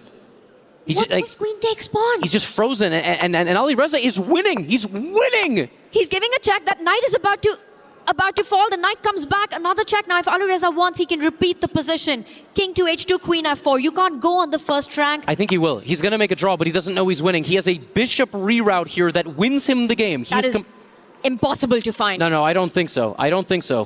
Alireza needs to spot bishop to e8 and give a check on a4. But it's likely just going to end in a draw. Magnus maybe is not going to repeat. Is he actually thinking of flat? No chance. He's absolutely thinking about it. He's 16 seconds. Alireza has to find the bishop retreat, reroute to that a4 square to win the game. 16 seconds is far too less to spot that idea. I love these heart rate monitors, Tanya. 107. He's oh my God. Oh, but there was a win there. But Alireza had to make a move so fast. Oh, and he finds it! He finds the reroute, but it's too late. He was winning on the last move, but it's a 1 minute time gap now. Oh my God, he's coming for that a4 pawn. Alireza is winning on the board, losing on the clock. This is unfathomable. Magnus is going to go below a minute. He has not played well in the scramble. It's what I called, but can he right the ship? 12 seconds for Alireza. And Magnus is back in the game as he chases the queen away. The queen steps over. Magnus defends everything for now. Alireza has an extra pawn, but no time, and that pawn falls as well. And Magnus is going to run the king out, and he's going to survive, and he's going to win this game. He's up a pawn now is what Magnus Carlsen. 9 seconds. Alireza needs more time. He needs better clock economy. Magnus defends it. And Alireza knows it's 7 seconds. He's not saving this one. He has to use his H-pawn. There's very limited hope. Yeah, he's just playing too fast, and there's going to be... There was a checkmate in one, which was blocked. Magnus offers a queen trade. It's declined. The knight jumps in. How many moves can you even make with 3 seconds on the clock? Lost. A trade, and this position's lost. The clock is lost. Alireza's lost, and Magnus takes the lead. Wow. Wow, wow, wow, wow, wow. He actually got a chance in the scramble. Can you believe it? Like, I don't know how he manages to pull this off, but it's what we said. It's what we said. And someone has said 98%. And can you believe it? He was actually losing for 2 moves. But Tanya, when you have 15 seconds, your nervous system is overloaded. You are mentally preparing moves, but he was winning. And Alireza knows it. He sits back, he sits on, he's looking at the game, replaying those moments that he did have. It's halftime in the match. 3 games down. A winning game is what the Falcons had in this one, but just not enough time on the clock. And eventually, Magnus Carlsen kept it going, kept himself alive, and took the win right there. Snatched it from Alireza. You know, had he got an extra minute on the clock, this was his game, and he's got to know that. He has to make that the big takeaway. He just cannot allow this to happen again, Levy, if he wants any chances in this match. It's like one of the few people who consistently imbalances Magnus's nervous system. And we've got Team Liquid fans right there right now for the Falcons. It's tough. It's a tough moment with Alireza going down in that last game. He hasn't left the arena. No, he hasn't. I gotta say, there was a gentleman who did the ice cold gesture. That was ice cold. Magnus certainly got a little bit out of control toward the end of that game, and then the second he righted the ship, it was easy. It was easy. The king was safe, the knight was safe. Here we see the sacrifice early in the first game, which ultimately resulted in an endgame transformation, I should say, and a draw. Tanya, the second game, whew, it was nice for Alireza. But then Magnus defended, and Alireza didn't make the right break at some moment. And we see here, piece trades, rook trades, coming in later down. Checkmate, maybe. Could have had a checkmate in the second game. We walked into it. But, of course, the players did not, and it remained in the balance. And a rook-pawn endgame that was played out. But even in this one, you could see the signs of Alireza struggling on the clock. For sure. And it ends with king and rook, with a pawn each, going all the way down. 7 seconds at the end of this game against 2 minutes. And this playing style really hurt him in the third game. It was an interesting battle. You're about to see a trade of pieces here with knight to b6. And after this, it was just suffering. It was. And then Alireza made magic happen.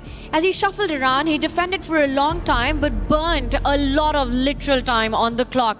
And it looked like it was a Magnus Carlsen show, all this. But with all the shuffling, eventually Magnus gave him one opportunity to come back into the game with this move. And then it all turned around. Suddenly Alireza's queen, his rook, comes into play. And he was winning, but with just seconds on the clock, it was far from over.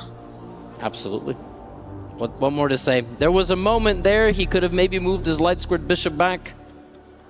But it doesn't, ultimately it doesn't matter. The clock is a piece. The clock is a piece. And Alireza maybe had a winning move for a move, but he played the response in, 0.5 seconds because he was trying not to lose on time. And he never left the table after that. Alireza also in disbelief of what a missed opportunity that was right there. What a matchup we've got between Team Liquid and Falcons right here. And of course, all the entertainment that we're getting. Now, one thing's for sure, Levy, that Alireza has it in him today to get the positions. It's only been the clock that's been stopping him. He's absolutely always has it in him to get the positions. I do say, I think he is the one player who consistently gets good positions, and winnable ones even, against Magnus. The other one might be, Arjun or Geisi. Like, these guys, they're very good at complicating things and defending and making it not so simple for Magnus to improve his position. But if Alireza had played that with even 7 or 8 more seconds, maybe was a chance that he would have won. We might have been talking about a completely different scoreboard right now. For Alireza, he needs a reset. He needs to forget what has happened. There are still 3 more games remaining. There are still whites to be played right now. And I think the big takeaway from the first half of this match has to be better clock management for him. Every single game, Magnus Carlsen has had extra 2 minutes, extra 3 minutes going down to those final scrambles, and then it doesn't even matter what's going on the board. You called it, Levy. The clock truly in this 10+0 is the 17th piece. And Magnus is on a break. We see him now for a couple minutes there. Suppose this is our halftime equivalent. 3 games have been played. What I mean, I love that this match is so much more dynamic and complicated, right? We've commentated 2 semifinals today, 2 very different matches, 4 of clearly the best players in the world at this format. And if Alireza can just put it all together in one game, everything that he does, complex openings, making Magnus go for positions that maybe he doesn't typically play, certain pawn structures, holding the defense, and then messing with his nervous system, but just having like 2 minutes on the clock. What do you think, Levy? Do we have more Falcon fans right now or more Liquid fans in the house? I don't know. Good question. That's a good question. We have maybe we just have chess fans in the house. We have Liquid, right? We have Falcon. Oh, you've got the GOAT in the house. Yeah, that's. Well, Magnus comes back for the second half. He has the lead. Alireza Firouzja has to strike back. And what a missed opportunity it was in the last game. Again, the clock coming to haunt Alireza. For the Falcons, they're looking for the prey right now. They're looking for their target. Not too many games left as we go into the second half. Alireza's willing himself into the match.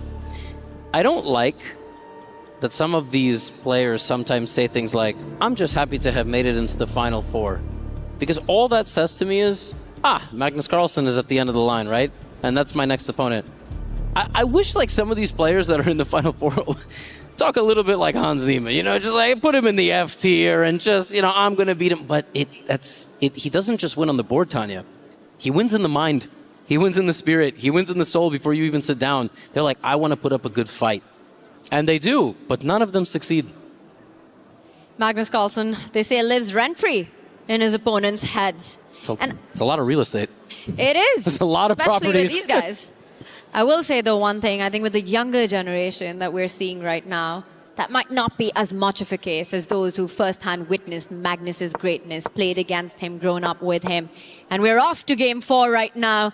It is Alireza Firouzja with the white pieces, and it is the Italian for us. Curious what Magnus plays. Will he move his bishop? Will he move his knight? Will he play something else? He moves his bishop indeed. Maybe Alireza goes for a little Evans gambit. There's a lot of gambits in these positions, all right. He plays the professional variation. Yes, this is the Firouzja. Alireza loves to bring this bishop out early in the Italian. It's not the most normal way to handle it. And then you drop the bishop back like this. And because your pin on the knight is so strong, you bait black into playing either that move, which he just played, very passive, or attacking you with the g-pawn. But Magnus, he's not interested. Magnus is not going into the type of position that Alireza wants, Tanya. He wants to play symmetrical king's pawn game, and he wants to not complicate matters. Complicate matters, that will happen, I can assure you. I think once we get into the middle game, there's no stopping these two from getting into those kind of battles. Right now, what I'm focusing on is how has Alireza managed to make terms with what's happened on the clock? Are we going to see a faster Alireza in this game? Will he make quicker decisions? Will he play attacking chess, stick to his style of play, but also believe in his intuition, rely on his instincts, and just make those moves faster? Right now, we see the c-pawn going up the board, controlling some central squares. After we get a castle, we will see that d-pawn going up the board again, more real estate in the center. I think the normal way actually for black to play this position is to shuffle around the king and then advance those pawns on the king side. So you can slide the king to the right sometimes, then maybe you bring the knight back or to the side and you push those, at least the f-pawn, but also even sometimes the g-pawn. The idea is basically white's dark squared bishop sucks. There's just really no better way to put it. But you're baiting the opponent into doing that. You're not going to lose the bishop, but it's going to get wild. And we see if Magnus goes for that, but I kind of doubt it. It's either that plan, and like you pointed out, the dark squared bishop, not so great. It's the light square bishop that is the gem in white's position. The other way to handle this opening, if you're Magnus Carlsen right now, is to offer an instant trade of the light squared bishop. Bishop to e6, get rid of that, try to fight for another break. You mentioned f5. I'm saying go for d5. Yeah, d5 is another critical idea in these positions, and that's exactly what Magnus goes for. Doesn't really care if it's maybe not the best, but it's simple. It is simple, and Alireza is the one that's going to have to show, hey, I know how to maneuver this position better than you, and I also am able to do it well on the clock, which I have to say, for the first time in a while, is in his favor. And that's been his big takeaway. Now, Alireza's got 2 out of the 3 remaining games as white. Is he going to go all out in this one? Will he rely on that final one to create complications right out of the opening? Big questions. Magnus keeping it solid. We see a double pawns, but the drawback of that for white is you give an F line open. Also, black gets more control on the squares at the center of the board right now.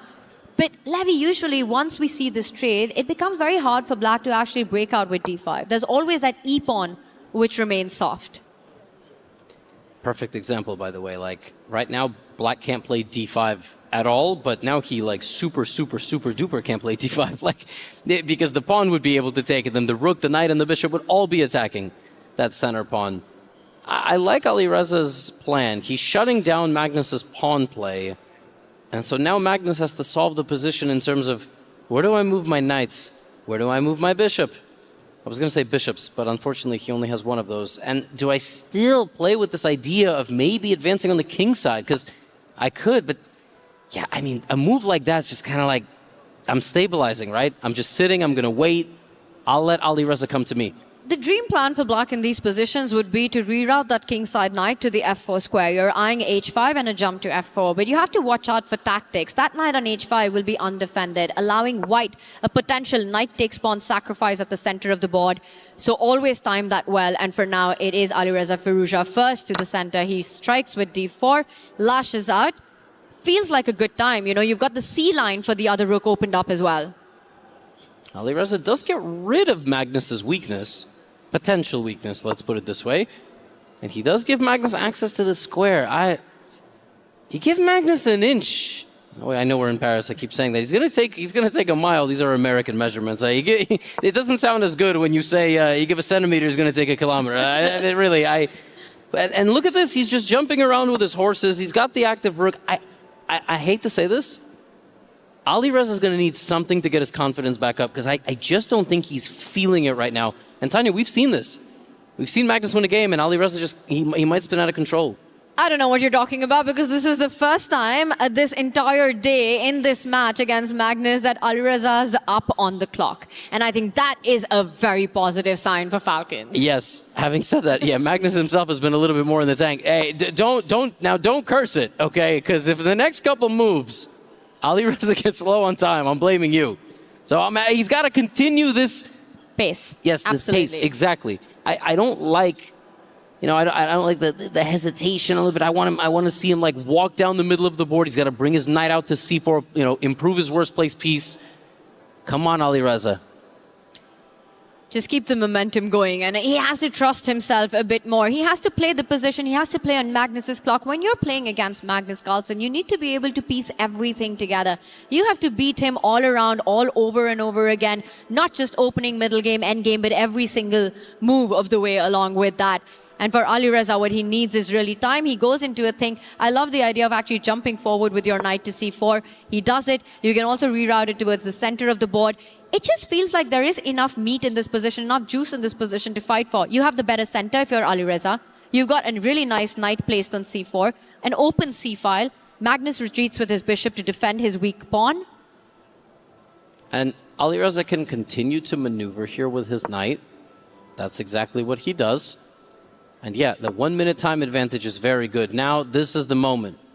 Will he pause here, go in the tank? Will he continue to play at the space? Will he find the way to advance with the pawns?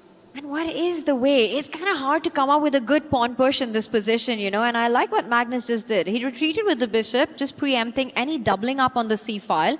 And Alireza realizes that Magnus's most active piece is the knight on the left. Let me get rid of it. He's now trading it. It's coming off the board. And after knight takes knight, the rook will capture it back. The other rook ready to double up.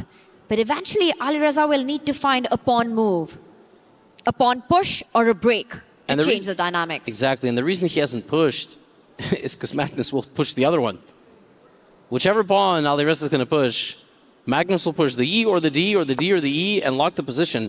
That is a is a big decision. Wow, that knight does not look like it's going to be comfortable. Is he going to put it on e7, g6, and then f4?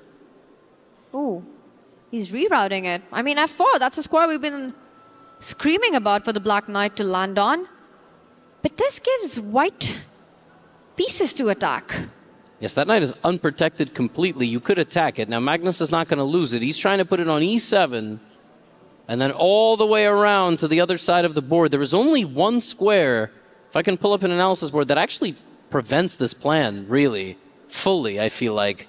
I will show it to you in a second. It's this. Because after this, you can't go here. Oh, Because wow. look at that. That's pretty sick. That doesn't happen. That's a tough spot. He doesn't find it. Instead, he hits the knight the other way with the rook, and Magnus Carlsen invites a repetition. Don't take it. Just don't do it. The time advantage is 25 seconds. You just said it, right? Like, we needed that energy. We needed that pace. Not because I want Magnus to lose. I just want to see more chess. Close match means more chess. He's got to play on, Levy.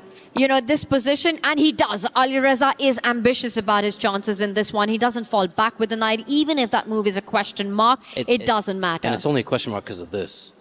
Like, again, we've been saying it's one of these weird positions where actually expanding the kingside pawns is somehow the way to go. That wasn't necessarily it, but now these knights are coming in over here. Alireza can bring his rook up and cover that. And then there, by the way, might be still some sort of repetition of moves here. But there's also another possibility, which is to trade once, or maybe to trade twice, and then go for some sort of endgame. But Alireza unlikely to win such a position. That's just the reality. Black is very solid. He's also the best endgame player in the world. And frankly, he might be the best defender. I know it's always him or Hikaru. But that's the thing. With Magnus Carlsen, he's just good at everything, and it feels like he does all of those things just a little bit better than every other chess player. The time there, by the way, Alireza was down on time for like 3 seconds. It's close now, but leveled out. It's exactly what you said. You know, the pace. We needed the pace. We needed the energy. Levy, this is again starting to get concerning. Now, the rooks moved forward, fighting against that fork that was being threatened on d3. And you pointed out that if Magnus wants it, he can start chasing this rook up and down the board with the knight on the left side coming in. Or is Magnus going to start pushing that g-pawn that you earlier said, now that the knight is nicely planted on f4? That's Magnus saying, I want more in this. Yeah, okay, he does it this way. He's not much of a position repeater. You know, he plays it, but he's not happy with it. Instantly a shake of his head. So why do you play it? No, it's the typical chess player thing, right? Play a move and you're instantly like, why did I do that? He could have repeated, obviously. He could have just shuffled the knight around like I showed, but that's not his style, right? That's not why he likes to do that. It's also not an easy decision now for Alireza how to react to this move. You know, you've got the central pawn. Do you trade it? Do you trade the knight? That knight is a thorn in White's camp, the knight on f4. The knight on b4 not making life any easier as well currently. Now with e5 played, Black also potentially has ideas of rook lifts lining up on the g line. You know, the h-pawn moving up the board. I know it's far away, but there are potential for a kingside attack here for Black. Yeah, let's just pull up an analysis board. Magnus is very unhappy with his decision. I don't really know why, but what I do know is Alireza is now down 30 seconds on the clock nearly. And if Magnus were to take this pawn in the center, then we would get something like this. Like, to me, this looks very natural. But this is actually maybe not the best. And he has taken. Right? We're going to see pawn takes pawn, only move. Mm-hmm. And so now apparently it's not this, it's now taking here. Or, okay, that move also very logical. This knight can go back, Tanya, right? Attacking this pawn on c7. I guess Magnus just doesn't like that now he's under pressure. Is that it? Feels like it, that he feels that, you know, this e5 pawn that he pushed, he's voluntarily given a target to White. Now that pawn, which was kind of defended and hard to get to, the white knight attacks it. Potentially other pieces might join in targeting that e5 pawn. It's just another weakness for Magnus to take care of. But this is the best game we have so far in terms of there are 4 minutes remaining on the clock and like nearly every piece. We could continue to analyze here. Okay, this might actually be an offer of a draw. that knight isn't staying there for too long. If you walk back, if you step back with the rook, I think Alireza's Magnus is ready even to step back, and he does it. He could slide it over to the right. That rook does not have to go back to where it was. And you don't spend time here. You have to make a decision. You cannot spend a minute. The decision isn't levy with square. The decision is, are you playing for more? And he is. He is playing for more, and that was the best move. So 25 seconds advantage for Magnus, which really in Alireza's world, he could make that up in 1 second, you know, just like pre-move everything. This is his best position, other than the winning one for a move last game in the scramble. But in terms of time on the clock, wow. Wow. That's a whole traffic jam on that diagonal that the bishop has just landed on. The queen, the rook, the knight, the bishop, and a pawn. But this is committal by Magnus. Yep. Gives a doubled pawn. Push f3, push f3. Just defend everything, bring the dark squared bishop back. Typical. Or that, fine. I like it. Rook d7, a massive threat on the board. 7th rank.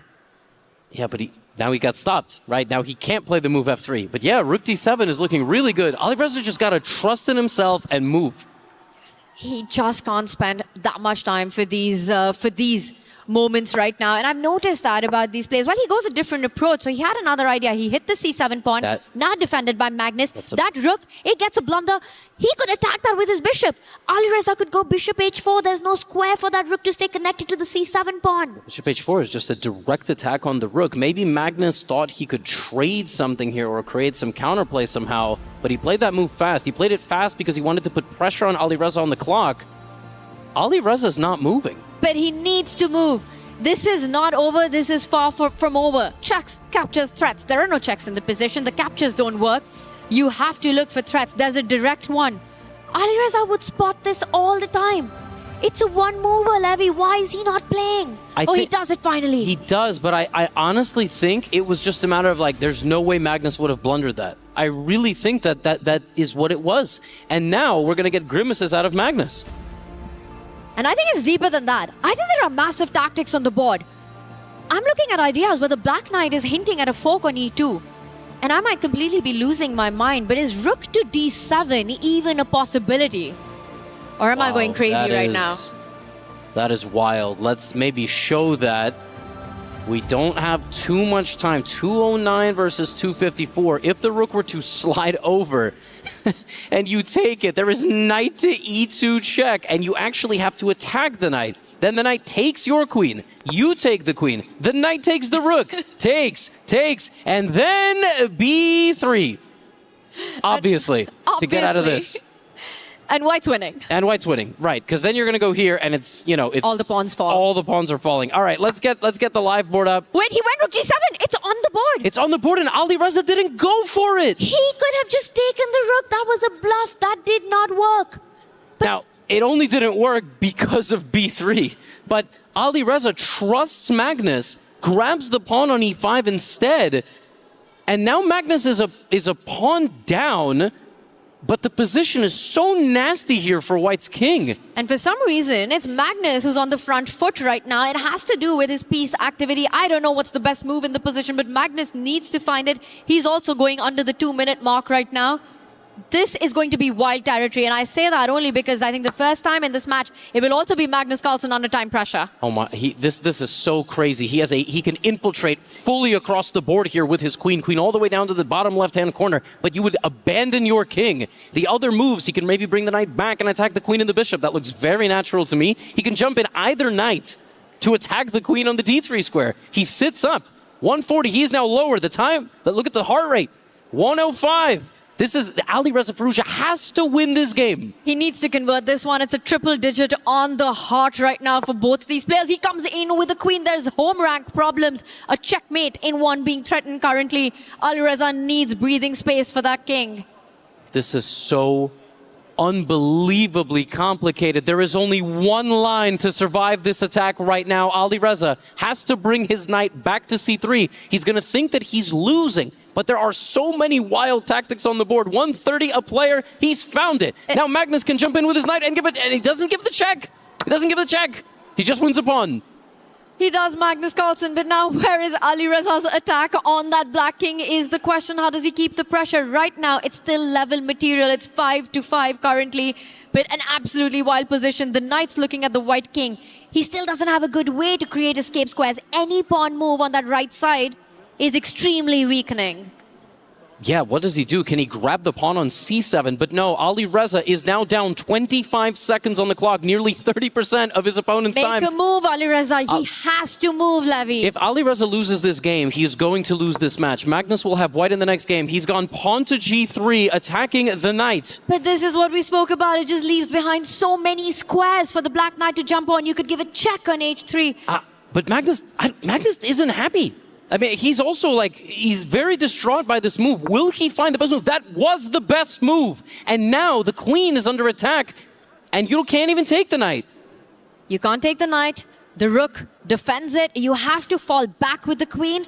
Magnus getting ready to give a check on h3, and that's not any average check. The rook is ready, eyeballing that pawn on f2. That's going to be major pressure on Ali Reza's king, who's now gone into hyper bullet territory with 30 seconds. No, this is an amazing under pressure performance for Magnus. The knight is in, and honestly, the pawn at the center of the board is falling. Yeah. Levy, queen takes pawn next. No, this is wraps. I mean, if Ali Reza survives this, it's truly a miracle.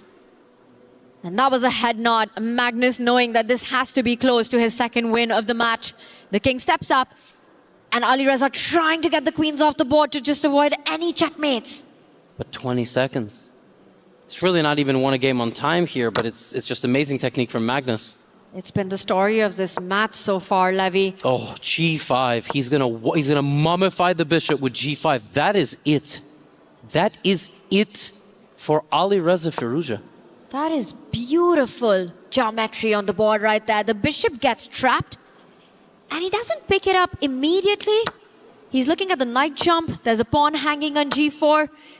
And Magnus has seen this all the way through. He sacrifices the rook, you pick that up, the knight takes it, the rook falls, and at the end of it, once the dust settles, it's Magnus Carlsen with 3 extra pawns and Ali Reza with 8 seconds on the clock. Now he obviously will lose one of them, but it simply does not matter. I mean, there is a very small chance Magnus doesn't win this in a time scramble, but...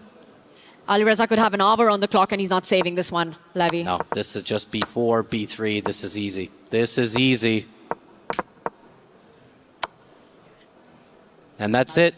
And that is it. Magnus Carlsen wins again after the break to take a 3-1 lead in this match with a game coming up with the white pieces. It's a nightmare for Ali Reza Firouzja. It absolutely is for the Falcons. First, Hikaru exits, and now Ali Reza staring at the same. He needs to make miracles happen in this next one. For Magnus, it was absolute flow and rhythm by the end of it. He found all the right moves, kept the pressure, and again, the clock played a massive role. And Magnus Carlsen under pressure was just flawless. That was just great. Just great. He needs a draw. He needs a draw in the next game, and it's match over. And he's going to play e4. Ali Reza will play Sicilian defense, and Magnus is going to play the Alban. This has been his strategy in every game that he has had white, and the opponent has to win. Ali Reza is going to have to play some crazy opening. I mean, I really don't know how else he's supposed to pull it off. He's had some chances, but honestly, if it wasn't for that time scramble in the third game, I mean, what are we supposed to say, right? Here comes game 5. Game 5, and we will have that soon enough in front of us. And I completely agree with you. That loss for Ali Reza wasn't an isolated game. It was everything that happened in game 3 and beyond that being carried forward right there. He tried to keep control on the clock, but it wasn't enough on the board. And we're getting the board right up for you. And Levy, it was indeed, it started with the king's pawn going up the board, but it wasn't the Sicilian. For Ali Reza Firouzja, he has to win on demand. Absolutely nothing else. He's played a structure, a formation, which often the elite players rely on to create chances in the middle game in absolute desperation. There's no Sicilian. There's no king's pawn opening. Yeah, I mean, it's a Peerts. Right? Yeah, modern Peerts, whatever you want to call it. This is what you go for. I remember there was a quote about the how do you describe? There was a quote about the World Cup, right? Not the esports, the World Cup, which is classical chess, right? And I think it was Peter Svidler who famously said, "You have to get a completely losing position to get a chance to win." And what that means is your position's going to be very bad for a little bit.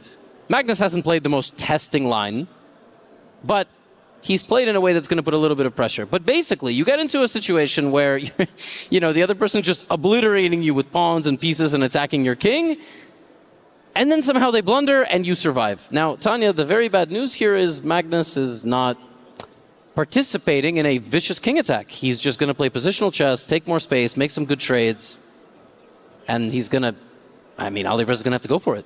And you know, if you're Alireza, you're fighting your own mind right now. You're thinking, if I can't beat this guy from a completely winning position, if I can't beat this guy in a position where I'm the one who's dominating on the clock, and even when the clock's in my control, it slips out of my hand, how am I going to solve this problem with the black pieces where everything is so healthy for white, completed development there on the right flank, pushes the bishop out, control of the center as well, and now forcing Alireza's hand to give up the bishop pair. There was too much tension on the D line for the bishop to move back.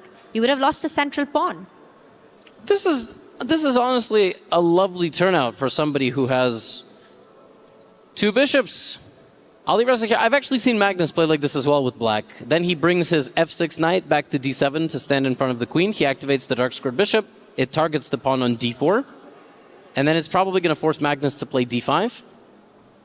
We'll see if he goes for that. He's considering a couple of other options, like maybe taking in the center first, just to free up a little bit of space for his pieces, but overall, or that's also a possibility. Again, you might need to bait Magnus into a move like this, right? And make it a little bit of a scrappy game, but he has to win. But maybe this is what he wanted. He wanted to close the center so that it becomes a more of a King's Indian approach on the right flank, where if you're black, you're trying to find ways to get that f-pawn up the board, the g-pawn up the board, get the knight out of the way. But you have played the white side of King's Indians before, and the only way to launch an attack is with a light squared bishop. It's not there anymore. And it's gone. It's gone. And Magnus knows that. And to be honest, I mean, I feel like Alireza definitely first of all, he knows that, but what I'm saying is, he was maybe looking for some imbalance anyway, but it's really not there. I mean, he's going to have to take some massive risks here. And he first takes his knight out, needs to finish development. Meanwhile, because of the absence of that light squared bishop, it's going to be hard to get that f-pawn up the board as he gets ready to do just that. For Magnus, the board's divided into a half. He's focusing on that left flank. He wants to get b4 going, get c-pawn up the board, finish his development first. He's just making sure that Alireza does not land an f5. And if he can't, I'm expecting Magnus to start pushing his b-pawn. That's the way you generally meet these King's Indian attacks, and that's why black needs a light squared bishop. Even though it would be sitting on the home square, it would be covering the f5 square. So Alireza is trying to push that pawn in front of his rook 2 squares forward. Right now, he would likely just lose that pawn, and white would be able to hold on and defend it. And Magnus could play something crazy to stop that completely, like g4, but you don't have to do that. That's a massive weakening of your king, and generally in these structures, for anybody wondering, white is supposed to play on the left side, on the queen side, b4, c5, and black just can't deliver checkmate while the other side of the board is falling apart. Now, will we see Magnus go for that, or will you just don't do anything? Why attack? Just let Alireza come to me. Exactly. You know, you look at the pawn that's the most far advanced one in the game, and that's that D pawn for Magnus, which dictates which side he should play on. And he's just getting ready. He's setting it up. I think what Magnus did not like about immediately pushing the B pawn was the response to if Alireza countered that with an A pawn push 2 steps forward and asking some questions of how you were going to handle the pin on the A line if that was to happen. So first he sidesteps with the rook, setting up the idea of B4. There it is.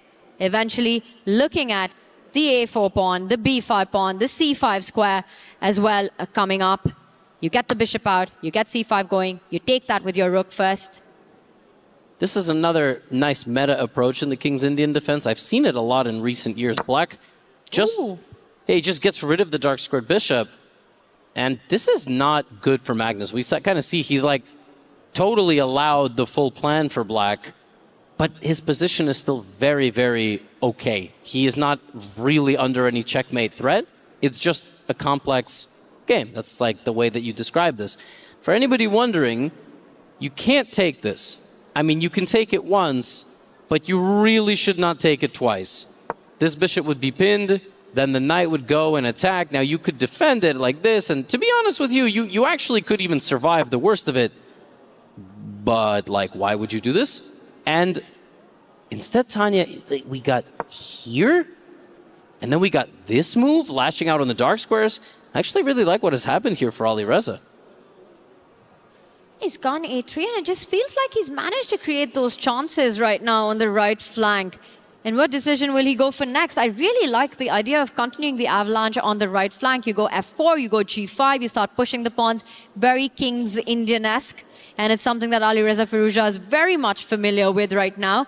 At least it gives something to play for in these positions. You know, the knight will come back to f6. You'll be able to defend those pawn advances. Just draw all the arrows. Just loving it. The rest of the board does not matter. Just highlight the white king in red. Yes, and red then alert. this is bad. Okay, everybody clear? Fantastic. By the way, we see f4.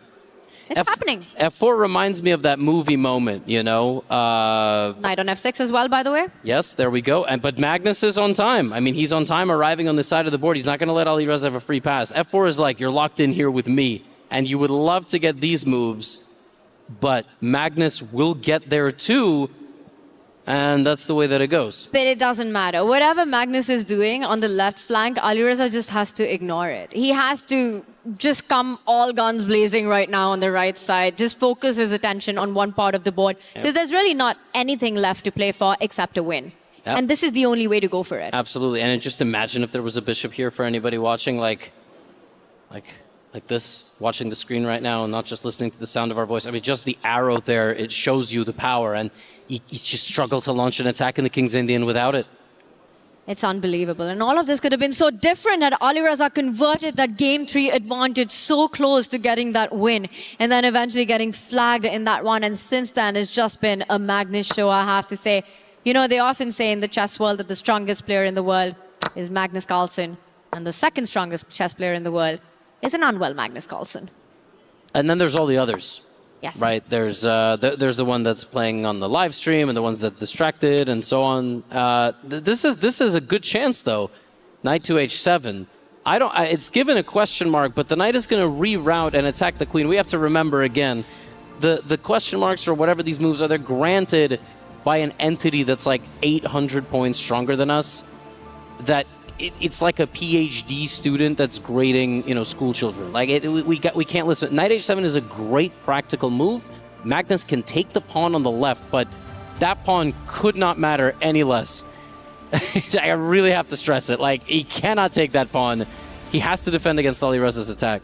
Exactly, Levy. You know, you take that pawn and imagine you've got a heartbeat, you're a human, you're thinking about the knight jumping forward, dislodging the queen, the f-pawn moving one step forward, destroying white's king side, and which is why Magnus comes back with the bishop.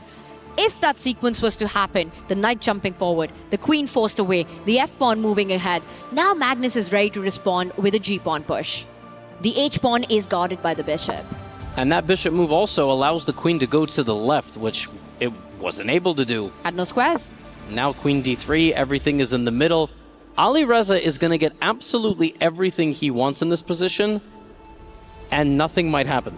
That's kind of the crazy thing. He's about to push this f-pawn, like the crowning achievement of his position. Magnus responds with his own pawn push, and everything is defended, and then Alireza is going to have to find a second wind of attack.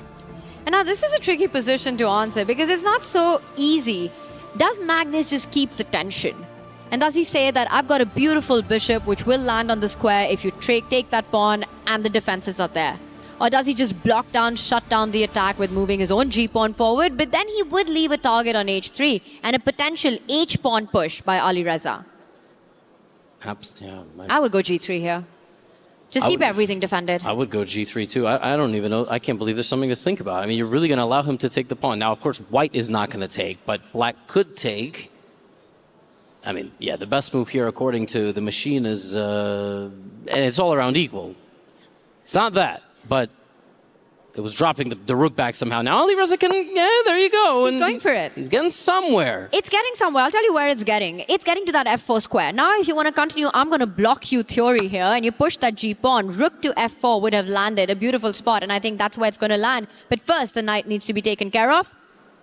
For Alireza Firouzja, not too many happy squares to go with the knight. No, he might have to actually retreat and try to take. Normally here, you could jump in forward with the knight. You can sacrifice the knight, the bishop would take, then you take with the pawn, you take with the queen, the pawn on h4, but that might end up only in a draw.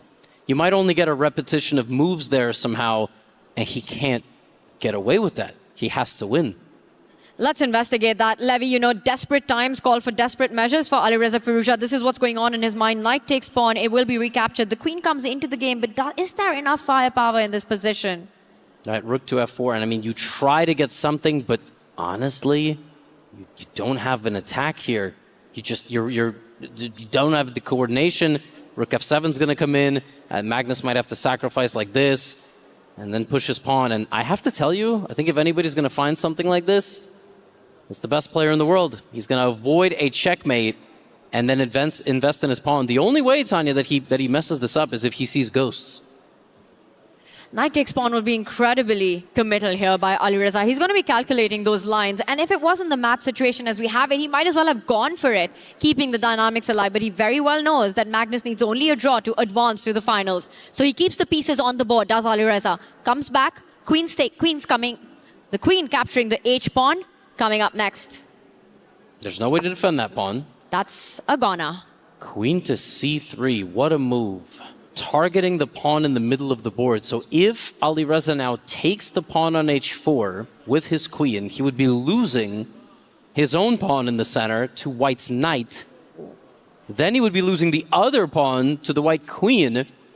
I don't know how that's not just lost instantly. Position looks like it's just falling apart completely for black. Losing that base pawn on d6 would be absolute disaster for black center right here. Queen c3. What a move by Magnus. Barely took any time to make that one. He's up on the clock one more time. How many times have we said that's intense? And while the h4 pawn has see you later written all over it, Alireza cannot grab it right now. Oh, this is brutal. This is an absolutely brutal spot here. We've said it time and time again. Minute and a half down. And if this was game 1 or 2, he would be looking for a way to, you know, maybe hold the game and draw, but he can't. He has to win. I'm trying to make a case for how does Alireza create some combative play here. I'm looking at ideas at the rook planting itself on that f4 square. I want to get to that h-pawn. The queen is tied down. Perhaps Alireza can think about getting an assist with the rook here. I'm also looking at the central e4 pawn. Yeah, what can you do? You have to bring in the rook maybe, but every move you make that isn't closer to checkmating Magnus is a move closer to him getting out of this position and punishing you for attacking him. Alireza is down 2 minutes and 20 seconds on the clock here. And counting. And counting. And he's down 2 games in the match. It ain't looking good. I mean, it is looking good for fans of Magnus Carlsen and Team Liquid, because this is almost a repeat, actually, of last year's final. Just an incredibly dominant performance. That final really was something by Magnus Carlsen. Did not need the final set in that one. Taking down not 1, but 2 Falcons on his way to championship in Riyadh. Honestly, it's looking like Alireza is almost giving up here. Like he retreated. He's trying to take on h4. He goes rook a2.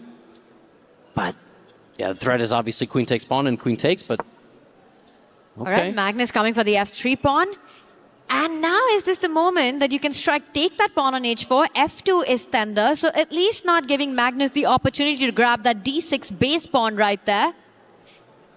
Yeah, but actually, Alireza with 50 seconds on the clock. Let's just show that, Levy. Let's just look at that. Queen takes pawn. You can't take on d6. f2 is a weak spot. Yep, actually. We're seeing it played. Yes, we're seeing it being played. And actually, I think Magnus is realizing there might be this move. On the board, Alireza sneaking his way back into this one, and suddenly White's king is really exposed. Queen f2, a big threat on the board. The only way to defend this is to go here, which is findable. I mean, that's very findable. You just basically hide behind your bishop. It's on the board. Magnus plays it. Alireza, can he keep the momentum in this position? The queen and rook. Now 3 is the magical number when we speak of an attack. Where is the third piece coming in from? I mean, this is so difficult here. Let's go back to the live board, because and he found that maneuver that I literally just drew. He gets the queen all the way back. He attacks the knight, which doesn't have an easy move here. The rook is a target. The queen's a little bit of a target.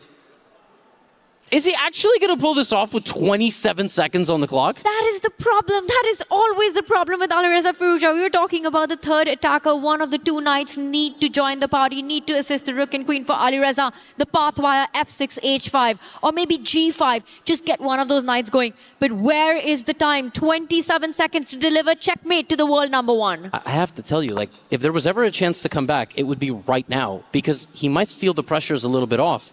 But 20 seconds. Magnus He's ready to line up with queen h4. He stops it. And that wasn't the best move. You had to sacrifice that pawn. Comes back, does Magnus Carlsen. The knight does move forward. Eyeing that h5 square, he needs to get the black knight closer to the white king. Queen f1. Now you can't move that knight. That's 13, stuck. 12. Knight h6 played. Alireza desperate to find an inroad right there, but the rook pinned. He's setting up a king. Sidestep to defend the rook to free up the knight. But that's all going to take 2 seconds, and then he has 10 seconds for the remainder of this game. And guess what? Magnus has enough time to calculate all of that and some more with 2.5 minutes on the clock. Alireza Firouzja has to win. Magnus could even move the rook forward one square. He could consider sacrificing it for defensive measures. You give away the rook, you take queen takes knight attacking the king, but he doesn't even have to do that. He can just kind of retreat the rook and go and play defense. Alireza is just thinking right now, what can I pre-move in this position? Magnus steps up, he defends the g5 pawn. Alireza goes back to defend it. The king does go into that trade. Magnus's knight is coming in with a check. Who's attacking who? It looks like it's white that's going to get to the black king. Yeah. Gives a check, the queen's coming in. Queen f8 is like, it's mate, basically. Checkmate in one, case of death, and that's it. And he resigns.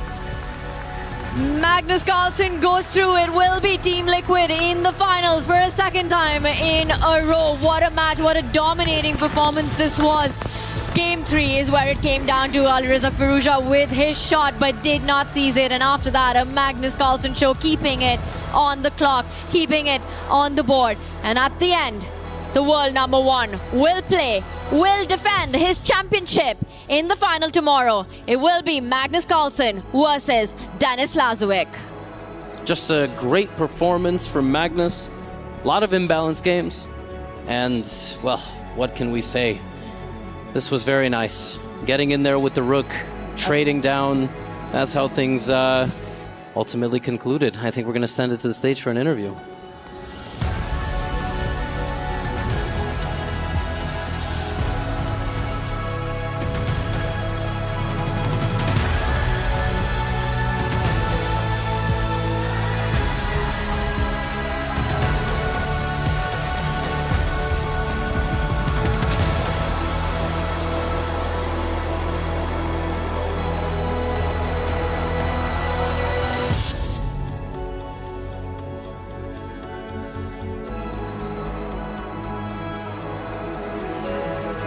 And ladies and gentlemen, as the key is handed over, please put your hands together one more time for Alireza Firouzja.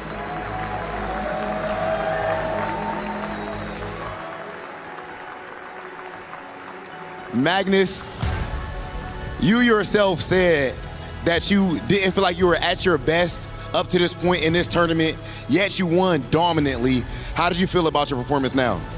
I think this was by far my best performance so far in the tournament. I think it was a very, very good match. And you know, last year I felt that I was kind of playing better and pressing him on time as well. Today I pretty quickly realized that my best chance was to, you know, press him on time in a lot of these situations, and fortunately, yeah, I managed to work out. Third game obviously was crucial. He spent a little bit too much time there, and then I think when he had 45 seconds left or so, I kind of just started retreating my pieces, and I was basically going to set up this construction that he cannot break. And I was thinking that if I can just keep this going for, I don't know, number of moves, then like I have 3 minutes against his 45 seconds, then we should be fine. And Then I missed this idea he had of activating his pieces, and it was really kind of harrowing, where it felt as though I might lose quickly, but I also kind of wanted to make sure he didn't force a draw, you know, so because I didn't know if I was going to get a better chance to kind of win on time. And yeah, fortunately I managed to escape that one and get the victory in time there. And the last two games were like absolute bloodbaths as well, but at that point at least I knew that I had some, you know, money in the bank, so I could afford to slip up once and still be okay. But I'm very happy with the way that I managed to fight in those last two games as well, because they were both really difficult. Like, he just never goes down without a fight. Okay, Magnus, and last thing, of course, a lot of people, even your opponents, look at you as the GOAT in the world of chess. But recently, some people have tried to push a narrative that maybe because of recent events, that maybe you weren't all the way in your best form. Yet here at the Esports World Cup, you're back in grand finals. Do you feel like you proved anything to anyone, or at least to yourself? Well, I often reach the final even if I'm not in my best form. Okay, ladies and gentlemen, the one, the only, the best chess player on planet Earth, Magnus Carlsen. You can go ahead and crush your opponent, Steve, brother. And it is time for the final key crush of the day, as Magnus Carlsen himself steps to the crusher to crush another opponent's dreams, as he is used to in a remake of last year's grand finals. He won once again, and he qualifies for tomorrow's grand finals for a chance for a back-to-back title. The crusher is ready, and we are ready to hear this key being popped. Let's hear it.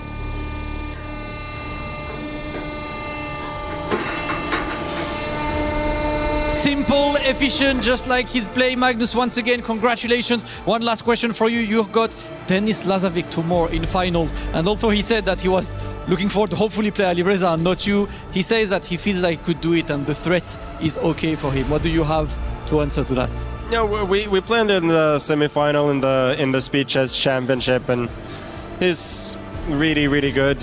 I think by this point, anyone who kind of underestimates him just is in for a little bit of a surprise. So he has earned his right to be here, and it's really no accident. So it's a little bit of a different opponent. Like, he just doesn't beat himself. Like, he plays very solid, like very, very solid positional chess, and doesn't really place his pieces on bad squares. So we'll see. I'm very happy to be in the final, but it's going to be very tough. Well, there we go. New prodigy against absolute titan. This is the name of tomorrow's grand final. Please, once again, give it up for Magnus Carlsen.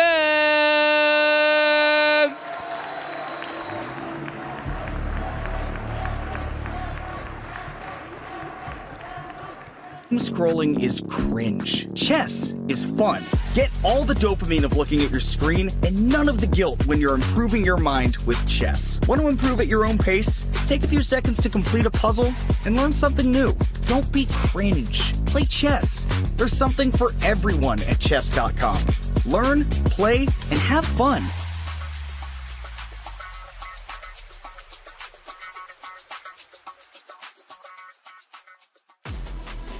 As Alireza Firouzja falls, so does the hopes and dreams of the Falcons organization having a representation in grand finals. It is now officially Denis Lazovic versus Magnus Carlsen, AGAL versus Team Liquid. But what a fight. Alireza Firouzja ended up putting up second place last year. This time he will have to settle for third or fourth place depending on how the matchup against Hikaru ends up unfolding.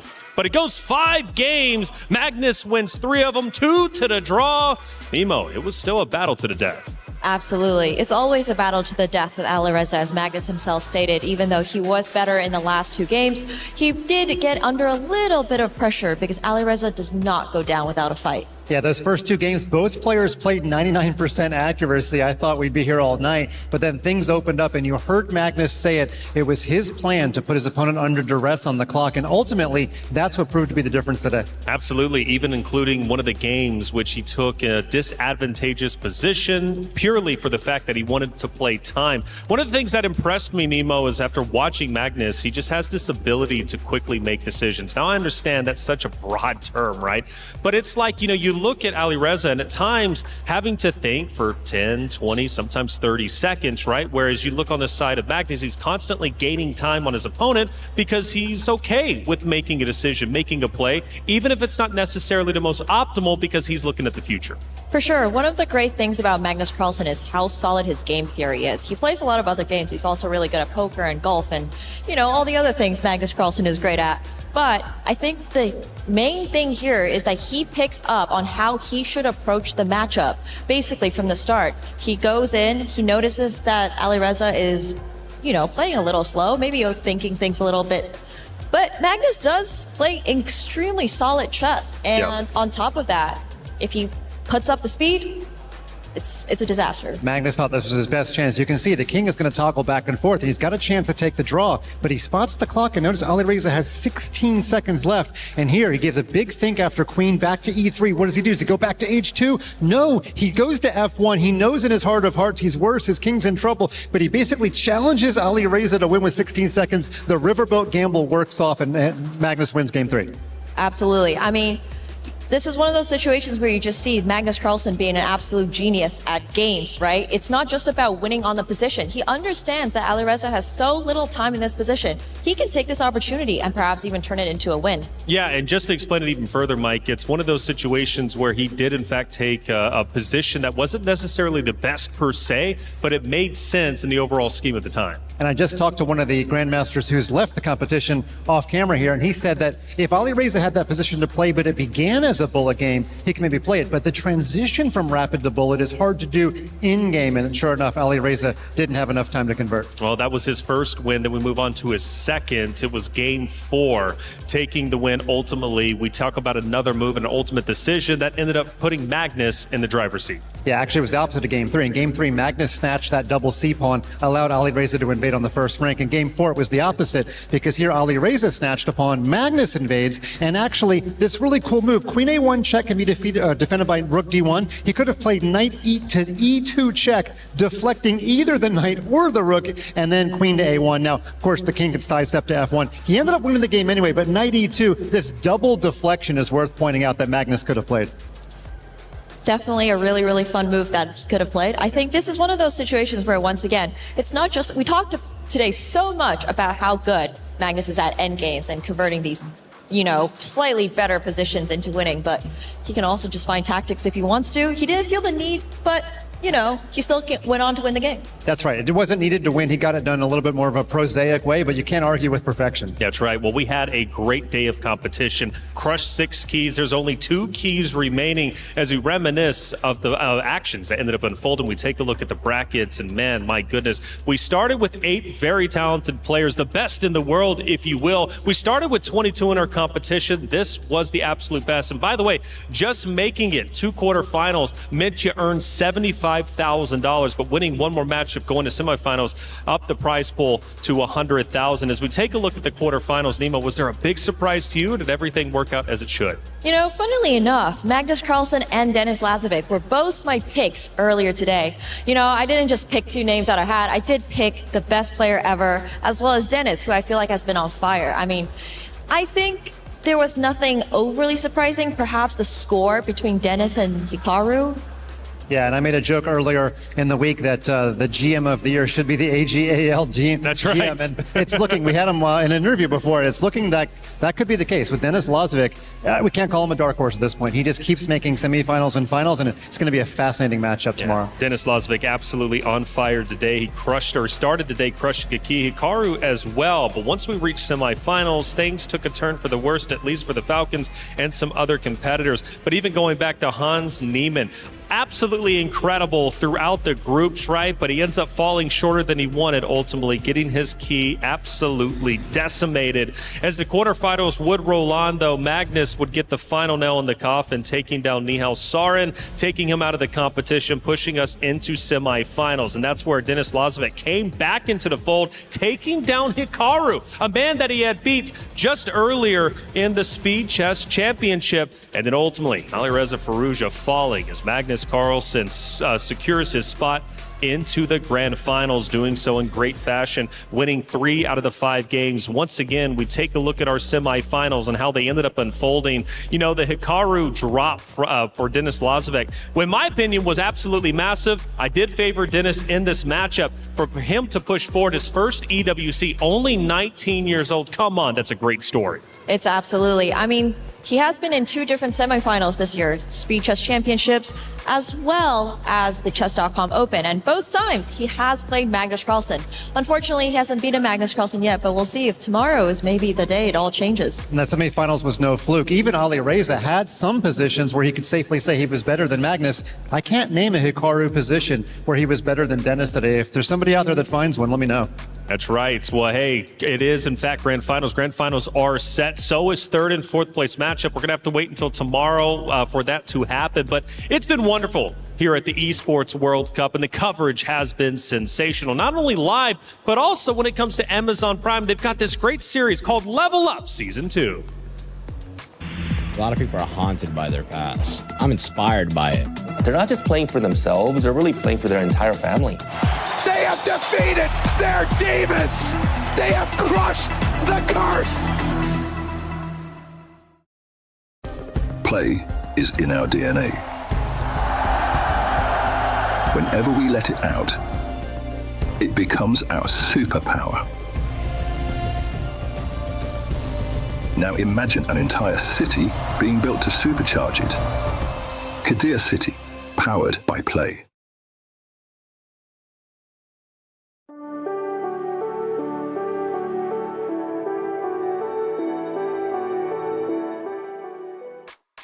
In week 6 of EWC here in 2026, it's been incredible. It really has been. And I must say, for the club championship race, we've been following it closely because so much money is on the line. $7 million for first place. And at this point, AGAL currently have it on lock. The first official club to surpass 4,000 points, currently sitting at 4,100, and they owe a lot of that to Denis Lazovic, who officially secures his spot into the grand finals. He hasn't earned 1,000 yet, Mike, but he's at least at 750. Right, he could back 250 more points tomorrow if he manages to do the nearly unthinkable and beat Magnus Carlsen. Also, importantly, you can see the Falcons are in 2nd place there, and both of their players lost today. So really, this was the perfect outcome for AGAL in the penultimate week of EWC. Yeah, for sure, and Falcons losing both of their members now. They get 3rd and 4th, right? That only helps AGAL as a whole. I mean, I think AGAL's pick of Denis Lazovic is absolutely genius. They just knew. Somebody did the research. They were like, oh yeah,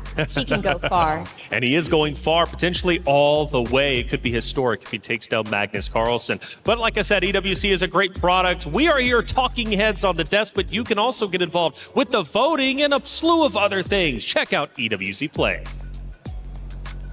He can come in here and play my game. He knows nothing but go! Tyler won, you're done. Raw energy. Off the ball, blow the house down.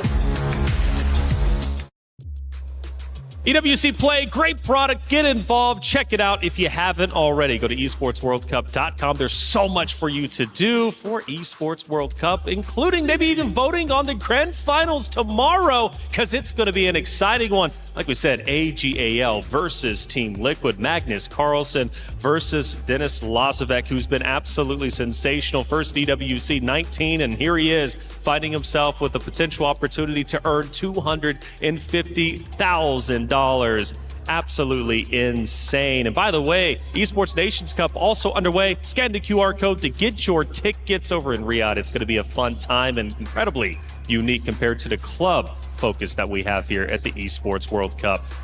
Grand Finals. We didn't see it come. Well, Magnus Carlsen, we expected maybe to be a Grand Finals, but Denis Lazovic being the biggest surprise. I don't know. What are we expecting tomorrow? Any upsets, or do you think it's going to be good either way? I'm going to deflect a little bit. I'm going to turn it over to Nemo, who plays some poker. So, Magnus Carlsen's EV, his expected value, higher or lower than 80% tomorrow? Ooh, I think it's going to be, that's a really good one. Is 80 a good number? 80 is the perfect number. I mean, I think it's like right around 80, maybe 75. But that being said, Magnus Carlsen had a really funny comment on his interview. He was like, yeah, I didn't play the best, but even when I don't play the best, I usually make the finals. And I thought that was amazing. What a goated statement, but he's the GOAT for a reason, and he's going to be playing tomorrow to lift the trophy against Denis Lazovic. What a day we had, and only one more day remains for EWC 2026 chess competition. We need to send it to the stage to close out the day. And now, ladies and gentlemen, the playoffs phase is officially over as we are down to our two finalists, Magnus Carlsen, and on the other side, Damascus, please hype up my young dog, only 19 years of age. 19 years of age, goes all the way to grand finals, takes Hikaru down on the way, and even the only player who rehearsed the trophy lift ceremony, that guy has got to win tomorrow, man. Come on, man. Lazovic, only 19 years old, but has that dog in him, point blank, period. And to defeat Hikaru Nakamura, he did do this as well at the Speed Chess Championships, but to do it here on this stage as well, just to validate it, definitely says a whole lot. Tomorrow will be one for the history books. Absolutely incredible day coming up tomorrow with the grand finals, and of course the third place match as well. An excellent day of chess awaits us tomorrow. But before we close the day today, let's go and take a look at everything that happened today at Esports World Cup 2026.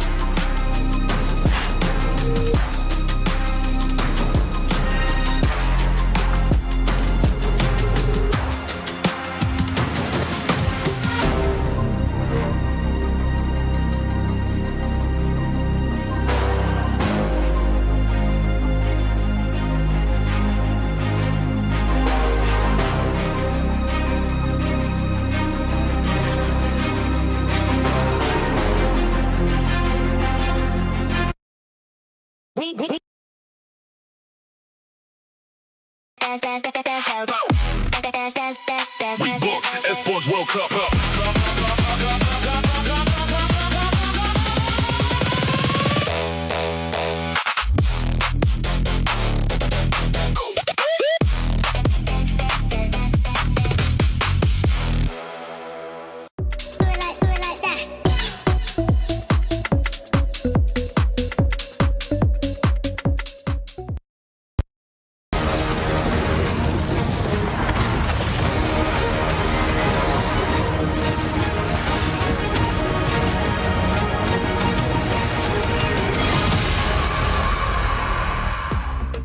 Hello, everyone, and welcome to the EWC Spotlight. Get it? Because we started with the Spotlight. Did you do that? Do you understand that? I did. I cued that.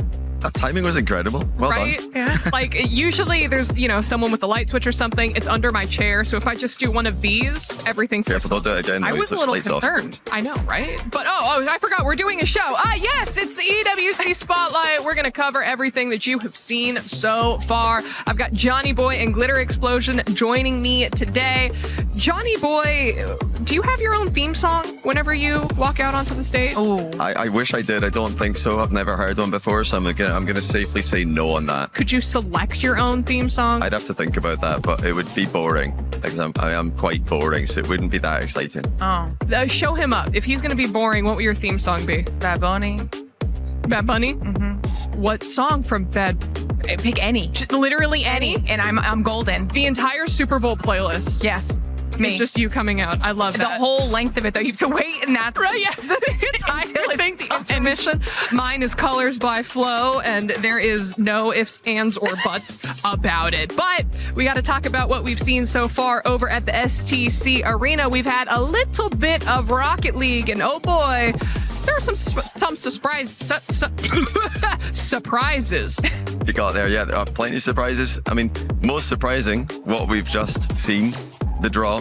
The playoffs have been drawn, and they're all same region quarterfinals, so there's no cross-region quarterfinals at all.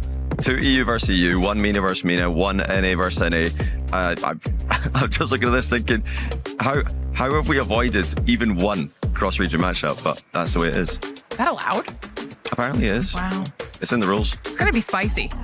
It is, well, script writers backstage. It's matches we've seen before, but then it's also a chance to do it on LAN, because you don't get those matches on LAN that often. So it is a bit different. We get to see, are they really the best team in the region? Because if you can beat the team online, that's one thing, but to do it on LAN, of course, that's where you really need to prove your point. I love that. But walk us through how we got to the draw, because of course we did get to see a little bit of overtime. Yes, yeah, lots of overtimes, lots of close matches, a lot of close games, and you know, even the teams that are getting eliminated, it's not all bad. So I'm thinking NRG had a big regain today. They like started the tournament with the worst possible result they could have, and you know, had a bit of a regain before being eliminated. So you've got to take the good with the bad if you're an NRG fan. I think that's the story for a lot of the teams at EWC. Okay, and then circling back to the draw show for a second, what did you think about the technique when selecting the balls, where we had like a little bit of like a little finger kind of like curl it up? But I don't know, how would you rate that technique? I don't hate it. You kind of have to go off vibes. You have to, go for whichever ball you're feeling, really. And clearly, they were feeling regional matchups. What would be the alternative methods if you're looking to... You gotta like dunk in like you're digging for the king size candy bar in like the Halloween bag, where you just go in and you have to feel it. There's none of this like, oh, maybe this one, oh, maybe this one. It's a vibe. Yeah. Claw hand style. Claw hand style. Yeah, also with 4 options, I mean, it didn't really seem like it was doing much when we're mixing them. We're not really mixing them, are we? We're just spinning them around. I don't know if I'm ready to take any type of like tech advice, theme song advice, or anything from Johnny Boy. So Glitter, I'm just gonna come to you as we talk about our next stage over at the Kadia City Grid. Sure. We had some PUBG Mobile. Sure did. We're 4 matches into the finals, and just beginning, really. You know, there's still many games left in the competition, but when it comes to the storylines that we're really paying attention to, at the top right now, we've got Arena. Then CC side, we're also paying attention to Vitality and Aurora Gaming. 4th for Aurora, 6th for Vitality. But I feel like that isn't painting an accurate picture, right? Because only 4 matches in out of 18, that's nothing. So we still have a lot of action left to go. Excited to see what happens there next. But moving on over at the Lenovo Legion, the Alliance Vault stage, we got a little bit of chess going on, and some surprising faces are maybe on the way out. I mean, yeah, I'm surprised. I think chess, from the games that are currently happening, that's the one that I'm second most familiar with after Rocket League. And I was thinking, looking at this, well, it's got to be Magnus versus Hikaru in the final, right? No, Hikaru eliminated, which I'm very surprised to see. I'm thinking, I'll go along and catch that, match when it happens, and now it's not going to happen. You thought you were going to get what you were looking for, but it was AGAL. It was GM Dennis, who I feel like it qualifies a little bit as an upset with taking out GM Hikaru, because I think a lot of people were planning on Hikaru being in the top after the performance last year. Still a top 4 for Falcon, so it's still a really good performance. But AGAL, top of the leaderboard in CC, now they're actually getting pretty far in chess. Yeah, I think that I have it in my notes here that AGAL have become the first club to break 4,000 club championship points so far. That tracks. Hello? That tracks. Hello? So what's that done for their chances now to just straight up win? Yeah, it's tough. It's going to be really tough because Falcons still have really good chance. Obviously, they still have Ali Reza, so there could be some potential points on the board there. They've already secured at least top 4 points minimum, and then of course it depends on how they do in Rocket League over with you guys, because that could be another big chunk of points coming their way. And there's still an entire week of competition left where they've got a decent amount of teams playing. So Yeah, I think as of this moment, as we're speaking, AGAL is currently 500 points ahead of Falcons. At the moment, of course, anything could happen. But yeah, very interesting. But again, let's go ahead and move on to our final stage, the Lenovo Legion Gauntlet stage, where we had some Rainbow Six Siege. And you heard the drums. Yeah. You heard the people going crazy because there's something to get hyped for. And if you're wondering who was going crazy, it was Furia, okay? Because they were able to win in a decider match against Dark Zero, which is actually a really big deal because DZ was trying to get 2 S-tier event wins back-to-back. That dream has been crushed. Also, North America out of the discussion. Furia getting one of those spots in the finals, the only South American org left. I mean, this is really big. Yeah, I'm excited to see where everything goes and to see if we get maybe any kazoos brought into the audience. They look like they've got it sorted. The Furia fans are going absolutely crazy when they're walking past. It's interesting though. I think this is actually for me one of the coolest things about Esports World Cup is earlier on we saw Furia get eliminated in Rocket League. Their fans, obviously very, very big support over there as well. No problem. They just nip next door, get to watch another game, get to watch a win. So you're much more likely to see success as a fan, but also failure. More chance for both. So I think it's just really cool. You can go between the two, go between 3, 4 even at the same time. Yeah. I just want to see a Vuvuzela brought into the audience, okay? Yeah. Well, that's what they're called? The ones that kind of like have that curve? Yeah. Or even a didgeridoo. That's a dangerous suggestion, the Vuvuzela. I think we got to be careful with that. That could be just a constant drone that we're just going to have in our lives during the show days. I feel like we could make that sacrifice. Putting out the call. Putting out the call for right Vuvuzelas in the audience. But okay, we talked a little bit about club championship points and what that means for AGAL and Falcons at the moment. But Glitter, are there any other teams that are potentially looking like they can make a run to some of these higher standings? And I'm actually pretty excited about the team that I'm about to say because one of those teams is absolutely Vitality. They are a favorite out of PUBG Mobile. They've put themselves in a decent spot heading into the rest of the matches, and they feel like they could potentially also do well in Rocket League, right? Yeah. So this could be a huge week for Vitality. I like their chances of winning, but, and you're not going to like this, they are up against their nemesis in the quarterfinal. That's Carmine Corp, who have a winning record against them. Now, Vitality have beaten them, but KC have got a winning record overall, so it's a tough quarterfinal. If they get past that, they can absolutely win the whole thing. You're messing with my ultimate plan right now. The ultimate plan. Fallen crumbled to shambles, but that basically brings us to the end of the EWC Spotlight. Johnny Boy, before I release you and let you go, is there anything that you'd like to say about what you've seen so far? I would just say that if you are here at EWC, if you're walking around the venue, be sure to check out the other games, because I'm a Rocket League guy. I don't know much about the other games, but it's just amazing to go in and watch the competition, see the action, and it's all happening at the same time. So go around, if you're online, go around all the different streams, check everything out, and then you can get the recap right here with you guys every single day. Look at that. He's already plugging back in the show. Amazing. Should we bring him back? Should we keep him? Yeah. Okay, Why not? Consider it. We'll consider it. I don't know. Well, we do have a long list. We do. We do. Oh, is he still listening? Everyone, thank you so much for watching the EWC Spotlight, and we will see you all next time for more games. Don't tell him. Don't just shh. No, I'm not going to say anything. Okay, it's okay. We can't tell him that. We can't hear us.